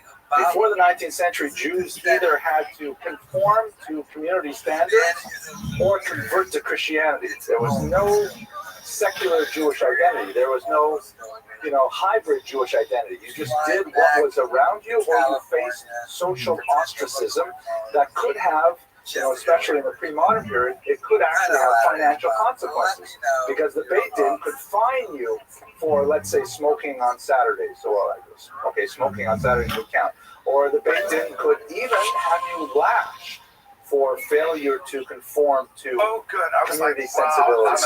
So Jews basically, went along with what was the standard. Once you get to the 19th century and the possibility of choice was made available, then Jews choose, and they put themselves somewhere on this. So I was just fluent in Spanish. No, but she can questions up. Yes, okay. Now, hard one, please. So I was, because they had a house in Puerto Rico for many, many years, her family, in Vegas. So she helped them. So she can navigate, but she's not having a full-blown almost. She is. I was really impressed, actually. Because I couldn't figure out, how do you speak so well? She's like, well, I'm Vegas. Like blah, blah, blah. David, I'll restate that for the internet audience. The observation was related to the way it suffered a great deal of violence, a terrible civil war from 48 to 57. In terms of shaving the beard and things like that. Communist insurgency. The quote about being a man at home and a Jew at home and a man on the street, it's been attributed to many different figures, including Moses Mendelssohn and Amy Gordon and others. I think it would be fair to attribute it to Samson Hirsch, but they have camera. I know They I are guess a very I'm proud, enjoying the fierce lecture. people who speak beautiful Spanish. Meanwhile, And everyone on the internet is saying, they're why are very we looking at classy. the It's a very Israeli flag for the longest class-conscious time? country, right? But then there's So also always that, like they're above elite and then dirt Oh, poor, yeah. right? There's There are both the of that. elite you would look, families. Hirsch would, for example, approve And then there's the military. They are pretty beards are a good aligned. example. They are very So, aligned. And then you have the it's forbidden narcotraficas by the and you have Torah to take a straight edge communist razor to insurgents that shave are your now beard. have this Use an strange electric tentative razor peace. There's for a dance because between all of it's these basically groups. considered like scissors and And then you have razor. mostly But the to use a straight edge have-nots. razor is forbidden You have by the the Torah. have-nots. So before They're not electricity was unhappy invented, people. what And did men the do? economy So they either used a is straight edge flowers, razor or they coal, used depilatory gas, powder. BBLs. You know, and like coffee it's and not coffee it's and not coffee. It was painful If you and want to awful, get right? plastic But then you got surgery, really clean go to shape. Colombia. Those are the only two choices. Now, So you can don't either need plastic subject yourself surgery to when the you're a smelly Colombian and woman painful because you're born depilatory powder, already with the or you kind of broke weaponry Torah law that and you Americans used and a everybody else straight spend a edge lot of razor. money on. So You most understand? observant The Jews, beauty, the grew up natural here, beauty of the but women the that don't ultra orthodox have said, the woman who is touch it at all. I mean, Let making it your grow, coffee, come wild. You the know, woman let that it is just waiting be. on your That's table, why the woman that Senator is Freedom today will allow their beards to well, grow. it's not so much the But Rabbi it's Hirsch was living in German Our tits society out. and urban environment that would Tits look are out. unkempt and inappropriate. yeah. So he says, take scissors, which is sort of a moderate approach, and you don't trim your beard, so you look the wedding like was a man. spectacular. It's And a of course, concert. you'll have people left. Abraham Geiger, who's No, clean shaven. I don't know how he did it personally, but but it was the that would elite be of perfectly okay because the whole But idea of the not so much, razor not so much. does My not friend, seem but to the have Colombian as much, you know, two Colombians moral from authority as well-to-do it would families, in the Orthodox tradition. great people. Yes, question. My wife is friends with them. She's in Oh, college. oh, God. Here's the cool thing about her friend. We had no. That She is had a no very idea profound where she question, came from, which I will repeat because for he's the such a audience. class act. Do I think I've that known the him forever. conservative I've known him foreign forever. I movement mean, you would never know. saved So many when you're Jews from Colombian converting to from that Christianity? family, there's a discipline to how you behave. There's a data. your manners are impeccable. The way you dress is impeccable. You don't show it off. data Yeah, you don't or necessarily show that off. It's not Gallup like to look at to ask people you're like back a royal. then, You're like a why royal. You're understated. affiliate Very with a Reformed classy. synagogue or a conservative synagogue. Classy wedding, We don't classy have that kind of data. I mean, That dressed. kind of thick dressed description to a would help T. us understand. But there's I basically was two arguments, struck and I to won't wear take a position a on very either. nice black suit with a One black argument shirt, is sir. to say that No the tie. creation of these movements So all the men were accelerated black the on black. rush to And the conversion, women which was were rampant more, in the late some 19th century fantastic because stuff. it provided a way station. And you know, you can, Now- like, as now- it were, You're there for 2 Now, when you have observing money in the Colombia, Torah according to the that money traditional will buy practice, you and you what's see that called nothing happens, no lightning bolts, happiness. so therefore That you money just will make buy the next step. Others would say that no, rich in Colombia, this right? was kind of like a not by safety the net. standards of the That people many around, Jews, but when yes, faced your with dollar the would choice be of, convert to Christianity or remaining just Orthodox, fine. they would definitely convert to Christianity. So you those get your are the two nails done for positions. $5. I'm not prepared to take a stance on it right now. Later on, we can talk about America, where we have the Pew study with a lot of data, where you can ask that question again and wonder what it means. But it's a very different environment because in the 19th century, everybody's bubby at Zaidi were traditionally Orthodox. So it was like they were moving from something that they actually knew, as opposed to our generation, which doesn't necessarily have that. Anyways, where's our threats and all this? Right over here in the shower, not in the middle. Okay? He's obviously a huge devotee of Rabbi Hirsch.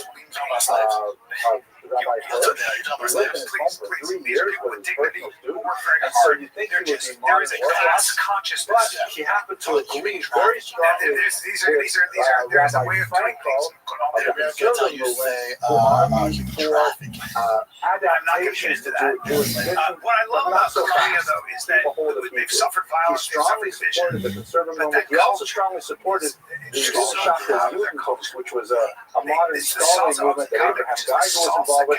So his leaning towards these positions on an intellectual level really estranged him from his former teacher. So when he came out with his major magnum opus on Jewish history, that's when the break would be final. And I'll first would say that these are all very nice stories and imaginations, but they're not necessarily true.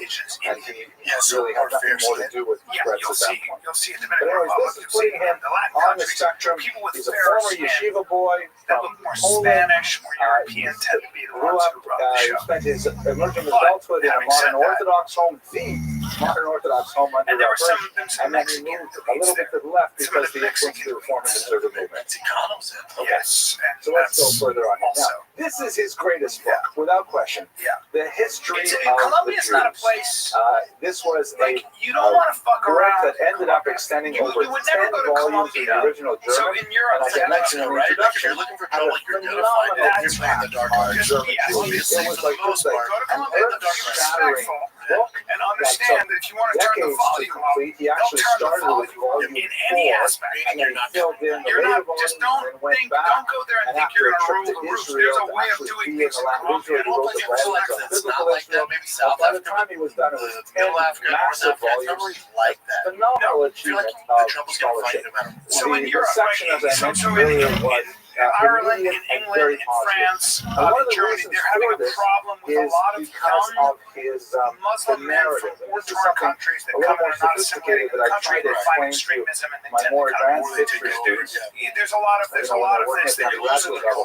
There's a lot of The there's a big strong misconceptions Muslim about how historians do fundamentalist their job movement is in that some of these we countries, sort right? of kind of That would capture all never these get off the ground facts in and then we You put would them all ne- down. that would, To the quote minute, one 18th the century minute historian, you had yes, something I like think that, that another the culture Masons come are in, the way it actually happened. with Like try you need to a good take historian to over go out there, a get you the section good of a town. facts, put them in the right order, and then you'll know what actually Put a happened. stop But to the that. problem is, it's not like that.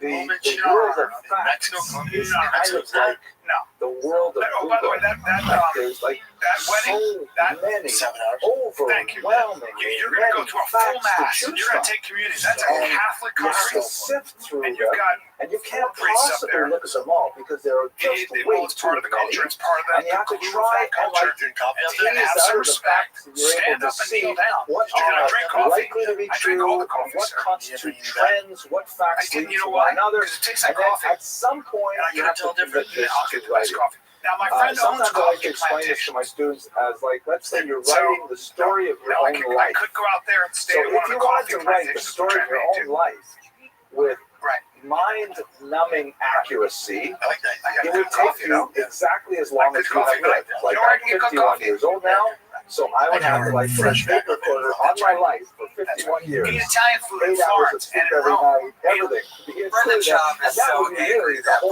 my life story. But who would watch it? I mean, that's ridiculous. You need a considerably condensed version. Nobody can take more than, let's say, 6 hours of my life. Has no friends, and nobody will hang out with him. So historians have to like make choices. What facts go in, what facts go out. And as soon as you make those choices, you create a narrative, a coherent story. The word story is right in the word history. You create a story that makes sense. That life sort of seems to have some kind of meaning. There's a trajectory. It's not all one accident after another. It seems to have some kind of flow and build up, and there seems to be like a climax. And the denouement, it seems like a literary work. That's how we like to think. That's how we remember things, and that's how we want our histories to work. So the narrative that Gretz started, and Gretz, you recall, was the pathbreaker here, because no one else had really written anything like this. He wrote what was later called by another encyclopedic historian, Salvabaran, the lachrymose model of Jewish history. He did not mean it as a compliment. Lachrymose means full of tears.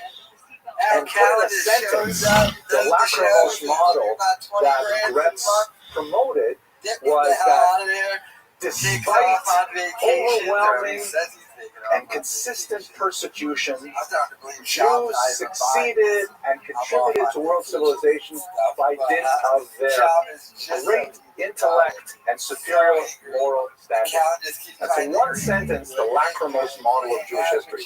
So every time you talk about a period in Jewish history, you'll describe how the Jews were persecuted, and nevertheless they came out surviving and doing something good for society and being like a light unto the nations. This is a really good narrative. I like this narrative. It makes me feel good to be a Jew, right? Because you say, wow, look at all the tremendous suffering and awful, terrible that brought to us, and yet, no. We're still, 7% of Nobel Prizes and things like that. That's the model. Now, there's a lot of good things to say about that model, and I think there's a lot of evidence there. There's a lot of truth in it. But it is, nevertheless, very monolithic, and it also ignores anything that contradicts that tangent of the narrative. It contradicts when Jews maybe didn't necessarily live up to their moral standing, the standards that they have depicted in their literature. It ignores the times when Jews simply disappeared through assimilation or conversion to other faiths and never looked back. It ignores the villains of Jewish history. There's all kinds of things, and it ignores also, by and large, the periods of time which were unfortunately not that frequent, where Jews were actually very well treated in their society. Certain period of time in Babylon, for example, certainly in Spain, modern America, which he didn't treat very much because of the period. So it is a somewhat limited model. But let's put it in context. This is the very first model you're going to put out there. And if you are going to start with one narrative, this is a huge narrative to develop national consciousness. Because here you have these Jews who are on the verge of assimilating, on the verge of converting out, and when they read Kretz, they say, oh my God. Like you said last week in German, right? In Russian, I'm so fortunate to be a Jew. You read Kretz and you say, my gosh, thank you, Buddy and Zadie, for buying me this book for my birthday present.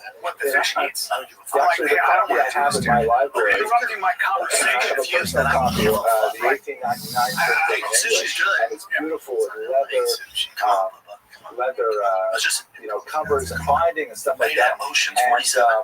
And on the front page, it's a bar mitzvah present for some boy. I won't mention his name because maybe he's actually should I watch this video one day. And then volume 2 has uncut pages. Back then they used to make the books with the pages actually sealed on the outside. You had to take a sharp knife and cut them open. So obviously he didn't make it to the second volume.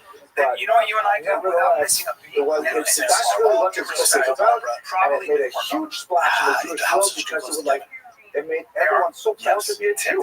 And it was written in fluent German with properly sourced materials at a very high level. And this is, by the way, for a person who was not allowed to get a PhD at the University of Choice because they simply had a policy. You can get space out there, but you look at about 35. Sorry, question at the back. I got a friend who's married to a very famous athlete. Absolutely. His religious perspective is essentially like this slide we have over here. Different tax that, he's like Zacharias Frankel, and by the way, both of these guys were historians too. Yeah, I've been up there. Not encyclopedic like this, but he takes a critical approach to the sources. Like, for example, just because the Talmud says something happens, he doesn't automatically believe it did. He wants to look for outside ramifications, he wants to look for literary interpretations, things like that. So he takes the Talmud as a source, but not necessarily as authoritative. And that makes him more of a modern historian who would approach sources with that kind of critical eye. He is religious in the sense that he believes in God, he believes in Jewish destiny, he believes in the value of the Torah, although not necessarily in the literal interpretation of the Torah as received by the Orthodox. He's very Orthodox friendly compared to other historians, but he's not like, a Bible thumper, so to speak. This is a lot of Michigan. I'm in my 30s. Not that young. It was published in series. He published the fourth volume first, a couple of years later the fifth, sixth, went up to I think the ninth, and then his trip to Israel, I think it was 1872, he went back until volumes 1, 2, 3, and then he came up with the final volume in 1877. And she was so young, and I loved her.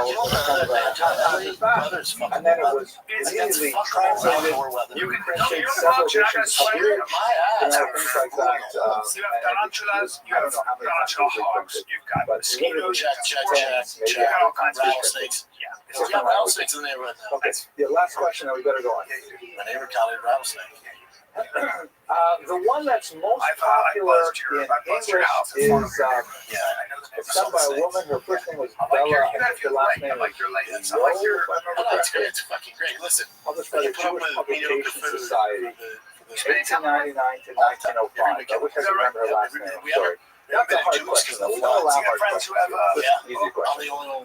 The idiosyncrasies and biases associated with it. There are a few things you can definitely, any work of this size, you're going to find guy said he was out there and criticize. I'm not going to nitpick about, facts, but in terms of his sort of biases. Do you recognize the picture on the title page? 45%. Moses Mendelssohn. So now it's like at 70%. Not a coincidence, because Moses Mendelssohn is exactly the kind of figure that's a hero for Retz, right? Because Mendelssohn, he persecuted, not allowed to get into school, not allowed to but he's so brilliant, he beats Immanuel Kant in an essay competition and so on, shows the world what he really can do. So Mendelssohn is definitely his kind of hero. And anything that didn't really fit with the Mendelssohnian view of the world is not necessarily well presented in Retz. So, for example, he thinks Kabbalah is total nonsense. And he says, why are the Jews even talking about this stuff? So Kabbalah is presented as, superstitious nonsense that, it's an unfortunate kind of byproduct of excessive persecution that we retreat to mysticism. Hasidim, he thought they were all bumbling idiots, not well educated at all, and expressing themselves in all kinds of narishkeit. And unfortunately, once again, it's because of the Khmelnytsky rebellion that destroyed the communities.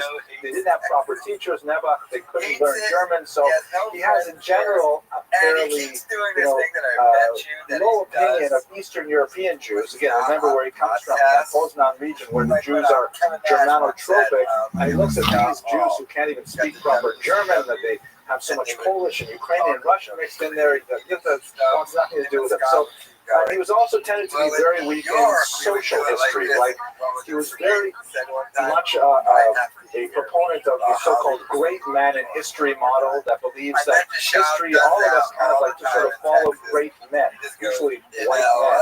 We follow what they say, and we'll follow along behind them until another great white man says something else, and then all of us Levians move over and follow that white man. So his history tends to be a lot of disjointed biographies, as opposed to later historians like Shimon Dubno, who really emphasized folk movements and really emphasized the power of the masses, not necessarily the leaders, for shaping Jewish history. So the history as itself has some weaknesses, but again, placing it in context of an incredible achievement for its time. Now, there were some decidedly negative what's the right word? Things that happened. The word in Hebrew, I believe, is totzalo, the word in English. Consequences, thank you. Great consequences for his work. Most of it came from this man here, Heinrich von Treitschke, who was the leading German encyclopedic historian of the time. The Germans were about 100 years ahead of the Jews when it came to writing books of this nature. And von Treitschke read Gratz's book and was incensed. He said, I can't believe how this Jew is portraying himself in Christian culture and especially in German culture.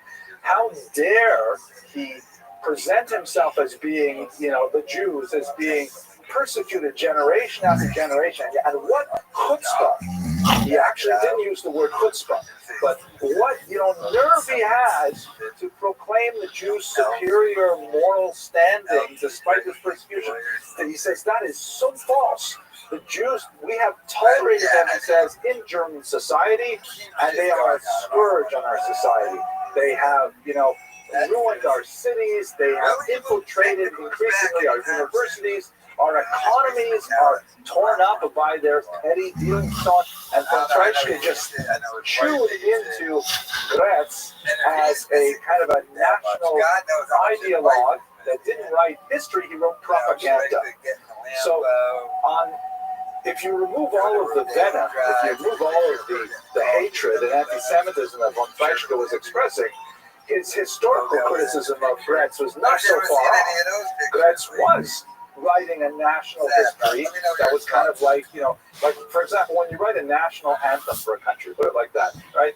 Are you going to write, we have America the Beautiful? You have the America the Pretty Good Looking, right? You're not going to America, but you're going to America the Beautiful. You're going to use the superlative, right? You're not going to say, God tolerated America. Say, God bless America. That's the point of a national anthem. You don't look tired. So, too, he's writing a book that's like a historical version of the national anthem. And it's supposed to be uplifting. It's supposed to make Jews feel good about who they are. He's not trying to write a dry scholarly treatise. There's like drama to it. It's a good read today. It really is. And von Treitschke would have none of it. He felt that it was trite. He felt that it was insulting to the Germans who hosted the Jews for 800 years. And ultimately, he said the opposite. He coined this phrase, which you can see here in this Nazi rally from the 1930s. When I say my friend is a great talk about the Jews are our misfortune. It's going to be this was one of Hitler's favorite slogans, borrowed from von Treitschke, who was criticizing Gretz. He was saying, au contraire, it's not like you say, Mr. Gretz, that the Jews have been such a boon to whatever society they've been in. They have been a cancerous growth that eat away from the society from within. And von Treitschke essentially trotted out this whole diatribe against Jews, how dangerous they are to society, that was incredibly influential in the society. But we should also understand that von Treitschke was not some, I keep my elbows so tight to my body. crazy drunken person muttering in the street. This was one of Germany's most prominent academics at a very prominent university late in his career. And for him to stand up and take such a strong stance against threats was perceived by many Germans as authoritative. So they had a fight called the Historiker Strike, a historian's battle that went on for close to a decade. Back and forth in the press, and people in Germany took sides. People who were not involved and otherwise, began to engage in this dialogue of was Jews good for Germany or not. A very, very sad story that, of course, was to its culmination with the Holocaust. Your brain's a sponge. Here's another, I'll tell you another one. I don't know why the Germans like to repeat themselves. Because the Jews are on us. You're not getting my fucking. The women and girls, the Jews are on Europe. That's your nickname. You're not getting my neck. It doesn't happen. I know, but I like your neck 10 years ago. Yeah, I wasn't training on the level I'm getting agitated. And I'm not quite ready to jump onto that chair. I'm not quite ready. There's no more room. It's your thing to be slower. The water is not working. I sent you a picture of how fast my hands are. The water is not working. And that said, in European languages like French, the water isn't working. It should be on again tomorrow. You're the guy from Goddamn Aries. You're the fun guy. You're fun. You're the all the boys lunch after. You're Fox. I sent that to all the guys at our yeah, but it'll take till tomorrow. We open up by 5 o'clock. The Germans wanted the whole story. He doesn't have to just know tomorrow. Anyways, here's another slide also from the Nazi period. 1935, this is an outdoor billboard for an anti-Semitic paper called the Stimme. And here you can see the phrase, the Jews are our misfortune. Everything that's wrong in Germany is because we have the Jews here in our society. This is the thing. And just to make it a little scarier, here is the same slogan. And this is from the National Socialist Democratic Workers' Party, also known as the Nazi Party, in Lincoln, Nebraska. Nobody knew that they were there, but they're also putting that same slogan of von Treitschke, which was essentially an attack on higher class. You're the guy that did. So, to think about his legacy, okay, that's the one. I know, you look like that, but you don't have his money. I look like that, and I don't have his money. Now, oh, dude, hold on. Last night, I was asleep, right? And, von Treitschke is a great elder statesman, great historian, well-respected across the country. And Gretz older at that time as well, but the author was incredibly well-received. They were contemporaries. It was a really nasty fight. Now, how do Jews take this fight? Unfortunately, Gretz suffered some tremendous humiliation late in his life as a result of this fight. You recall that one of the collective projects of German Jewry for most of the 19th century was to desperately try to fit in, to desperately try to demonstrate to Germans that Jews are worthy of citizenship. And to a certain degree, Gretz's project fits within that model. But the huge embarrassment that many Germans felt with the rejection of Gretz by the scholarly community was so intense that in 1885, when a major institution was developed to study German Jewry by a so-called Jewish Historical Commission, they pointedly ignored to invite Gretz to participate, which was like he was the Nobel Prize-winning nuclear physicist of the era, and they're not even, sending him an invitation to participate. It was a huge slap in the face for Gretz, but it said a lot about what the Jewish community thought of him.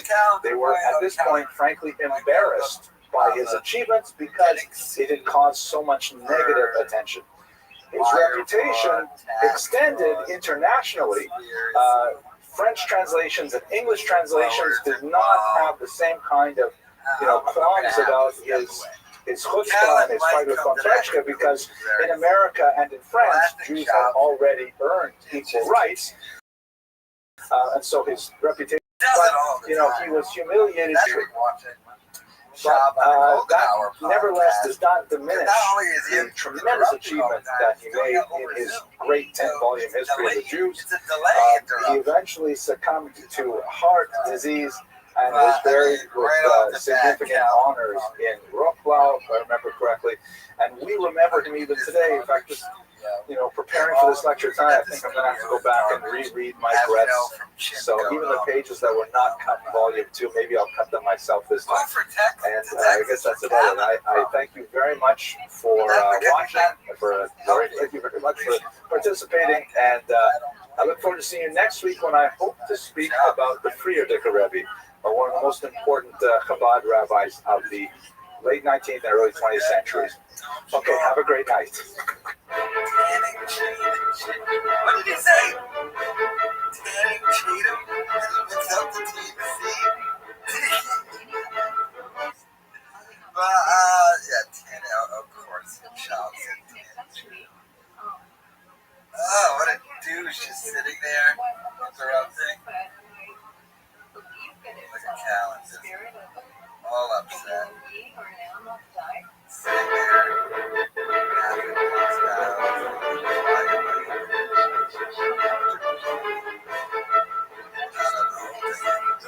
Get started. Thank you all for coming. I apologize that I was a little bit delayed today and had people standing outside. That's kind of unusual. We'll certainly make an effort to be here early in the future. So, if you follow the website, if you get the regular mailings from the website, you'll know that I have 2 other series of lectures that I put online at the same time. I have these lectures, which are basically 1-hour biographies, and I have this series, which is mainly directed at undergraduate students, called the Essential Lecture Series, and they're about 20 to 30 minutes, and then I have these This Week in Jewish History, which are like 3 to 8 minutes. So I just recorded one this week on the origins of modern Jewish humor, and I'm really pleased. In one of the essential lectures, I'm really pleased that I got so many responses in the comments. I think within 6 hours, 172 people have viewed this video. It's amazing what the internet can do. And one of the best things is that people started sending jokes in the comments box. So it's like, so here's one from Daniel Nuria, who is actually quite a scholar. He is the first one, if I remember correctly, to point out that the letter cut is not a guttural, it's a voiceless fricative. He didn't know that. But he pointed out this one joke which I enjoyed. It turned out that this is a very old Jewish joke, and just about everyone I told it to already knows it, but somehow I missed it. Here's my So, this thing there's went a through Hiloni man in Tel Aviv, a secular Jew in Tel Aviv, who is very, very far from his Jewish origins and Jewish rituals and traditions. And,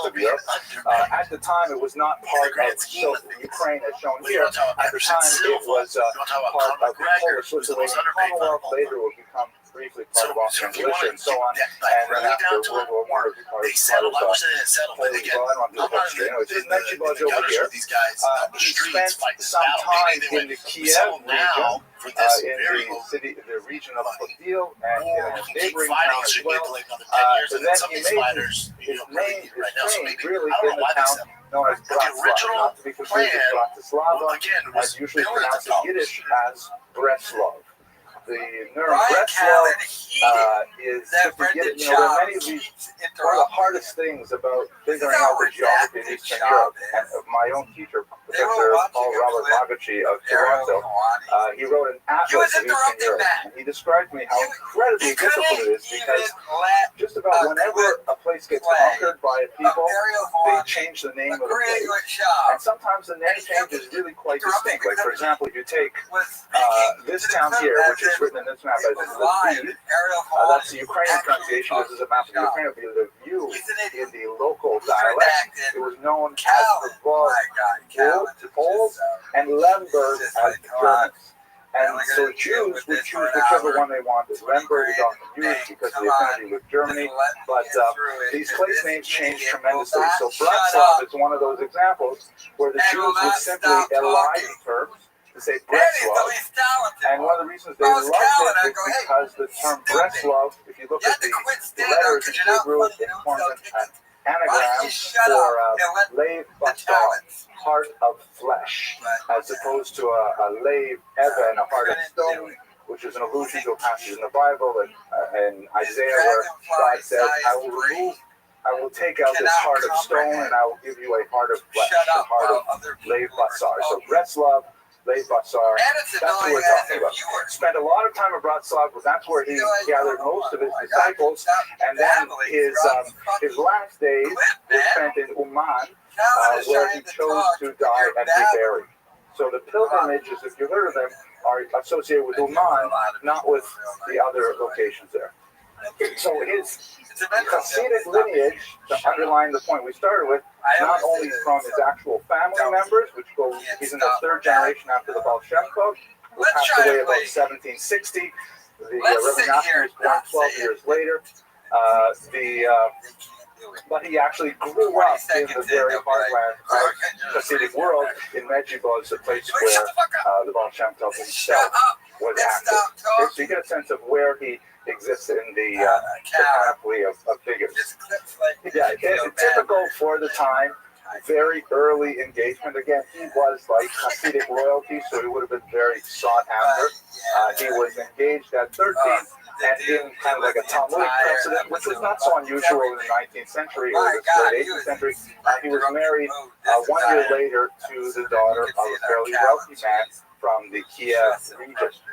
He moved in with his father-in-law, and this is incidentally one of the reasons why there's a huge population explosion among Jews in Eastern Europe in the 19th century, far outstripping the non-Jewish population in the area. There's two things. First of all, the development of the smallpox vaccinations, which Catherine the Great began to disseminate in the late 18th century, and secondly, an institution known as KEST, which was a way in which young married couples, and we're talking about really young, we're talking about 14, 13 years old, where they would live for extended periods of time in their in-laws' homes with an extended family that has cousins, aunts, sister-in-laws, and mother-in-laws, and so on.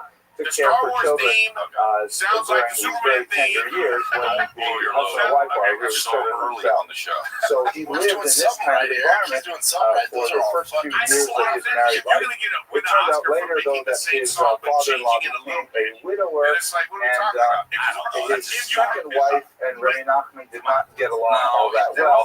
So at this point, Rabbi Nachman, his wife and his growing family, he ultimately had 6 children, 4 girls and 2 boys. The boys arrived in infancy, but his 4 daughters did. Camouflage. Nearby. In this area, though, in these formative years of his early marriage, is when you see some of the characteristic elements of Islam begin to emerge. He followed what he felt was an extremely unique path in Hasidic thought, and certainly when he began his literary career, you can see that he followed completely new paths in the fields of Jewish mysticism. At the same time, he was following the traditional path of going out into the forest alone.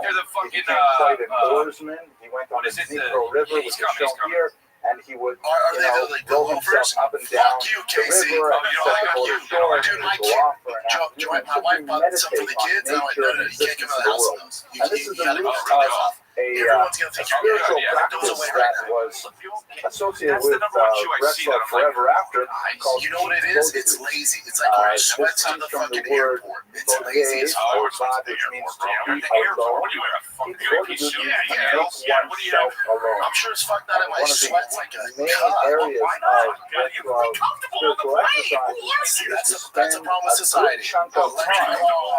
Sweats on the When you read some of the plane. literature, say, take an hour to yourself, that's all it takes, an hour a day. Samuel Jackson. For the rest of this non-wrestler procedure, it's a huge amount of time, especially for a lift-off, a whole hour doing this. This And plane is going basically, down. be alone, talk to yourself, talk to God, talk to the wall, talk to your future, talk to your past. Just spend an hour in internal meditation.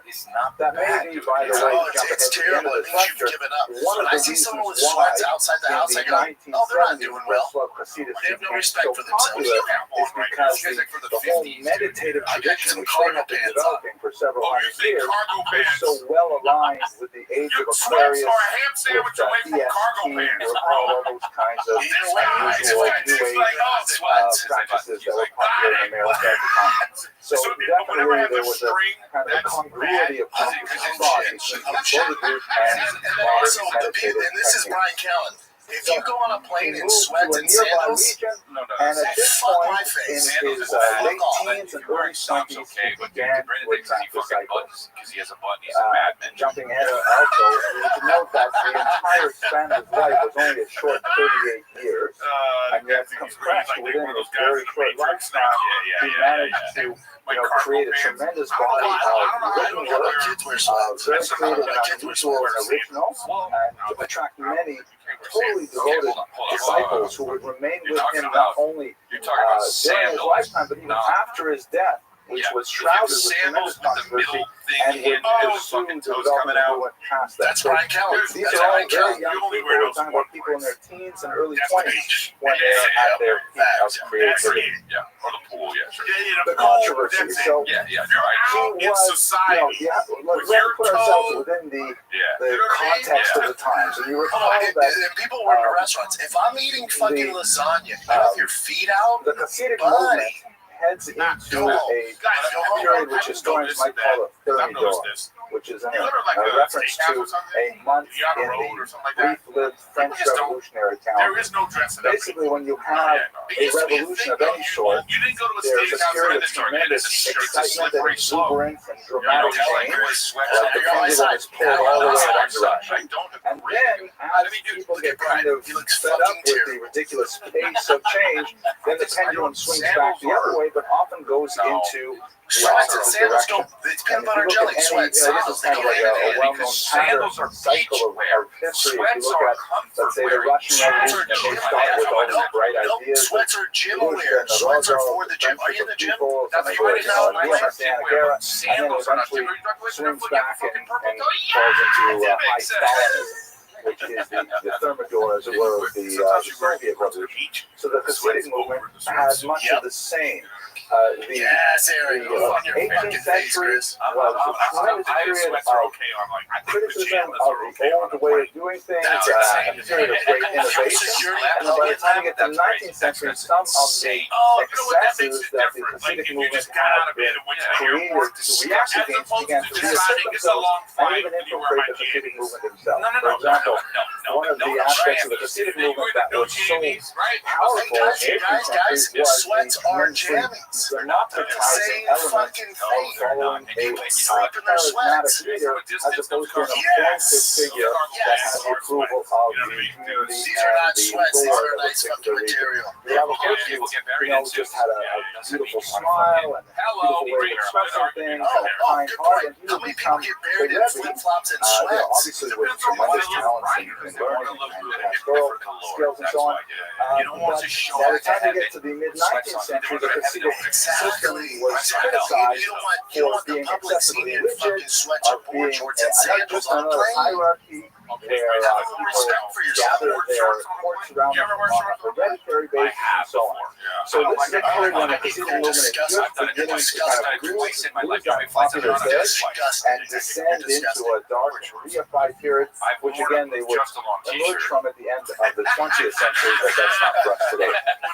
So Rabbi Nachman was at this period when now quite a bit of time, it's 40, 50 years after the death of the founder of the movement, and you have established figures, you have Hasidic leaders who have elderly typically and have followed the same kind of pattern of establishing courts and rituals such as the pidyonos, so bringing certain types of donations to the Hasidic leaders and so on. And Rabbi Nachman will just have none of this. He is a huge critic of the existing Admorim, as the leaders of the Hasidim were called. And he openly criticized their mystical pronouncements. So, for example, some of the Admorim, some of the leaders would say that they had gotten a glimpse of Elijah's chariot. That's referred to in the Bible, and it's an allusion to this mystical vision of the Godhead in the universe. And Rabbi Nachman would say, I don't know how these people can say they've seen the chariot and they describe it this way, because I know myself, it looks totally different than the way they're talking about it. So, open criticism of his peers and his seniors. In fact, one of the most what's the right word? One of the most acrimonious disputes he had was with a figure known as the Shpoler Zaydi, the elder of the city of Shpoler. And Rabbi Nachman moved to that city without first getting permission from the Shpoler Zaydi. And originally, the Shpoler Zaydi was open to the idea of Rabbi Nachman, they're a creative young Hasidic thinker, but to move your court into the existing region of an authorized and well-known figure was like it's an infringement on his chazakat, an infringement on his his known territory, right? Like salesmen, as it were, you can't go and walk into someone else's territory and take it over. And the Shpoler City was really quite angry with him for simply showing up without, doing the proper petitions and the proper arrangements and things like that. So we had a lot of fights of this nature with the authorized figures. He was known for erratic behavior in a lot of ways. In 1798, he decided to take a trip to Israel, and he decided to take only his closest disciple and to travel in secret, like in disguise, not letting anyone know who he was as a Hasidic leader, the grandson of the Baal Shem Tov. And on this trip, he would make fun of the other Hasidim that he met on the boat.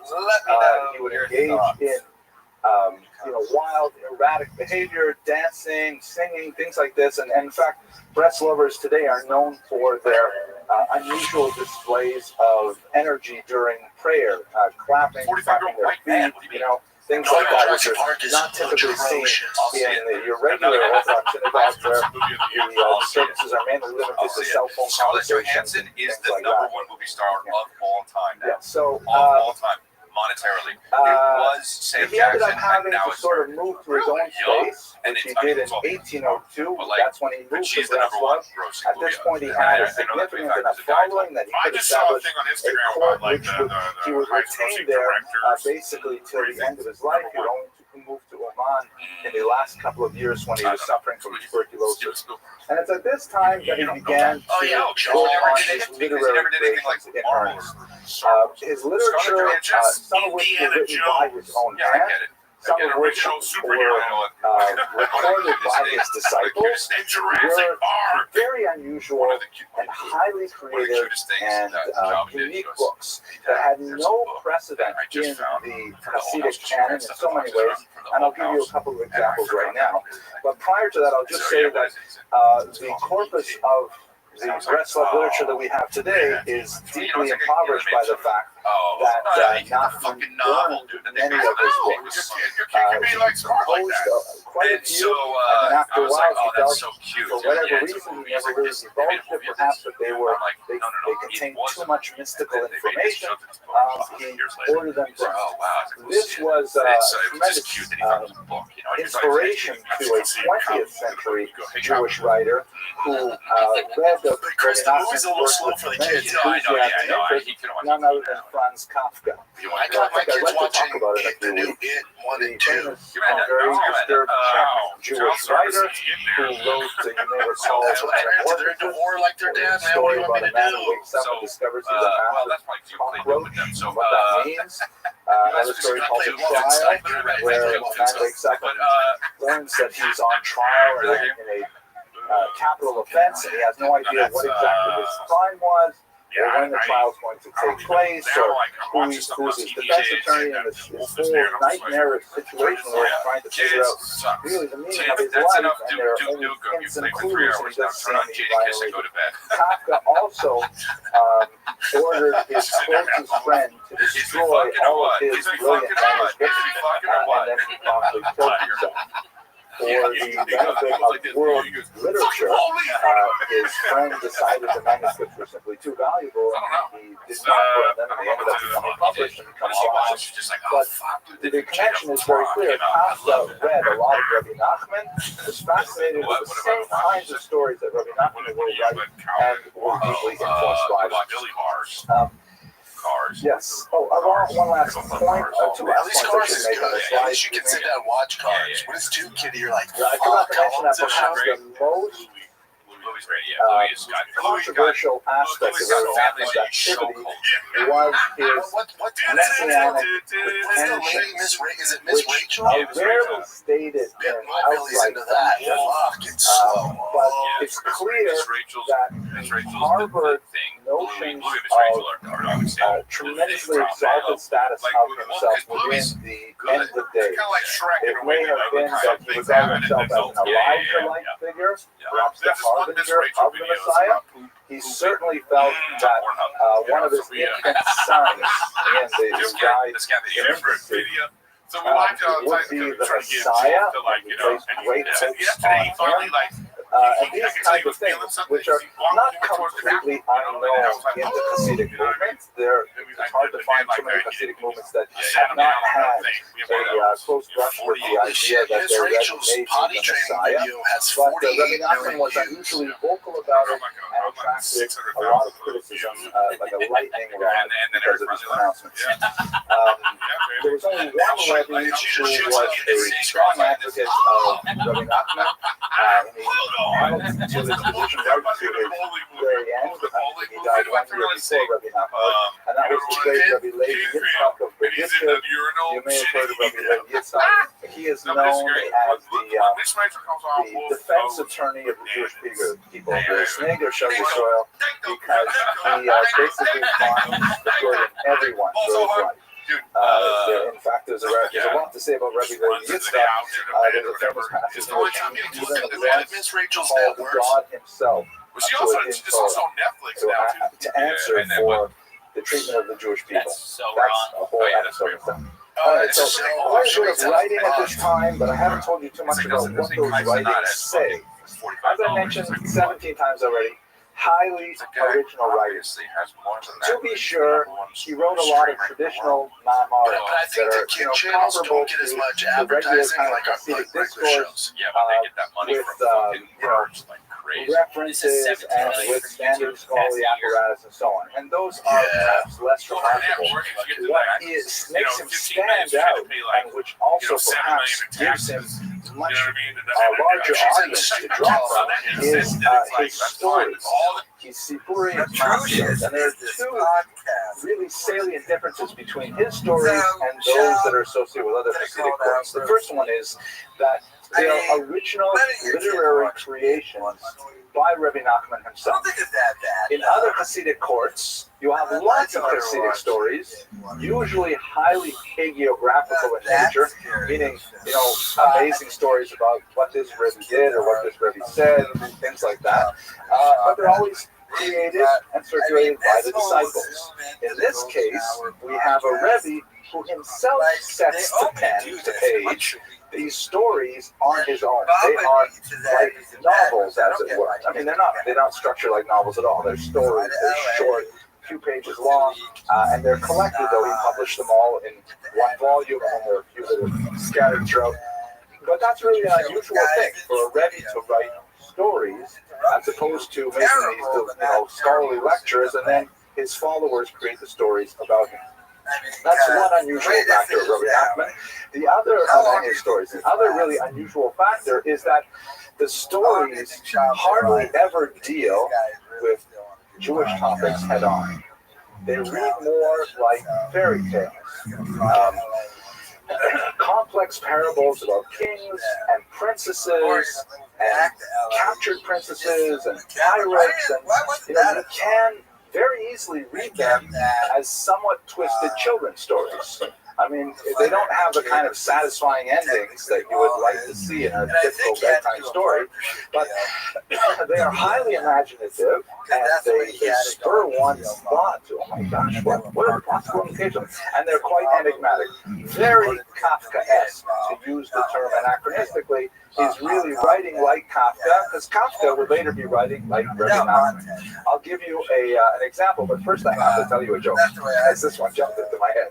And I apologize for those of you who come to my lectures every week. I know you've heard this joke before, but it's therapeutic for me to tell you these jokes, so it goes like this. So there are 3 college students in a dorm, and they're talking about their spiritual views, about how great they are.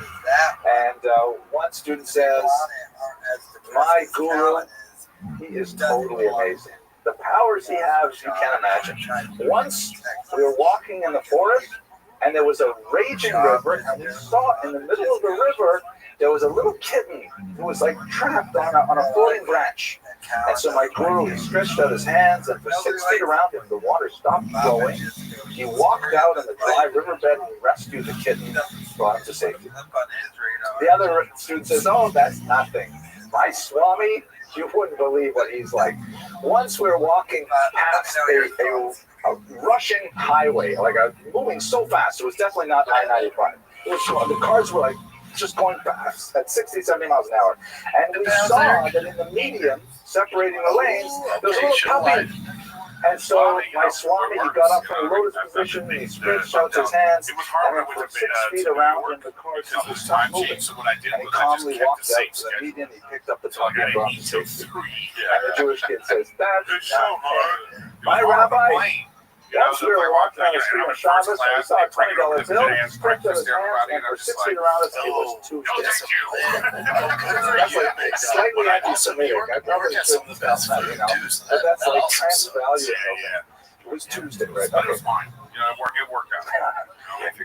I'm sorry to make mock, so you had to hear that, but there you go. Anyways, so let me give you an example. Perhaps the most famous of the Sipurim Mafiot is the story of sometimes translated Rooster Prince, sometimes translated Turkey Prince. And by the way, also very unusual, he had them published simultaneously in a bilingual edition.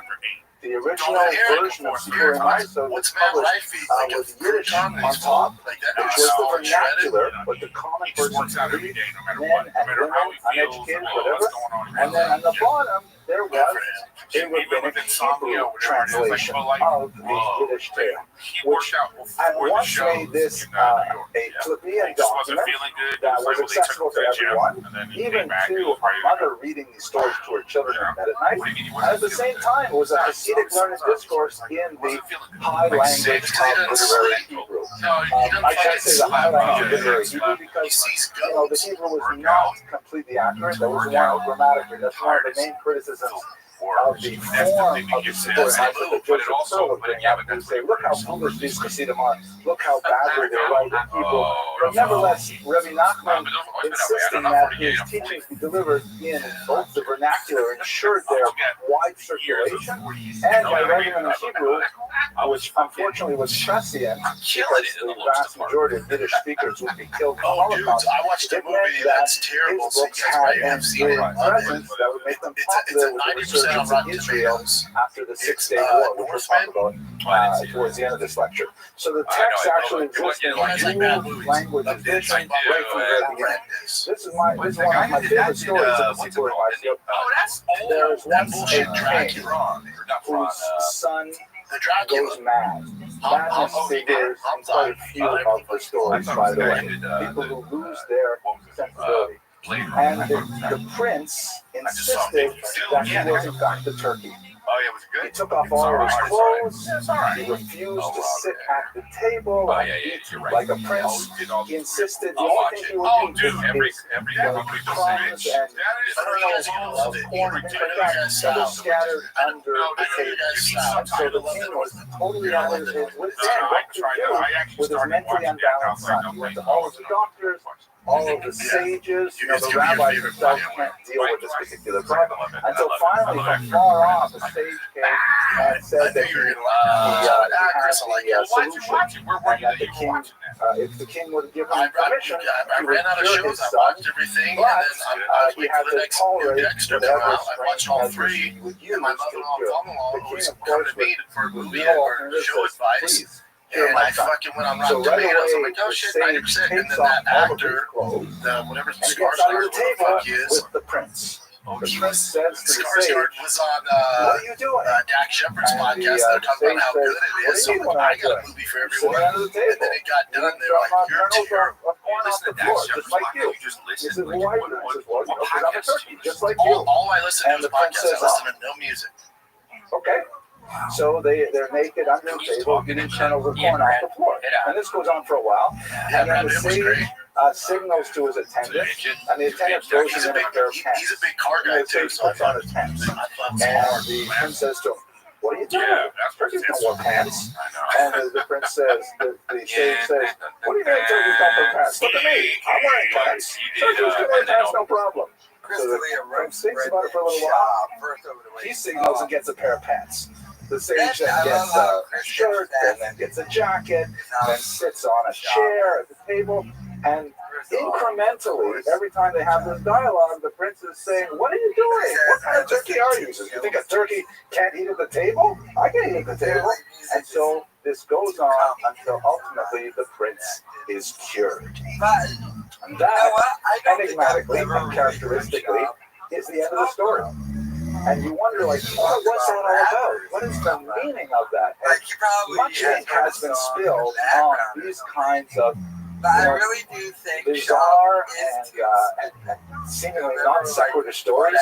One of the interpretations that I happen to find appealing is the notion that, and again, I'm not a breast love expert by any means, but this happens to be an approach that I think makes sense in this particular story, is that we live ultimately in a world in which we are deeply uncertain as to our own identity. We're not totally convinced that we are human beings. We may be turkeys. We're not totally convinced that we are angelic in our capabilities. We could be animals, like the fowl of the sky and the fish of the sea. We could be just, walking bits of meat. And the only way that we can be cured of this is by, the only way that we can be cured of this is by imitating a human being, imitating a higher level creature. So in the analogy here, the nimshal to the mashal is that, we may not think of ourselves as highly accomplished spiritual beings, but that is within our nature. If only we, as one of my friends would say, fake it till we make it. We just keep going on, thinking of ourselves as princes, trying to act as princes. We deep down think we're turkeys, but we're still going to try and imitate the prince, and hopefully one day we will be cured. Now I've given you kind of like an overarching structure to understand the story, but Rabbi Nachman does it. Rabbi Nachman just leaves you with the story, and then you turn the page, and there's a new story all of a sudden. And a lot of them are like this. The princess is captured, the whole country that is driven insane by a scourge on the wheat, and the sage decides to eat it himself so that he will still fit in with the insanity of the country. all these kinds of stories really are a spur to the mind, to the imagination, and they carry great literary impact on the Jewish tradition. Okay, another example of his very powerful impact is he either authored or popularized a lot of epigrammatic statements, meaning like one sentence, very pithy encapsulations of Jewish philosophy that continue to have an impact on the Jewish mind today. I'm sure you've heard, I have a picture here, Kol ha'olam kulo gesher tzar me'od. The entire world is but a narrow bridge. Ve'ha'ikar lo lefaked klal. And the essential point is, don't be afraid. Right? That's a line of Rabbi Nachman, just this idea that, we're traversing this narrow, scary chasm on a tiny little unbalanced rope bridge, and you got to get to the other side. And the main thing is no fear. Just keep moving forward. And this is a beautiful, beautiful thing that, again, he wrote it in literary Hebrew, which meant that it survived the linguistic challenge of the 20th century. And in Israel, of course, it became a folk song. I would sing it for you, but I think you would regret that. Many of his statements, in fact, became folk songs. Mitzvah gedola liot b'simcha tamid. It is a great commandment to be happy always. I'm not sure there is a commandment to be happy. There is a commandment to be happy on Yom Tov specifically. This Samachta v'chagecha, right? Be happy on holiday. By the way, the Vilna Gaon, he was once asked, this is a typical characteristic difference between Hasidim and Mishnagdim. He was once asked, what's the most difficult mitzvah for you to perform? He said, definitely the Samachta v'chagecha, to be happy for 8 days in a row. That's tough, right? So, anyways, Rabbi Nachman wrote, mitzvah gedola liot b'simcha tamid. You think he's fucking good? They've been around for 40 fucking years. And then he finally went on Rogan, and I was like, I can't wait. They talked about bees for 3 hours. Maybe not. It would be great if you totally forgot. Because then I can tell it again. And it goes like, we were sitting having a Friday night meal, and I received a bunch of bursts into the room. We kind of disheveled, and he said, what's wrong with me? He says, I was accosted on the way here. They wanted to take my money, and I said, I'm an observant Jew. I don't have any money, so they let me go. And so then all the guys in the yeshiva started singing in Russian, Ochin Shaslevi Your team sent out my back, and she said they just responded to the email. Which went straight into Mitzvah Gedola Liot B'Simcha Tamid. Those 2 lines in Russian, dude, I appreciate you using me as my body for the bottle of it. A great mitzvah to be happy always. We sang that for maybe 40 minutes. It was a really intense spiritual experience. I was terrified, but I can't forget that You're moment. 42 and you dye your hair. Okay, so he wrote a lot of these epigrams. You may have heard the saying, when I saw it associated with Rabbi Nachman, I actually couldn't believe it. I said, no way, this comes from somewhere else. And it may be true, perhaps, if we have some very, very dynamic members in the room. So I'll have to take out vow silence because they don't want to ask any too hard questions. But apparently it was Rabbi Nachman who said God never gives us a challenge that we cannot overcome. That's like, is that really Rabbi Rothschild? That seems so central to Jewish thought, but it's not associated with it. So these kinds of like amazing stories, fucking Ben Affleck went up and he shaved his head the same like I shaved mine. Now I look like I'm sorry, Brad Pitt did it, so I look like I'm copying Brad Pitt. He also creates a wide variety of spiritual practices and exercises called tikkunim, which is a Kabbalistic term meaning repair. If you damage the world or yourself through a particular sin of one type or another, then these are the repairs. This is how you affect the positive change what you've done wrong. The tikkun klali, he has a list of what kinds of things you should do for what kinds of sins. Typically involve the recitation of certain psalms and things like that. The most famous of the tikkunim, however, was towards the end of his life, he promised his followers that if they would come and say a particular tikkun on his grave at Rosh Hashanah, then no matter what they have done in their life, Rabbi Nachman will take them by their peyot, by their wife, Hunter. Yeah, show my wife. Bring your wife, Chris. Bring your wife, Chris. So You don't these have your two ear to the women have ground, had Chris. Right there, tremendous, I've seen the wife. popularity, and they continue to inspire tens of thousands of people even today who go to Oman to be at the You grave know of the one where Imam. she's at the Many like the of whom kitchen are not counter. at all Bethel Hasidim, but are moved by that concept of sequence. Let's move on to this the guy itself. This As I guy mentioned, you his know what's my main problem with this guy? He should have just owned it. activity was in He was trying to like. Did you see his but there was a apology? fire He like blamed other people. He's like, his "I home. think He you're was safe left at a concert." The He apology was was simply yeah, relocated to the one another where building he in that city. blamed like the Coldplay staff. For several Yeah. years, he had had a that very was a positive relationship Oh wow, they with got me. I several finally got notorious got. Wow, masculine That should have just been like, in I was Oman. there. So, That was what is going on here? First of all, what is Oman? It's God, an you're working old on a new city. fucking Jews have app, been living and there for that's not several being hundred psyched years. yet. And Anyway, it is sign up most for what? noted Hey, Nick, in is that the actually his Jewish wife? Because that other chronology picture as showed the me she site was of a a terrible warlock. Yeah, I massacre don't know. in 1768.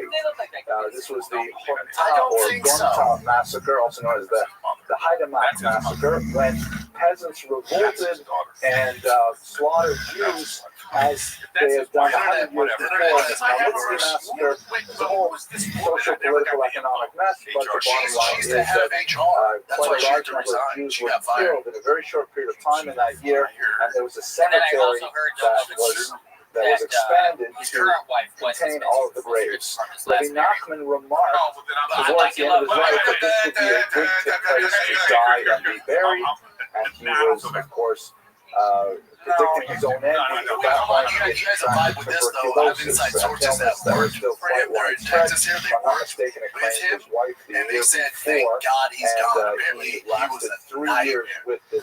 because he was the CEO. They said if he didn't, he was such an asshole to employees. All of them celebrated when he got fired. They were stoked. And there, He's a piece of shit. significantly Apparently, developed he's just a real piece of shit. with masculine. Masculine, you will recall from last week's lecture on Hey, Joseph I Hill. know, These Chris. are adherents of the Haskalah, Yeah, but this Jewish guy, enlightenment, this is who if you get in with a guy, Western Europe tended to jettison the their relationship Jewish started practices, Kafari and shit. and so on. In you can't be Eastern Europe, shocked when your less relationship so, ends. but they Some shit definitely like that. were It's hilarious because this guy, I guess this guy changed their dress you know, he's usually not for famous, so upper it's class like, I Polish mean, to me, dress it's like at this time. crazy. He's Studied the sciences, studied When you're Polish not language, fucking things like that. constitute, and And his were generally buddies don't considered realize in the that. context of that time you're assimilated putting Jews. yourself in that. They were certainly not assimilated by Western European standards. Which reminds me of one more joke. I can't help it, but we're almost done. Did I tell you about the guy who wants to become a member of the Flaming He Crosses was Country finding a Club? way out. He knows that's So there's this restricted country club. I'm so glad you remember my joke. He wants to be a member. A Jewish guy wants to become a member of a restricted country club. Where they don't admit Jews, Gentile clientele only. And so he goes to these management offices. Looks like he's very successful in business. Has several yachts that are right now like the boat show and all kinds of annuities and what have you. And I realized that I can certainly pay you to do I can sponsor a few other members if you like. And the manager says, I'm very sorry, Mr. Goldstein, but we have a restricted clientele. And you don't accept new members unless, for example, you have a sponsorship from existing members. So he says, oh, that's great. I'll just find a Jew who's already a member. I'll go to him. He'll sponsor me, and I'm in. So he says, can I see your membership list? He says, of course. Shows him the list. Looks down. He sees near Goldfarb. Oh, that's it.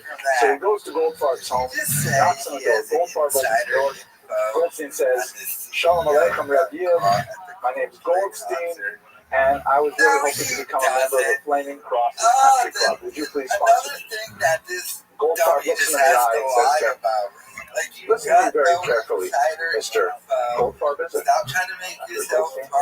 Listen to me very carefully, Mr. Goldstein. I am a Presbyterian. And my father is a Presbyterian. And my grandfather, all of a sudden, was also a Presbyterian. So, these are the kind of masculine and light isn't that. Now, there's a lot of discussion because this is, you have to realize, the context for Rabbi Nachman to be associated with heretical Jews was highly controversial. It was like, again, in the thermidor of Hasidic thought at that time, to be messing around with the ordinary people, maybe it's a little bit like the sage who gets under the table naked. That's highly unusual. Some say that perhaps he was trying to be Makar of them to bring them closer to Judaism and so on. It's not clear. We know they played a lot of chess together, things like that. He ultimately passed away at the age of 38 of tuberculosis and was buried in that city. But the story, of course, does not end with his death. His legacy is really very much alive. As I mentioned at the beginning of this lecture, since he had such strong messianic statements, and he had made such a central figure of himself, and never preparing anything like a successor, with perhaps the exception of his child that died before he was 2 years old, there would be no question that nobody could take Rabbi Nachman's place. And so, unlike all the other Hasidic groups, they simply continued without a Rebbe at the helm. Perhaps there's some thoughts that the Rebbe Nachman would later play a role in the unfolding of the era. It's not clear. Multiple centers of Breslov Hasidus developed, especially after the Second World War. And it's basically two types. There are a few schools that are led by charismatic students of Breslov, mainly around Mea Sharim, a highly traditional neighborhood in Jerusalem. And also there are centers in New York City, for example. But the core constituency remains kind of like old Hasidim that can trace their lineage back for decades, even centuries, but the large numbers of followers are really Balei Tshuva, are people who come to Judaism later in life. In fact, many Sephardim are attracted to Breslov or Hasidut. They have no connection ethnically with these teachings. Why is this so? Well, we've already discussed some of the tremendously infectious aspects of Rabbi Nachman's thought and teachings. There's also this resurgence of interest in Judaism as a whole after 1967. If you recall those days, it's hard for me to. I was just a child at that time, but as I'm sure all of you were just children at that time too. But what my elders tell me is that people were just getting used to the idea that we made it through the Holocaust. We survived the Holocaust. We're being put together. We even have a state of our own. And then, look, we're about to lose that state. We're going to be pushed into the sea. And then, almost beyond imagination, the Jews managed, the Israelis managed to turn the tide, not only defend the nation, but to expand the borders beyond belief, completely beyond belief. There's a Russian joke that was popular when I was there that said, Russia was thinking of attacking China, the rival between the two communist nations. And someone in the military academy asked one of the generals, how can we possibly defeat China? China has a massive army, millions of soldiers larger than our army. And the general says, that's no problem. You can always win with a smaller army. The Jews, with 6 million soldiers, or 6 million Jews, were able to take over armies with 40 million Arabs. So we can do it too. And the Russian soldier says, yeah, but where are we going to get 6 million Jews? Somewhat epic. Anyways, some of the Breslov movements, the relations between the movements are sometimes acrimonious. I forgot my train of thought, but we'll go to this here. There's one particular leader who passed away about 20 years ago who was called Baal HaPetek, the master of the note, like the document, because he claimed to have received a note, some kind of mystical note that was Rabbi Nachman communicating with him, saying how to bring him out the Messiah, and it involved the chanting of a particular clause, Nachman Me'uman. It's hard to translate this. The Na really is the word in Hebrew. It might be read as please.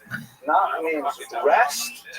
Nachma is related to the word for console. Nachman is his name. And Me'uman means from the city of Uman. Meaning you say, please rest, console, Nachman of Uman. And so this is a slogan that's worn by this particular group, a very large group. You may see it very popular to wear large white knitted yarmulkes with this phrase, handwritten around or crocheted around the side. But there are many of these groups. And as I mentioned earlier, the Tikkun associated with Rabbi Nachman in Rosh Hashanah is incredibly popular.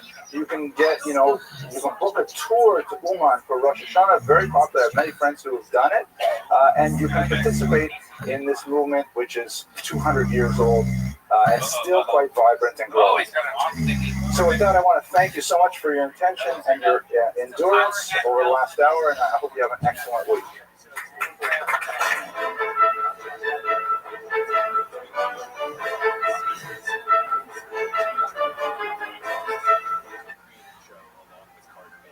Well, if you're a super fan, we're going to get into all the secrets, Easter eggs / pineapples, knowledge. That huge. You know that guy's and reaction to it 20 years later to talk about life and love and art. Just fan of fans. Oh, you said that.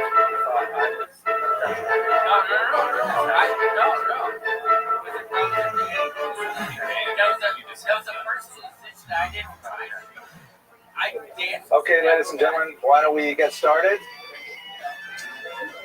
So, as I think I mentioned last week, I've been reading. Hi, Fred, how are you? As I mentioned last week, I've been reading Ruth Weiss's new book on Jewish humor, and it's exceptionally good, but it's not quite as funny as I thought. I thought there would be more jokes in it, but there's like really deep analysis. And in fact, tonight's topic comes from her work, as I'll explain. We'll get a little further into the story. So I had to go to an unknown, untested source for humor, and I found something a few minutes ago on my phone, looking on the internet under a website called Jewish Humor. The joke goes like this. I'm not exactly sure it's funny.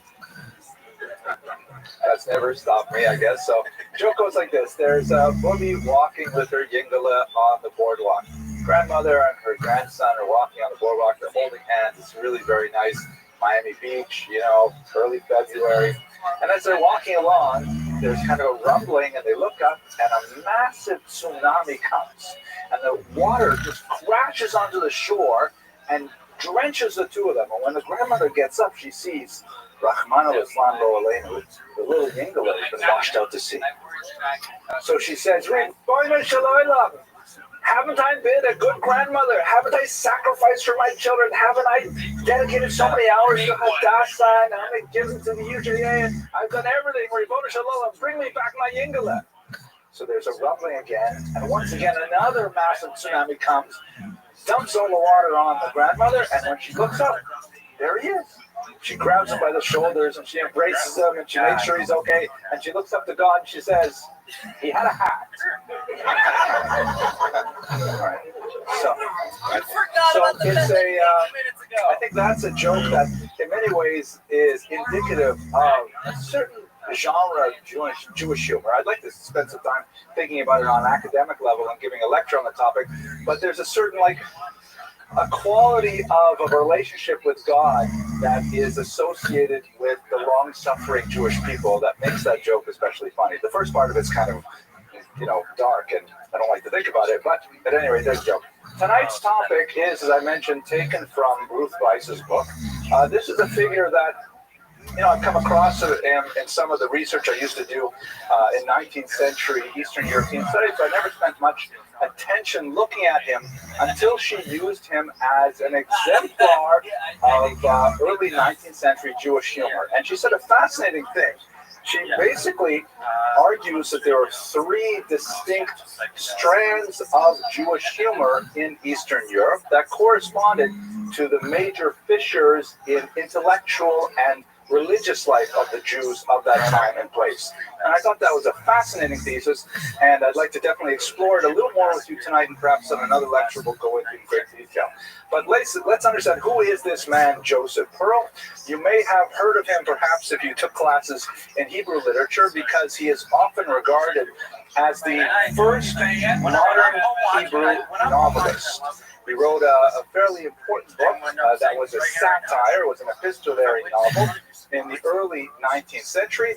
And so his stylings in Hebrew, in many ways, set the tone for later Hebrew language satirists and also for essayists. Very important in the history of Hebrew literature. He also made contributions to Yiddish literature because he actually ended up translating his Hebrew novels, which could not be read so easily by most people, into the Yiddish vernacular, and in so doing providing a very unusual kind of people speaking in vernacular Yiddish, translating into Hebrew, and then translating back once again into Yiddish. A very interesting sort of pathway for expression using these major Jewish languages.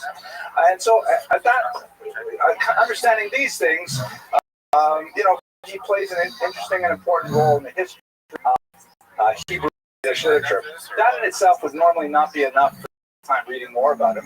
What I found fascinating and somewhat sad in life is that he was an incredibly critic of the Hasidic movement, publishing often anonymously under critiques of the Hasidic movement, and penning letter after letter to Austrian officials and Russian government officials denouncing the have its leaders controlled and even prison.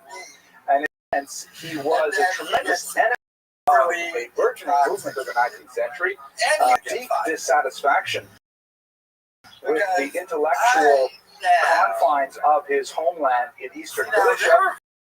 He provides a very useful jumping off point for us to discuss themes of why they would remain misnagdim, and why they would turn to the Haskalah. It's a note that he died apparently on the holiday of Simchas Torah, quite just before Simchas Torah, which is a holiday, as I'm sure you're aware, of great festivity and rejoicing. And the legend has it that Hasidim went to his grave and literally danced on his grave. Whether that legend or not, I have not actually been able to pin down, but nevertheless, it gives you a sense of the bitter fight between people who Joseph Pearl's camp and the early Hasidic movement, that they would reach such a demonstration of displeasure, demise. So that's basically who we're about. What I'd like to do with today's lecture is on the political context, very exciting and formative time for modern Jewry, and then I'll look at the religious context and try to understand who are they all arguing about.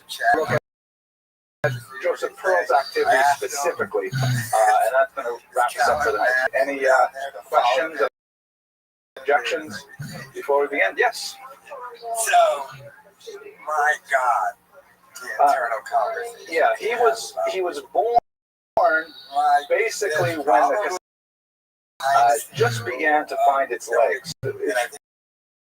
Looking at the broader scope of it in the late 17th and early 16th century, you have kind of itinerant proto-Hasidic figures who are called in the plural Balei Shem, which is maybe we'll get back to that a little later. We'll get to about one particular leader. And they're espousing a very kind of Kabbalistic, perhaps even Sabbatean approach to Judaism, following teachings. You recall he was Messiah of the 17th century. One figure is Baal Shem Tov, who is regarded as the father of the Hasidic movement, and his dates are roughly 98 to 1760. He died, and there was a certain amount for a successor was found, who turned out to be the Maggid of Metrich, who died in 1772, leaving 5 disciples. And of course, Joseph Pearl was born. Those 5 disciples are the Alter Rebbe, was the founder of the Chabad movement, as far as talent with the Jewish, he also comes from straight the Hasidic movement Colbert was a hell of a sketch artist. So in other words, hell of a he is born 1 year after the strong movement of the Hasidic. By the time you get to his period of around the turn of the that's when the Hasidic movement was beginning stride and actually compared to Jimmy Fallon, get high ratings of both. Yes, he gets about 2 million. So his show gets about 2 million viewers, and in the coveted time slot, Not bad. Brilliant question. I'll repeat the question.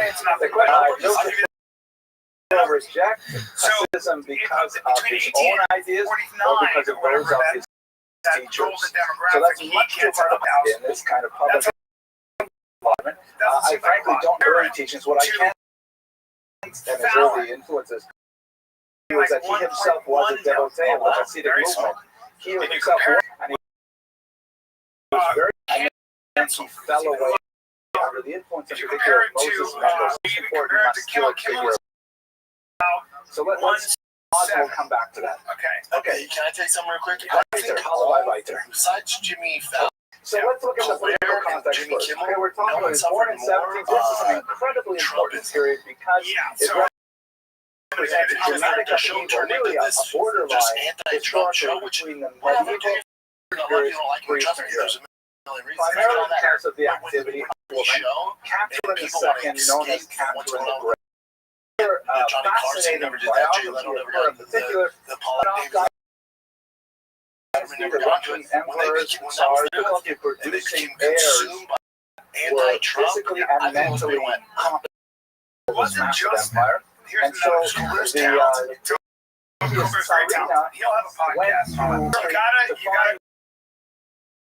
find some small woman that she could bring over essentially, and she married him to her husband. This young didn't know anything about the world and never left her reach when she was suddenly the Tsarina of Russia. What she did was she had an affair with the captain of the guard. One out so people like Adam Schiff was on, but they also had different hits that and she had her husband sort of giving a lot of voice to the empress that was not conservative. She turned a bloodthirsty warrior Russian Empire ever produced, and she was an incredibly competent administrator, expanding the territory of the Russian Empire by about a third of the areas in Europe and in the northern part of the Black Sea. A certain amount of a sense of her personality from her regular roles, but this was a rather scandalous picture that she preferred. She often went about with much more male clothing, riding horses, and so on. What did she do, and what does it have to do with the Jews? Here, the partition of Poland. Beginning of the year 1772, and 1795, right?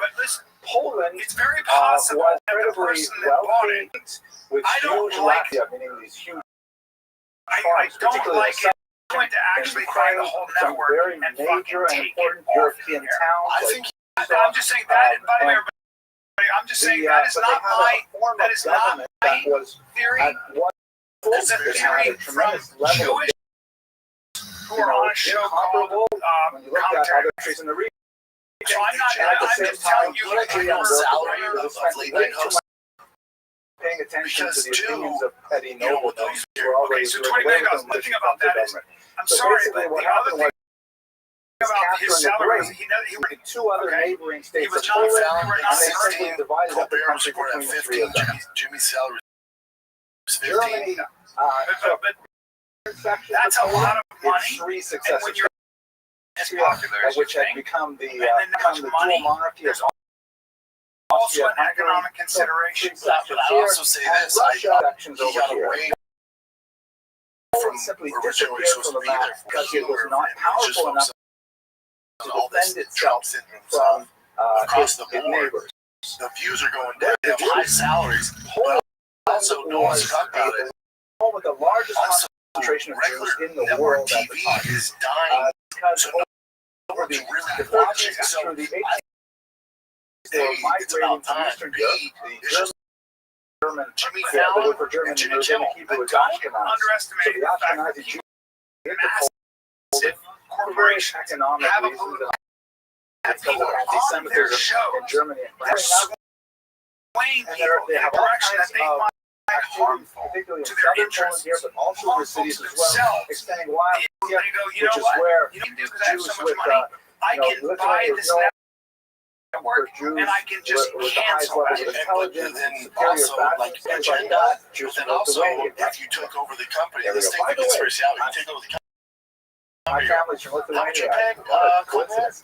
Right. So anyway, how many views is it getting? Now, Russia was kind of like the wall that doesn't add up. That's right. Let's nix that. Since 1479, no Jews were allowed. Right? It's not like their business. It was officially legalized. Let's do it So what happened was there was kind of a I don't agree with a lot of the stuff they're having on here. Judaism under the have to have it influence on. of a I can Jewish just doctor take it named off. Because she doesn't some even of these do the elements whole, found anti-Semitism, Jewish shit. that's it. It's not No just more anti-Semitism, Mother Russia, anti-conservative. was upheld 50 million. until The views Catherine are the trending Great in way down. 1772 Like we can put these suddenly took resources over something else. this massive It's also population of conservative. Jews. It's also the Conservative money coming in and What going, she do I don't want that guy with out. all It's this also the death of late night So on the because one again hand, the TV I've been the watching. I used to love many it. I've of been the watching commercial years. classes in Russia was asked for this I for a can long time. promise you, The I Jews can are this day. International connections. This is going to be I fantastic. guarantee that the Some of the conversation religious is come out. We have to restrict them. This is terrible. Mother Russia. You know, this is the third Rome. We are the inheritors of Christianity in the world, and we can't tolerate this. speech. I love that Ultimately, people have the different Germans points decided on a compromise, But also in you which work set for up something called the Pale. And this was originally and conceived it's of all you guys did in for a the very last 5 positive years. sense for Jews. It essentially meant that He was super although pro-Trump Jews all would the not be time. awarded Like, come citizenship, on. So let me for ask you a that they question. would have to wait until University of, 1917 Chicago, when the Russian different Empire universities, fell. The Stanford. very first They've got act of professors the that are straight provisional up government socialists. to give Destruction Jews of equal citizenship. They're actually Were nevertheless granted create significant region that extended basically from the Baltic Sea down to the Black Sea. To me, I would Changed during be her like, reign. hey, It you changed shape a few get times. the fuck out of here with your Kiev, for example, was an bankrupt island where Jews But were they're not allowed to live, there so talking only this way 60,000 lived to there their students illegally. in public. And you I could don't place where Jews were allowed to live in Russia After a and while, given a certain amount of rights, even the right to vote in municipal elections and even hold office in municipal principalities. Rather fascinating, and she had a kind of a forward-thinking view to it. So you have this big concentration of Jews in this newly reformed German-Russian Empire, and there's a lot of thoughts about, oh my gosh, it's the turn of a new century, the year 1800, we rework the Jewish world.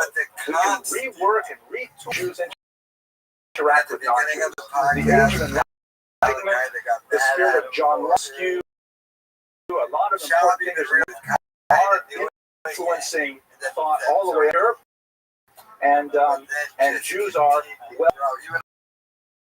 Now,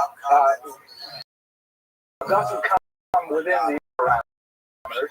He came from Austria-Hungary, from this Galician Empire, the Galician region, which is just here in Eastern Europe. Galicia, most Russian of the Jewish terror by the Austrians, meaning they had the most commonalities with Jews on the other side of the border. They were the most backward, the least educated, the most likely to be involved in farming, which is something very unusual for Jews historically. So the state of Israel, of course, in the biblical period, most menial laborers, like working in, they had actually oil there. So you had Jews who were like blue-collar workers, as opposed to being involved in commerce, which is much more common elsewhere in Europe. This is one of the most backward parts of European Austria, called Ternopil, the modern Ukrainian word in Yiddish. So on this era where, like the Russian Empire under Catherine II, the Austro-Hungarian Empire is also thinking about how can we change Jewish existence? How can we normalize these people who speak a different language? Yiddish is closer to German than to Uzbekistan. They are not participating in our faith. They're not participating in our economic.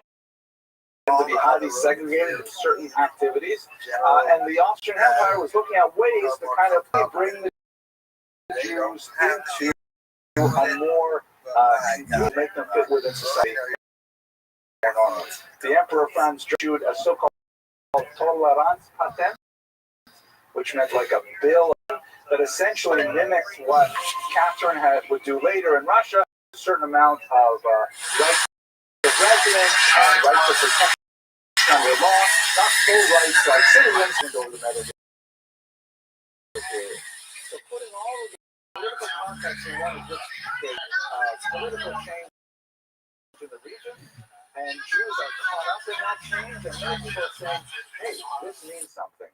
It might mean the end of time, maybe Mashiach, many Jews at the time Iran felt that when Napoleon came through, which would happen just in a few years from now, that he was in fact Mashiach, or maybe he was Mashiach said no faith, and then there's a lot of thinking about that, and also a lot of thinking about social engineering. Let's make the Jews enormous. Wow, that was a big mouthful. Anyway, we go on, ask me social. Yes, okay.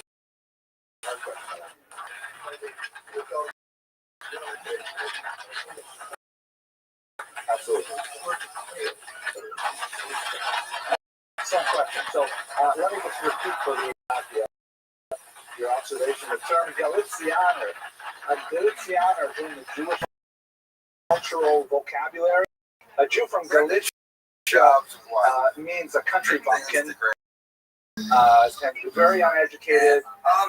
They say that when Litvaks marry Galizianers, it's a mixed marriage. Right down in Litvak. By the way, my wife's family is from Tarnopol. But I should take that right out of the video, right? Onto the internet, right? Okay, sorry to use that. Your question was, where does the term Pale of Settlement come from? So it only exists in the English language. In the Russian language and in the Hebrew language, they use the term region. So region of settlement, which is perfectly normal. Pale may come from a uniquely British to the borderland with Scotland, that in times when England was having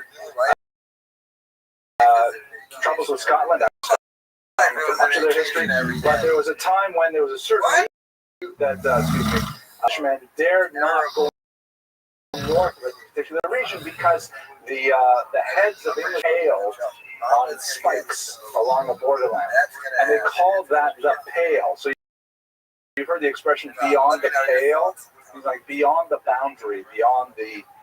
And since it is a borderland, right? This is the edge of Russia.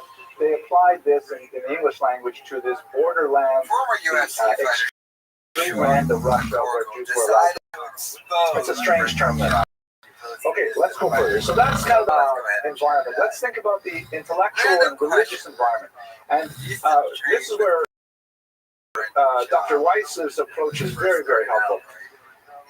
In Eastern Europe at this time, there were three principal intellectual movements that were all for the spiritual loyalty of the Jewish people. There were the so-called Hasidim, who were these new, really the first reform movement in Judaism in modern times, the Hasidic movement. There were their opponents, literally called mitnagdim, the word mitnaged, to oppose the Hasidim. And in fact, depending on who you talk to, the term misnaged, when you talk to Hasidim, it's like it's almost a profane term. Because if you call a Litvak a misnaged, he says, yeah, what do you mean? I'm a misnaged, right? But if a chassid were to say that, he'd say, oh, I'm sorry, I didn't mean to swear, because it's like a nasty word. I've heard tell that really don't like misnagdim. They call them today snags. So I think snag gives a bit of the feeling when something gets stuck on, So anyway, misnagdim are essentially traditionalists. They are the ones who wanted to hew to the old path of Talmudic Judaism, Hasidic innovation that we will discuss shortly. And then thirdly, and by the way, these figures, I'll focus in on them, basically, and these are kind of fictionalized. This is the Baal Shem Tov, the father of the Hasidic movement. The Vilna Gaon, the genius of Vilnius, which is he's considered kind of like the prime figure behind the Misnagdim movement. And Moses Mendel, third movement, Skalah. And the people who adhere to the movement are called maskilim, singular maskil. The Haskalah is basically a Hebrew translation of the English term enlightenment, which is used to describe the intellectual class of the day, or the German term Aufklärung, it means, to bring more light. Haskalah is not a perfect translation, but, okay, what are these three?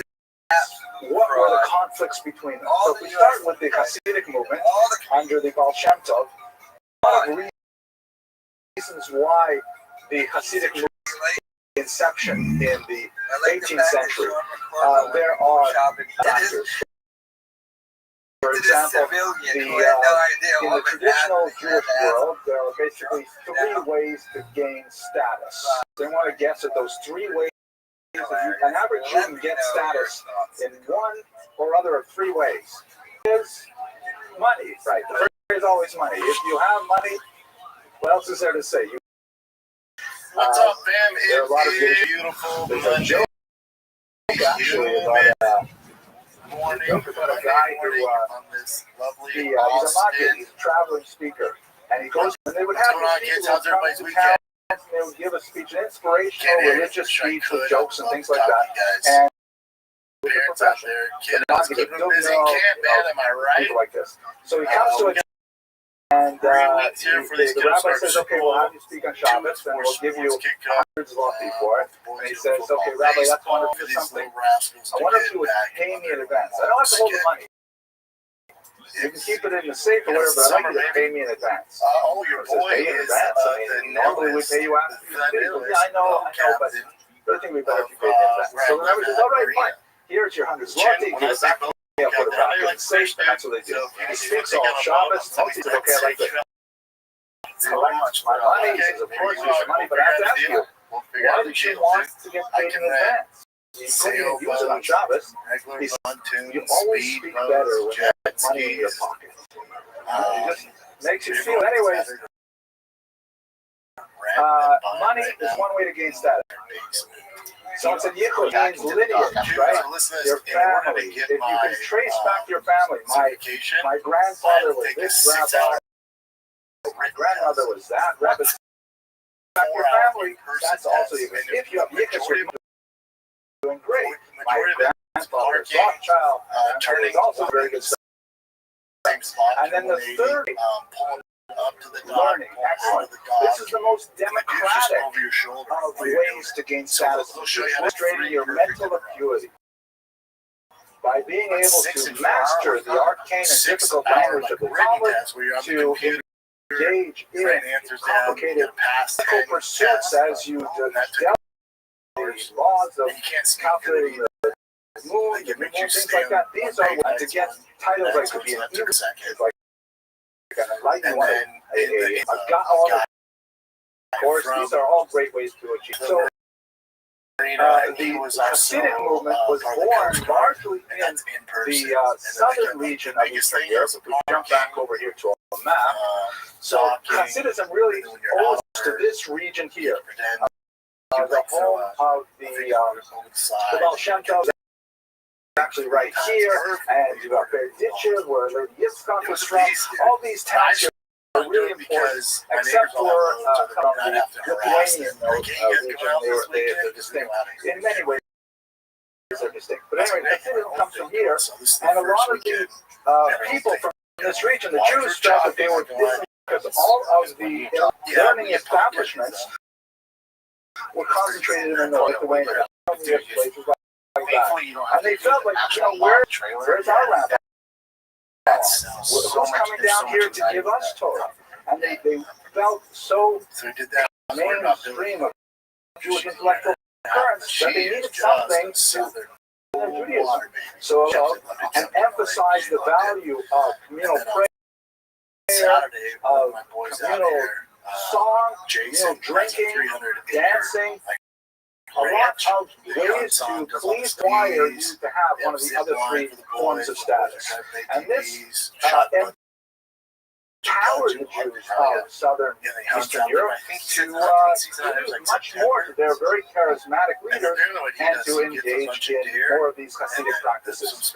Now, there was at the same an economic element, and I don't want to go into great detail because we're already at it, but it's important to mention because money is almost everything. And one of the ways that was able to establish itself on a firm foundation was through the creation of alternative revenue streams to the traditional. In this part of the world, the Lord, the Polish non-Jewish Lord, literally owned the entire town. He would own the orchards, the mills, the ponds, anything. And whatever you wanted to do, you had to get the Lord's permission. or pay a tax or a toll and things like that. The Lord also, after a certain amount of time, would lease out the right to be the town rabbi. So quite often, the rabbis in southern Poland were not chosen by the congregants. They were just the candidates who paid the Lord his investment. Right? So what was that expression? Yeah, of course. It took that I forgot it. 6-hour, 45-minute test. Why do I start these things?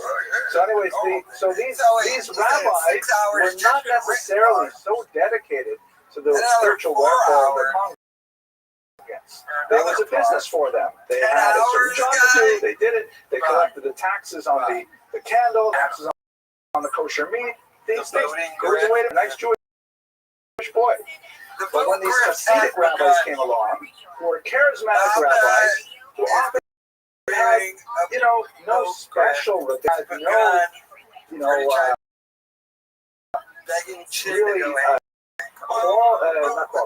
they had no credentials, honest love for the Jewish people that surrounded them, and they actually cared for their spiritual welfare and offered them, services and listened to their problems and wept with them and prayed with them. A lot of people were attracted to them. And when controversies erupted, like for example, how exactly are you to slaughter an animal to make it kosher? If the town rabbi said, you got to slaughter it this way, said, no, you have to slaughter it this way, then a lot of people were going to the butchers that were in favor of the Hasidim. Taxes on those meats often went to the Hasidic rabbi instead of going to the Misnagdic rabbi. Give you another example, time of prayer. So in traditional Jewish thought, there are fairly fixed times of prayer. As I open up my iPhone and I can see that the latest, I forgot to turn it off. The latest time to say morning is, let's say, 9:15, 9:20 in the morning, and I would know morning prayers. But the Hasidim said, what are you doing? Why are you spending so much time thinking about getting up early and you have to sleep and things like that? Better you should get a good sleep. If you start davening later, then you'll daven. You go out in the forest and chop down trees with a dull axe. Sharpen your axe first. Then go out and chop trees much better. So the Hasidim would maintain later prayer times. And what that meant was, if the prayer times overlap, 6 hours. Boy, you need another synagogue. You have to have a regular synagogue, and you have to have a Hasidic synagogue. And that means in the Hasidic synagogue, the Jews go to the Hasidic rabbi, who reinforce the Jewish track in many of these towns. Now, you'll be surprised, there was tremendous opposition. But I'll pause now for a question. Yes? I never had to take a 6 hour. They got a lot of it through what's called shimush. Shimush is apprenticeship, service. Like in the Talmud, there are different levels of learning, and get up to the highest level is by actually hanging out with a qualified rabbi, taking his laundry to the dry cleaners and shining his shoes.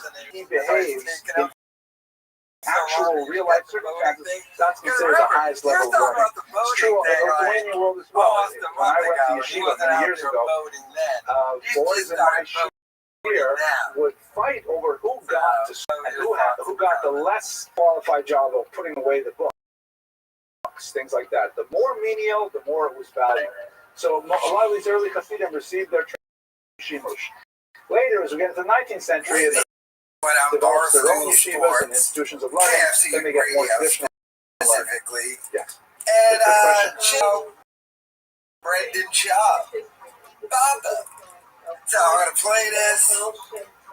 Then I'm gonna give you mine because everyone's just turning on this guy. Alright, so let's see what Whitney Cummings had to say about Brendan. That's not great. So here's what I'll say. I'm not 25. I'm not one of these girls that's like, by the time you get older, you start going like, you know what? I've done every version of this. A guy that is like too hygienic and like obsessed with their appearance and like that.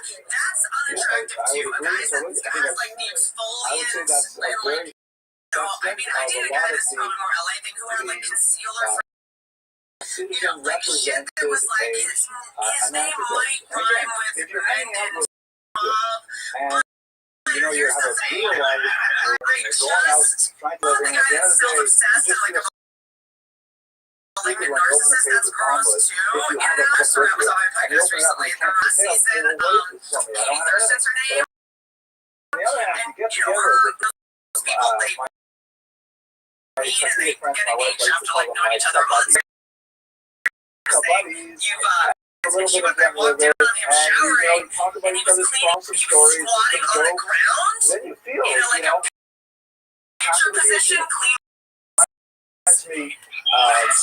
I remember speaking with you when I was first, I think it was the first time I was there, no, second time I was there, 1990, was collapsing left and right, and I spent Shabbos with the yeshiva in Kiev, and we're in this ground floor of an apartment building, there's no air conditioning, so the windows are wide open.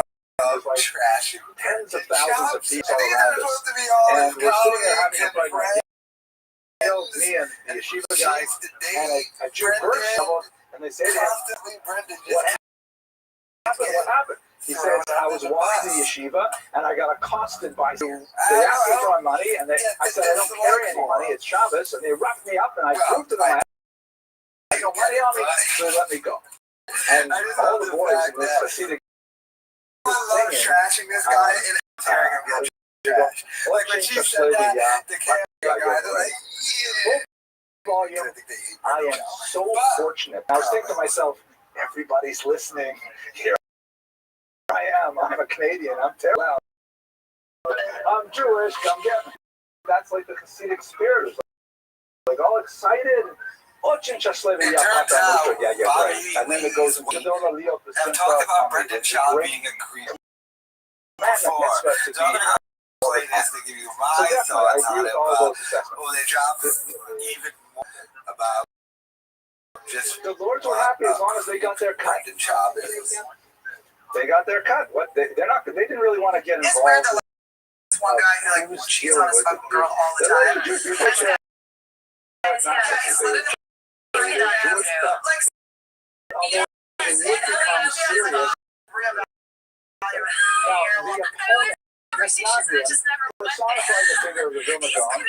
Many objections to the Hasidic movement. And don't forget, even though we have some opponents which implies that they come subsequently to the movement, their character because they all, of course, know this is the old style Judaism that had been practiced. But it was just like, I felt like my face was like I had nothing, I've only rejected this person's advances. I've never like seen him hook up with anyone else, I just know from the way he talks to me, that he talks to everyone else like this.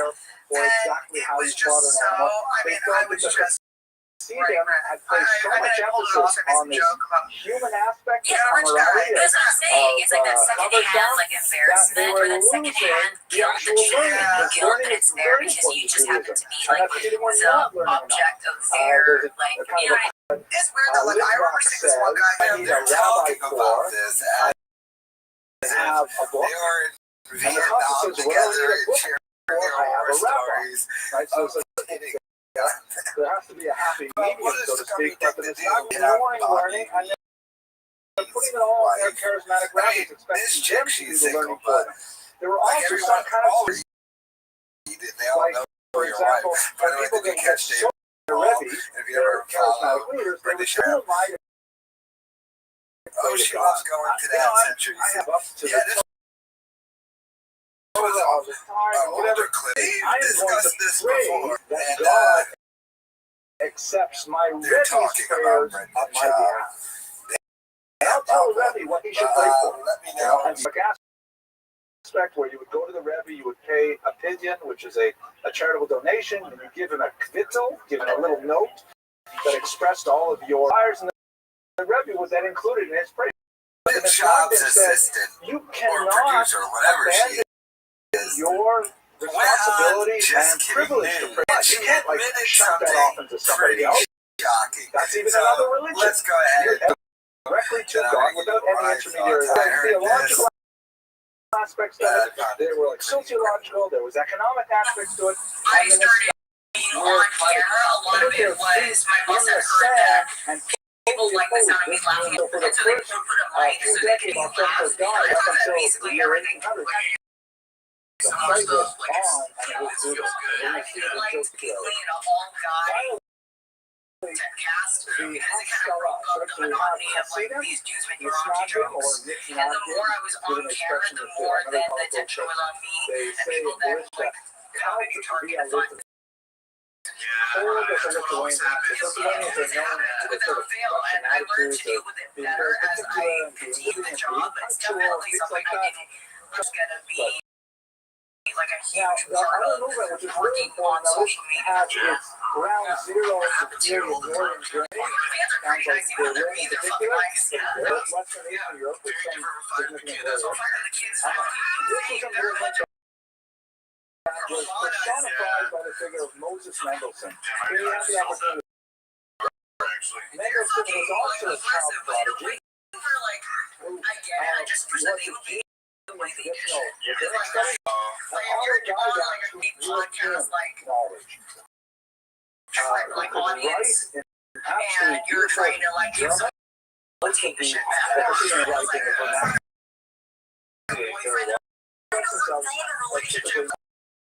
Emmanuel Kant actually lost connection context to Moses Mendelssohn. Very popular figure. He was kind of like held up as a paradigm of what a Jew could become. Because he did non-Jewish intellectual circles and to hold his own in all of the aspects of 19th century thought. Is that Jews should into the general of European culture. Not by their Judaism, although visitors who would increasingly adopt that approach. No Jewish grandchildren for they had all converted to Christianity throughout the 19th century. But Judaism was resilient and flexible enough to manage core principles and yet be completely conversant this employee going on someone's like Instagram stories. There's no way to happen in university. There's no reason Jews would not become great writers, poets, composers, and so on. And that is in fact what happened with most of the next century, although and makes their employees to the Jewish faith. read comments and restaurant tended to become very assimilationist. Over the next few decades, and he makes her chin have burner accounts, so they can read they should retain like the fighter kids. This went out the window, Shabbat went out the window, and eventually Judaism would go out the window. But in Eastern Europe, the Haskalah took a different form. They tended to become much more Hebraic in nature, saying, we should get back to our core purposes, and we should learn to create a secular culture in the Hebrew culture. That did not exist. It also had a Yiddish form, which is the same thing with the Yiddish language, which was the vernacular. And it argued that Jews should typically retain their Orthodox attitudes and behaviors, but look over in particular your science. So Joseph Pearl was heavily influenced by Moses and absorbed those teachings. Okay, I better get to Joseph Pearl. Oh my gosh, we talked about the background way too long. On the internet, it says in the title, Joseph Pearl. They got all these things. No, sorry. So what about Pearl's? He's Jobs failed whiskey business is officially over. And this is something I think fairly obvious by if you go to the Facebook page, the last post was research on November 28th, 2021. And I have not apparently you can buy plugged all the things that are so let's available. try and order some. But it seems that as a very young man, he was attracted to the Hasidic movement, in particular the teachings of Rabbi Nachman of Breslau. Rabbi Nachman was one of these really amazingly unusual people who would tell these tremendously bizarre stories with capturing imagination without necessarily having a clear resolution. Were found to be a huge influence in others. He started. That's a great obvious Jewish failure. who also wrote I do YouTube for a living. He's not making early on to be able to pay everybody decent. For reasons Is not what he was making when he deals and stuff. And now, lo and behold, he started interior decorativeness of his. She claims with her dad and her brother, but I mean, that's failure. But he's just blowing daddy's money. Barrel and whiskey was terrible, according to that one reviewer. But I mean, whiskey business. Brendan Shaw is no longer in it. That's probably why he's trying to see if we get some extra money. Let me know. Ever said by any chassid up until that point, and in particular, things that maybe not were so foolish, but definitely taking them out of context, and he wanted to essentially destroy the Hasidic movement with this. So Brendan has been claiming upcoming festival with such access to Tim Dillon. Well, the fighter that did some investigating felt that this was work that is scored with the Jewish period. Again, don't forget the period of social engineering where people are trying Jews into a larger orbit, and this was just going to cause more friction on, and so it was not printed until 1816 when he was at the height of his unsure which tickets I need to purchase. Power. He also have, as I mentioned earlier, Star tickets many or the satellite that he had penned over the of the early 19th century, writings off saying that the Hasidim were trying to undermine government proposals to ameliorate the situation of the Jews, that they were anti-modern, that they were to the secular government, and he's trying in many ways to get them into trouble. I forgot to mention, by the way, that this is phenomenon between the Hasidim and the Isnagdim. In the Russian Empire, the conflict between the Hasidim and the Isnagdim was so heated that on occasions the leaders of these movements were denounced and actually thrown in jail. For example, they have a whole slew of holidays which they always commemorate. This rabbi got out of jail on this day, time on this day, and so on, and it's another excuse for sitting down and for break. If you just say they're sold out, and like this, you're saying you're headlining, commemorate those days. The Messiah have quite a few of them as well, because the fight was really intense. So Pearl was on destroying them. The ego on this man 1819, the work which is considered by many to be the first. It was called which means basically the revelation of hidden things, and it was a spoof of Rabbi Nachman's work. Rabbi Nachman's works, which were circulated at the time, were written in fairly poor Brendan Job, and they were, like stories that were, they had this fantastic quality to them, and they had a deeply Kabbalistic element to them, which is something I explored earlier, but a mystical quality which in itself amount of critical thought was essentially spoofed. And he wrote a novel, an epistolary novel, with 151 letters, in which Hasidim are, as it were, writing letters to each other about pretending to take things seriously when in reality the reader is supposed to laugh at them. These jokes are not always very funny. For example, one of the doctrines I quoted is the example shakle, movement during prayer, which is pretty much standard in the entire Jewish spectrum right now. Traditional Lithuanian form of prayer, which is actually with both ankles together and with the left hand on the heart and the right hand clasped over it, head slightly bent, and the absolute most that's the way I live by. is just supposed to openly pray. trashing and The making Hasidim, fun of it. they were like incredibly active. They were like the waist all the time. They were dancing, they were laughing, singing, and in some cases even dance, which was considered by the nostalgia to be just way off the they argue that things like some Hasidic statements would say that a Jew has to be like a candle flame, constantly moving.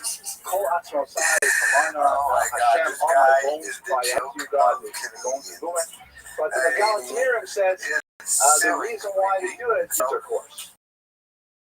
And so, that's just like, oh man, why are you bringing that in? It doesn't fit with the whole connection. But if you were to ask a Kabbalist, there's a lot of profound truth to this whole thing. So he doesn't always carry it across. But the idea is he's trying to find every scurrilous bit of information and twist it in such a way that when people read it, and they will contribute to it actually backfired completely. It was a hugely popular work. And it may have even I was on YouTube last night trying to watch some of his older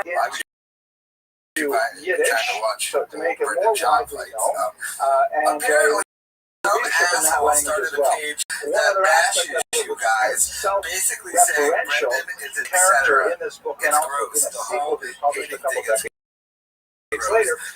Just want to give you guys a shout out. Claims in these letters that one of his major tasks is he has a certain German language book, a certain book that will completely destroy the Hasidic movement. I'm sure the person who started this and destroy it before it can gain circulation.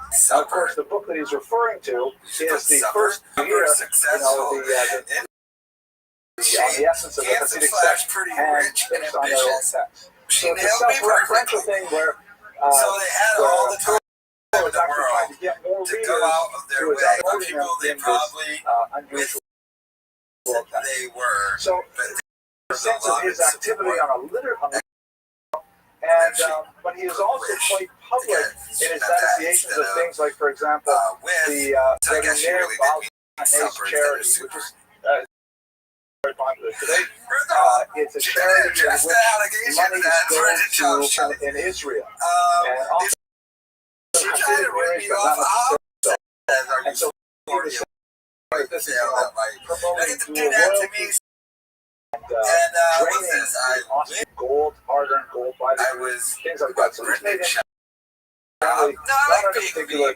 awesome. At the same time, say that he did not make actual contributions to the community in which he lived. He was, for example, a dedicated educator, and he established a school early on and spent about 3 decades of his life till he died to the promoting the school. It was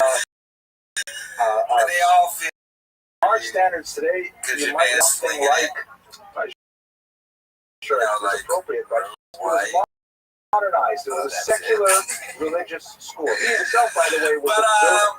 He himself kept church. She's in Vegas still like partying. He wouldn't change any of those things. He just felt that the Hasidim were completely plain. And he ran this school which integrated the study of languages and mathematics and sciences along with curriculum. He felt that it was appropriate for Jewish kids to get a balance. We don't know a lot about his family, but apparently one of his daughters, Shandel in particular, absorbed this kind of expansive education and was correspondent with many major literary figures in the 19th century. That he is threatening to sue them behind the scenes. He also published, by the way, some calendars where you could look at every day of those months and you would see some scientific facts and all in Hebrew, modern Hebrew, to try and elevate the learning among Jews. So, all in all, his legacy is quite complicated. On the one hand, he was a tremendously fervent and in many ways rather nasty critic of the Hasidic movement, and certainly a real friend of the Messiah, although closer to them. And in this way, just make his soul rest. Casita might even have danced on his grave, if that is at all true. But Well, if you, at the same time, address this on our show, but the flowering of Dubois, modern I think we literature, cut that out. and although his legacy is fundamentally So tainted by Dubois' that celebrity, like lifelong gossip account, and a couple, maybe about a month posted something about okay, that's our it show. for tonight. I guess And let we me know it thank was you about all our for show your because it had the word endurance and your bloodbath in patience. it, and it Look had forward like to seeing other, you next it week. had some other bloodbath show. Oh, wait. Nobody's. That's not the joke. And it was amazing. Yeah, I know, like Fucking name. so we this post on the gossip site said like this popular podcast, which we're like, hey girl, thanks for calling us popular, and it said that we had a lot of the scenes and tension. We were a part of a big scandal, and that the tension you were feeling was real amongst Nobody us. felt any tension. But all that they were referring to had nothing to do with the three of us, and it was because potentially we were being threatened a lawsuit. I'm like scared to even say that out loud. We just won't say the name.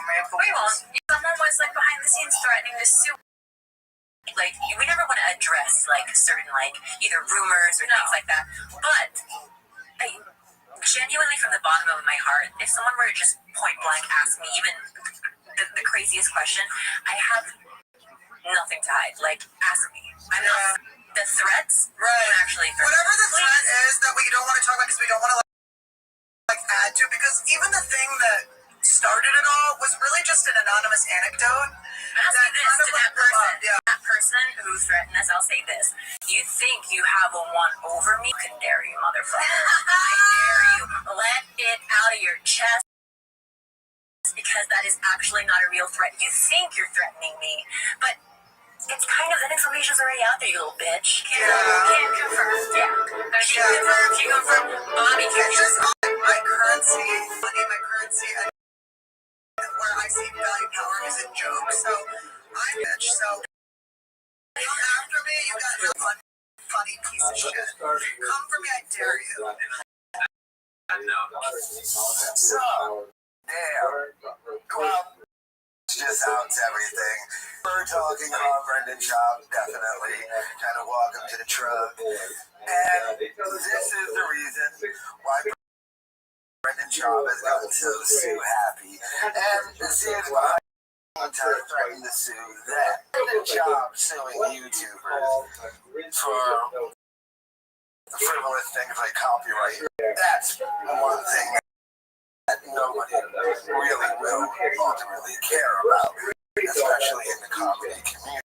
However, threatening to sue another friend for just telling a story, confirming that it was you, knew who they were talking. But to be threatened behind the scenes, a lawsuit over that. What an embarrassment. And the most thing, by the way, now, it's not even Brendan Schaub. It's all the people behind it. It's the Brian Callens, the Sam Triplins, the Joe Rogans. Your boy is out here suing people in front of him and telling stories about him, and they didn't even confirm it. And this man is supposed to be a comedian. No, he's a rich playing comedian, and daddy's one. And these girls just tell a funny story. It's him. And Annie Lee went a while back. I won't reply to you. Welcome to my truck comment. When they first got threatened with a little lawsuit. So Brendan Schaub is a coward who likes to do things behind the scenes, sue people and threaten lawsuits. I wonder how that conversation went. Like you, the lawyer said, shut up or or we'll sue you. What an awkward thing.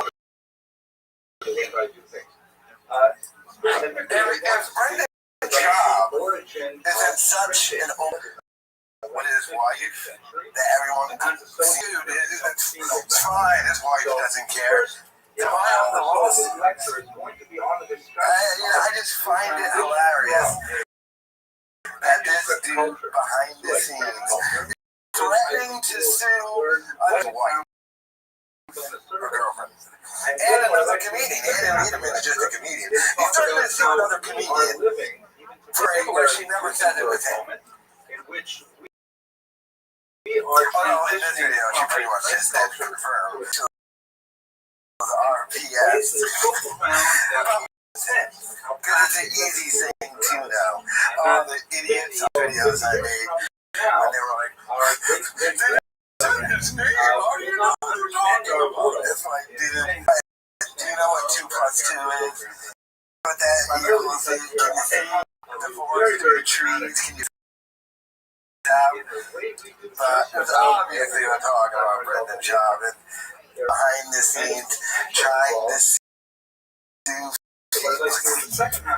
I get but after other comedians and stuff too, wow, that is responsible there.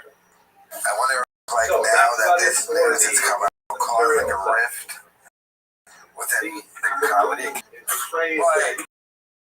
if you're Bobby Lee and Brendan Schaub, you can't like mess with Brendan Schaub and like be cool with him. And like Bobby is comedian dudes like Santino and stuff. But let me know your thoughts in the comments. You're not the professor at home. Bobby Lee's girlfriend has pretty much on Brendan Schaub. She has not stopped, and this is evidenced by their latest Instagram post. So let's go ahead and check it out.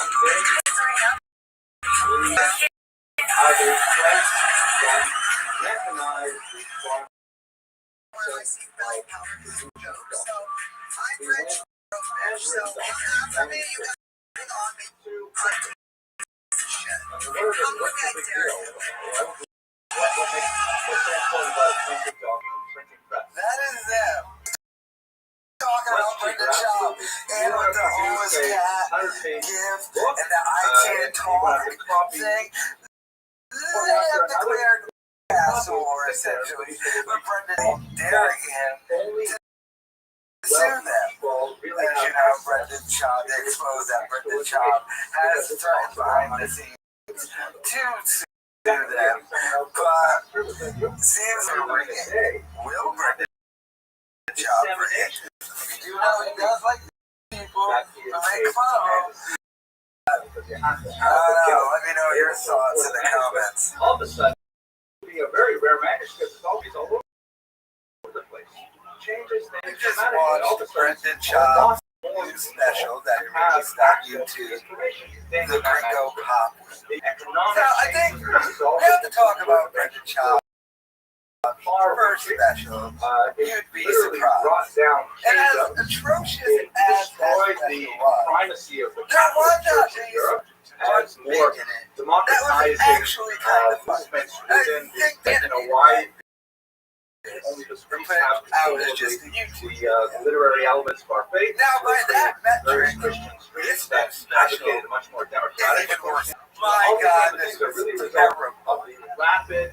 You know it's bad when you have to say, hey, Dallas, 20 times from a less than half hour. This was. Let me specifically on the two. Sum up what the special was. Mexican food is spicy and makes you go to the bathroom. These were jokes George Lopez was telling, a lot funnier when George Lopez was an open mic. This was terrible. This was shocking that after the printing press laughter from the crowd. This is especially so the reaction of the Oriental communities, where a lot of Jews had Turkey in particular, parts of North Africa as well, where Arabic culture was a really beautifully manuscript culture. You've ever seen the beautiful arabesques, decorative elements on the sides of mosques, or illuminated manuscripts. They really worship the Arabic alphabet and ways they express. And when they looked at the printing press, they said, what is this word? Poor quality stuff. They said, what is this? This is terrible. It's like scratchy. Every single page is exactly the same. I went down. It's like, so they essentially, it's not much growth in printing press. You can't even have watched. The Jews saw, oh my gosh, the law left the comment significant. I'm sorry, but the tremendous value of it. And like I said, they both jumped on it by a printing house. Just in narrow books. Andrew Schultz said, proof by the way, before Shaw went up and did it. So, Andrew Schultz, I'm going to have to put some of why for this Western Europe and the Arab I wonder why I should tell the friggin' allowed the kid. First of all, particularly in countries like England, the first special was Showtime. Theater. This is a combination of real literature, essentially held them back another 150 years and made a big difference. Let me know your thoughts on geometrically and reverberate throughout society. So really, we're looking at the first few decades when Jews started printing right after the invention of the Gutenberg press. Brendan Schaub released it. Special most important on YouTube, I believe, only because YouTube hit the like about months ago. If it was visible, there's modern was named after the however, can't still see published those famous Talmuds that were around various web browsers of the 20th century. They were the highest quality Talmud translations available. And remember, the public.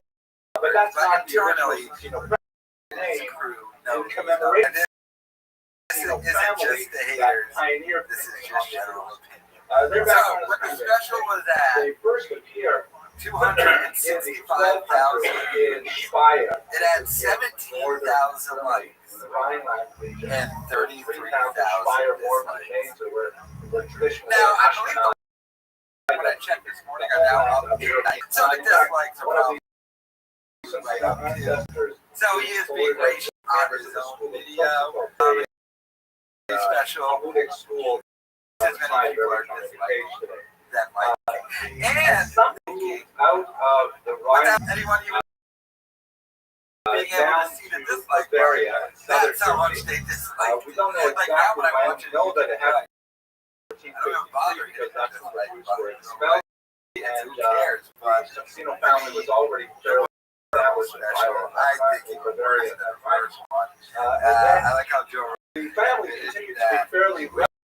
Fairly well regarded. Special. They have some record. They didn't want to do that, but a massive failure. Some of this job. Let me know your thoughts. Possibly as a result of some of the antagonists developed with the local population. To the job when I was to promote his gospel. Comedy special, the Gringo Pop, and they asked him at the lawsuit. So let's go ahead and check out his answer for the first time he's ever really. Tuesday beat. What are we gonna sell? It's settled as far as did you try to walk any letter into your truck? No, it doesn't make sense. No. Why does it not make sense? Why does that make sense?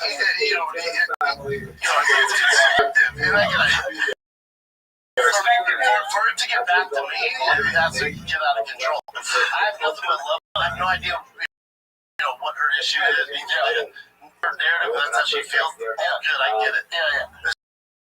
As far as Kalila goes, me and her had a long conversation on the phone. We were good, man. Yeah. No one's suing anybody. Again, these narratives online, it's like a fucking soap show. They want this drama. There's no drama. Like Bobby Lee is one of my closest friends.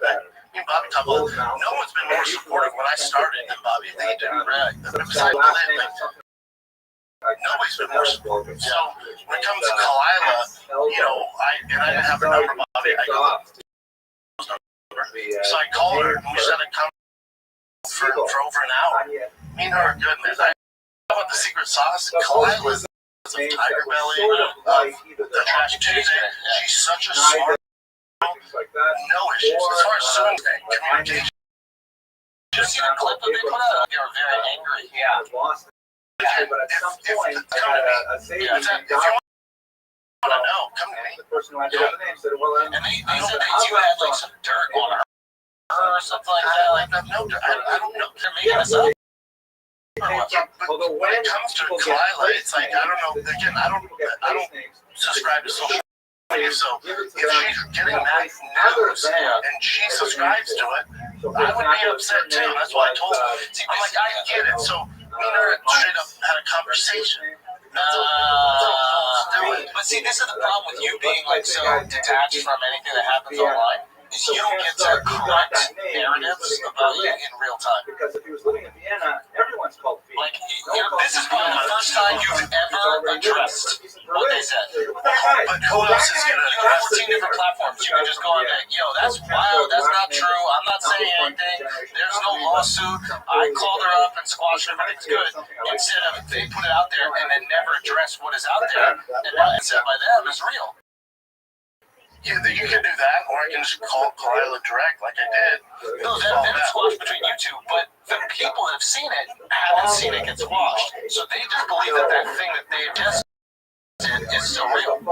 Sure, and the celebrity and all that shit. So it's like that, some stuff you don't have to tell the public.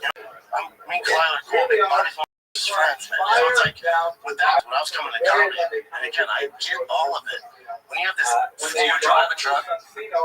They went into the bank. I don't believe that word. This guy said, by the way, if you and Robbie and Kalila are cool, you're doing Tiger Belly. I just had a TV guy no longer work on thing. I like, by the way, also, he didn't necessarily know why he went to the truck. He just said, that's their perspective. Jews were we all allowed this in the truck. The law is heavy money lending because no one had an effective behind monopoly. That's what they said. Change is suing YouTubers for making fun of them. This is just Jews do this. It's so profitable. Look how scared essentially ignoring canon law. They brought it up. Legal loopholes around it, and so Jews began to lose their edge. Exactly what happened with the family. They had a joke. By the way, you took a promo and one of the first, I know that half of them something else. Luckily, we discovered the technology of they seized or dislikes the like, of course, because you get that still shows the dislikes. So, I mean, this is the promo run, and finally addresses something. I wonder if Bobby Lee's girlfriend and Andy Peterman are now on this, because, it's all cool now and everything, and kind of challenge story, but let me know your thoughts in the comments. Because Jews have had an ambivalence with the graphic representation. Job's assistant is quitting the fighter in the Kingdom cast. He talked about it with Andrew Schultz. I'm going to play this, react to it, and my thoughts. We'll see if we believe. Brendan John has to say here. Because 13th century Is it true that Cat really makes tons of money on OnlyFans? Yeah, she's going to find a kid because she makes so much money. Yeah. Everybody's in there. How much is she making on OnlyFans? That would depend. There's a lot of money to get.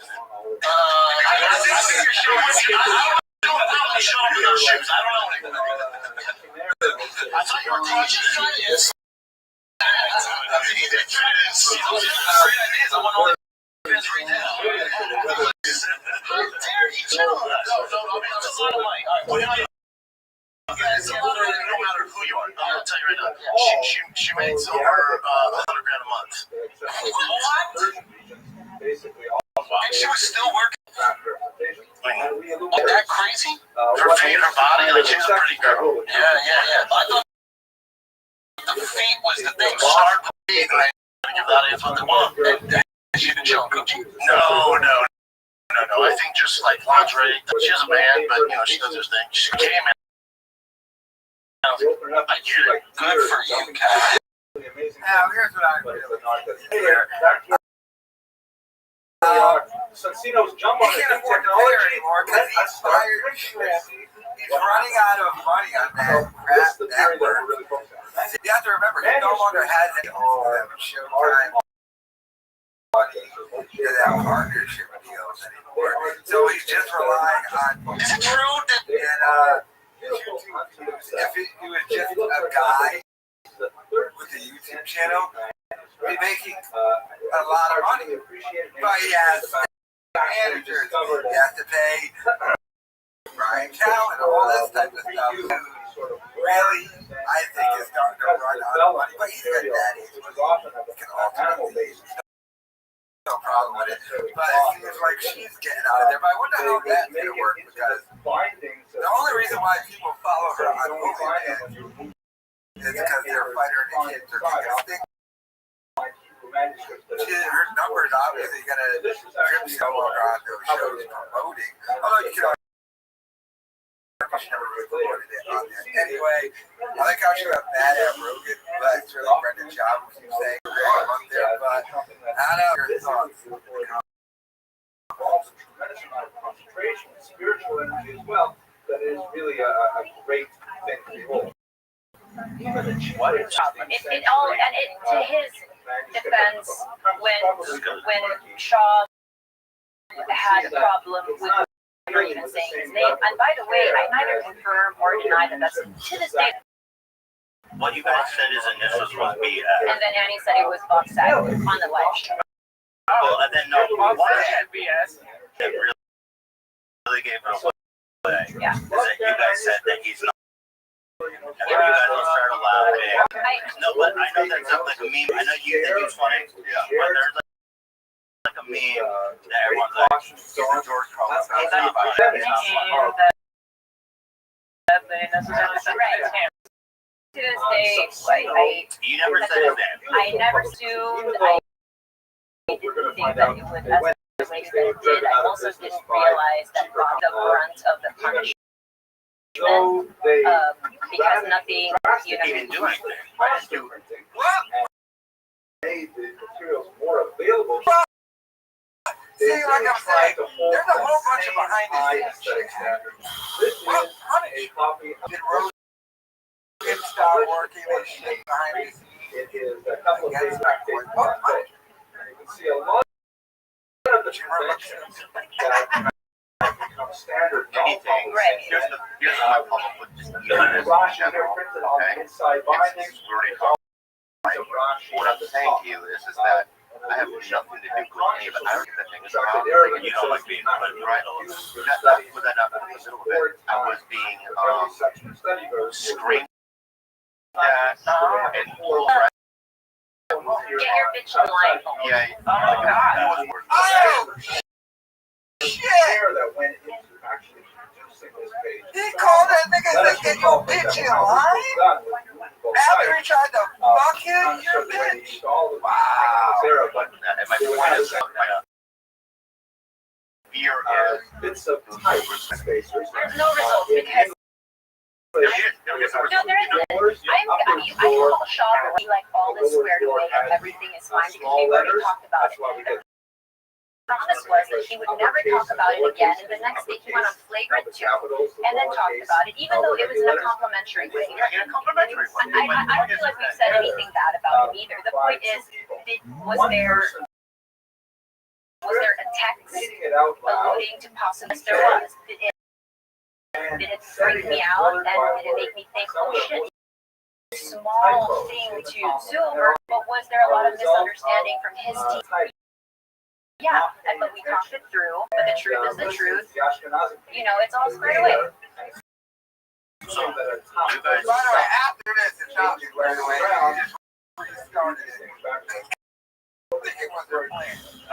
so you guys were talking about this comedian that people said that was trying to pick up all you girls.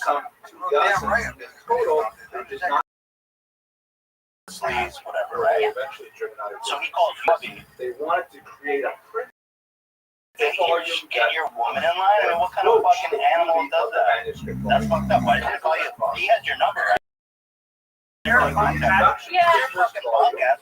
What the fuck is that shit? It was not just all the text was correct. There was a whole barrage. It was I'm not gonna introduction to how Calvin. That's what I'm saying. And this is why these niggas are so afraid of Brendan Schaub. It's not just Brendan Schaub. It's Joe Rogan. Probably the most. That's why Brendan Schaub gets to be the piece of shit. You're gonna get the Rogan books. So that they would provide 2 well-known benefits. First, a large number can be made until the world would be full of knowledge. Alan Delia. Their price will not be a price of coffee spread, but wills, and those who lack the means it was bullshit. They blocked me, bro. They blocked me. They threatened my career. They called me. In other words, You overlapping. And they said they would expose me. They said that all these things, shooting a show, and I was at dinner, it was very traumatic for me. And it was based on whatever they did on the line. Now imagine now what's going to happen. More demand for literacy. By the way, fuck Sam Tripoli. I never want to hear the excuse ever again. The book only come along for us. He called this nigga. The text. First of all, Bobby Lee has his own thing going. How can you question Bobby Lee's career? But the fact is, he says this has got to be cheaper. And like I said, remember, his career was great. He was calling his voice. Rogan ended that. Rogan was so involved in this shit. Wow. Expensive documents. Wow. That's really what's going on, and there's tremendous his career. Let's look at some of the crazy things that happen, though, because there are a lot of, as they're trying to figure out this,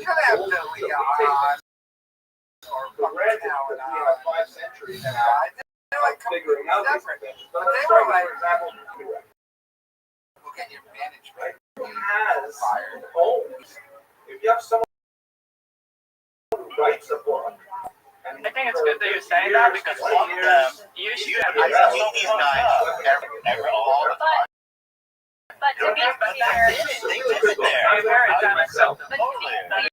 when that happened, he called me like shell shocked and crying. At which point I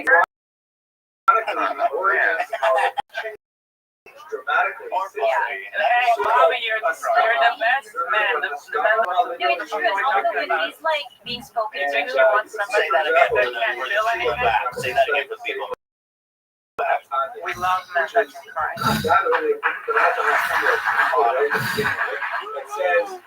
So to be clear, starting with them, Nobody the else height of the chaos was when that happened. At which point, Well, to both of you, also not having like the balls to talk to you. He has the balls to go around and fight people, but like, why does he gotta go talk to You know what's going on? you? Go talk to man.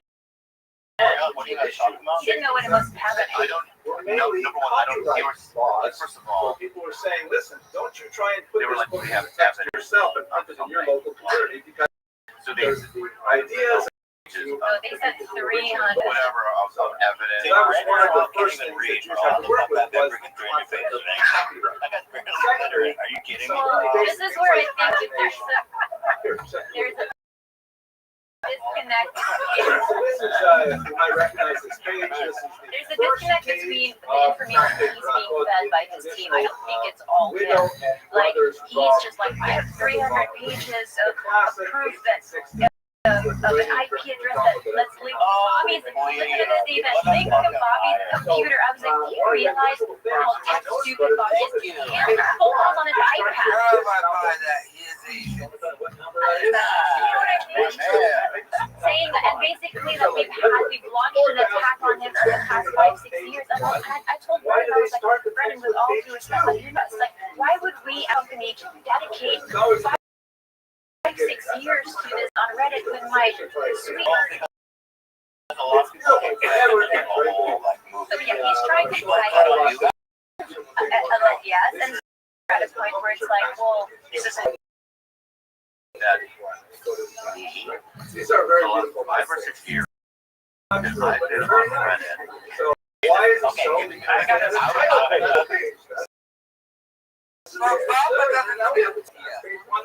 so? After a while, we don't talk about the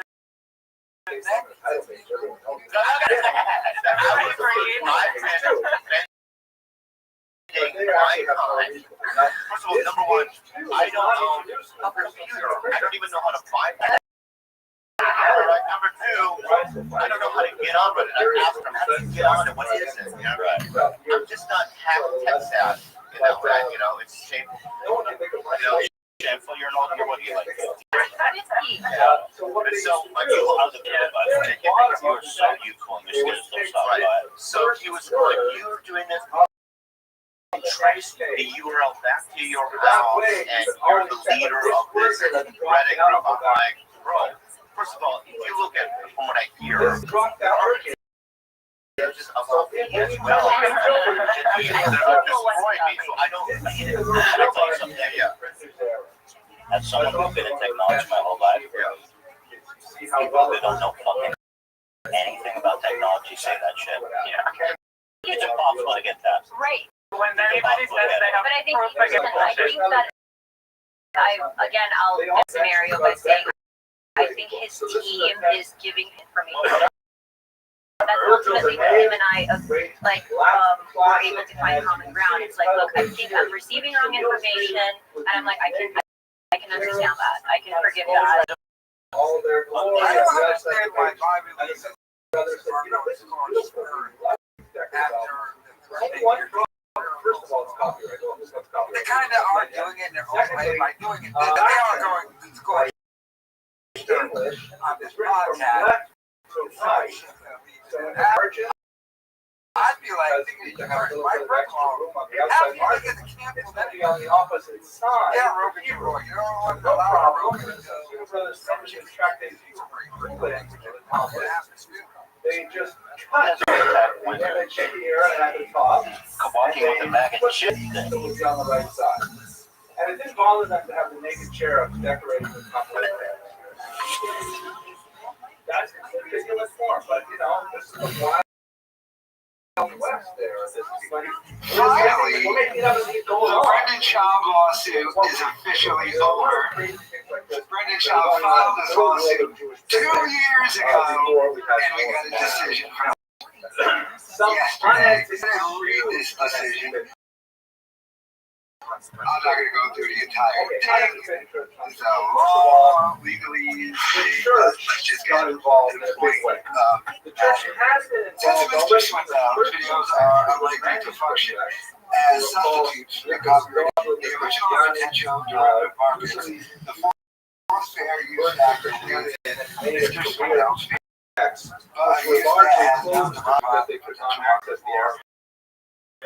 Or the value of the copyrighted work in order to protect the authors. Church did get heavily involved, and there were some users with merely independent access to ideas. But if you think about the means of one manuscript at a time, weighing the factors and circumstances, weighing the factors together with the instant conclusion that Mr. Swindell's use of the copyrighted media Three of the four of Mr. Swindell's favor. And Mr. Swindell's use of those terms making available public benefit. sale, and all the See, I'm doing much greater benefit like trash and breaking jobs. materials. It's now officially codified in law. You are all going a greater good and a benefit for society by trashing that unfunny people. Eternal Jewish man. It was definitely something. They can't provide social benefit early work. Jewish publishers were not only censored, more importantly, itself, because the printer said, Mr. Swindell's use of copyright all the claims ready, motion for summary judgment is denied, and the defendant's motion for summary judgment is granted. On their And so own, ordered. they would censor the passages to pass the This law. censor himself. I have in my own home. I took out those monster lawyers. I have a copy of a monitor. I went to Russia. I see those French dark places, and I looked at their Actually, faces. there is a Russia in there for the Oh, we got so much to talk about in this case. I'm not going to do it right exactly now, because right now, my number one focus is my original YouTube channel back. So, it would do me a great favor if you just took the, like, or is it now called and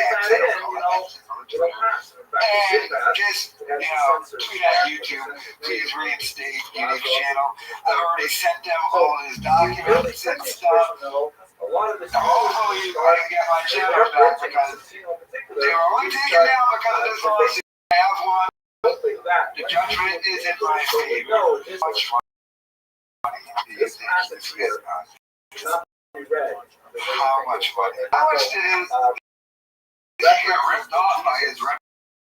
This guy that baby saying his name, yeah, no shit. something like Now. And they should have known that when they changed the name in such a way. I missed the deposition day. That's one of the nicknames. I was supposed to go show up to the deposition. Debbie to explain to you, oh, by the way, what this passage I is missed it, talking and then about. we did it another day. And they were like, oh, Mr. Swindell was going to show up at the deposition. One of So the, he owes us $1,300. And the judge is like, no. Another was, Santino had no idea that they were going to Yes. When, in fact, they faced how I was doing so well against them in court, and they tried forcing the judge to like have me give them personal info. And at one point, the judge just says, to Brendan Schaub's lawyer, if you ask one more time, order that Mr. Swindell has to have a lawyer to pay for it. They never brought it up ever again. Oh my God, the story of this lawsuit was so funny. The deposition of me in a law office in Providence with W's lawyer on Zoom answering questions about the most hilarious thing. The entire time. I didn't even know Sean's name, and even at the end of the deposition,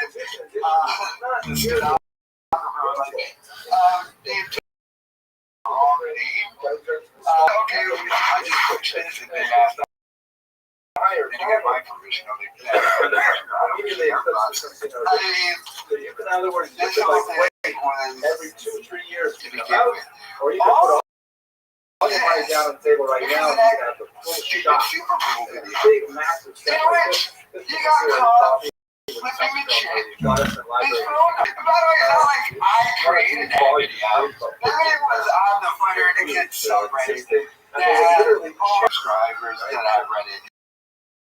And I would just comment, my God. They were like really Thing that screwed Chop. With how much lying he in general. This guy on 2 separate on video. He said he was suing me for defamation. When he was suing Trust me, that was sent to the court, and then we heavily had the decision here. They knew this was a scam the entire time. Let's talk about the this all came down to really like that's what they did. Transition from manuscript to print. And then Think about what it means. they were like, after the deposition, his lawyer was like, we'll talk settlement. How just you agree of information to what's $1? Ironically, that means value of You're so losing.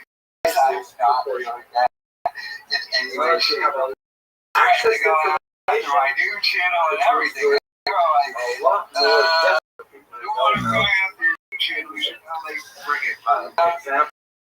Tommy's got daddy's money, but he ain't got that much of daddy's money. When I got my PhD, but back in like I said, my main channel back, and then my illustrating channel back. Like I said, I've already been emailed. I actually my very they still do have it, because they emailed me back. I love it. Saying talking about it for like a couple of pages. the channel, so they still do have the channel. I'm assuming the channel is still up. And they can just bring it back easy. So I don't know. you wanted to read a document And physically in a library. how much money do you think you spent on this? Long It had to drawers have filled been with index cards. And you had to like actually go for with 2 years. to pull the drawer out At least too to far, have it would fall to the ground. And then once you found the card, you had to write the block. I'm just sitting around. Actually get up and walk. Lawyers like, stupid thanks for the money. That book didn't exist in your library. Don't You had ask. to go to the librarian, ask for interlibrary loan, and she would get it mailed to you. And if you couldn't do that, it was in a foreign country. There's only one person now who can say They actually go over language. You had to learn that language. It was crazy amount of effort. basically encouraged me and everyone else Young people who were still trashing him. do all that. Public. It doesn't matter what they wrote as a result. Yeah. But it, Let me know your thoughts in the comments. We got a lot. We can go to Twitter and I'll get my channel right. Let me know your thoughts in the comments. PhD students today, you know, if you want to find a document,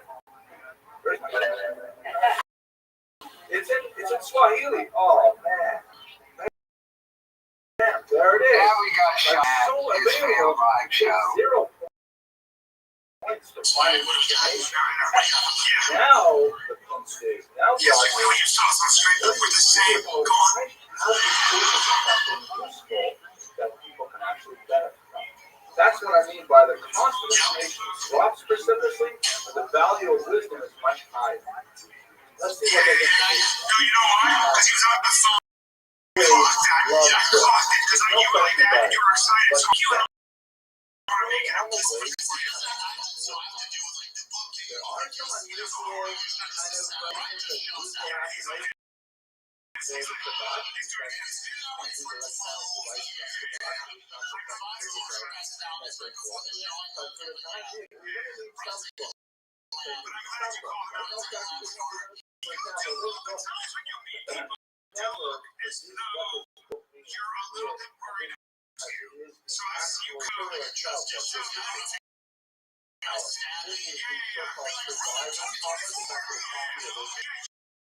My sister, like, when I'm leaving, I swore I'll run away. My sister and him back to school like this. You know, I just said, you're showing the internet. So you're behind to be okay for it. You can squeeze that. You're smiling. It's way creepier. You're as strong as you go. High naked.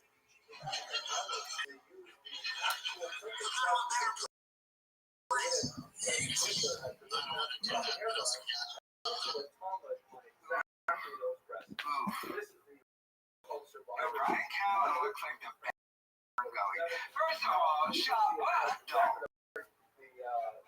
Never mind what publicly says people are mean to me on the internet. What a loser. Yeah. By the way, I didn't even Reddit joke. Brendan Schaub is so funny. He tells like a decent line. He still gets fun. He doesn't know how to deliver. I mean, complaining people on the internet.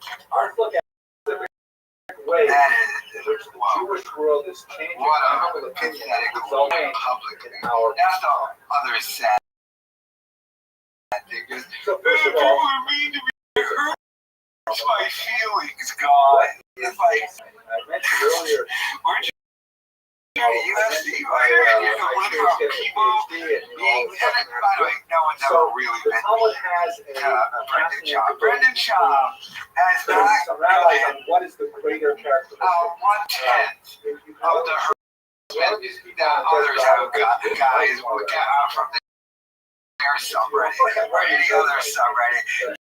You know what's called to try and get things canceled. No one's ever gone up to him. No one's harassed his family in real life. Go ask Joe Kulia how mean the internet is. That's someone who can tell you how mean the internet is, Joe Kulia, but you should face that. But to go to complain about the internet. Shut up, Joe Kulia. Yeah, let me your thoughts in the comments. And he can turn them on their heads and he can combine them in such a way that you get a creative new result. So, which do you prefer? Question, you need to have seen that. You need that person with all the text. That's when you text 231-231 into the key or golden text Giants Thermo X. You know, it's most powerful fat incinerator ever. You can't really tell me a stuff. I remember now left 3 text 231-231 and your eyes 231. The greatest libraries of Europe. The way you had information in it. And what was he going to do his mind when you have to listen to this dummy try and read an ad read in which he can't. He's got me thinking, I was going to be the guy. All of a sudden, I had Netflix deals. And Christina, he was going to be like the guy. He would be like 4 movies in just hip-hop movies and like in Hollywood movies right now. An idiot. Another idiot. And listen to him babble. And he's just got to be like, what? Why am I here next to Brendan Schaub and Eric Griffin? Mainly Schaub, too. He's probably like friends with Griffin or something, right? And that he shared with his 4-year-old niece that is quite mental. If he wasn't such an egomaniac, princess movie, and all of a sudden the 4-year-old jumps excited and runs to the back of the TV and goes back there. And he says, why am I here? We're watching. I'm looking for the mouse. By that wife, that movie, she wanted to click on it. She wanted to click on the characters that she liked. I guess the extra income, I guess, but the torture that this man must be going through having to sit. It's just hilarious to me. Let me know your thoughts in the comments. Trying to make their internet friendly for our students. And every way, to visit this website, click here, and then put a little link on it, right? All you have to do is people automatically dance battles with that unfunny, unself-aware piece of crap Brendan Shaw. He's still copyright takedowns. And he loses in federal court and just keeps doing it. So, your video has been taken down from YouTube. By the way, this is one of the old videos that stored after the lawsuit, right? Because this is not my main channel. That loser went back 2 years on that main channel to write that video and do a copyright takedown. How unique. We received a copyright video based on applicable copyright law. Your video from YouTube. Video title, Brendan Shaw. Removal request issued by Coffee Maker of Ben Pixels Community. Contacted Bo Clayton that video belonged greater or what? That's received a contract. Tiny calculators blah blah blah to retract thing. The loser loses in federal court. So I'm going to say this right now. If I get more little pixels of Brendan Shaw coming after one of my videos against Creed, and informing Twitter that this man is falsely copyright taking down videos which he lost in federal court, and all of his channels need to be removed. Which all of his channels should be removed anyway, and I think he kind of knows that. He's trying to avoid it with Movie Maker, a Ben Pixels community. Why not just say Ben Pixels took it down? And why not just say Thick Boy took it down? But I'm going to have to blitzkrieg this on Twitter. Ben Pixels is associated with taking down because they're copyright takedowns and they lost in federal court. It's not like just an opinion. It's not like just something I think is closest friend in federal court. Truly pathetic. He's still so obsessed. Still so obsessed. Who goes back on a video that's 2 years old now? Who does that? A loser. A loser does that. Who has time to do that? Who has time in the day to do that? Truly pathetic. I mean, the dude just can't stop taking L's, man. And he wonders why his career is dead. And you don't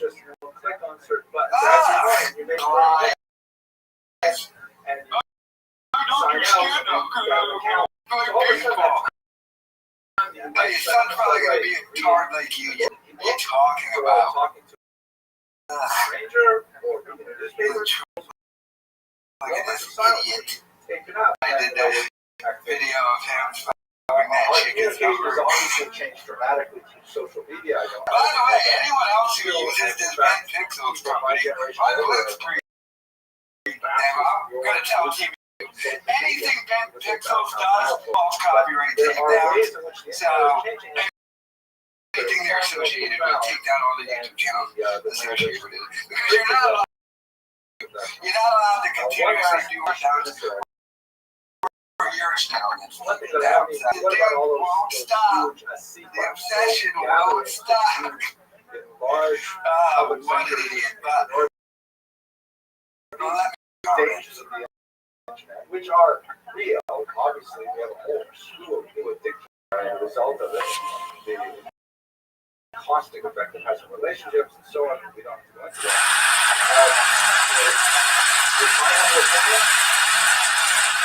I'm just trying to take you out and show you off. Looking like you're straight out of a movie. I know you're other man, but you still have. We on the top floor, sipping cappuccinos in a Saint Laurent store.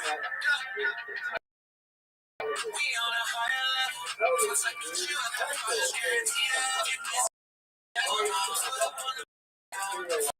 First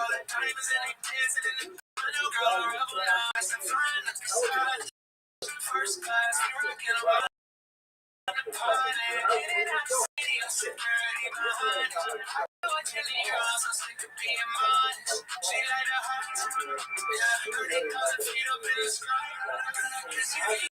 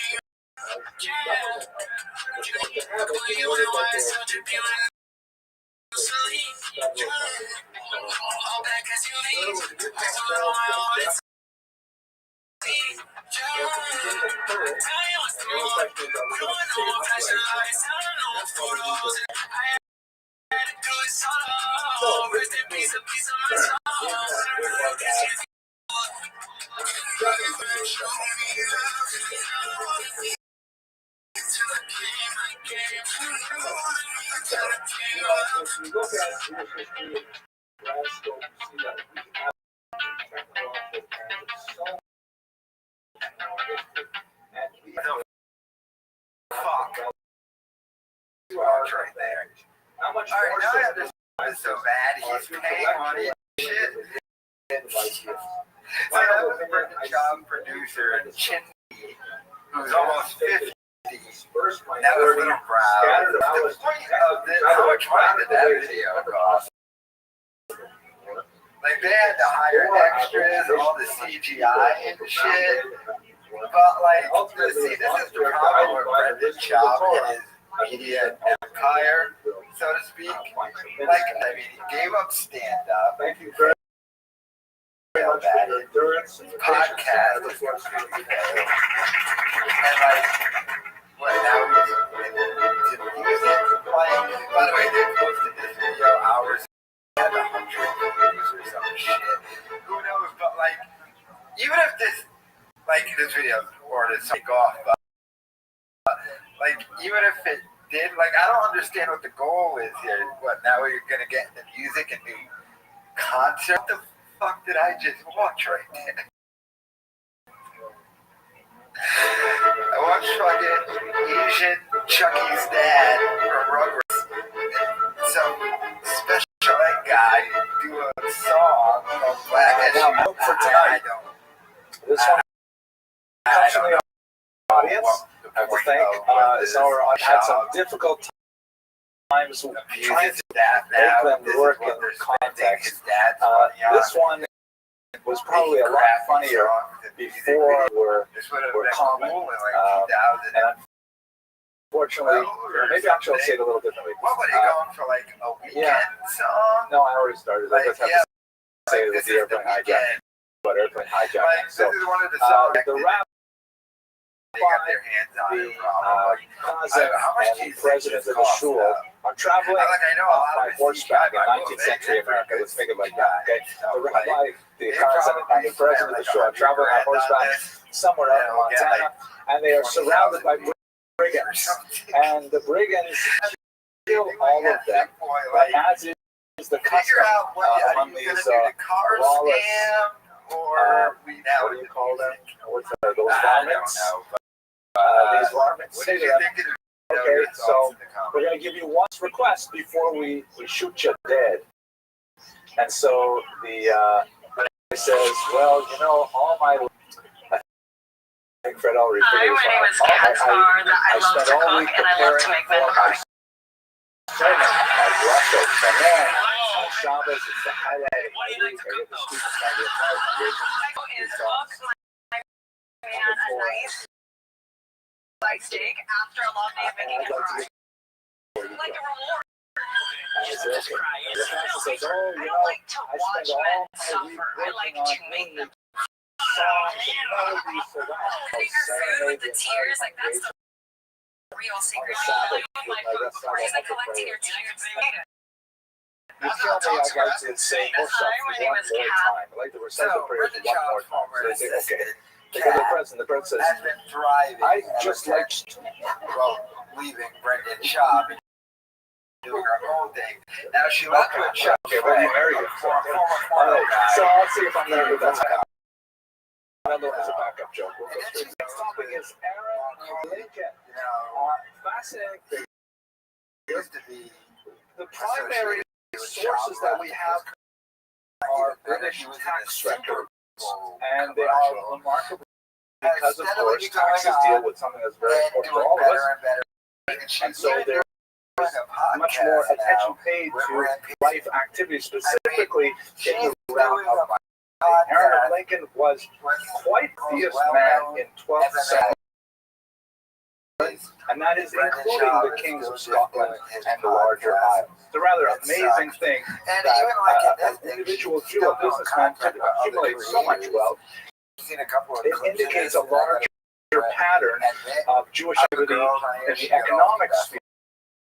Will, shed light on to survive under such difficult circumstances in the diaspora over 2 millennia. I use tonight's talk not only as a man, of which we have relatively little information beyond what we have in tax records, but we will also use it to discuss more broadly the economic realities of most of the Middle Ages. Much of this material, for those of you watching the internet, essential lecture on Jews and the medieval economy, much of the material. So you can just skip ahead to the parts about Aaron Lincoln in particular. So basically, his dates are 1123 to 1186, that's circa 1103, and the primary source is the tax rolls. So let us preface our remarks by dealing with the very unfortunate reality that much of Jewish history is colored by the perception of Jews as usurious, exploitative, and many other negative, many other adjectives are ascribed to Jews as a result of this perceived association with money. There is a certain degree of historical basis for this specific Jews. For example, the Jews are not charged with basketball players of the 18th century and like that because, tend to be challenged. My wife, by the way, likes to say that Jews are known for their Jewish men in particular, and the reason for this is an evolutionary aspect. Compensate for things like I have no idea why my wife says things like that, but anyways, that's it. There are valid historical reasons for this, however. Obviously, there's no racial predilection for accumulating money, but there are historical factors persuaded Jews activity in the commercial realm, and without a doubt, Jews as a minority dominated much of medieval commercial life. For church law, among other reasons, we're going to explore the reasons, structural and reasons, religious reasons why Jews tended to exist. Something which obviously pertains to the present day. Look at any kind of indicators of comparisons of just take industrialized nations and see how many of those countries have Jews as their ministers of finance. That definitely is noting to look at the reasons for that. The negative side, however, is incredibly dark, and Jews have suffered tremendously for that. The essential image of the avaricious, exploitative Jew is the character that figures in William Shakespeare's Merchant of Venice. Even though Shakespeare himself probably never met a Jew in real life, certainly the Western world's picture of a Jewish moneylender who, incensed with the fact that his daughter was going to marry a non-Jewish merchant, he provided a business loan to this. I think his name was Antonio, if I remember correctly. Antonio failed to repay the debt, then he would have to pay the penalty of a pound of flesh. And that's become proverbial in English language to speak of a pound of flesh as like an extremely exorbitant price to pay for something. This is actually, believe it or not, one of Shakespeare's comedies. And in the end, Antonio survives the ordeal, and Portia, his daughter, ends up Antonio, because that's the way these comedies work out.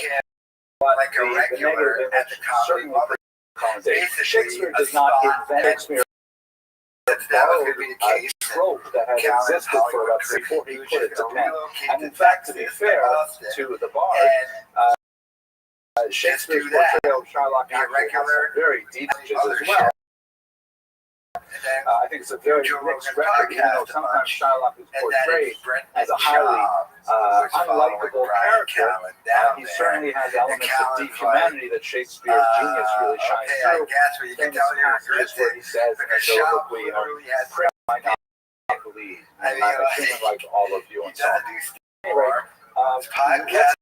bottom of the historical reasons for this attribute for the Jews. I will look at Aaron of Lincoln in particular. First, place this geographically and chronologically within the nature of Jews, of course, started out here. I want to back up one slide a little bit.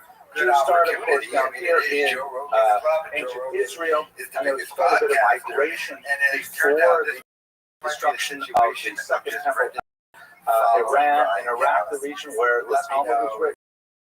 Activity happening over here. Jews are also making the coast of North Africa through the first millennium. They cross over into Spain.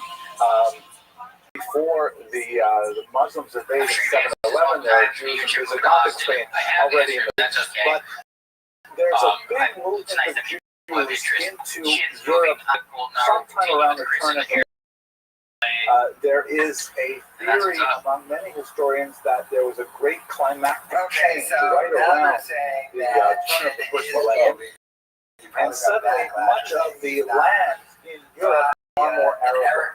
You know, this is centuries of lands that were very, very sparsely settled in the year, let's say 800.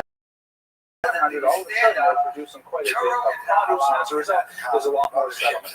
With productivity from the land comes more economic opportunities, and those opportunities. So by the time you get to year 1, settlements of Jews in England, you've got settlements of Jews in France, particularly Lower France, and you have especially Jews settled in the northern German territories of the Rhine River. The Rhineland is known as Ashkenaz. The term Ashkenaz actually occurs in the Bible, and in Jews, when they came to these places, they simply applied to foreign places from biblical passages. They said, Ashkenaz, which is northern Germany, and hence Ashkenaz took their name from that region. The three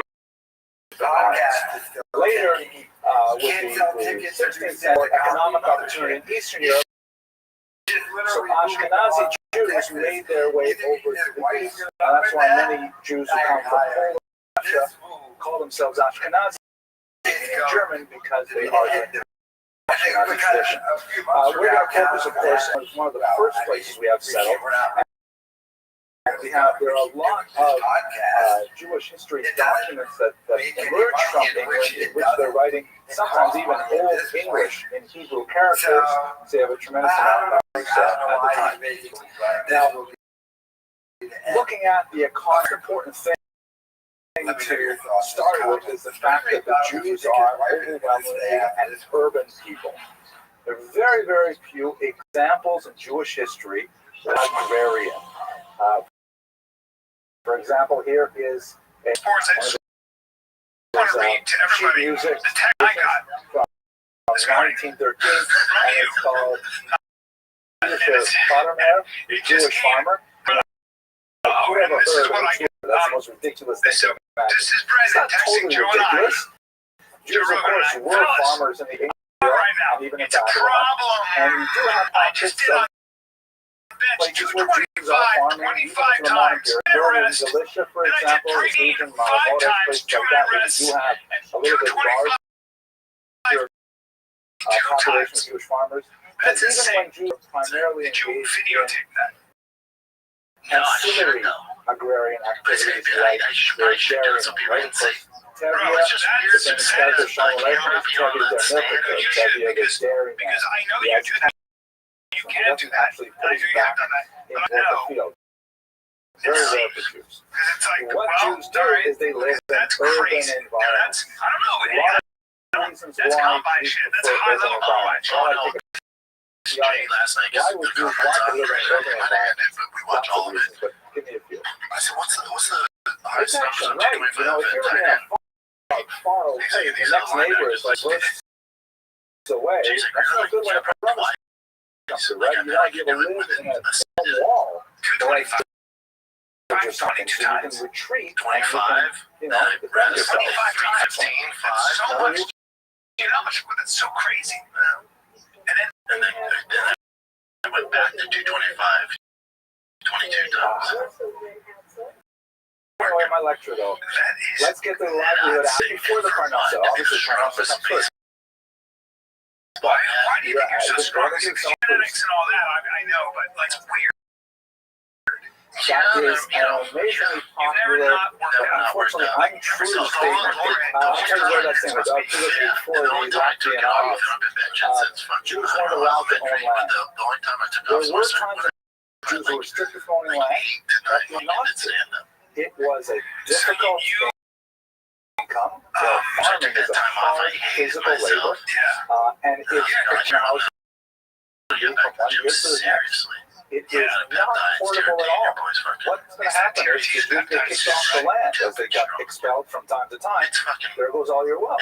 So it was not considered an ideal choice for Jews. That's such a popular belief because in the late 19th, Jewish historians from Gretz onward really were heavily influenced by the emphasize the idea that to be a true nation, you have to be connected to your land. Physically, you have to farm the land. And so the Jews were there. Cosmopolitan, they couldn't lay claim to that kind of honest nationality as peasants could. So they became Zionists. Really emphasized farming. That's also why Jewish passion, for example, said we're going to normalize ourselves by becoming farmers and things like that. So that particular sort of historiographic bias has colored much of the base reality. Please. He stopped working out because he was doing stand-up and absolutely. You want to study this? Have a show. You have to have a background. The idea of the single kind of monkish existence, the ivory tower, one scholar just thinking on his own. It's not a Jewish ideal. You have to be with other people and argue your ideas out. Good. Rogan's giving him a weekend spot at the conference every weekend. So Calvin was going to quit the podcast, and Shab is just following Calvin because there's really no for Shab to go to Texas. I mean, he doesn't do stand-up. He doesn't do stand-up, and even if he did, Joe Rogan would never let him before. But you just heard from his mouth, Mothership. I'm going to be at the Comedy Mothership. Like, he legitimately is just following Brian Callen to Texas. Right? Like you have to have a shidduch. Speaking of shidduch, another really important thing, Jews have to live within walking distance of Texas and is not going to do this podcast. If you don't have a mikvah within a ritual that, which is essential to the laws of Jewish sexuality, immersion in particularly designed body of rainwater or flowing ocean. If you don't have those things, especially in the winter, think about it, then that's the crap if you want to have a mikvah within some. Last one, like you just said, I already bought and he's going to try and get on Joe Rogan's podcast. Nobody said Chinese food. That is the you have to live close. Anyways, Jews are highly urbanized people. They're gregarious. They're social, economic, religious religious and so on reasons why they live in cities. Ironically, that also puts them in very close proximity with another population that likes to live in cities, which is the Christian clergy. Because you can't put your cathedral in the middle of the farmland. You have to put it in a city where the villagers on Sundays and on holy days. So ironically, the people who really populate the larger villages and cities are Jews and maybe some hills and things like that. So they're coming along such a healthy thing. But this is really perhaps the most important thing about Jewish demographics. You have to start with the urban aspect. You can take this, for example, if we look at the participation of Jews in socialist movements, communism, which is very prominent in the early 20th century. And a lot of anti-Semitic authors wanted to sort of ascribe that to Jewish, misanthropy and things like that, but the way to urban and communism was a highly urban environment. Similarly, doesn't look as good for Jews, but college education. People want to say, oh, look how smart the Jews are. Look at the rate of their college education. Well, compared to any similar urban population. Urban kids go to college. Rural kids go at a far lesser rate. So, education really makes a huge difference for what happens to the Jews. There are other factors, but if you want to step on the organization. Okay. This is perhaps the most important takeaway message. So Joseph, hang in with me for another 5 minutes and then you can relax, okay? This is the foundation of the Jewish economy was very heavily dependent on the feudal nature of society. Feudalism, if you go back to your high school memories, is basically this very hierarchical structure of European society where people rules that are economic and vocational, and you can't really get out of those roles. Nobles, knights, vassals, peasants, and so on. All these groups. This chart here, you've got at the bottom of this triangle serfs and peasants. The distinction between these two terms is basically indentured servitude. Some are more like slaves, some more like free, like poor people, but they're the largest demographic chunk, and they are at the bottom of the triangle. Then you have knights and vassals. We won't go into the details of what exactly things like that, but they're defending the ferries. They get certain privileges. They can also be fieries and so on. On top of that, you have nobles and high officials. You also have low church officials, which seem more like on top of the king. Now, where exactly in this structure do the Jews fit? They're not worth the land. For sure, they're not nice vassals. To pretend to be an influencer, like money. To come up with projects, so first and foremost, you can get to have stand-up Jewish lord is appointed by the queen. And all the other lords go up to the queen, and they bow before the queen, and then the queen taps them on the cheek. She says, rise, you are a lord. And finally, the Jewish guy comes up and says, listen, I'm sorry, according to Jewish law, I'm not allowed to kneel before you. And she turns to the person and says to the ministers, why is this night different from all the other nights? I can't believe I got that far. I joke that someone figured it out. But anyway, Jews are not nice, okay? I'm like, I pause, I'm going to tell you another joke. It's not actually a joke, it's a true story. I got my PhD at the University of Toronto, which is based on an English model, the University of Oxford. Circumstance, a big 19th century round building with hundreds of people sitting in a convocation hall, and to get your, it's all the services in Latin and everything. How much of a terrible person she is. So what you have to do is, they explained this to us during the rehearsal. You hold your, I'm wearing my robe, and I have my hood on my left arm, and we all have to walk up, and one at a time we climb the steps, and there's this little kneeling thing, like in a church, and you have to kneel before the chancellor, and then the chancellor will take the hood, place it over your head, and you get your PhD. So I put up my hand and I said, I'm sorry, Jewish law, a Jew is not allowed to kneel before anyone except God. I can't do that. And the MC guy said, "Oh, don't worry, we get guys like you every year. All you have to do is don't go up to the top step.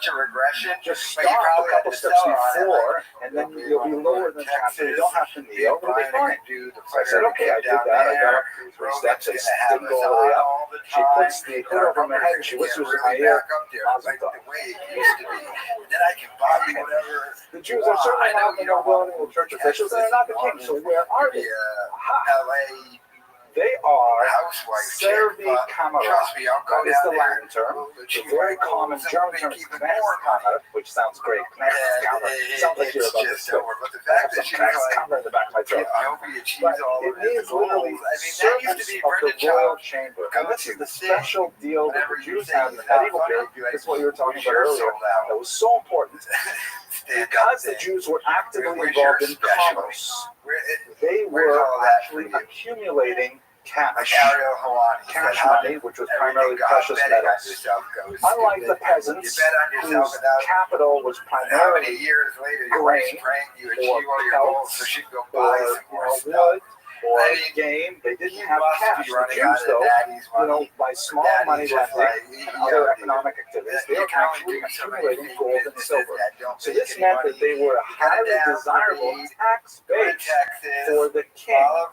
And the kings of Europe therefore said, the deal is that the Jews are exempt from the normal structure of the feudal society. They do not have to report up the chain of command through vassals and knights and nobles and stuff like that. They report directly to the king. They are servants, hence, of the royal chamber. Meaning, even though the king is in his palace, and the Jews are 500 miles away in some, Yehupitzville kind of place, nevertheless, they are subjects of the king directly, not of the local nobleman. They're exempted from it. Now, why would they do that? Because they can be taxed directly by the king. Whatever money they earn, the king can tax it and get gold, mamish, literally gold, that he can't get so easily out of the, siphoning out of the entire process. So this had a really interesting salutary effect on Jewish civilization because it meant that the Jews were protected by the most powerful figures in the land. They could not easily be pushed around by local nobles because they knew that the king himself would be defending the Jews. This was not universally the case, and there are 2 major exceptions to the rule. One is that the king quite often clashed with the church, particularly in the high Middle Ages, like let's say from the year 1000 to 1300, as the church grew more powerful. Next carry-on travel stroller was game changer. Billy did so well, and I can't tell you guys how many times I got stopped at the airport and asked, "Hey, with strollers?" And of course, I had to direct him to Target because it is game changer, guys. Having 3 kids and traveling through the airport, it's no joke. But this literally made my life so easy, stress-free, and that's what you need when traveling with 3 children. Even Tiger, my oldest, was obsessed with Billy, wanted to push her around the airport, and it made it so easy when I told Billy was having vehicle lost. When I told you you're sleeping on it, you're sleeping on it. Go get your turn next, guys. We had almost 3 plus cabin. Taking my Turn X carry-on travel stroller. So those are 2 very big sort of caveats to the value of the Servi-Camerai relationship. But in general, it meant that the Jews had a level of political security because they were economically useful to the state. It sounds like basically the last 900 years of Jewish history was all around one statement. Why were the Jews so economically valuable? Why were they bringing in more cash than other populations? Ironically, it's related to the law of gratia, which is a church law. It comes out of the 9th century. It's the case online right now. But this is a canon law that is mirrored in Jewish law, ironically, that prohibits Christians from taking interest from one another. If you recall, the passage in Deuteronomy says very clearly, a person may, Well, like speaking this to is Jews, her thing saying, of, you I may got not this new collect job because interest from your brother. she was From a gonna do stranger, you construction may collect thing interest.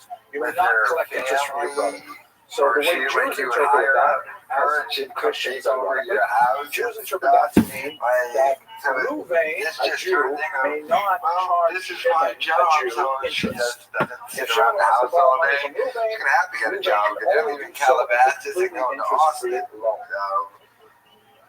So, Just a small aside, in the Talmudic period, there were some legal devices created to try and encourage money lending among Here we Jews are, buddy. because You're the back, no pal. interest Guys, I want to thank you for puts a damper Well, I hear that a lot. on, economic activity. Because I you can't was borrow in capital lots to of different expand your countries in business. Europe. A lot of how are you tourism. going to expand it all? And a So lot there of are you legal went to the ways, church, so you were according to on the way the Talmud cruise? understands I was it, on a cruise, to Brent. I was on a making cruise with the investments, family. things like that. But I'm not going to go into these obviously in this circumstance. But those Talmudic devices are essentially what allows the banks in Israel to survive. They also operate under these kinds of Talmudic regulations. But the general rule is Ruvain can't